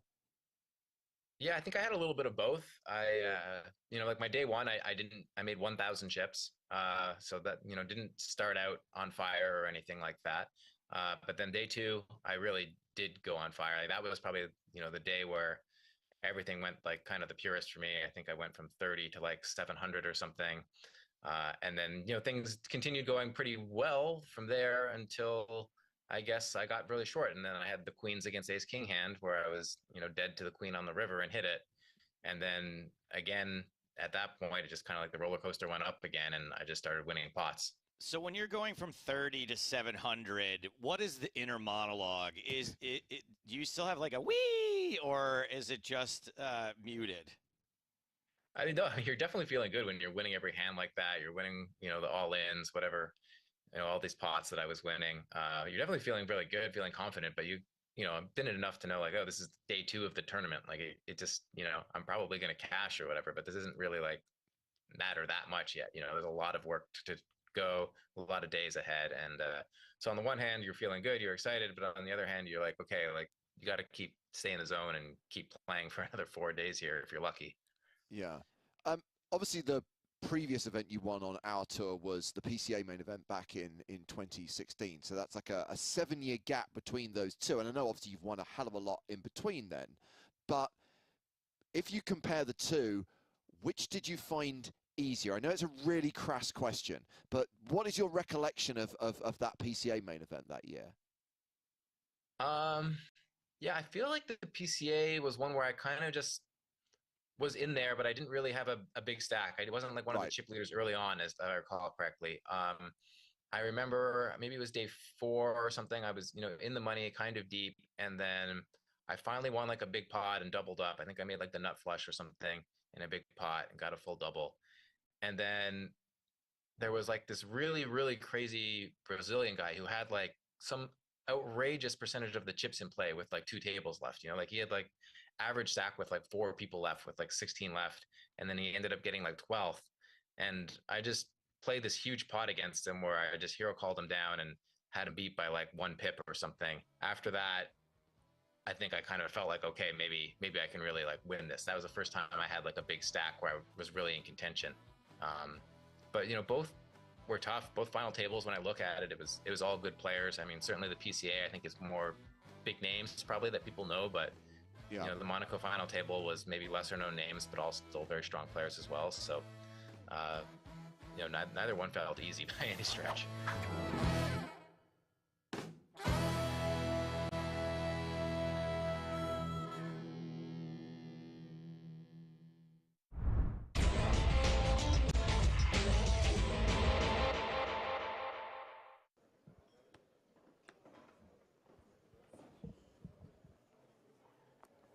Have I given a trophy yet to either Vogelsang or Greenwood? I don't think so, right? I don't believe so, and you certainly haven't to Ali Reza. Yeah, that much I know. Ace Queen of clubs in the small blind. I usually just root for whoever's going to give me the easiest time during the interview. Right, okay. And I think that Vogelsang is going to be like pulling teeth. Nice enough bloke, though. Yeah, for sure. There's no edge there, straightforward, but maybe not as entertaining as it could be. We talked earlier on, Joe, about the fact that Christoph first appeared in London in 2013, and I remember we sat down and did an interview with him there, and actually he's a very personable chap and actually quite a good interview. Okay. Well, then I hope I was wrong in that statement. 3, 4, yeah. Well, an interview of your caliber, Joe, you'll be able to get anything out of any of them. No. Oh, goodness, no. So Sam Greenwood has called the raise with 10-7 of diamonds. 10-7 suited has been huge today. And the flop oh boy, is Jack 10-7 with 2 clubs, 2 pair for Greenwood. The flush draw, the royal flush draw for Vogelsang. And it's pretty much a flip at this point. Yeah, this is a huge flop for both players, of course. And blind v blind as well, 3-handed. Every chance we see chips going on the flop, if not the turn.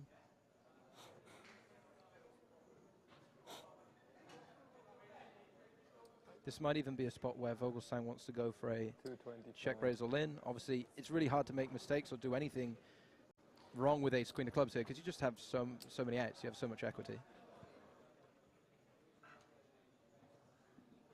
Here we go. Buckle up, buckaroos. And Greenwood's hand is one which is really strong right now, 2 pair in a blind v blind situation, but it's also very vulnerable. Correct. So many bad turns. So I'd be surprised if we see him flat. I think his best option is going to be to raise, and Vogelsang with so much equity is just going to put it in and we'll run it out. There's the raise from Greenwood. It makes it 700,000 total.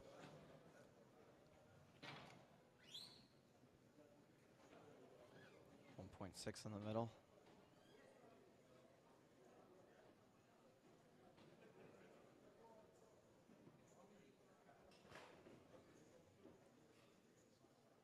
And the good news for Vogelsang is he's still deep enough that Greenwood can be raise folding here sometimes. So he might make a raise fold with something like 7-8 that blocks some of the more nutted hands, blocks some two-pair combinations. Or it's just being aggressive with like a queen 9, right? Because he has all the chips. We just spoke about Vogelsang not wanting to get overly involved. He does decide just to call with the ace queen of clubs. Well, this pot, 2.1 million. Vogelsang with 2.4 million behind. 5 of hearts does not help him. Is there something to I'm reluctant to just call there because I feel like if a club hits, then it kills my action. Well, a club, sometimes, obviously, your opponent's going to bluff that card as well. I think the more of a consideration should be turns like this one where your equity is diminished so much and you're out of position. And Greenwood is incentivized to be aggressive because Vogelsang doesn't want to bust before Ali Reza, right? So it could be a spot where you actually end up folding too much of your share of the pot. Obviously, the easiest play is just to ship it all in on the flop. It's Right. never going to be bad. You have heaps of outs against pretty much anything. But this might be a consideration from Vogelsang where he doesn't want to bust before Ali Reza does, and with all due respect, probably fancies himself to have an edge over that player. So, like, put it in what is kind of a coin flippy spot. So Sam's decided to overbet the pot, putting Vogelsang all in. Yeah. And now he really can't call because he's got a brick turn. He's not getting a decent price to draw to his hand. Unless, of course, he thinks he's ever good with ace-high. Unless he thinks Sam Greenwood enough of the time... What percentage of the time does ace-high have to be ahead here? A fair amount, Joe. A Fair? fair amount. Okay. But, like, it depends. You have to expect him to be bluffing hands like Queen-9 or like King-Queen and getting really aggressive with those a lot of the time for you to want to call off Which he's probably not doing that often. No. Not often enough, obviously, hence the fold. So Greenwood now playing 56 big blinds. Ali Reza Fatehi 32 bigs. Vogelsang now the low man at the table. The shortest of the 3 remaining stacks with 24 big blinds. As we play on here in the 100k Super High Roller at EPT Monte Carlo.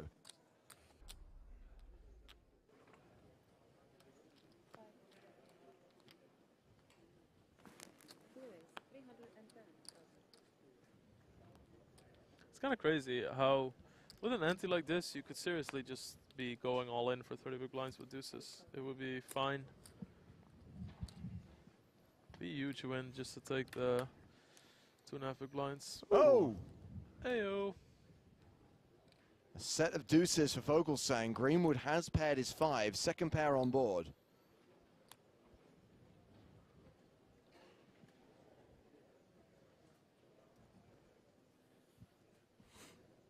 I mean, at least with a title like Infinity War, they're being honest about how long it would take you to catch up on everything.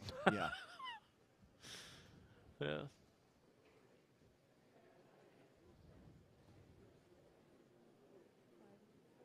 Great opportunity for Vogelsang here. Goes for value, 325k into 740k. Pretty big bets. I like it. Whereas Kaiser says, dilly ding, dilly dong.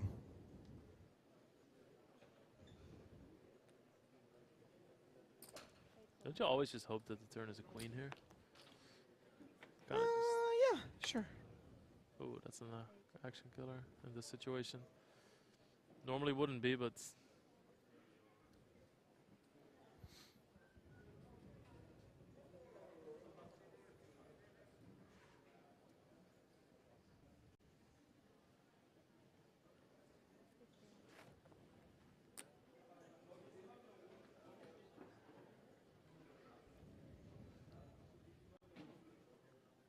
Christoph, it's your turn. 900. Thank you.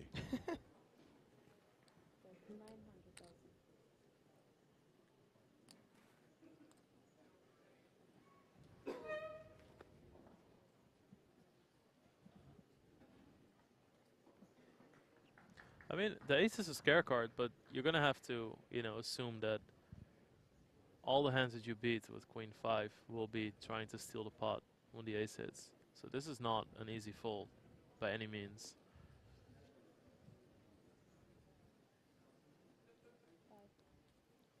If you think the ace is a scare card for those pocket deuces, Lex, you are tighter than I thought.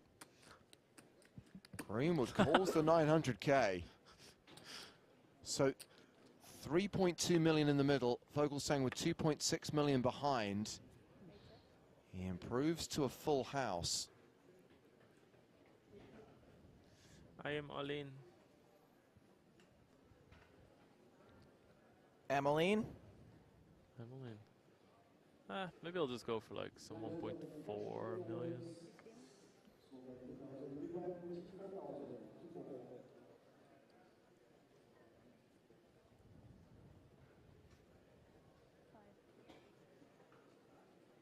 All in. Vogelsang shoves, and now Greenwood has a tough decision with just a pair of fives.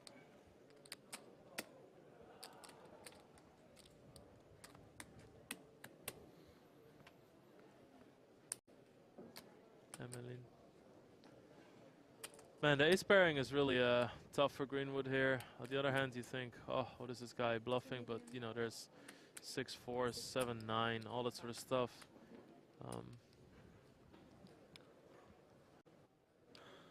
This is a really tough spot. I hear him say a lot of 7x.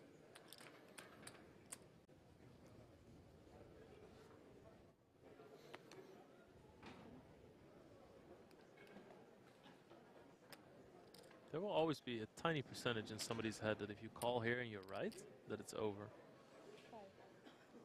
I call. He calls. Wow. It is not over. Christoph Vogelsang gets the full double up through Sam Greenwood, and we get the big switcheroo. Wow. Vogelsang returns to being chip leader. Greenwood now the short stack. And you know why? It's because he had deuces. Yeah. Thank you. I hate it when people don't put their time bank cards in stacks of 20. I think he's showing them off. He's got them all fanned out. All in. He shoves. Maybe he's been watching the stream. And Vogelsang calls. Greenwood all in with King 7, called by Vogelsang with Ace 6. There we go. This is the moment I've all been waiting for. Vogelsang a 6-4 favorite to win the super high roller. Greenwood does have live cards.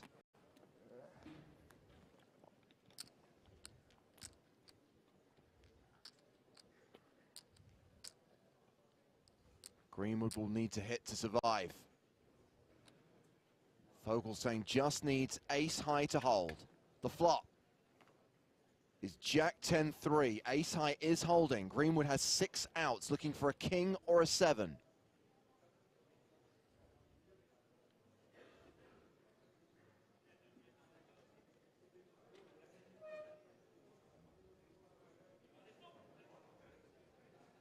The turn card.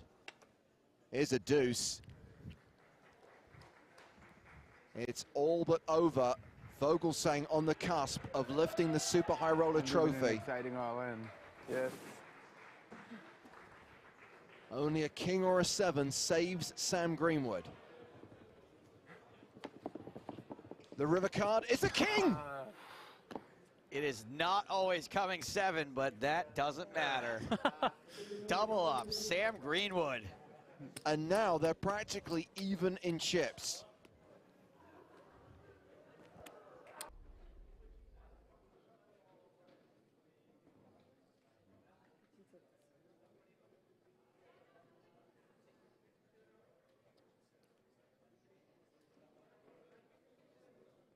All in. There we go. Oh. Oh. Oh, jeez. Wow. Aces. It looked like he was expecting the fold, like he was just going to have to fold whatever it was. And then he's like, just kidding. Oh, my heart just jumped. So Sam Greenwood set for a big double up here. I would like to see that again. His look of surprise as he almost mucks aces.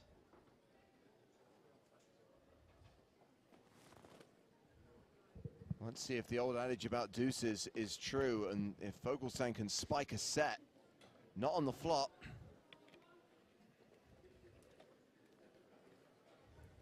Two outs for Christoph. He will not be eliminated in this hand, but he will be left with 15 bigs should aces hold. Of course, if there is a deuce on the river, Vogelsang will have won the super high roller. 2 cards, Sam Greenwood has to fade. The river is a jack, aces hold. Greenwood back in command. 42 bigs for Sam, 15 bigs for Christoph. I mean, this is the biggest lead he's had, heads up, right? If at all. I think so.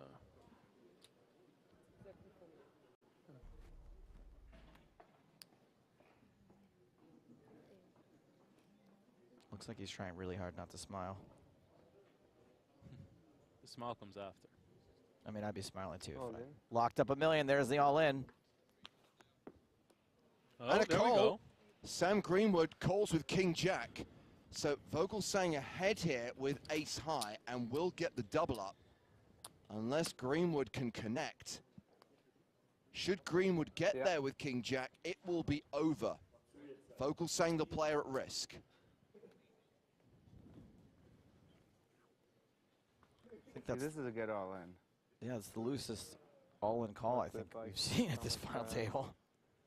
60, yeah, something like that. 61.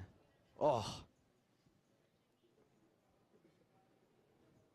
Sleepy guy's on his feet. Doesn't want to miss this.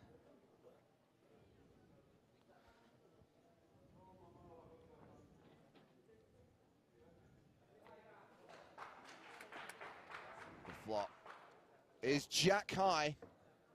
Sam Greenwood takes the lead in this race and now has the advantage and is the favorite to win the 100K Super High Roller here in Monte Carlo. Vogelsang needs an ace.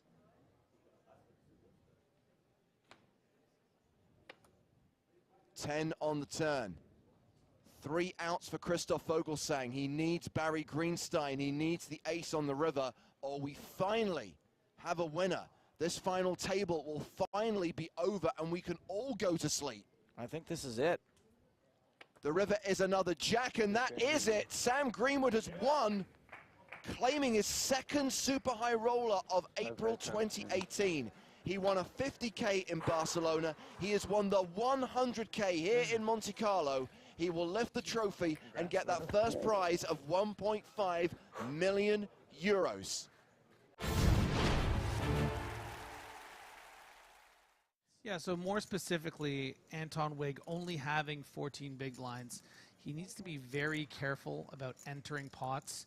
You're at that kind of inflection point with this stack size where if you lose 2 blinds here, 2 blinds there, suddenly you're getting to no fold equity territory, and then it's hard to acquire chips without having your tournament life on the line. So I think in that particular hand, Anton Wig might have even had something like Queen 9 suited, which is a hand I'm happy to see a flop with or even be the aggressor with under different circumstances. But in these circumstances, a hand Anton needs to get rid of and find a better spot to, you know, probably put all the chips in. Carbo continuing to get dealt. Solid starting hands. Freezes open with ace-5 suited. Carbo with jacks in the cutoff. Yeah, going to be very happy to put a 3-bet in here with the intention to get all the chips in against freeze. 70,000 he's made it. Sammartino in the small, 10-9, folds. Tatar gives up the big. Action back on Mr. Freeze. You know what has made it a size that is very enticing for a hand such as ace-5 suited, and goes for it. I mean, I think that's a little ambitious. Ooh. Insta-call with the jacks. Absolutely, and there is an old adage about there always being an ace on the desk. Freeze is going to need an ace, or some hearts, or some wheel cards, or a few 5s, or he is going to be out of here in 46th place. You already know Carbo is impervious to sourdough. Nice. The red triangle of death sits in front of Timothy Freeze's stack as we run out this board. Queen, Queen 10. So far, so good for the jacks. King of Hearts. Why? It's exciting. Why do it? Because King of Hearts, King of Spades. Because King of Hearts also gives opportunities. It's the ace of diamonds. Gross. Now I'll take the King of Hearts. Yeah, any king, any jack. will see Timothy Freese eliminated. But he's an 86% favorite to double up here. Any kings about?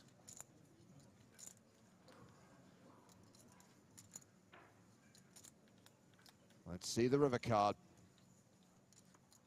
No king, no jack, and that will be a double up for Freese. Still, the undefeated heavyweight lightweight champion of the world. 265. It is Ace 5. Anton goes for the shove. There is the call, and it is a domination situation. Anton Wigg at risk and way behind. He does not like that. It's tough because when you have a hand like 10-8, you're kind of expecting your opponent to have, if he has ace-8, he would have called already. King-10 probably would have already called. So for your opponent to actually have a dominating hand is pretty annoying.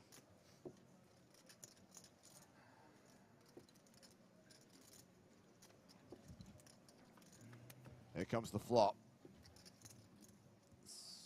Which does give Anton Wigg a straight draw. He's now got 7s and 8s working for him. You know what they say. It's always coming hard. Yes. It's always coming hard for the sweat. We do get a heart for the sweat. That's fair. 13 outs for Anton Wigg. Will he MacGyver this? Obviously, 8's no good anymore, but hearts and 7s, they all work. Heart. It's the 6 of hearts. That's a flush for Anton Wigg, and he survives. Muted celebration. Class act.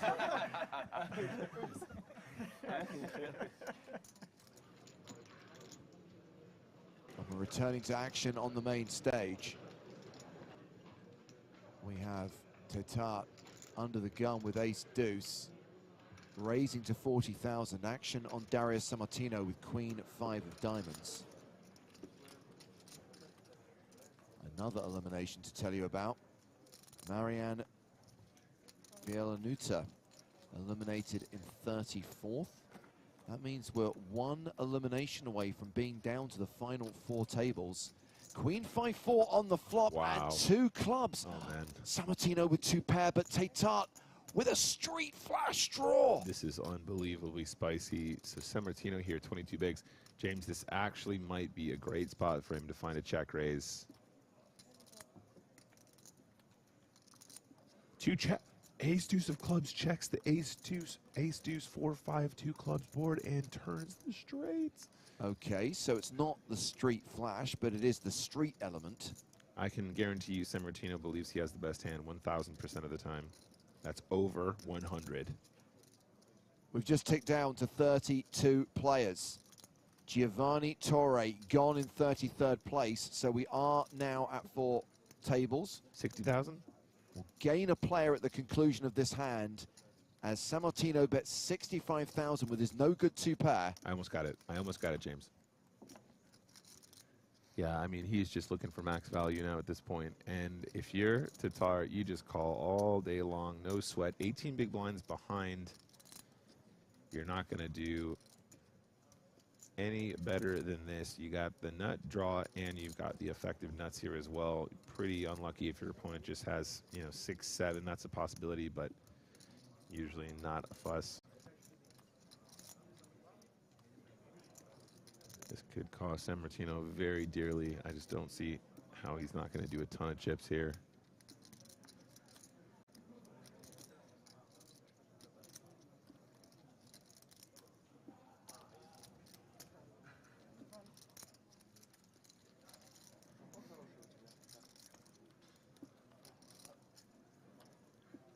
Board pairs on the river.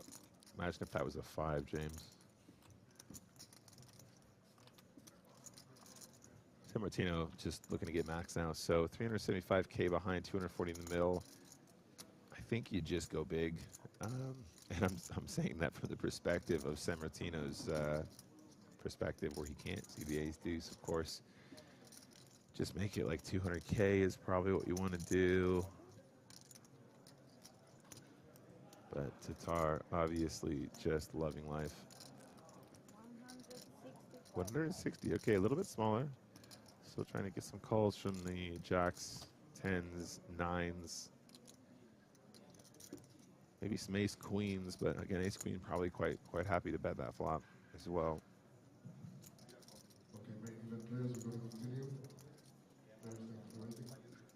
Clock is paused right now, by the way, because we are breaking a table. We're down to 32. As highlighted, we are going to get a new player on the main stage as we see Tatar shove on Sammartino. It's all into call. Oh man, this is disgusting. This is so hard. Oh, he hates it. No, he hates it. It's just a spot where your opponent just, if he was going to bluff, he would have done it on a previous street. This is just so savage. Sammartino could make a really excellent fold here, but look, it's just so hard. He beat so much. I mean, honestly, the other thing, James, ace deuce just bets the flop as a bluff tons. If he doesn't have ace deuce of clubs, there's a chance he just goes ahead and fires on the flop, and then it makes more sense. But when he checks the flop, it's so hard to give him a straight draw that isn't literally ace deuce with the with the club draw, excuse me.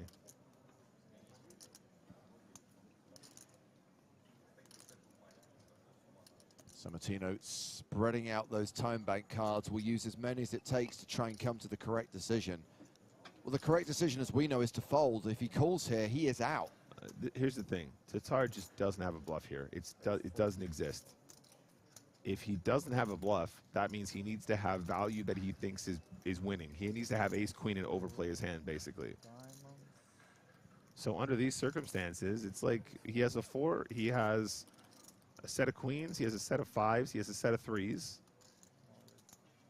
There's just so little, there's so few hands that he plays like this thinking that he's good, where he's trying to get value, where he wouldn't just flat the river. Like ace queen just flats the river all day here, especially against a big blind defend where they could have trip 4s.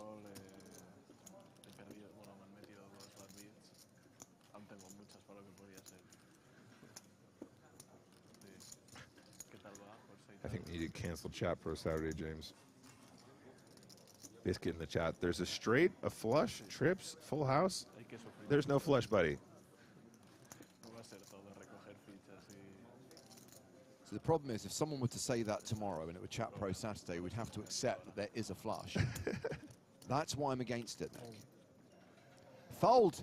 Sammartino reaches the correct decision and gets shown that he has made a good laydown.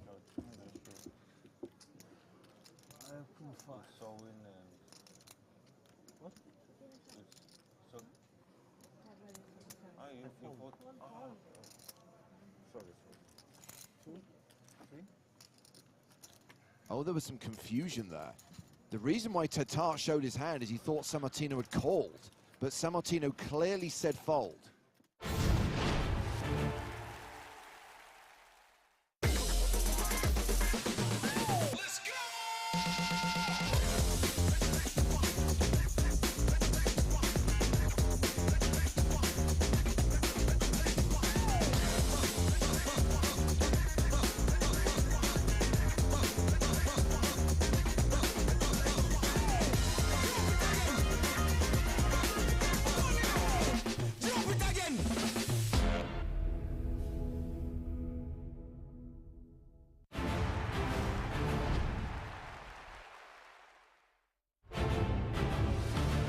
Welcome back to Cyprus and the PokerStars European Poker Tour. We're into the evening session on day 4 of the 5K main event here at the Merit Royal Diamond Hotel Casino and Spa. Down to 20 players returning from the dinner break. Our objective today is to get down to the final 16, the final 2 tables, and there's a very strong chance that we do it in the course of the next 90 minutes. These are the chip leaders coming back from the dinner break. Andrea Dato from Italy leads. Ahead of start of day chip leader Nathan Tatar. Gilles Simon sits 3rd in chips ahead of that Foggin guy and Kenny Hallett. It's James Hartigan alongside Joe Stapleton. Hello, my babies. And joining us live via satellite, Maria Ho. Hi.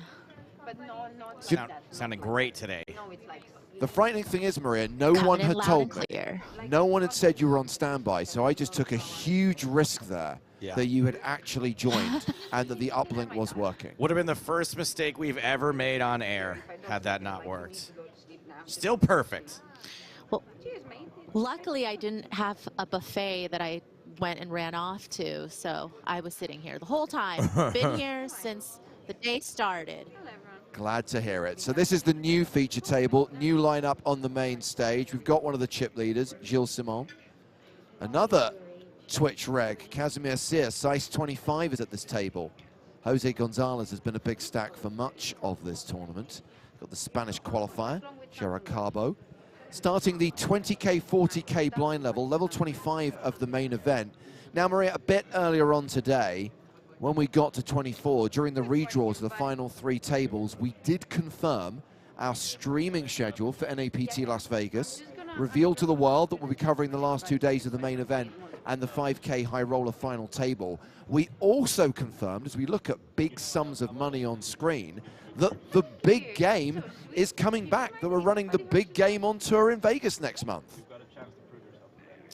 Yeah, I feel like socials are popping off at all these announcements, but it's exciting. Maria, if you were invited to play on the big game, would you play on the big game? Absolutely. I remember watching the big game, and there's just so many iconic moments and hands and players that have come through that I was like, oh, that looks so fun.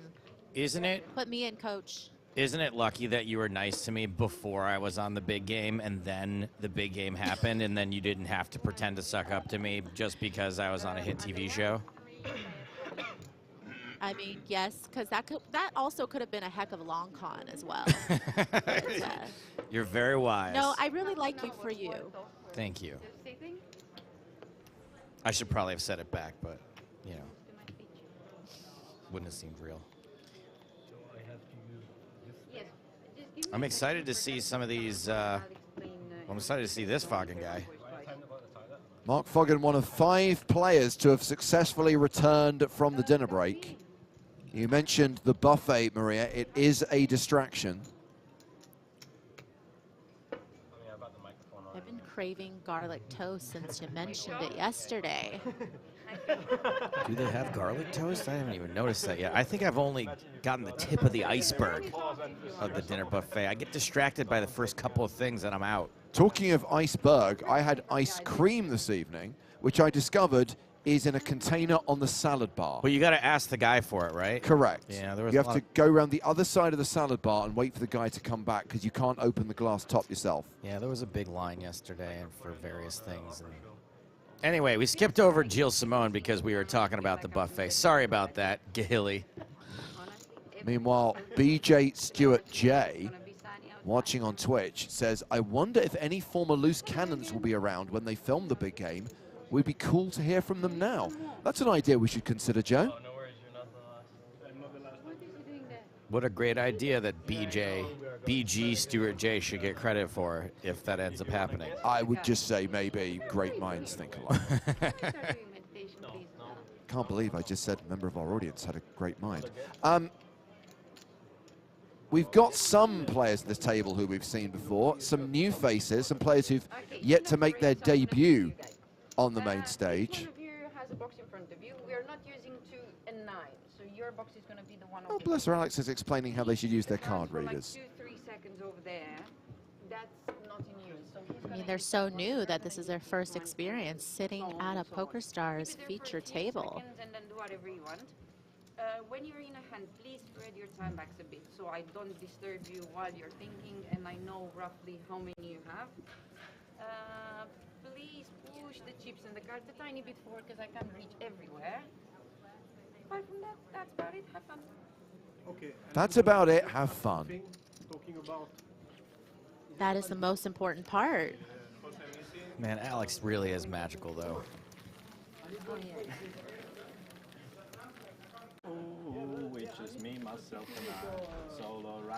Gerard Carbo has dropped a bit since we last saw him. 980,000 is now only 24 big blinds.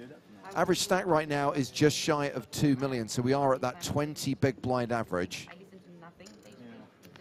Jose knows about And this, sometimes what I'm some gonna very talk. boring So conversations. sorry, just your attention for 2 minutes, just talking about virtual all-ins. I know it's a strategy you can use to pass some pay jump and gain some times. We are not backing up this at PokerStars. So just so you know, if you decide to go virtual all-in, it's at your own risk. The first decision will be 30 seconds. And then afterwards, if you decide to fold, keep 1 chips for the next hands, you will be put directly on the 5-second clock. Every hand, 5 seconds? Timo, just... If you go all in with 1 chip remaining. If you go virtually all-in, keep just 1 chip behind and decide to fold and keep that 1 chip behind. Basically, we're not going to let you angle to get a pay jump. 5 seconds. Afterwards, you will be put on a direct 5 seconds. Jose is coming. Okay. What about if you use your time bank cards to open a box of sports cards? What did that do? He would fold in that scenario and he would keep the 5K back. He would have 5 seconds for each decision for that 5K. So your time banks are not in use anymore, basically. You can't have time. You can't have time. You can't have time banks when you have 5 seconds. Dealers, you can prepare the deck. The blinds will be 20,000, 40,000. That's a very succinct way of putting it. Hello, sir. Hello. Now, you know I have an alter ego, Joe, when I would run poker games. Jimmy the B word. Jimmy the B would act as TD. Jimmy the B doesn't wait for players to come back from break. If you're not back in the allotted time, the clock starts running and you start getting blinded out. So you may have a fantastic beard, Jose Gonzalez, but that doesn't entitle you to turn up late. Ace deuce, king 10, I win. Good luck, everyone. What do you say to tardiness, Maria Ho? Do you condone it? You don't say tardiness anymore. When I was younger, I was late for everything. But I've really, I feel like I really enjoy when people are very punctual. So I decided that it's only the respectful thing to do, to respect other people's time. Action finally underway. The start of level 25 with the blinds at 20,000, 40,000 with a 40K big blind ante. 10 pass. 3 pass.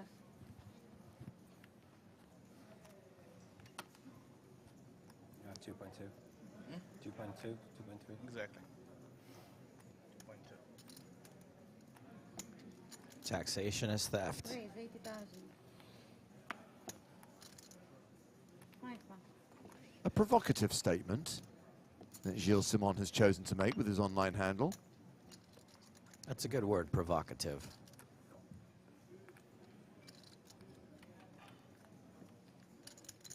Cool. Casimir defending with Jack 5. He is super short. He's got 6 bigs behind. Yeah, super, super short. So short that some might not opt to defend with the Jack 5 offsuit, even though he was up against a button open. Wow, that was dramatic. That's the end of show. I think we're done. Okay, good night from Cyprus.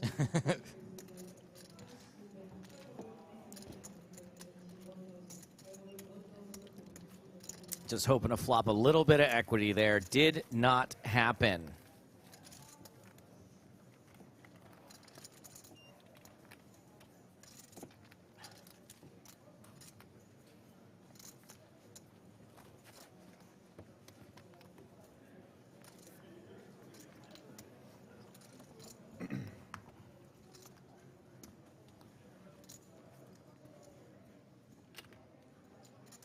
I feel like things perked up a little bit in the last level. I think the reality of the situation, how deep everyone is, and how fun things are about to get is finally starting to set in. 10 pass. I think once you do the 3-table redraw and then you're getting close to doing the 2-table redraw, I feel like that's when people feel like the final table and reaching the final table, having a chance to win first place money is actually feasible, and it becomes more of a reality. I think you just being able to look around and see all of the players around you and know that that's all there is standing between you and the EPT title is why things get very real at this stage. I'm going to agree, but have no actual basis, since I've never, you know, sniffed anything like this. One day, Stapes. Thank you very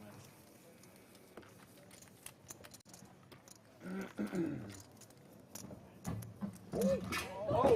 Oh no! Goodness. Oh. It was the last bad beat of this tournament, my friend. Yeah, I mean, look, take your bad beats off the felt. Some chips and no chair. I mean, listen, first we make sure he's not hurt, then we can laugh a little bit. He seems okay. The moment you realize he's smiling and he's laughing is the moment that you can relax and enjoy the hilarity of the situation. In Finland, we have this thing called hauskat kotivideot. Funny home videos. Oh, yeah? Every country has that format.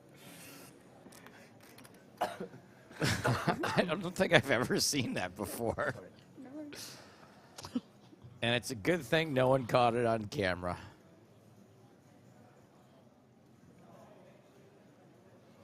You know how when people have those icebreaker questions and one of them is, what is the most embarrassing thing that's happened to you?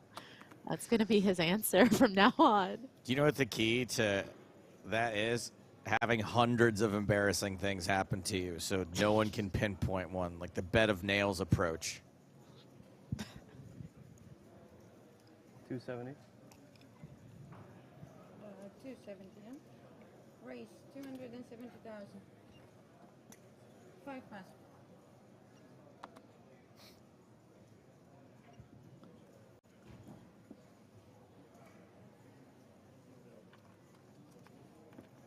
All right, is everyone recovered? Big Should we go back? stacks. Yeah, go back to the poker here.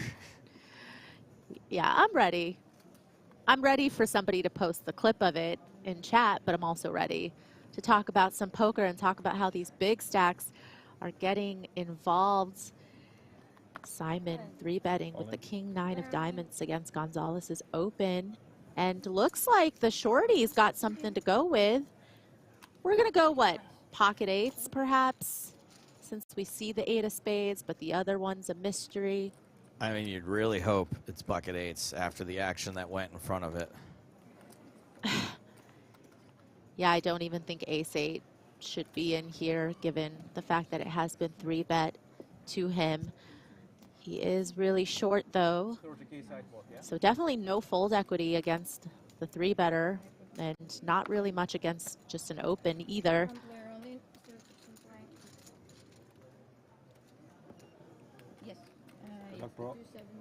Good luck, bro. Thank you.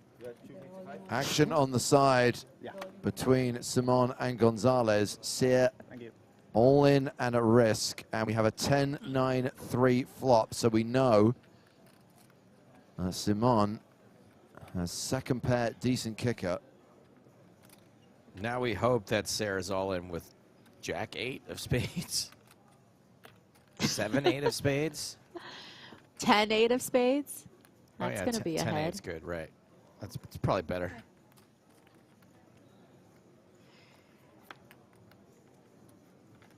Ace on the turn.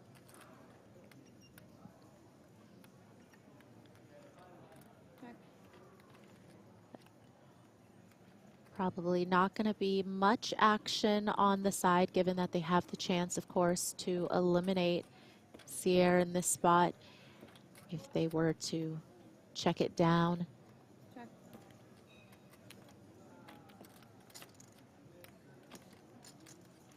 Queen on the river. Well, And especially with this run out, of course, no real value that they can try to get out of their opponents with the king 9 especially. I'm assuming Sice does not have the winning hand. Casimir KO'd. Get your F's out in chat. He had the snowmans. Num num. Good luck. Thanks. GG. Good luck. Was a pleasure. Well, as that hand was playing out on the main stage, there was an all-in at one of the outer tables.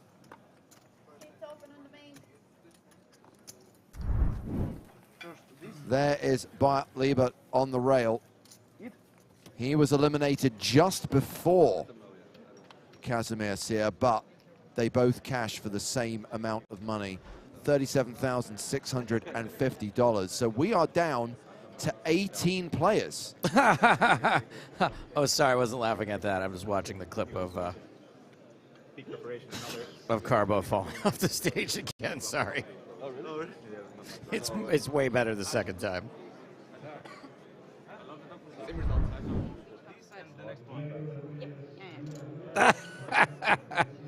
Oh boy.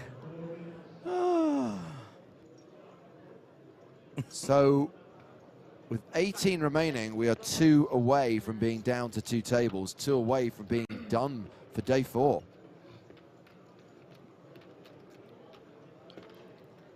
Looks like there's only one somewhat immediate short stack left, though. Correct me if I'm wrong.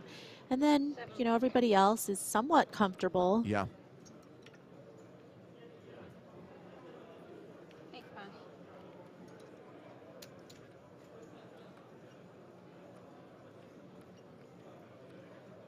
Halil Tasiarek defending his big blind with ace-4 against Gilles Simon's open with 10-8.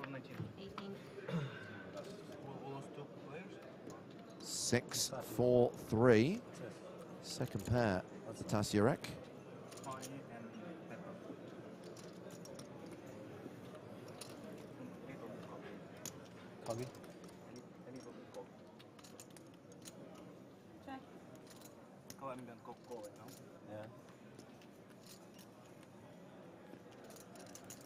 Simon has a pretty strong range given the fact that he's open from early position, but of course with these types of flop textures, you're always going to be afraid that it might have hit the big blind's defending range. And Tasiarek does have a little piece of it, certainly good enough for a call, I think, as his best option to proceed here.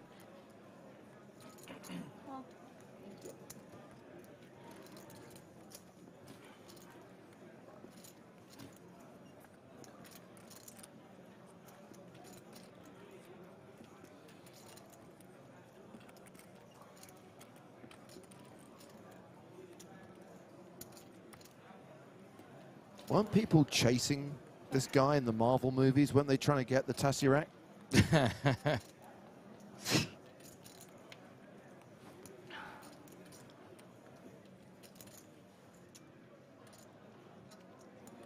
And I feel like this board pairing the 6 on the turn, it's going to be a really tough card, I think, for Simon to double barrel on, because there's going to be so many other turn cards where he could maybe turn some equity that he could consider barreling on. And of course, some of the over cards would have also been a great candidate for him to continue to bluff at.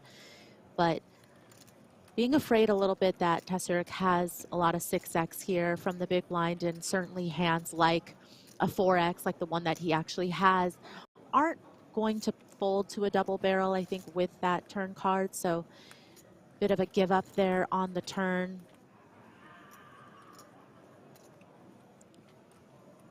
And I think this is interesting because some players might just opt to check here with the ace-4. It's more of a bluff catcher, might feel like it's a little too weak to pursue value, especially with the queen rolling off on the river. Hey, James, Raghav on Twitch wants you to know it's a Tesseract. Yeah, because obviously I was being 100% serious. Thanks, Raghav. Raghav, don't joke the joke. By the way, Raghav, congratulations. You have now convinced me that Chat Pro Saturday cannot be a thing. All the mods can scream with delight as we give a shout out to Sice25, who's joined us in the Twitch chat. Says, GG was a pleasure. Congratulations, sir. At least you got to witness Gerard Carbo falling out of his chair before you were eliminated.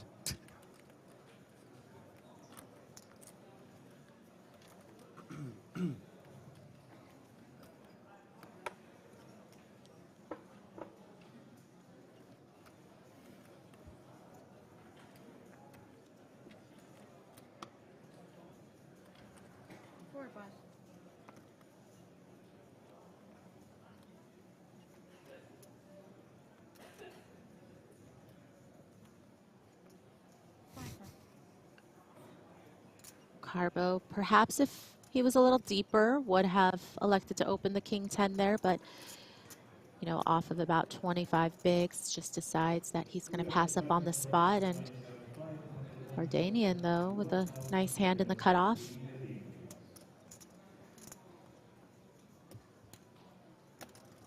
Raise 80,000.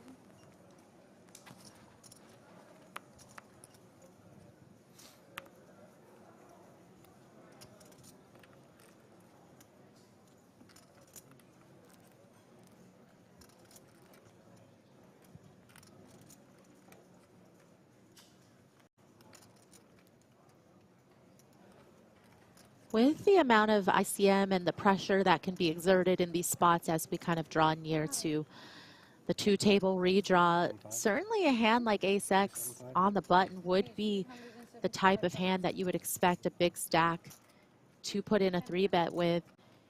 Just get aggressive in these spots where, again, your opponents are going to be a little less likely to want to play big pots out of position. Oh, sorry.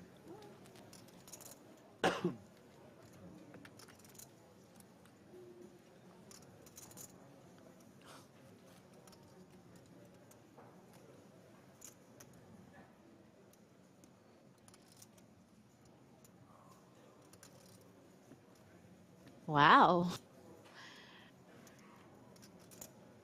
Bit of a stare down, checking out his breathing, and I don't know exactly what he's looking at, but I would assume he's checking out the whole body. He and Scooby and the rest of the gang are used to solving mysteries.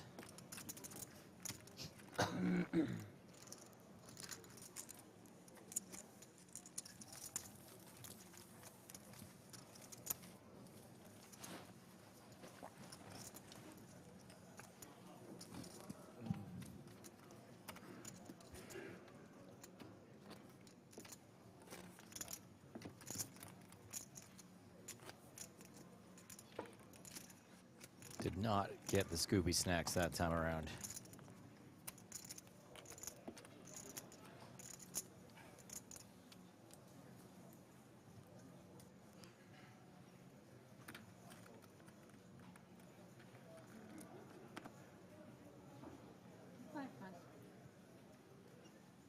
James on YouTube says, I called him Fred. Glad I got on TV finally. Yeah, totally your idea. Action has been folded to Mark Foggin.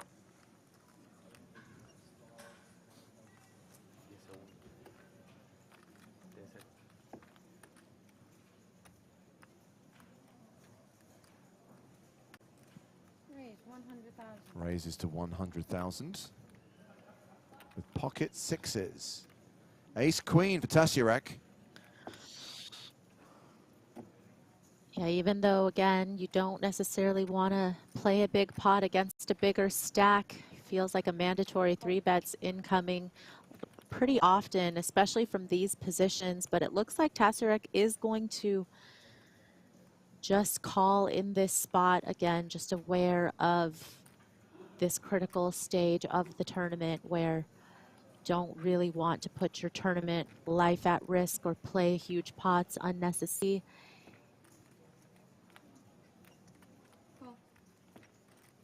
Well, with Tasiarek calling, we get Gonzalez calling as well out the small blind with ace-9 suited. Shield Simone with king-jack in the big. Yes.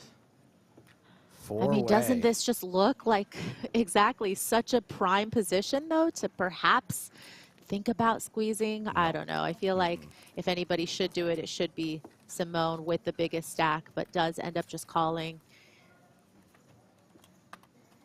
So much dead money in the pot, Pre. Ooh. Ace, king, jack. 2 players with top pair. 1 player with 2 pair. And then there's Mark Foggin. This fucking guy's got nothing.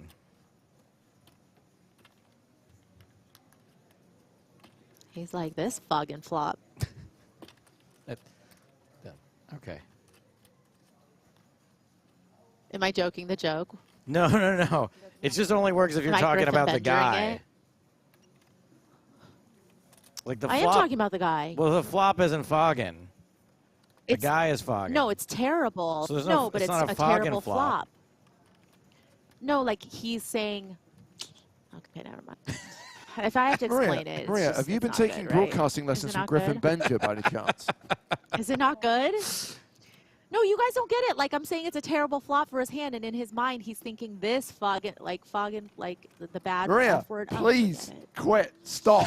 Cease. Stop. Just bail. So somebody cut my mic. Somebody cut my mic. I You can't are help it. literally Maria's driving through a tunnel.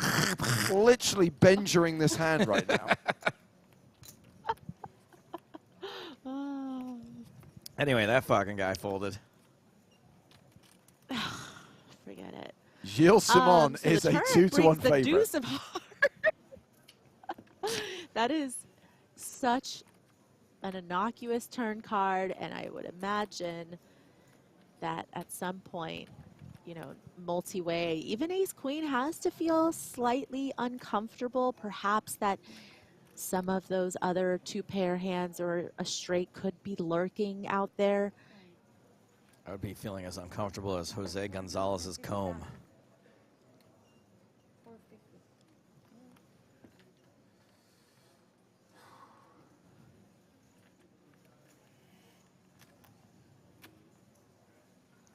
Interesting lead Yeah. here by Gonzalez, feeling like that bricky turn card is good for his hand, because thinking if there's going to be some queen X, 10X out there, and you know, perhaps some king X's that might just check on the turn. It feels like a bit of a protection bet here from Gonzalez, trying to protect that top pair from some of those draws possible. You know, a spade. The spades were out there from the flop as well.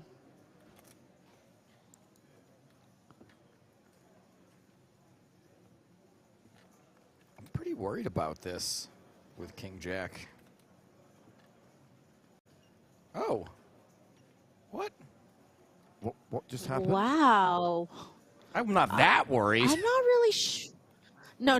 Yeah, I mean, guys, if Stapes is not even that worried, if Stapes would definitely be calling with King Jack, then I feel like that's telling you something. Stapes is always afraid of the monsters under the bed, I feel like.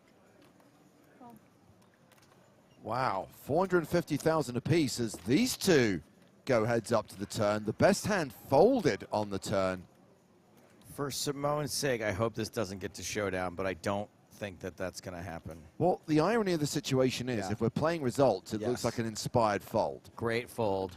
Maybe he somehow knew that this 2% chance was going to come in, that this one outer would hit, that Barry Greenstein was ready and waiting in his bathrobe.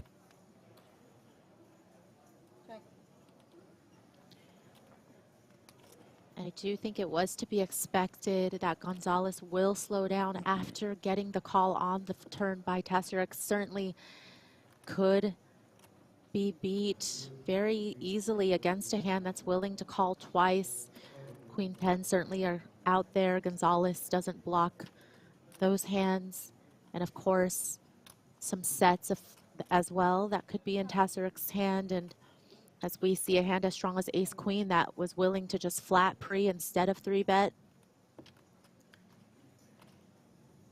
Pretty likely, though, that Tassurek doesn't have some of the biggest boats in this spot, because I think those hands are going to be 3-betting pre-flop pretty often.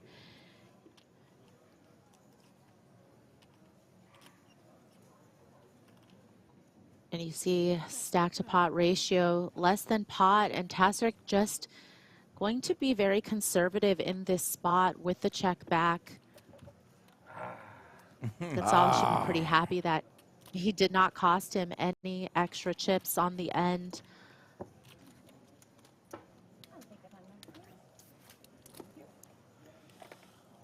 Halil Tassurek chipping up to 2.97 million, has close to 75 big blinds, is second in chips at the table. I think you should drop the ha, just be Lil Tassurek. Like a rapper.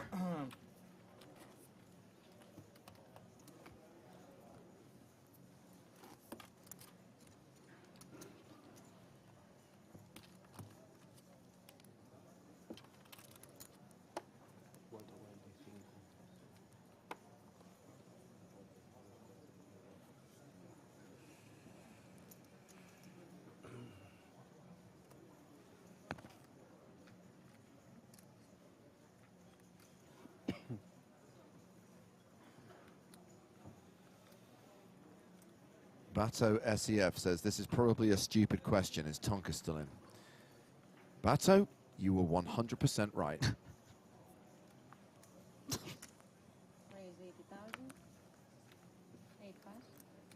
All right. If he'd still been in at the start of the day, right, I'd have more patience. He wasn't even at this point yesterday, was he? No. Uh-oh. No. We're heading to the outer tables. Anton Wigg all in, but it's ace-queen versus ace-queen. And this is going to be a chop pot. And Maria, you know what they say. Everyone loves a chop pot. Everyone loves a chop pot. Cut us some slack, guys. Satellite. Not her fault. Yesterday there was a three-way all in. And one I don't think it was that bad. I really... Oh, never mind. Well, we've returned where it is jacks versus tens. And Gonzalez in as well with 6-4 suited on the button. So Vardanian's raise called in 2 spots. Still the blinds to act. Gilles Simon has folded the small. Gerard Carbo in the big. It's 3 towers. It's 3 towers, yeah? It's okay. No, thank you. Thank you very much.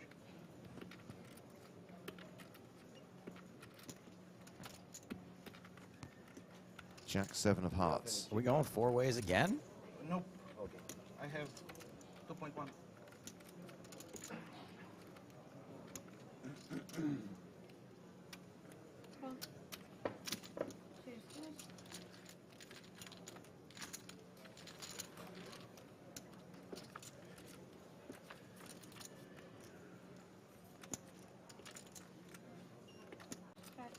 Nine, 5-3 on the flop. Wow, a good flop for jacks. They exist.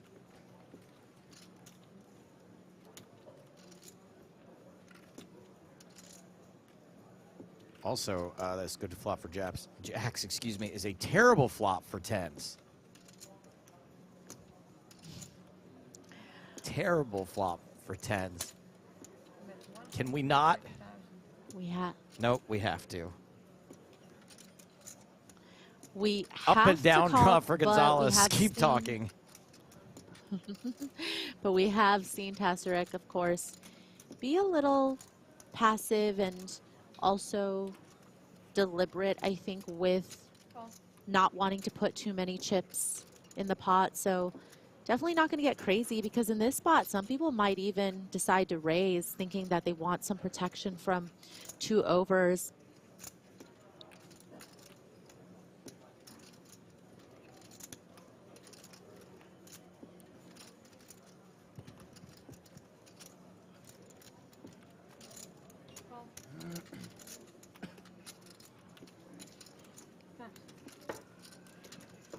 Okay, so 3-way to the turn. 2 over pairs to the board and an open-ended straight draw. The turn is a 4. So Gonzalez now with a pair and a straight draw. Jacks 2-1 favorite.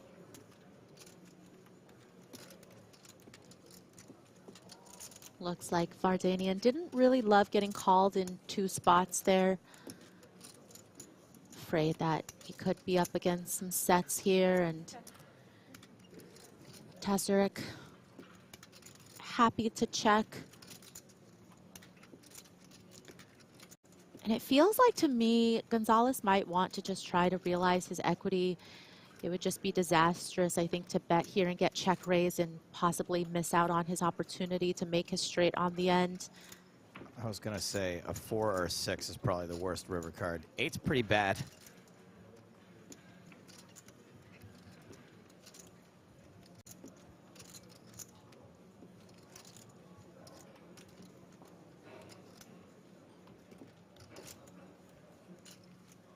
I think once the turn gets checked around, Vardanian certainly does have an opening to feel comfortable to go for value. You know, the only hand that could now be, that wouldn't bet the turn, could be a rivered set of 8s, but any set would have bet on the turn with all of that possibility of the flush coming in and some straight possibilities as well. But I think these players, again, just the gravity of this situation, perhaps making them miss out on a little bit of value. Was not counting 4-way pot. I bet you're loving that with Jackson. I bet you're loving that with Jackson. Okay. Thank you. I don't know. Did someone in the world count both like this? You are a big blind player.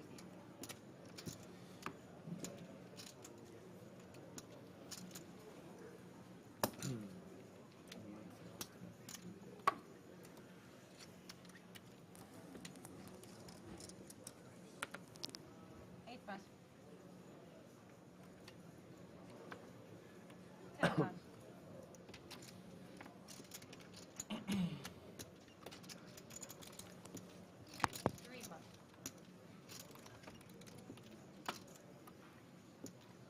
Round to the blinds. Carbo in the small. 7-6 of spades. Not ashamed to fold his hand and keep your stake big. Completes.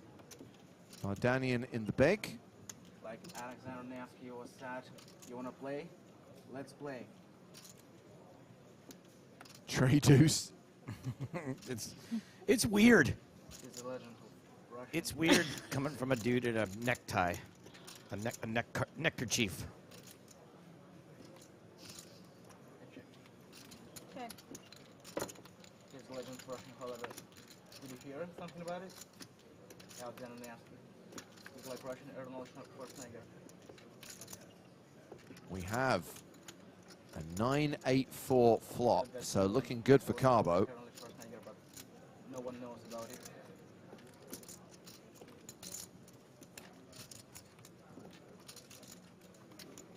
That's 75. Do you remember my words?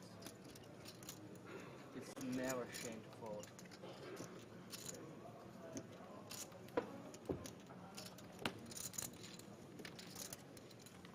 I know, but they have to play. It's not really getting much back. And fold all day. Are you sure it's possible? It's possible, but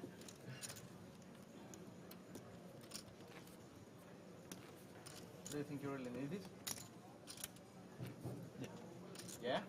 that one we have. What place will you accept if someone will give you money right now? First. First? First is good. Sevens. Will you accept it? I don't know.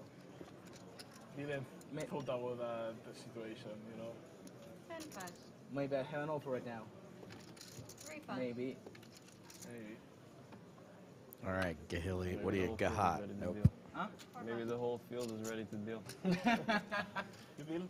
I would gladly broker that deal. I offer it. If you give me first place money, sure. I offer it. There's always when it one. was a 1.1k field. I don't know why nobody agreed. 1.3.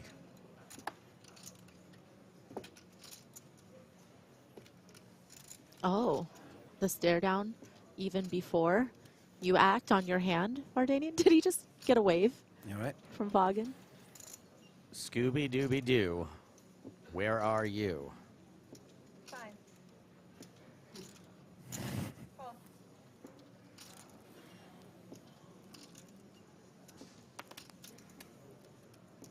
King 10 for this fucking guy.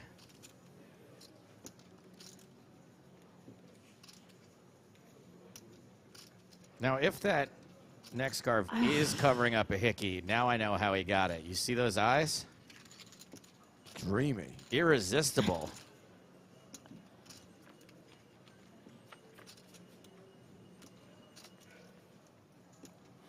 All right, we did see a flop of 8, 6, 5, 1 club. Top pair for Vardanian. You know who's going to love that flop? Daphne and Velma.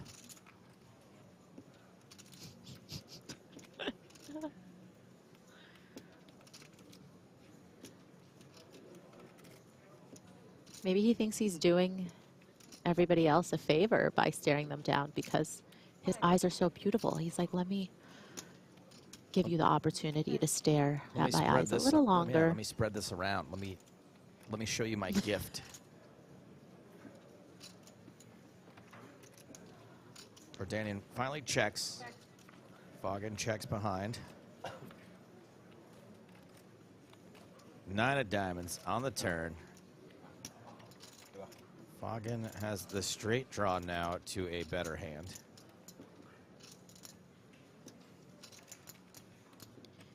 Yeah, and with the 4-liner out there, it does seem like a spot where Vardanian isn't going to try to go for value. If the turn maybe bricked off, I think that would have been a good spot for him to bet, but here just probably going to be a bluff catcher. Or not. What is Vardanian doing? This would rattle me.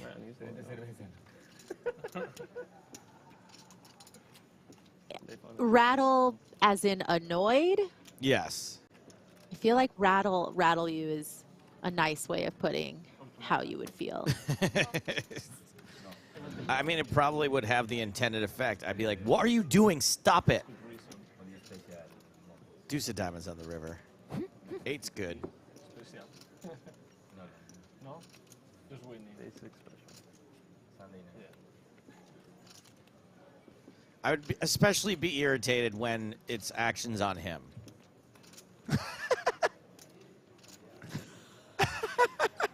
Yeah, I just really think this is a little pointless, and I don't know, maybe he's watched a little too much poker on TV and thinks, well, if I see some of the top players stare players down, well, they're not really doing it when the action is on them. That's the difference.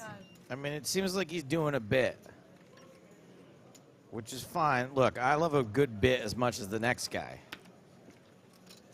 I'm enjoying it. But a little bit less than this Foggin guy. So Foggin made an appearance in Barcelona, right? The Barcelona shows? I think it was Monte Carlo. Monte Carlo. And I remember right off the bat going to our boss and just going, hey, how many Foggins am I allowed? Just tell me now how many Foggins I get, and I'll make it work. And whatever number they gave you, I guarantee you tried 2 more than you were told. We're heading to the outer tables.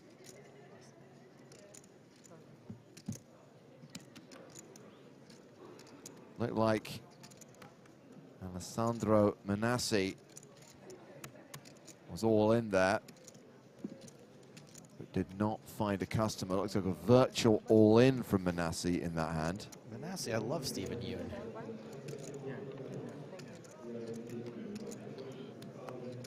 Did you guys hear that somebody on the feature, though, was saying to Vardanian that if he doesn't act quicker when it's his turn, then he's going to start calling the clock on him. No, I missed that. Which I think is kind of fair. I think it's fair. I agree, especially when you're under the gun.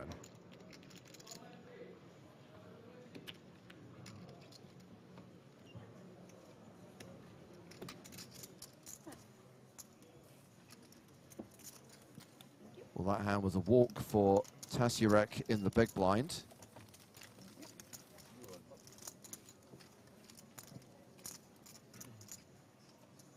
I agree with Oystein. It did look like Vardanian was studying what was in Foggin's ears.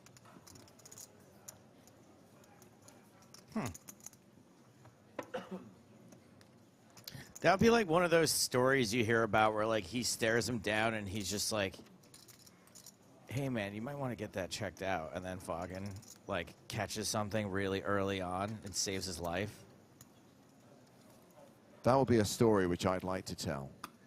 I think there was a stand-up comedian who got heckled by someone. It was like a doctor in the crowd and was like, you should get that checked out. And it ended up being cancerous. Wow.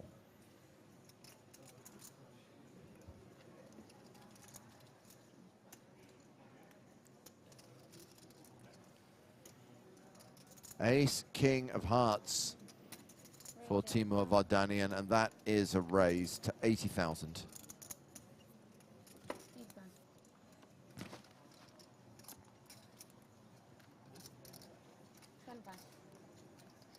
Gonzalez, Queen 8 in the big.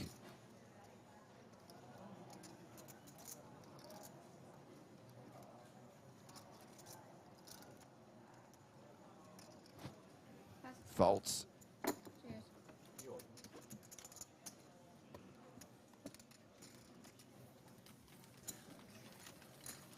Are we allowed to say this word?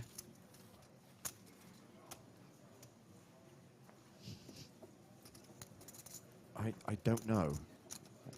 What does it mean? I don't know either. That's why I asked you. Would you like me to double check? Yeah, just... What? No, not that. That's the one you were pointing at. No. That one right there. The Not green. the person's name, the word at the end. Oh! Is that a word we're allowed to say? Oh, you have to Google that one too? As you are quoting, you may say it. Okay. Sorry, I thought you were asking about their online handle. No, which- Mac'em Smack'em says if you did that in DTD, you'd be told to stop being a prat. So apparently, I know this because I just Googled it, Mac'em is a nickname for residents of people from Sunderland, a city in the northeast of England. It is also a name for the local dialect and accent, not to be confused with Geordie. It is also a word commonly associated with fans of the Sunderland soccer squadron. Verdun just got up from the table while he had cards in front of him still. And the player next to him folded him. You get a penalty for that sometimes.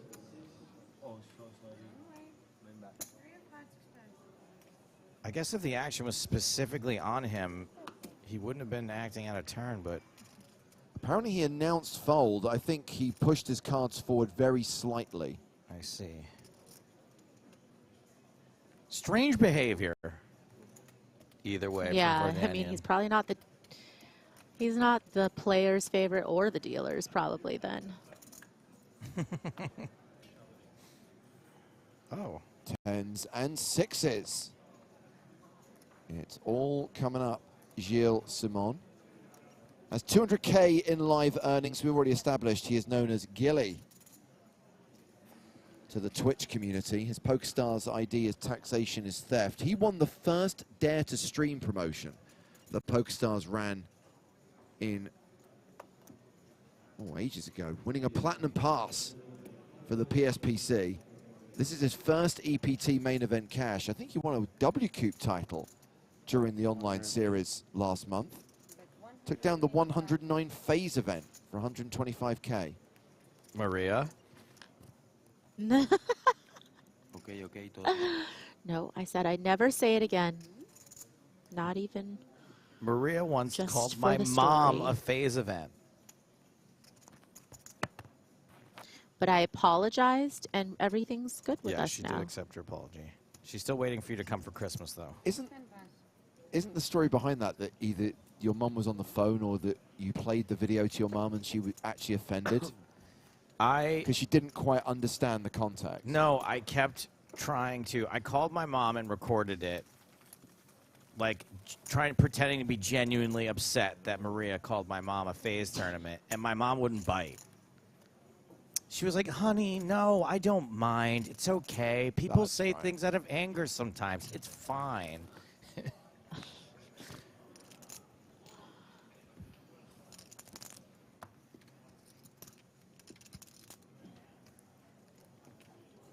But yeah, that's a legendary story. So the Dare to Stream promotion, was that the one in 2019 Mhm. that Mason and Georgina ran, that they announced when we were in Prague, I think?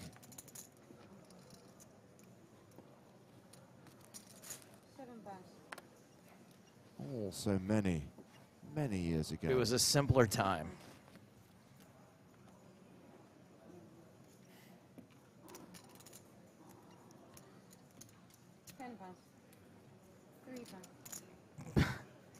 Chill11 Poker says, better than calling your mom a single re-entry. Wow. Much like my mom, those are a thing of the past. I'm going to save these for when I really want to offend your mom. 130. Folded to Gilles Simon in the small blind. He will raise.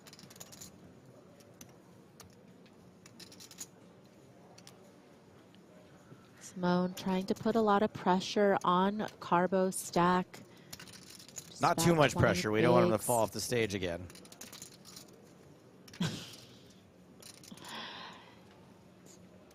Feels like an excellent hand to be calling with. Play it in position. There's going to be a lot of good flops for your hand.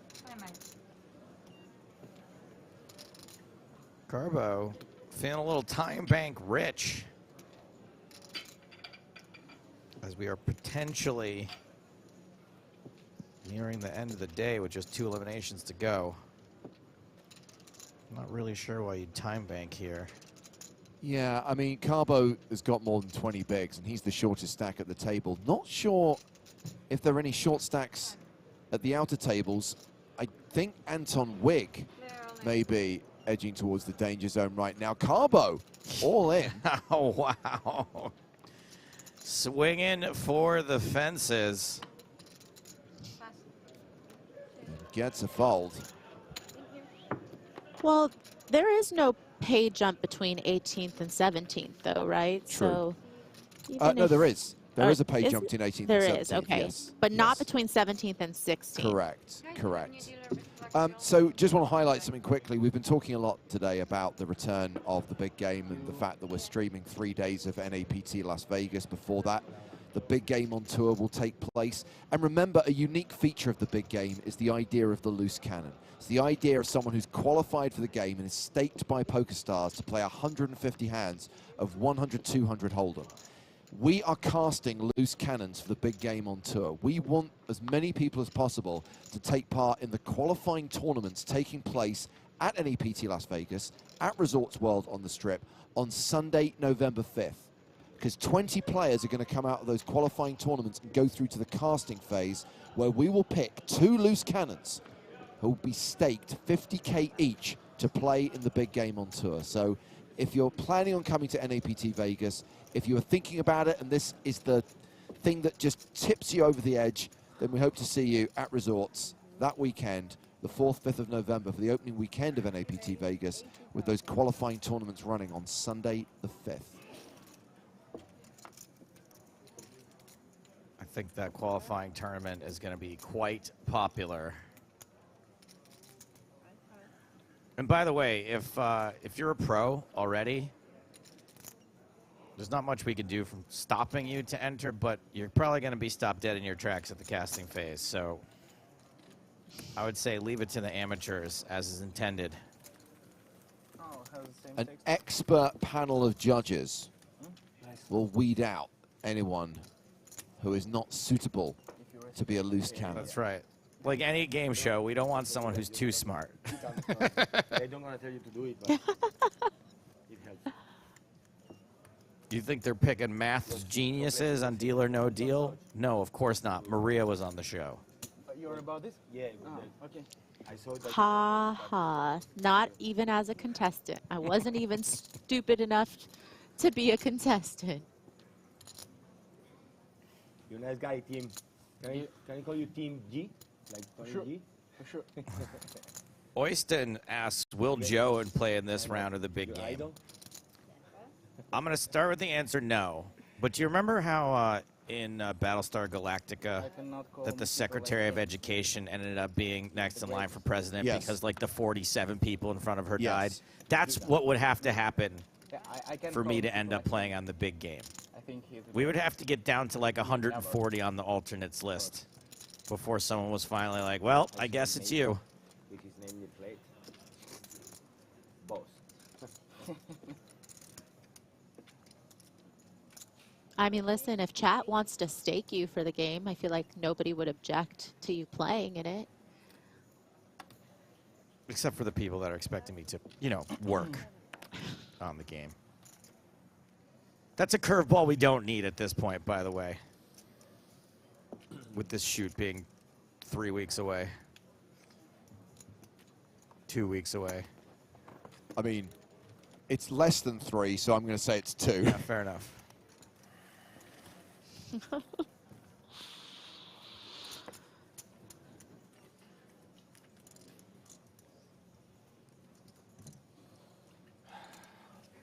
Interesting thing here from Hushi, who says, as a person who's watched every single episode countless times living in the UK, would be great to get an online one. He's talking about an online qualification route. Oh, I thought he meant an online big game. No. Because I had an idea for that. I thought it'd be fun if I went to, it doesn't work for the UK, but if I went to Pennsylvania or New Jersey, maybe a couple times a year, and we did a reverse big game where I get staked and people can win my money. I like that.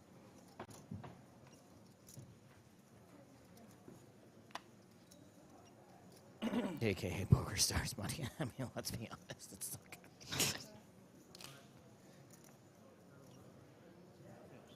Sí. 21, 600, G4 tiene 24 por ahí. 26.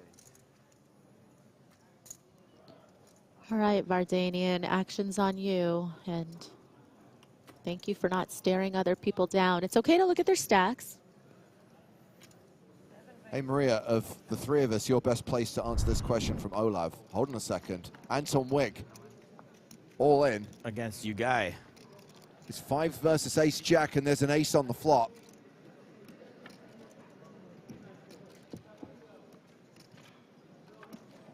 And no 5 on the river. That is the end of Anton Wig's EPT Cyprus run, so there will be no two-time European Poker Tour winner in this event.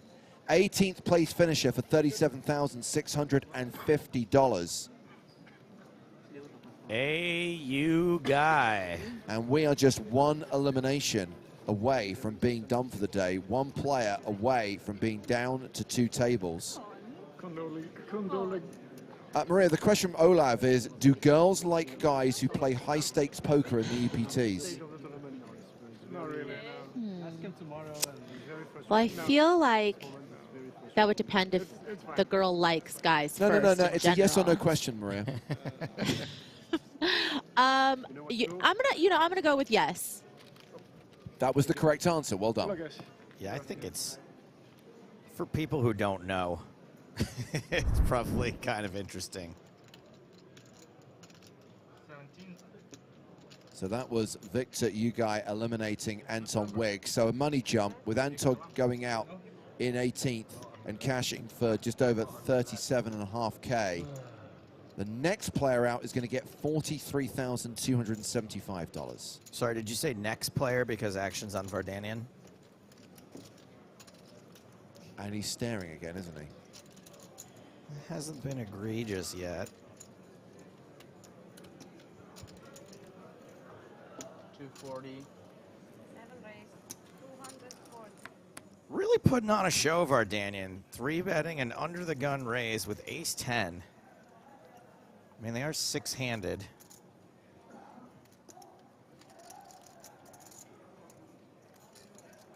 Looks like Foggin is interested. Now this would be very light if he decides to put in the 4-bet, but nope, folds. And back to that outer table. It's Victor Ugai again. This time it's Atanas Malinov who's all in, and it's a domination situation. Ace-King versus King-Queen.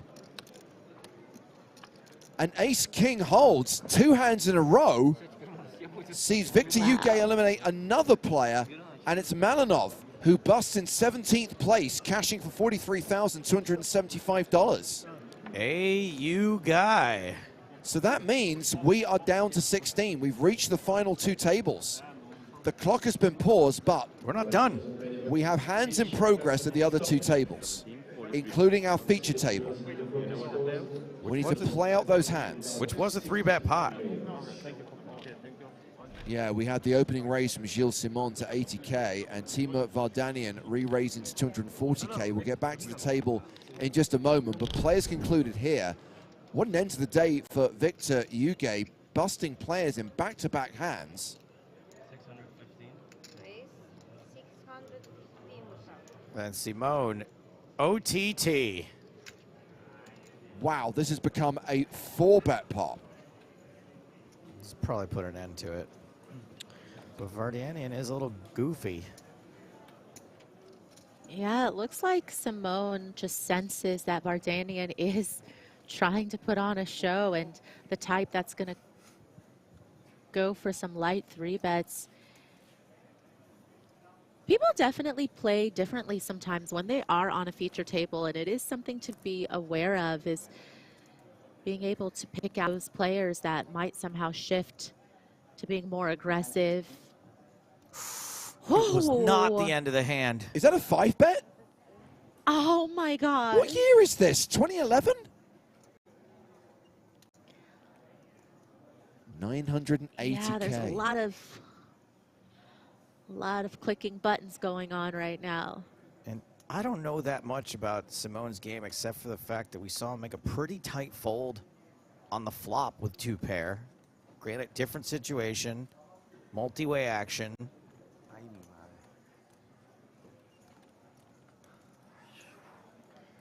This is very unexpected. Time bank card played by Simon. Yeah, these players willing to go for it. Two tables left here. 5-bet. Yes. All in? Oh my Wasted gosh. no time then. Wow, 6-bet jam from Simon, the fold from Vardanian, and Simon is going to end the day Everybody's going to see for the TV. with 4.4 million chips. Time to bag and tag, guys. Day 4 is done. We got down to 16 inside of 5 levels. McDupley writes, to extend the tournament for 2 days when there are 16 left is a bit much. Demonstrating once again why I took the smart decision to veto the concept of Chat Pro Saturday. Wait, Chat Pro Saturday is gone? Oh, yeah. Not happening. Not a thing. Guys, we can do a secret Chat Pro Saturday when Mommy's not in the booth. Going to make sure I'm on every level tomorrow. So congratulations to the 16 players who have advanced to the penultimate day of the EPT Cyprus main event. Tomorrow they will play down to the final 6. I'm hearing Gilles Simon will not be chip leader for the start of play tomorrow. Gotta be you guy, right? Andrea Dato has 6.1 million. Oh. You guy ending the day with around 4 million. Andrea Dato, welcome back to the EPT. I don't know how long Andrea's been gone for, but was not aware of the time bank situation, so it's been a minute. Don't forget to back your time bank cards as well. You get and the IDs that you have on the chair. Dato is going to be sharing a table tomorrow with Gilles Simon. I think everyone should write down their neck size too, just in case Vardanian wants to bring scarves for everyone. 2 biggest stacks are literally going to be sat next to each other. So chances are that will be our feature table for the start of play tomorrow. Here's how today's feature table concluded. Maria, thank you very much indeed. We will speak to you tomorrow. Thank you. Power down the satellite, kill the uplink. Save a few dollars on that. So we're reaching the point in the tournament where the payouts are starting to get pretty big.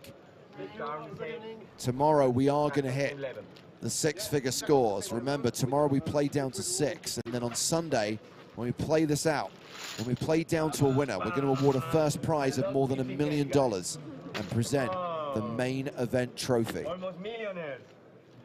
Okay, you are millionaire, but whatever. You're the famous Gilles. I think we're going to see a lot of new names. So 2 more days of coverage, 2 more streams coming your way over Saturday and Sunday. In the meantime, if you head to the PokerStars blog, you'll get updates and stories from the European Poker Tour. And make sure you're with us tomorrow for day 5 of the first ever EPT Cyprus main event. We go live at the usual time, 12:30 local. That's 11:30 a.m. Central European Summer Time. Until then, from Joe Stapleton, Maria Ho, Griffin Benja, Nick Walsh, and me, James Hartigan, it's good night from Cyprus.